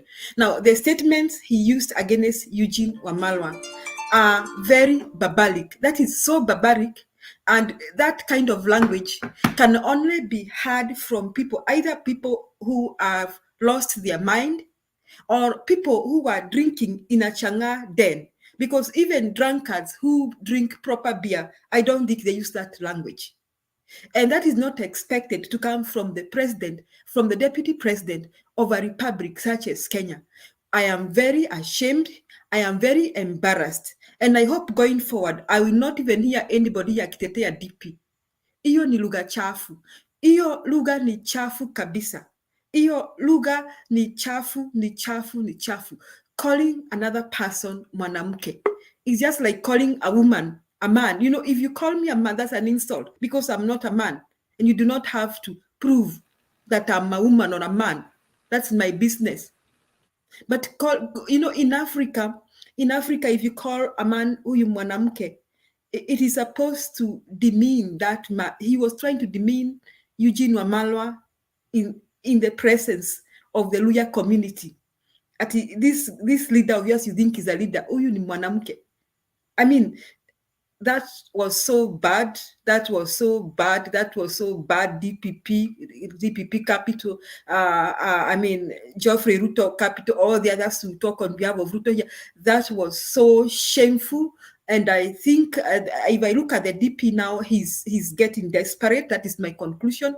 When you see somebody behaving in such a, that's a sign of desperation, and I think he's panicking. In fact, my conclusion is, Mr. Njiru, I think Deep is losing his mind, and I think he needs to see a psychiatrist, or he needs to go to a psychiatric hospital, because it is only people who are losing their mind that speak the way he's speaking. Asante Njiru. Okay, sawa. Thank you very much. I think kama unakumbuka just I think it was on Saturday ama ni siku gani, the president said that aende nyumbani peke yake. And today I saw the VC reading a letter. I don't think it was necessary to come in the public and read a letter which was sent to him from the ministry. I think there is an ethical form which is now starting to creep in Kenya. Julia, can you tell me? He was trying to. Okay, you asked me a question. I wanted to ask you a question. Is it professional as a VC to read a letter from Kenya to people? Yes, he was trying to incite the students. You see, he wanted to just go on rampage, and because he was telling them that this is my last time addressing you. That's what he was saying, that this is my last time addressing you. So he was trying to incite the students. And me, I think, if the students go on rampage and property is destroyed, he should be sued. You know, it is high time to ache ujinga. It is deep Ruto ameleta hii ujinga imekuwa. He's a captain of lawlessness. He is the one who has brought this nonsense the last 5 years, that people can say anything and everything and do anything and they don't hold themselves accountable. That VC was trying to incite the students. That is what he was trying to do. So me, I think if the students go on rampage, Mr. Njiru, that man should be sued so that aende nyumbani na ingie committee. 2 things should happen to him to serve as a lesson to the generation of lawlessness. That's my take, Njiru. Yeah, you know, I'm taking it like a scenario whereby a teacher, maybe to put it in a layman's language, a teacher gets a transfer letter. Maybe you are being transferred from point A to point B. You take your transfer letter, uende nayo pale mbele, uanzie kusomea wanafunzi. That is what I'm trying to visualize it, because somebody to reach to a level of reading a letter from Joseph Kenywa, who is in high profile in Kenya, and then you come to read it. So nilijaribu kuimira just with the same case when the deputy president was being interviewed and he talked about security issues on an interview. Ili wakati sijui alisema nimejaribu kupigia nani awachukui simu zangu. I don't know, has Kenya reached that level of an ethics whereby even people holding high esteem offices, they don't know how to hold the privacy? That's my question. Is Kenya no longer a private country ama ni namna gani? Hata tukua tumekasirika. That is my question. Apana Njiru, even teachers, because I believe that teachers received letters to maybe transfer, even principals when they were transferred, they usually leave at night because they are not for any reason to be assumed that they are the ones who have incited students. So they make sure that the way they live with a lot of secrecy. So he was trying to gain sympathy and to incite the students, and I don't think the students went on rampage. So far, I have not had any strike in Kenyatta University. So I think he didn't achieve his agenda. So our generation we don't need in this country. I think we should deport them to some island. Yeah, ndio nasema saa zingine hata mkichagua watu kama watu wezi weka masiri, or people cannot be able to manage their anger. Hata ukiwa umekasirika, there are things you cannot bring into public. And that is why I'm saying the deputy president, Mr. Ruto, is not fit. Watu ukosana lakini huwezi kuja kuanzia to start saying some things in public. You are not only compromising national security, but you also compromising. And not even that, Jiru. Angalia huyu nani Kiprop anasema ati Kipto ati si atuchapi wanawake. Hamchapi wanawake. So DP was referring to Amaro as mwanamke. Kipto, I think nyinyi watu umesoma, you are learned. Then we stop talking too much. I think we need to hear Adams and the others. So yeah, forget about them. They are UDA trolls. We understand them. You know, UDA trolls always do that. Some guys, I always see them, even where you need to apply basic information, they don't want to apply. This one is purely basic. So what I was saying is that the office of presidency is all about secrecy. And any person who cannot keep, ulisikia hata leo Wamaro akisema, and I was very happy of that statement. Akasema sababu ya kile kiapo tunakulanga, kuna vitu hatuwezi sema hadharani kwa watu. I like that statement.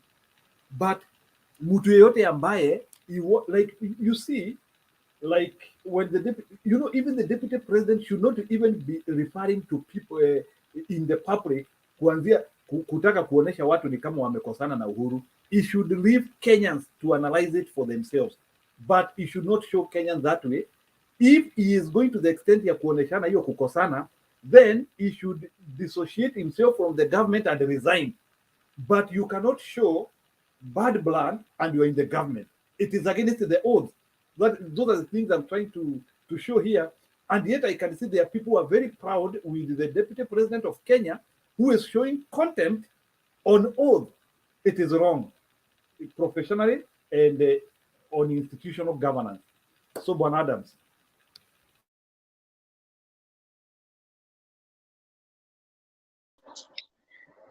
Yes, thank you so much, Mr. Njiru, for this time.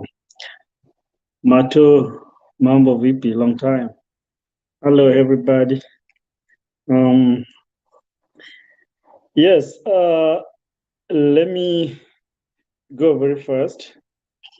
First and foremost, something happened in Kenya today, and it was supposed to be a breaking news, but then it wasn't a breaking news because I think maybe people expected it. A breaking news is something that people didn't expect, so it catches people with surprise.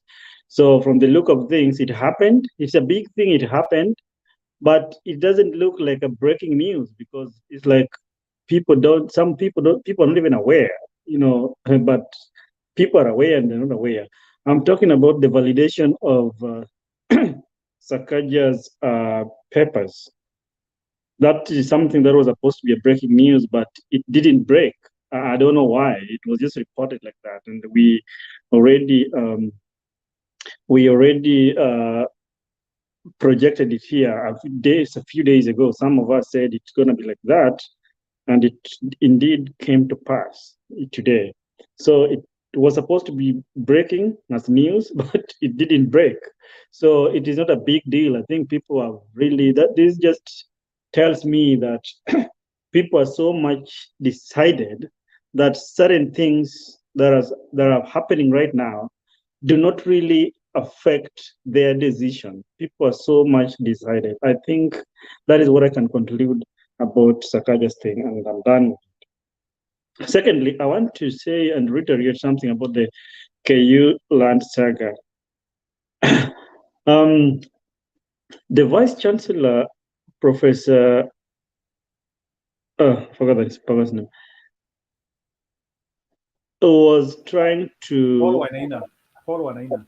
Yeah, Professor Paul Wanaina was trying to incite students to go on rampage. But from the look of things, I never studied in KU, but from the look of things, it's like this guy is not liked by most students. Because there's some teachers, there's some lecturers that in an institution, when they do certain things, when they incite students, especially at the University of Nairobi, the students would go, the comrades would go on rampage immediately, the same day. They would just go bust out there. But it's like nothing happened in KU. He tried it, nothing happens, everything seems to be normal. But that's not my point. My point is Kenyatta University itself and the land on which KU stands is a public land. Public land means it's a government land. A public land is a land that government has more say than anything else, or than any other person else. They have a say in that the president or the minister cannot just come, wake up and say, you know what, I need part of this land to develop personally for my private purposes. No. But if it is for the public interest, for the public good, like they explained to him, they were saying World Health Organization and the CDC are trying to come up with some research center and which basically what they wanted to use that land for, the 400 acres, is for the public. And they were saying they're going to build something which is going to be the biggest in Africa. You know, that one alone is going to put Kenya into good books. So this guy, I believe, or I think he was trying to work for certain people. He was trying to react, like to work for certain people who were trying to control him around so that he can try to defy what the government wants, not knowing, but I know he knows because this guy is not a quack, he's not stupid. Professor Paul Wanaina is not a stupid guy. He's learned, he knows the law, he knows everything. Even his home, even my home, even Mato, your village home, tomorrow, when government says that in your home, where your mom's house is standing, there is gold there, there is oil there, the government will come and inform you guys. They don't gag you, but they will give information as per the law. This is something which is in the law. They will tell you that, you know what, there is oil here and the government must drill it. So what we are going to do are two things. Number one, they offer to relocate you guys to a safer place before they do anything. If you don't want to be relocated, then they will give you an equivalent amount of money, which is worth where you guys live, where that specific land. And then they tell you now you can go and look for anywhere in part of the country, where you want to go to north, whether you want to go to south, west, east, it doesn't matter, so long as it is within the Republic of Kenya. Even the government, when they are resettling you, they settle you anywhere in the country, even though they will ask you what are your preferences. So this chancellor knows this one very well. It is just the government trying or decided to use what belong to them and what they are supposed to do. There is nothing which was contrary against the law. Otherwise, the activists and people would question them and somebody would go to court. But how will he go to court for that? So this guy was just trying to incite, and he tried, by the way, but unfortunately it didn't work. He knows what he's doing very well. But KU, anyway, I've been having some other land issues. I think even Professor Uganda the other day had issues. So be it as it may, I think you can't gag the government and succeed. Moving forward, Mr. Deputy President Ruto, there is something which is going on. Ruto saying that he wanted to slap, Eugene Wamalwa said that Ruto wanted to sack him so bad in 2018. Ruto wanted to slap him. Ruto almost slapped Matiang'i. He said that. And if you guys can remember, this is a character, this is a man who is violent. Bro, don't forget the president. Don't forget the president. He also wanted to slap the president. Yeah, thank you, Mato. Then the president, the most recent, right? The most recent. And these people are just, I think what Wamala was trying to say is that the fact that he said that he wanted to slap the president is not new. There are some other people, maybe there are some other people who haven't come out yet. In the United States, when you are accused, like I remember the case of Governor of New York, when he was accused of that sexual harassment, it was only 2 people who came out. Then later on, people just came, he tried me too, he tried me. So many people came out. So even the Ruto case, we've only now known the president, Matiang'i, and Wamalwa. Confirmed, those are the people that he wanted to slap. But maybe if this Pandora box is open, you will find that he wanted to slap so many people. Or maybe he has even slapped people. Maybe he has done it. I don't think he can just be going around threatening people without action. Maybe he has even done it. I'm told that his closest friend and associate, PA, called Mr. Farouk. Farouk actually slapped people. The other day, the rumors had it that he slapped the Nakuru women, the Nakuru senator, Susan Kihika. Unconfirmed though. So I think it is just birds of the same feather flocking together. And then Ruto went ahead to reply Wamalwa in a public rally, and Wamalwa is from Western. He goes to his doorstep to reply him there, a disrespect. And he tells him that, you use like,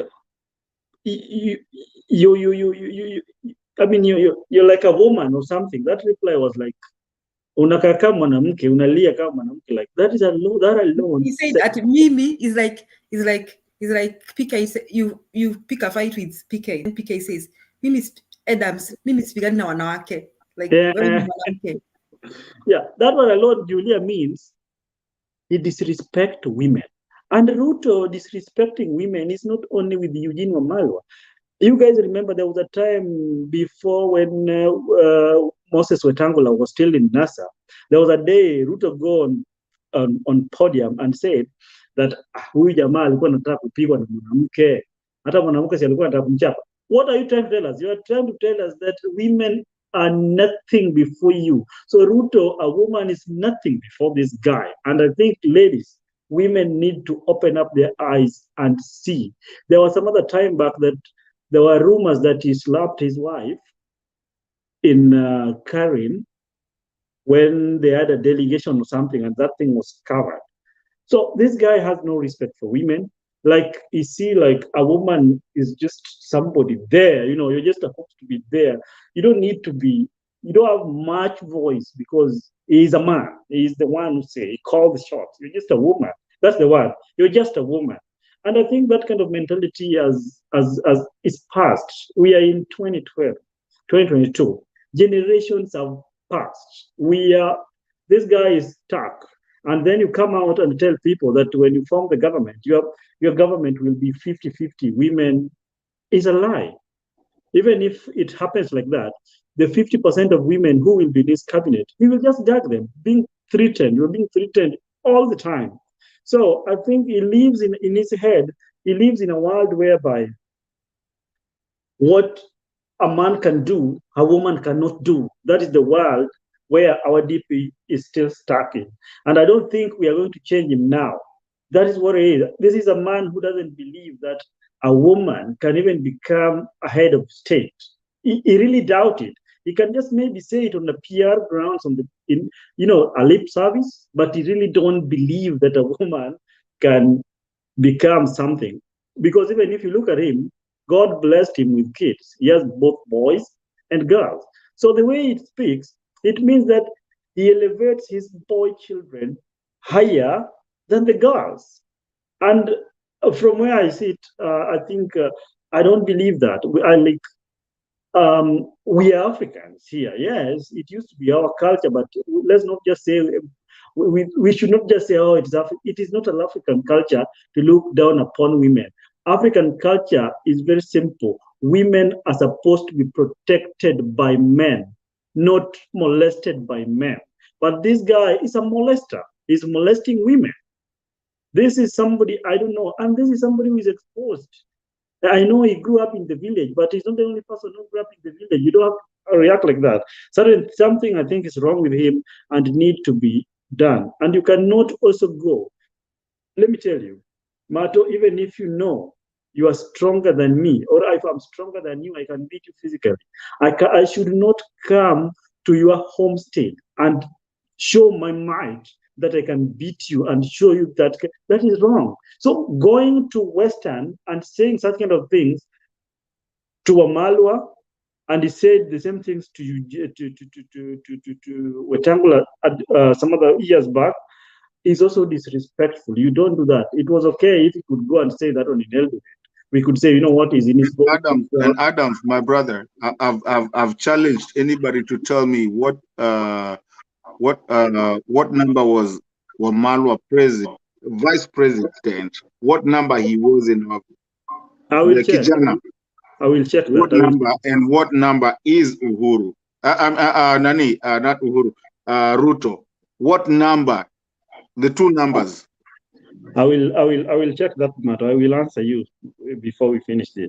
So I think that is a sign of disrespect, and something needs to be done about this guy. And before we go on, otherwise he's doing so bad, and I think he will pay the price. He will pay the price. There is nothing. I know most of us here are Christians, but there is nothing like, oh, you do something bad to somebody here, you let do something bad for you here, and then you say, oh, I will malipo ni good. No, the payment is right here. The payment is right here. Ruto will just be paid right here. There is nothing like he's going to be paid in heaven.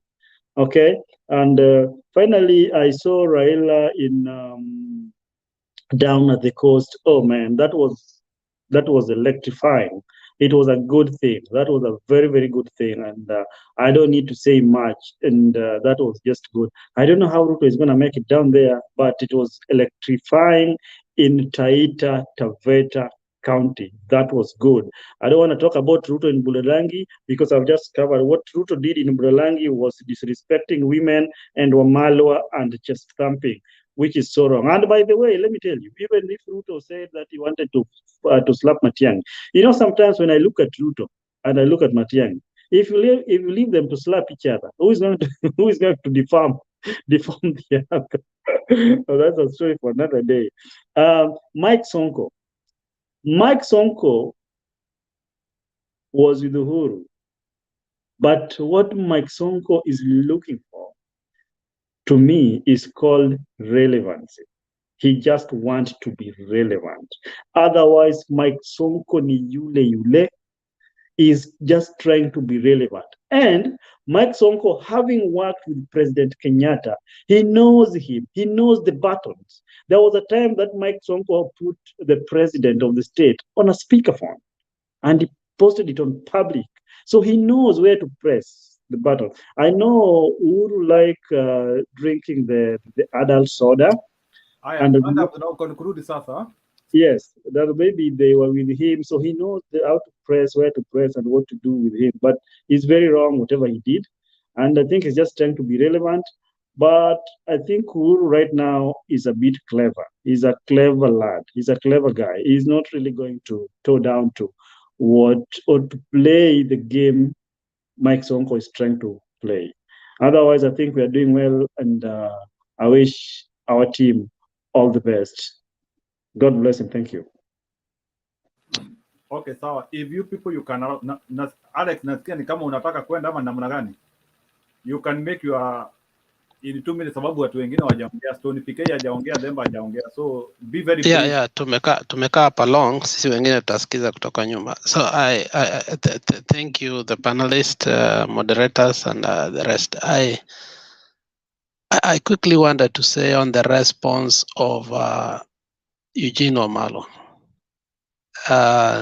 It was an emotional response, and it was a humble response, and it painted a picture of what Uhuru had been going through when we thought all was merry with Jubilee. It showed a government that was fighting each other. All the while, the president was composed, not knowing that Ruto was in charge and he was frustrating his own people. Let me say a few things that Wamalwa said so that we can now hammer Ruto and extend that hammering to Mudavadi and Wetangula. Now, my man Mudavadi said, if you remember, I was the only Luya man that was in this government. And if it was not Uhuru who had appointed me, there was no way us Luyas could have been in this government. And then Ruto now becomes mendacious, signs some fraudulent papers with Mudavadi and Wetangula, and now masquerading all around Western and saying he can give them 30%, whereby he could not stand one Luya man. How is that possible? The other thing that he said was he wanted me to kneel down to him and beg him. So, and we have heard that a lot, that at some point, Annex House was the center of power. Kabando wa Kabando, I don't know, those who love politics remember one time Kabando wa Kabando was saying that it was the center of politics, and if you don't go there and kneel down for that person, there was nothing that could come out of it. Now listen again.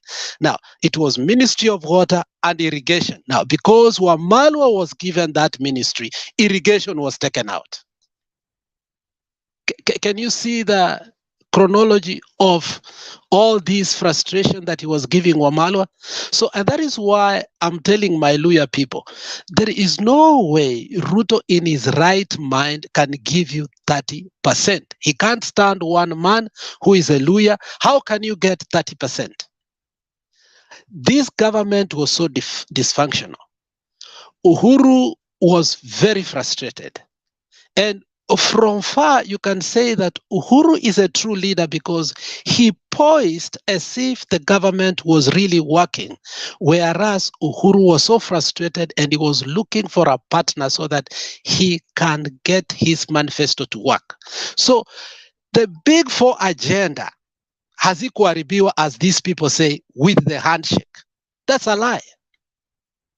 There was no way the Big Four agenda could have been implemented with such kind of dysfunctional. Now, that tells you why even the Galana irrigation scheme did not work, because Ruto did not want people who could deliver, like Wamalwa and other people who were very close to the president and wanted the president to leave a legacy.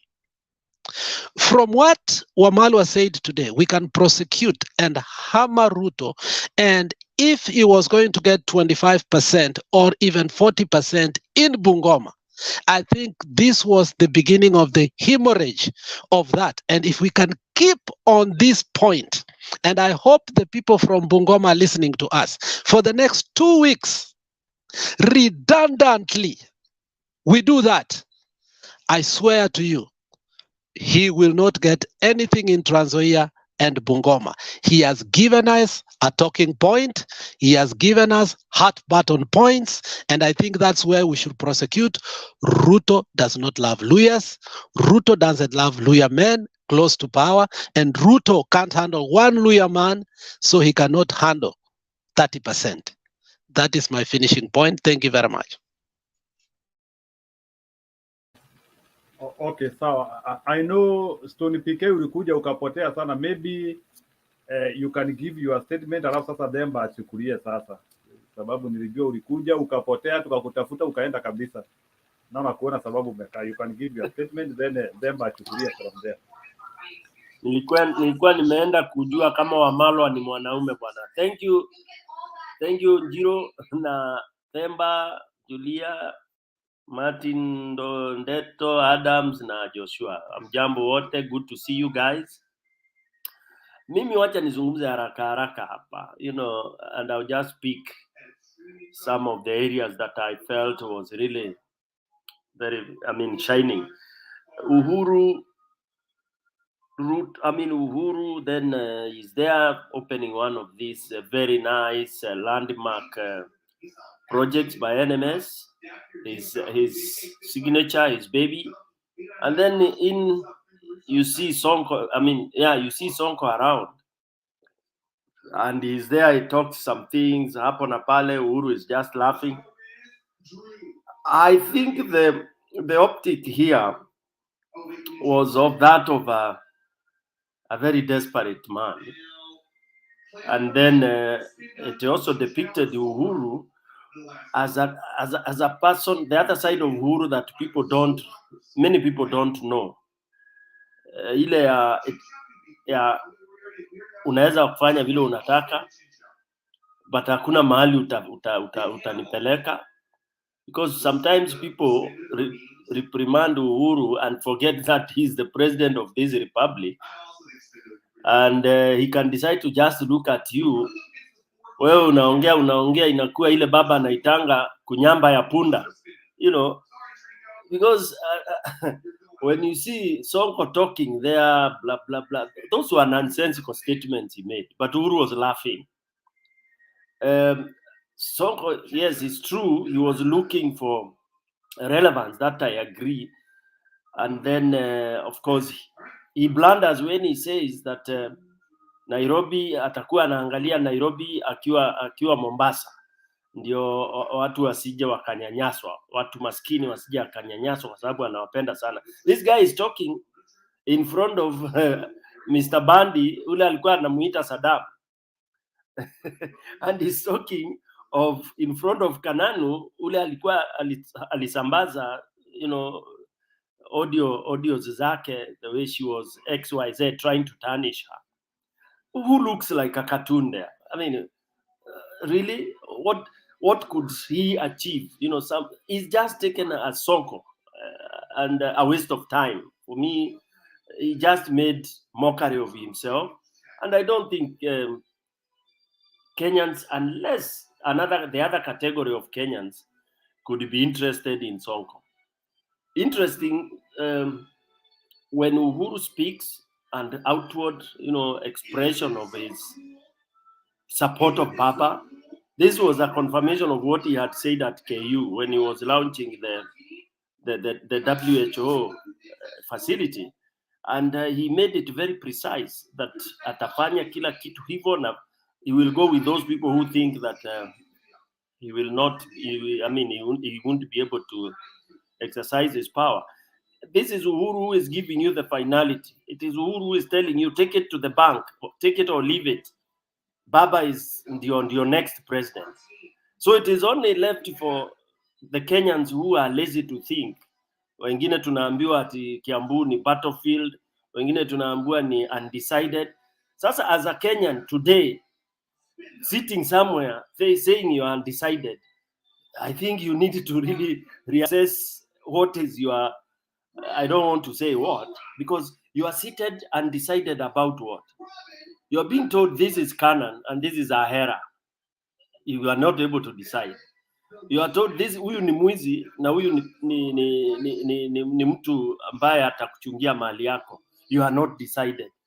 Unaambiwa huyu ukimpatia chakula atapeleka, atakula. Huyu unaambiwa ndiye atafikisha. I'm still undecided. Unaambiwa huyu hii njia inaenda heaven na hii inaenda hell. You are still undecided. Kenyans, what kind of indecisiveness can this be? The few weeks remaining, my brothers and sisters, I'd say today where Kenya is, don't be told about that. Unajua ni siasa, this is politics. Kenya is at a critical, in fact, it's more than an ICU unit. Kenya is dead. It needs resuscitation, and it's not politics that will resuscitate this country. It is practical genuineness of somebody who wants to work like the way NMS is working. And that's why Uhuru, over his dead body, cannot leave this country in the hands of Ruto. Because in the hands of Ruto, kwisha maneno, it will be auctioned. Yeah. So and he knows that, of course, Ruto cannot make it. And that is why the frustrations you are seeing with Ruto now is insulting everybody, left, right, and center. Yes, he's a man of beating people. He beat even a mzee who could have been his father, Chesire, in front of Moi. Ruto did not start slapping people jana. It is his character. He feels he's so strong. He slaps women. He doesn't regard women hata kidogo. Yeah, and this is the people. This is the person people are saying they are undecided, comparing with Baba. Ati sasa watu wanashindwa ama ni Baba ama ni Ruto. Kenyans really afadhali Muhammad nchi ya Kenya, because Kenyans, I believe we have some intelligence. We have a very simple arithmetic. 1 + 1 is 2. Yeah. So what I think we should now be talking about is that Kenyans of goodwill, the 4 weeks that are coming, it's not weeks of nonsense, sijui kudoubt. It is ukikutana na huyo mtu anakuambiwa ni wa UDA, unamuuliza bado umechagua njia ya kwenda kwa shetani. Yeah, atakwambia every morning, ask him that until the 9th. Then the other thing is when we talk of the Budalangi thing, I think what is remaining for Ruto is because he has to do those rallies, so he's venting out. Otherwise, he knows the seat is gone. His hope is, of course, he will have continuity when he has those MPs and the MCAs and all, he will continue to earn. And also, it is not like of him to surrender. Is still those men who believe that you can never surrender. You know, those archaic saying that huwezi kusurrender. Even when you are being beaten to the floor, umepigwa, umeng'olewa meno, umepigwa na mwanaume mwenzako, bado unasema unapigana, and you continue to suffer. A real man today is, ukipigwa ngumi unasikia uzito wa hiyo ngumi, unaambia bro, acha ishi hapo, tusahau yaliyopita na tuendelee. You don't continue fighting. Una mtu kila saa akikupiga moja ni chini, ya pili ni chini, ya tatu ni chini. You know, a gentleman these days is, if you feel it nini, you just unatupa towel and you survive to fight another day. Ruto is not able to do that. The Kalenjinism in him, the Moranism in him, the Ukora in him, yeah, and then the bitterness. He thinks he will tarnish Uhuru. He thinks he will pull Uhuru to the mud. But Uhuru is just, Uhuru anaenjoy your drama. Juu anasema sasa utadu. Juu Uhuru sasa alikuwa chini lakini alishikiliwa. Yeah, there's nothing else you can do to him. Yeah. So basically, yes, let's utilize these remaining days. Let's talk to people. Let people know that there's no two way now. Unaangalia njia moja. 9, get the government. It will be the rapture day. You choose the wrong way, Kenya goes haywire. And that's true. People can take that to the bank. We make a mistake at siasa, everyone has a right to do. Hii tarehe 9 hakuna cha right. It is kuchagua baba. There are no two ways. Asanteni sana.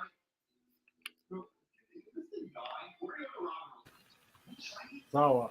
Zemba, you can take the microphone and ukimalizia Joshua hajaongea.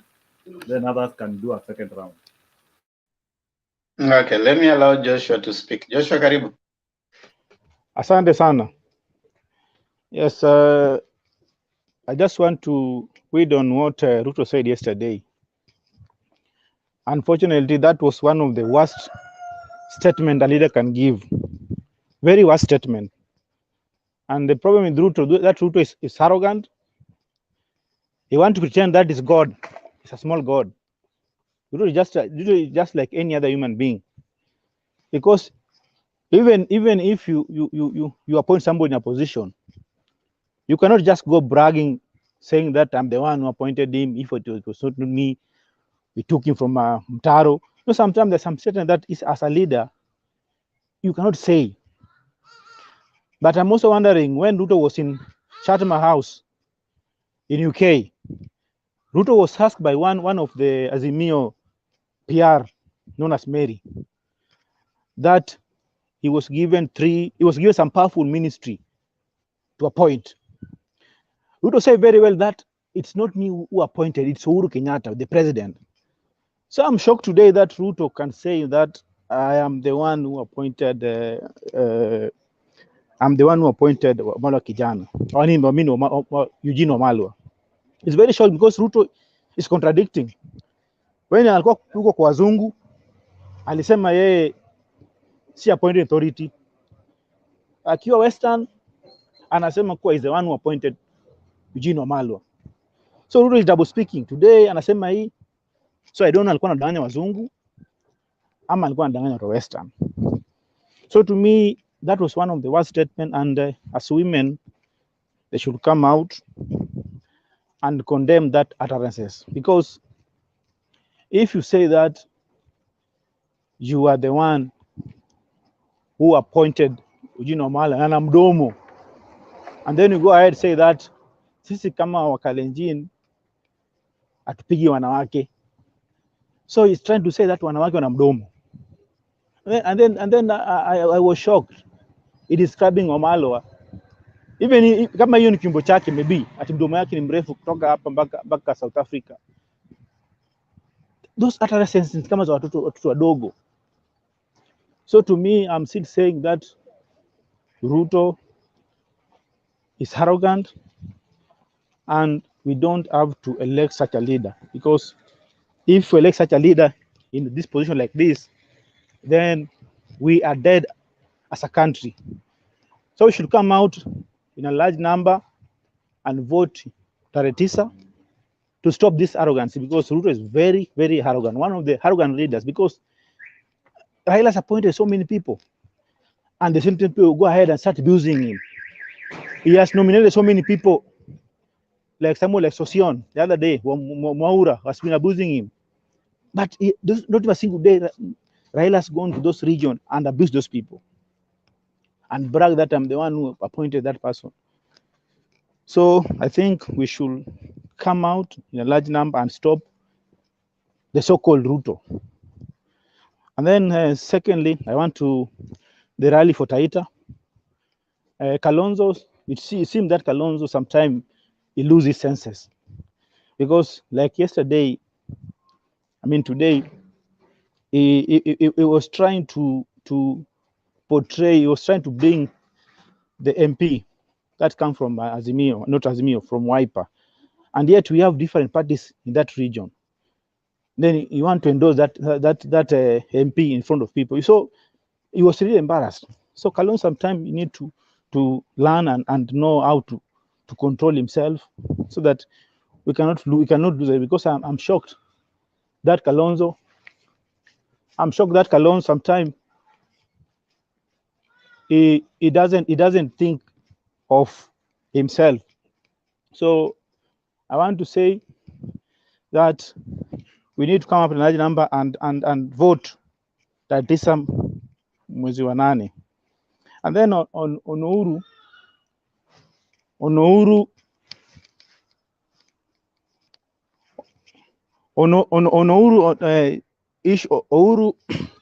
I saw how he spoke.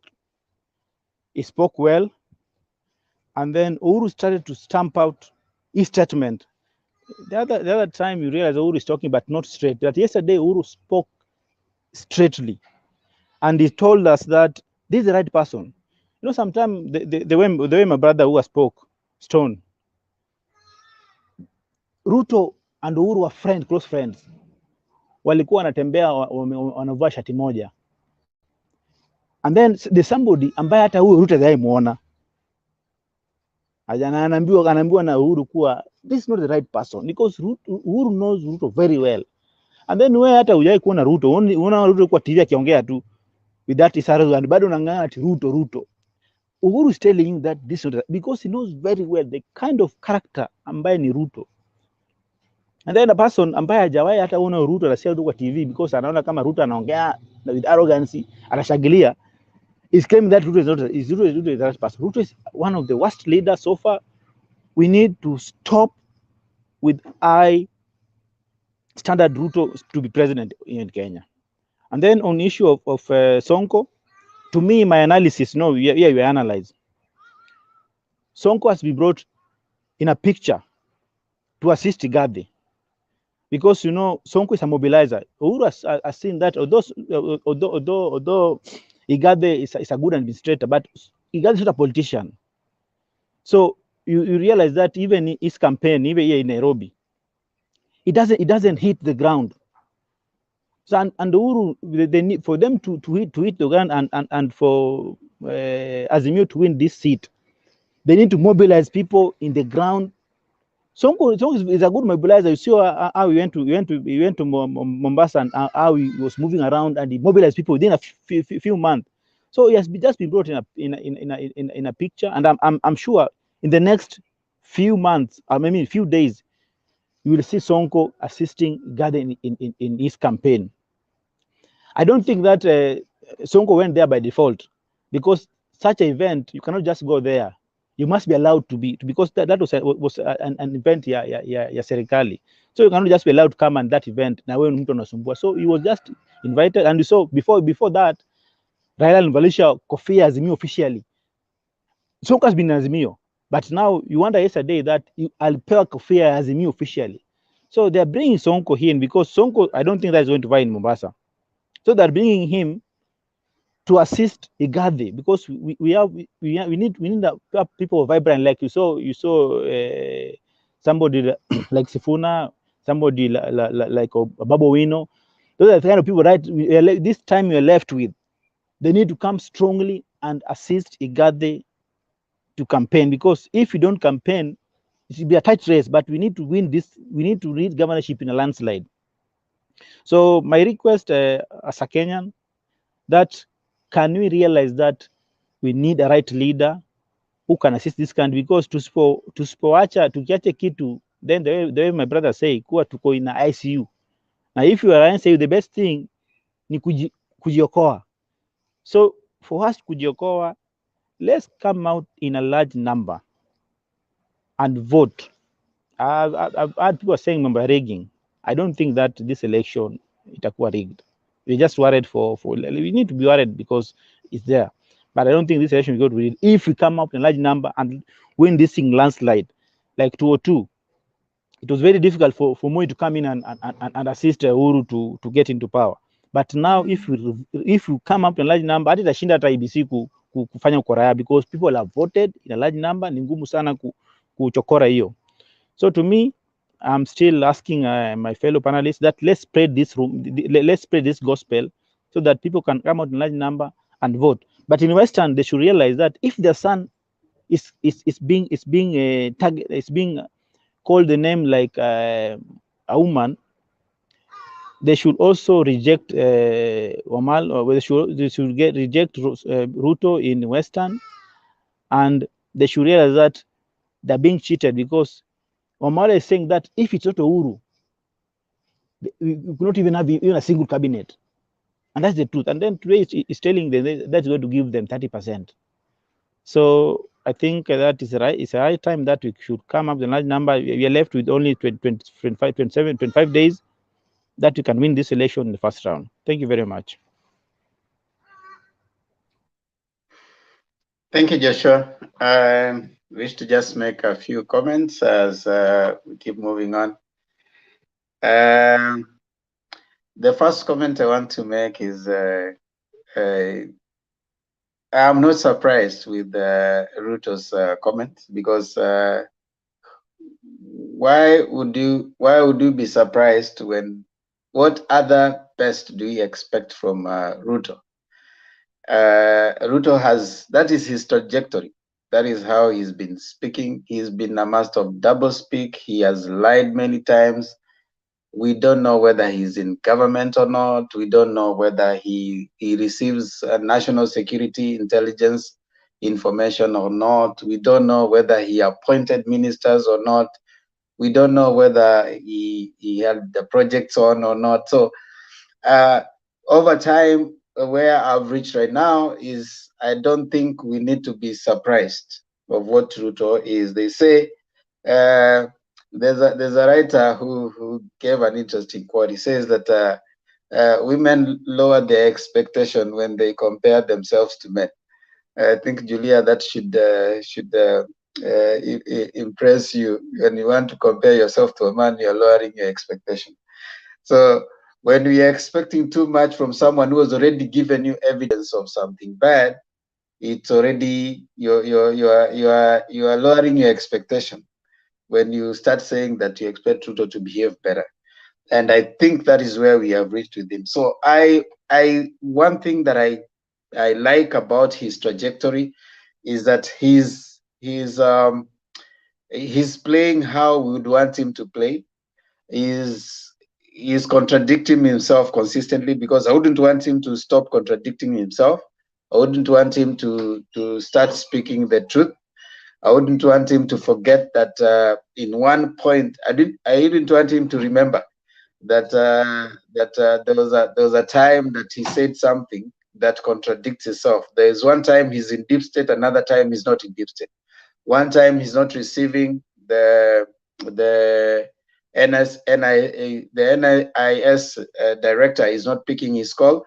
Another time he's telling them that I'm the deep state. So he's a master of contradiction, and I don't think we, especially with the people in Azimio, we should be happy that he's playing into the trap that is being set, and they have known him. There was a reason as to why Wamalo came and even said wacha nitobe, because he knew definitely Ruto will be coming to Bungoma and he'll be in Western. And one of the things that he will struggle to do is to try and defend himself against the accusation. And that is what they have consistently done. So what you do You give him something and a hook to hang himself on, and then he goes there and he makes it worse. That which is what he did. So we shouldn't be surprised. Is it expected? Yeah. Tomorrow he will probably say the same things. And am I disappointed? No.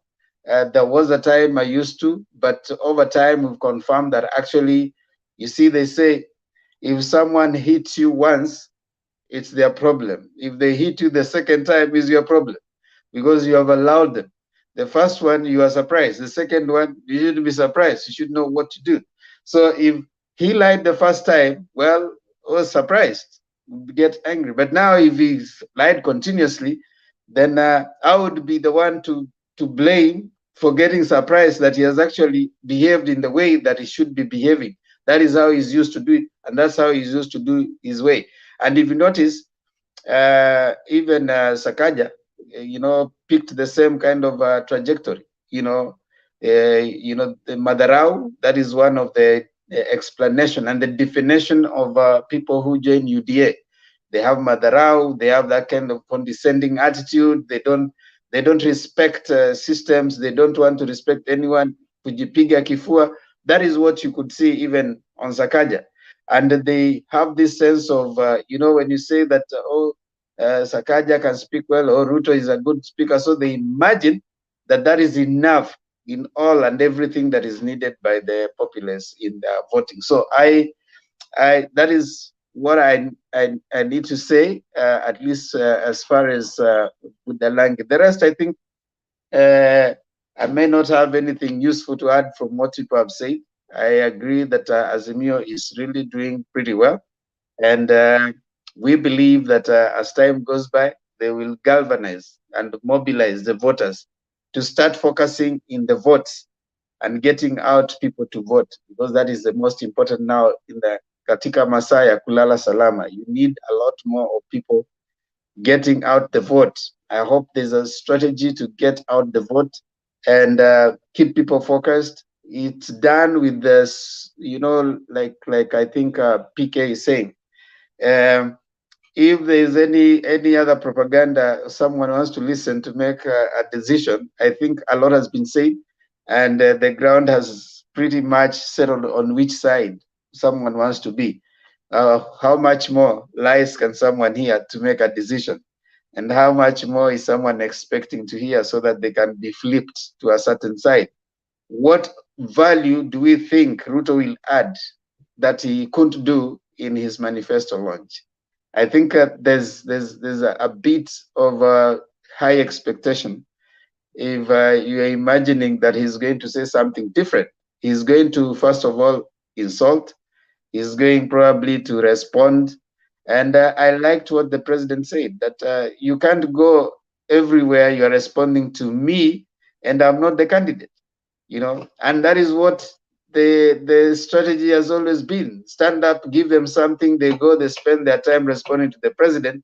They don't highlight on the manifesto the things that they hope to do for the people. And that has really worked pretty well. So yes, I think I'm very, very more than positive that this election is going to be the most peaceful election.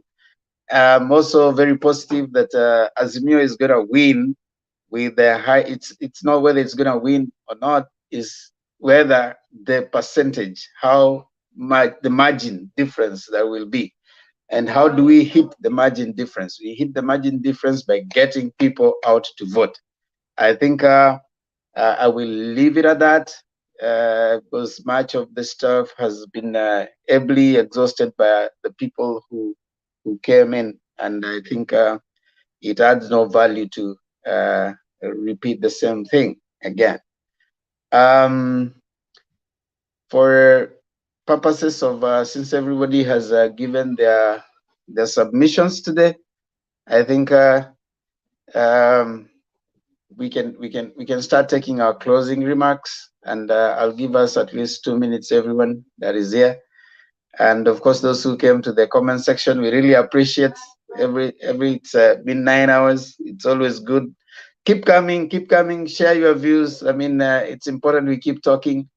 because when we stop talking, we start fighting. We don't want to fight as Kenyans, and I believe that this election will be the most peaceful because we are engaging, Kenyans are engaging, we are able to see into what politicians are sharing, and we are continuously talking as Kenyans. It is important for us to keep expressing our views because it's a way of learning from each other, it's a way of knowing what others are thinking, it's a way of appreciating each other as Kenyans with our differences and even our commonalities. So I want to appreciate all those who come to the comment sections, the panelists, Adams, Martin, Deto, Stone PK, Njiru, moderators, and the rest. I think it's always nice engaging. Njiru has done a good job now that Makiadi is on leave, on vacation, and I come a little bit late. Tomorrow I'll try to come a little bit early. And Jiru has really been a very good step in as we move on. And also Julia also is always on standby. This is how you grow a family, so that people are always on standby to come in and keep the conversation. They used to say when I was at SPN, they used to say, the director would say that the show must go on. It doesn't matter what happens, you'll fall, but the show must go on. That's how it rolls. So allow me to give you a chance to give us your closing remarks. Adams, you'll have your 2 minutes. Ndeto will come in 2 minutes. Stone PK 2 minutes. Njiro 2 minutes. Julia 2 minutes. In the meantime, let us subscribe to Mutembei TV. If you haven't subscribed as yet, also try to be a member. If you haven't, Yufimo Otieno, tafadhali mambo ya kubadilisha jina mara Adams mara Otieno, choose which side you want to be so that we have some consistency. Hii mambo ya Ruto hii hatutaki, hii ya mara huko ndani mara huko nje. We don't want confusion. We don't want confusion. So Adams, kindly address that. I want to see Yufimo. Is it Yufimo Adams or Yufimo Otieno? What happened? But in your 2 minutes, tafadhali give your closing remarks. In the meantime, I want to thank you all who have subscribed to my daughter and I channel, Themba and Lulu Show. Kindly, I still continue to beg you, if you haven't subscribed, kindly go right there and subscribe. As you subscribe to Mutembei, pia pitia pale kwangu. Don't worry, just come in. There's so much we have shared. We have shared this week about how to engage in service to others. Just go there. Thank you. Adams, karibu. Well, thank you so much for the last submission. First of all, Mr. Martin Deto, I just got the information that we're looking for. Wamalwa Kijana was the 8th Vice President of the Republic of Kenya. He served from 2003 to 2003. He did not take a whole year because he died prematurely. Well, going forward, I also just want to say, I saw down there in the comment section, some people, the gentleman. Adams, what is Ruto? Ruto is number 11 to date. Yeah, now I saw in the comment section, one of our panelists here, Mr. Joshua, he left, was saying that Sonko has been brought to the limelight to help gather with the mobilization. I tend to disagree with that because I believe Nairobi is already done. They already imepangwa, and it is going to be like that. With or without Sonko, Igade is the man. That's how people like Raila planned for it, and it's going to be like that.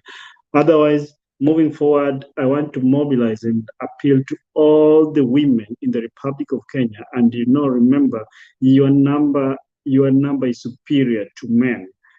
Kindly come out and vote for one of your own, the right ticket, it, and disassociate yourself from wolves, those who look down upon you, who do not see you, who do not recognize you as people who add value. And yet, without you, life can never be the same again. Vote for Azimio. That is where all women belong, because that is where dignity falls.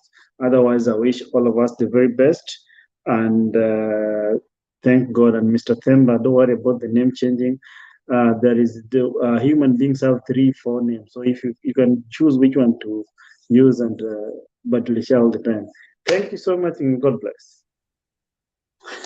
Thank you, Adams. I'm not worried about the vote results. I'm worried about the process. The process of voting is as important as the results of the vote.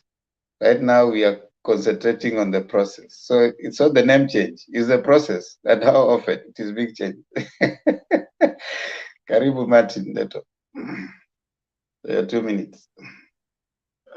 Thank you, Demba, so much for bringing me in.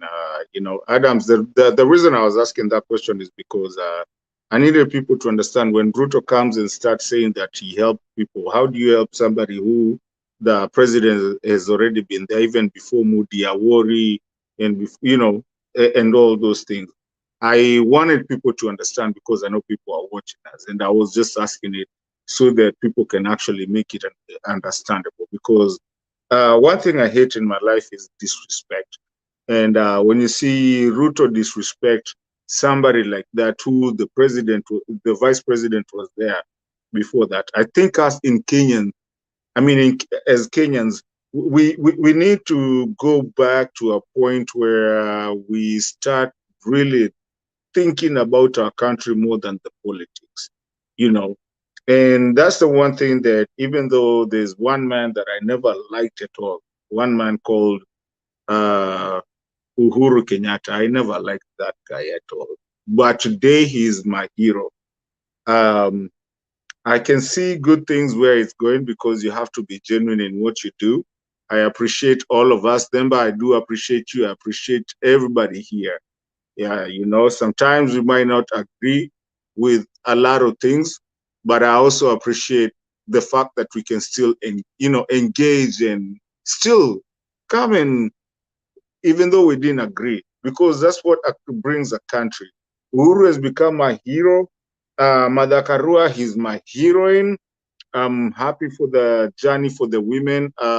Congratulations, Julia, because you women are just making us proud with Mother Karua. I never saw that side of me. I was a Sabina Chege person, but she's changed my heart, and she's a great person, and I can see where we're going in Kenya. Now, here's the problem. Kenyans, whoever are watching us, not just that listen to us, that always hear, this is it. Since the beginning of this thing, when I started coming here, I said that last minute is when everything changes, because that's the time that people are going to start changing topics and people moving from somewhere and you don't understand. And I'm so happy for Jiro. Thank you so much for bringing in Uhuru. Your community, we appreciate it. Welcome to amenifurahisha. But this last month now is what is going to make. But we need at least 75%. And I can see it coming, so that no one goes anywhere. I heard a story about somebody trying to get lawyers today about, to go to the Supreme Court. We don't want to have anyone ever get close to that Supreme Court. We need to kill it all the way. Done, dusted, dust it all the way, that there's nothing called Supreme Court. We need to do more than 70%.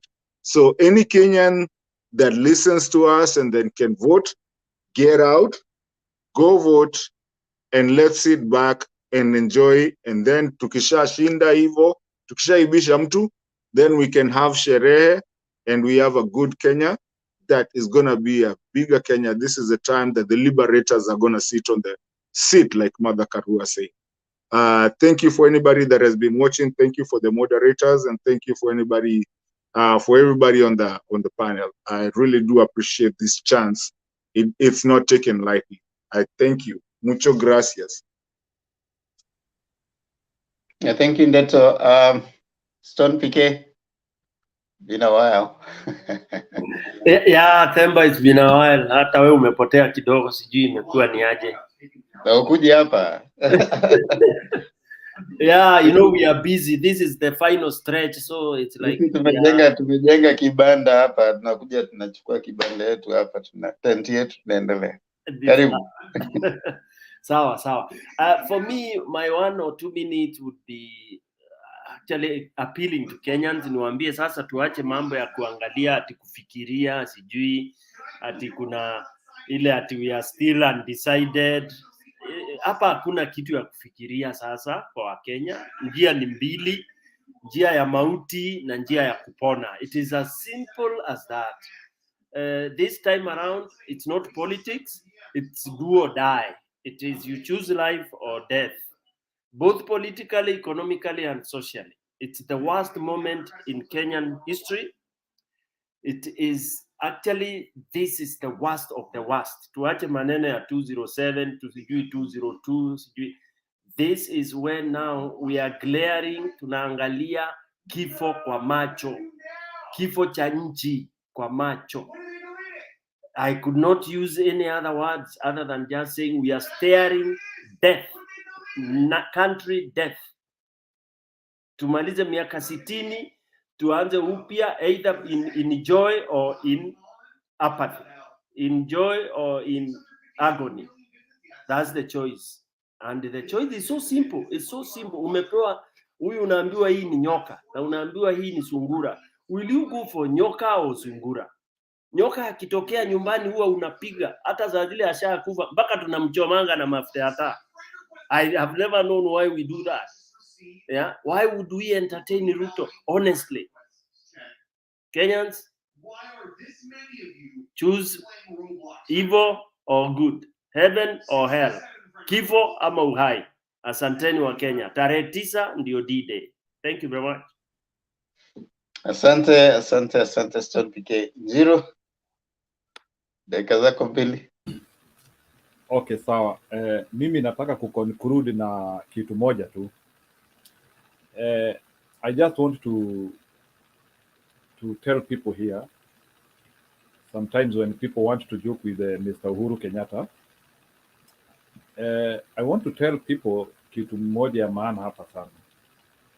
Uhuru Kenyatta, at the age of 42 years, he had already lost an election. At an age of 53 years, he became a president. Ruto, at an age of 56 years, he is not sure whether he will become a president or not. I'm not talking in terms of, so what I'm trying to say is that Uhuru has developed along the way. He has been in the both side of the aisle. He has lost an election. He has won an election. So I want to tell Ruto, you are still a tundra in Kenyan politics. You might think you have a lot of experience. You might think you have a lot of people. But let me tell you, because I know maybe there are people who support Mr. Ruto here, maybe you might be listening to us live, and maybe you can also listen to me. Kenyans will humble you on the 9th. And that's our assignment. We are going to humble you completely. You have raised yourself, umejigamba sana. And I'm extremely committed. My family, people who know me, my friends, we are going to humble you. Your arrogance is beyond any person's imagination. On the 9th, the reason why I will be very happy to go and vote, it's simply because of your arrogance, your character, and the beauty of having a clean ticket, people who have done a lot for this country. And we are going to show you that Kenyans deserve the best. Model your character. You don't deserve to rule Kenyans. You belong to Sugoi. You belong to the villages where you need to go and, first of all, meet your parents and the village elders to, first of all, show you how to be a good person. But so far, Kenyans have rejected you. And we are going to reject you in totality. And these 3 weeks, You can continue abusing people the way you want, but we have rejected you, and no one is going to elect you. It is only your kids and your wife who are going to give you votes. You too. Thank you. Thank you. Juliet. Asante Themba. I want to echo Njiru's words that the reason why many people will go and vote against Ruto, especially in Mount Kenya region and now in Western region. Okay, he began by disrespecting our president, our son. And that is why so many people from Mount Kenya region will go and vote. So if you don't believe it, you better believe it now. We'll go and vote because they got to tame Ruto. Because he declared himself as Mount Kenya kingpin. So we got to prove him otherwise that he's not the kingpin of Mount Kenya region. And by disrespecting our son, Mr. Uhuru Muigai Kenyatta, that is utter disrespect for each one of us. And yesterday, he shamelessly went to Western Province and began disrespecting their son, Eugene Wamalwa. And he did not only disrespect Eugene Wamalwa, but he also disrespected women. Now, this man has been heard disrespecting Kalonzo Musyoka. I'm not inciting anyone here. I'm just trying to open your eyes to see the kind of a person that you have. Now, this man cannot be described. It is not enough to call him a dictator. I think maybe that is how the former dictator of Uganda behaved. I think he's worse than those dictators that you had of Uganda. I mean, I think he's worse than that. And I'm asking myself that in this era of democracy in Kenya, when we have the new constitution, when Kenyans are feeling so free, we can have a man with the audacity like a deputy president, William Samuel Ruto, bragging around, insulting the president, claiming he can slap people, he can slap the president, he can slap anybody, calling people women, disrespecting women, and he shamelessly walks around and he thinks he can get away with it. We are going to tame you, Mr. William Samuel Ruto. And I want to believe the somebody called RK Media is giving some opinion polls here. He's saying in total, Baba may get 58%. But RK Media, I think we shall meet here after 9. I think Baba will get above 60%. Because we Kenyans, fellow Kenyans, we got to tame William Ruto. Now, it is no longer the issue of Baba and Mother. It is Operation Tame William Samoei Ruto. Operation Humble this barbaric man from Sugoi, because his place is Sugoi or Kamiti.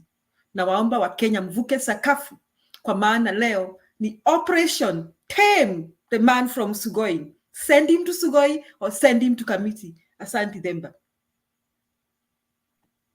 Thank you, Julia. Thank you for your awesomely delivered speech at the end. Tim. When you're speaking, I remembered what they kept on saying, that Uhuru had chosen not to campaign for mtu akitendawili eti kwa sababu he cannot be sold. So hata Uhuru mwenyewe ametoroka. That is what Gachagua was taking to Central. That tunaona hata Uhuru amekataa. Sasa Uhuru amejaribu kusukuma, ameshindwa. Sasa hata ameachana na yeye. Now, I don't know what they'll say after yesterday. And this week, actually, the president is launching quite a number of projects around. And he's being more direct than he has ever been. The first time he was ever that direct was during the launch of Azimio. After that, he's still the president. He told them, I'm still the president until the last day another person is sworn in. So he still has work to do. And he said that I want to pass on to the next person, and that person is Raila Amolo Odinga, and that is Azimio. Then he was very categorical. He said that he has mother, and I don't think mother will want to play with these people who are engaged in corruption. That was a very emphatic statement, and you can tell from his thought and mannerism that is so focused on handing this over to people who can take the country to a better place. And I liked what he said finally, that you need to move it from, I didn't take it. It wasn't so good when I took it. I pushed it to where I am. I want other people to come and push it to a better place and other people to come after that. I think that's how Kenya should be. And his characterization of Ruto's, jabs, I think was also very, very, eloquently put out. I don't know what Kenya Kwanza will be doing. We don't have Kenya Kwanza, we have UDA. UDA will be doing in the next few days, probably busy responding to the president. But again, president is not running. Told them I'm not in the ballot. So thank you, everyone. Those were my 2 minutes. And kama kawaida, we finish with our national anthem. And what we did yesterday, we did the Kenya national anthem. No, you did East African, right, Julia?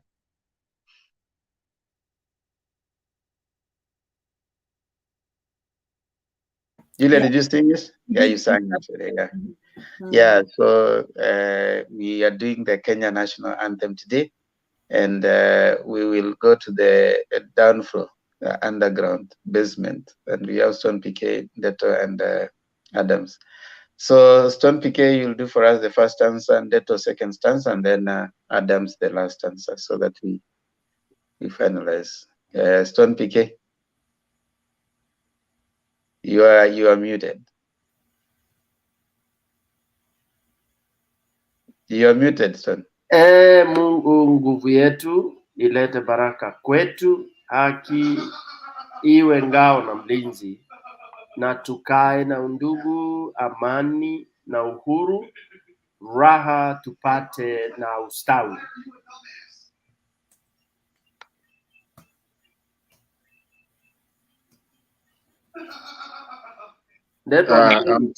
Amkeni ndugu zetu, tufanye zote bidii, nasi tujitoe kwa nguvu. Nchi yetu ya Kenya tunayoipenda, tuwe tayari kuilinda.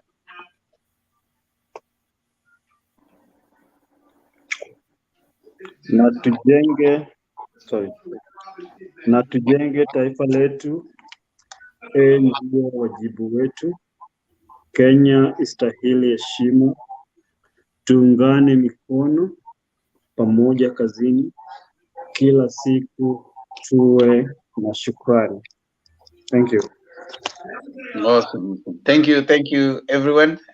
We will, of course, we normally have the other part that we start in the evenings. We will resume when Makiadi comes back, and Julia does it. Julia, Njiru has disappeared. What are you still doing? Jiru, don't talk about Jiru. That is child abuse. I'm not your friend, Chen. And I'm not the first person to say this. Julia, what did you say? Mwalimu wezi ni mkali. Julia. I wanted to tell them about that. That is child abuse. So naomba wa Kenya mulale salimini. Julia wa Walmart. Sawa. Then I'll come back to deal with you. I mean, we shall revisit. We shall revisit. Yes. Okay. Good night. Okay. Jiru amesikia atakugonga huko kwa comment. Ndani kwa comment section mtapatana naye hapo, shauri yako. Euphin Otieno, get your name back to Adams. Euphin Adams, that's what we know. This issue ya kutuchanganya hapa tutaki. Euphin Otieno, it is Euphin Adams. DA, toka hapa mpaka Makiadi arudi. Makiadi yako vacation. What are you doing here na Makiadi ako na wewe kwa vacation? Sure. What has happened to these people? Eh? Don't PK. Hey. Hapa watu wali Dani Darius, Father Dani Darius aliwafanyia maombi. So aliunganisha viunganisho kabisa. Aliombea watu. Aliombea watu hapa, yani hapa tu ni Adam Suku, hata alichanganyisha Euphin Otieno mpaka kwa Euphin Adams. Wow. nani Papa Bob namuona hapa siku hizi. Na Christine waliombewa na Father Dani Darius. Aha. Kila mtu na wake. Nani Adams siku hizi naonanga ulipita na mtu. My brother. Die naye na Makiadi alienda vacation, wameenda wote. Sasa sijui anakuja kufanya nini hapo akiwa. Mato. Life is good. Life is good. Life is good, eh? It's easy. Siniachaga Demba ametafutwa na nani, alikuwa anaitagwa nani, alikuwa amemtafuta hapa vibaya. Akaringa. Nani huyo? Nani alikuwa amekutafutaga? Gitash Day. Alinitafuta mimi.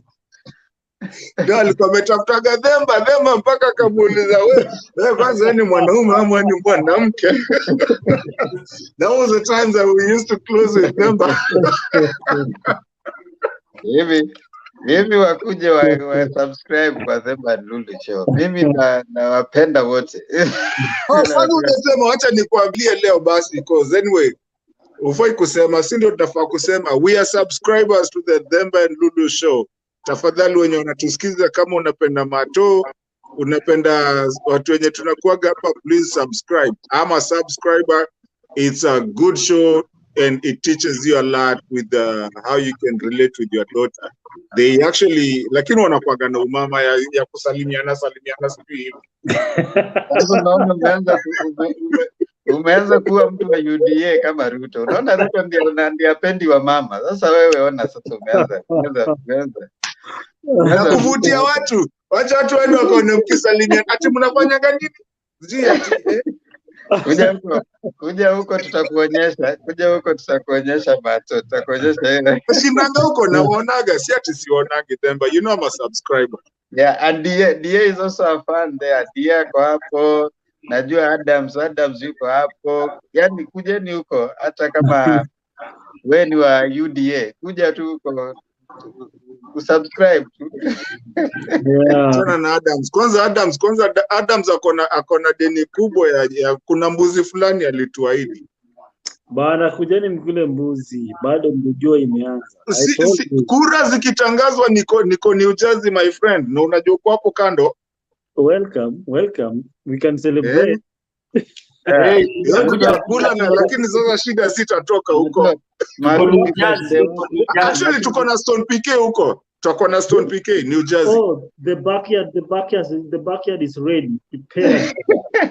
Sikia mtu ananiuliza December, did you say you come from Nyachogochogo? No, Nyachogochogo, we used it as an example. I don't come from there. Yeah. What is that? Wako ndio huyo hapo Mato. Nyachogochogo is a place. Wako ndio huyo. Nani siwezi ona, unajua nikitumia simu yangu siwezangi, sitakagi kuingia kwa nini iko saa zingine yoni tu pa nje, so siwezi ona hizi chat.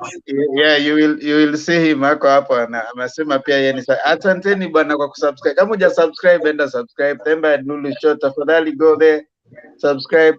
Tunasonga mdogo mmebaki watu 10 tufike 600 ndio tuende tufike 1000 tafadhali. Mato. Yes my brother. Yeah, on a day like this, you need to put on a red t-shirt when you come to the show. On a what? Red t-shirt? Yeah, look at us. My brother, hey, this hour too. You know, I know you're my brother from another mother, so that's fine. I know. What's up about the red t-shirt? Unaona hata Stone PK ana red t-shirt.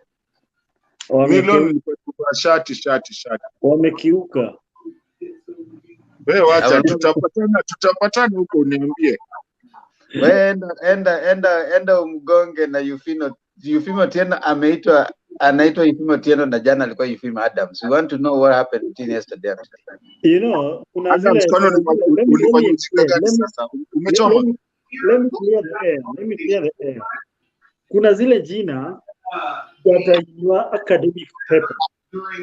Na kuna zile jina which are in other documents. Na kuna zile jina umekuwa sakajified.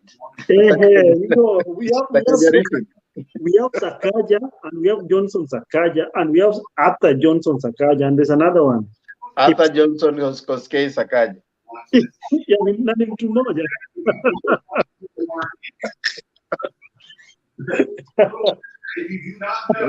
Umekuwa sakajarifi. That's the new word in town. When you ukitumia majina mengi ambayo hayatambuliki na ukitumia nini inaitwa nini? Degree gushi, wewe unaitwa umekuwa sakajarifi. Umekuwa Sakaja rais. Sakaja next, yeah. Nasikia only divorce in 1 week. Nani? Adam. Jina ikatoka Yufrin Otieno ikarudi. Imekuwa Adam hapa bwana, mpaka ninashangaa. Unajua hata Stone PK alikuja akashangaa na huku Dani Darius alifanya mambo, yani alikuja akashangaa. Dani Darius, kazi ya Dani Darius pale chini anakujanga tu ni kufanya maombi. Mtu alikataa maombi ya Dani Darius ni Mise alikataa maombi. Nilikuta while I was away. Wow. Mise alikataa maombi ya Dani Darius. Akapoteza wote, akapoteza Julia, akapoteza Christine, unaona, akarudi kuoga. Mise alikataa kutuma nini mshumari ile, ukiombewa. Okay, mshumaa. Alikataa. Dani Themba. Yeah. Nasikia Mise ndio ameenda rehab. Mise jana walipelekana mbio na Adams hapa, lakini unajua nani ndiye alimleta? Julia alimleta ndio aweze kupatia Papa Bob kompe. Sasa ile kujaribu Mulishinda mkirudisha Papa Bob kila time. Sasa mmefukuza kijana wangu akaenda rehab. Sasa Adams alijipata kwa hiyo mix ya kutaka hao watu wawili kupigana. Unajua fahali wawili wakipelekana mbio, wewe unaingilia katikati, wewe ndio saa inakuangukia. Nitagongwa. Ukapata umechapa kuchapa. Lakini hamna neno. So wacha tupatane next week, ndio wale wanataka nyimbo. Makiadi atarudi hapa next week. Tutaanza nyimbo tena Makiadi akirudi, na najua atakuja na Santuri. Nakumbuka Santuri ile ilikuwa inazunguka hivi atakuja na Santuri. Unajua wimbo yangu tu ni moja, Kungulu Kuangalapa. Yako iliimbwa na Waiguru. Sasa Waiguru na wenzake huko Kirinyaga bana. Ama fundamento. Ukuje hapa next week uimbe, kwa sababu ulitoroka wakati Julia alikwambia uimbe hiyo ukahepa. Sasa kuja hapa next week ili uweze kuimba. Hiyo my big brother hapa Winston PK utakuja kuniimbia Kungulu Kuangalapa. Kungulu Kuangalapa hiyo ni sawa, tutaimba. Mato, I can dance to your music. That day you will start with stanza 1. If you don't start with the chorus, just don't start with the chorus. Start with the stanza 1. Inaanzanga na chorus na magoti ikishikana. Kama usiposhikanisha magoti, wewe dance yako haingii kabisa.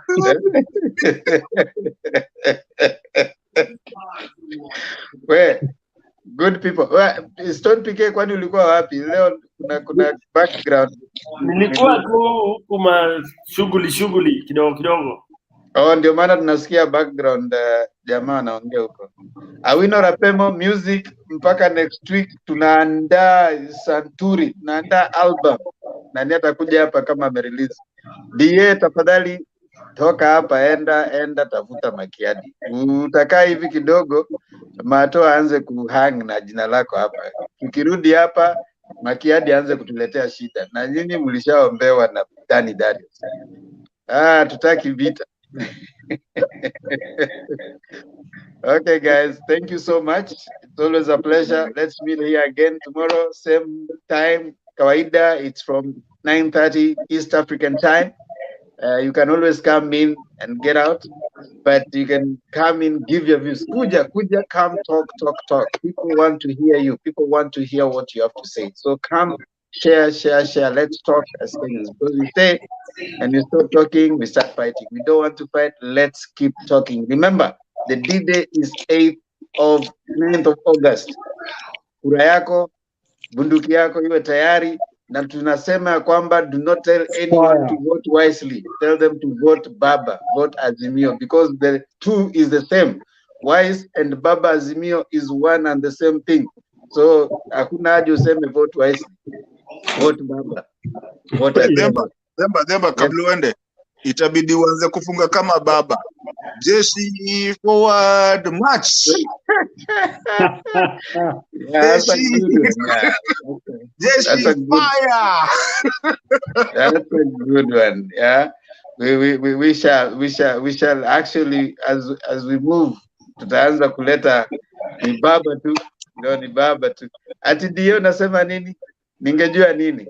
Wewe wacha zako bana. Acha zako. Wewe Makiadi. Arudi honeymoon. Okay. God bless you. See you tomorrow. Good people.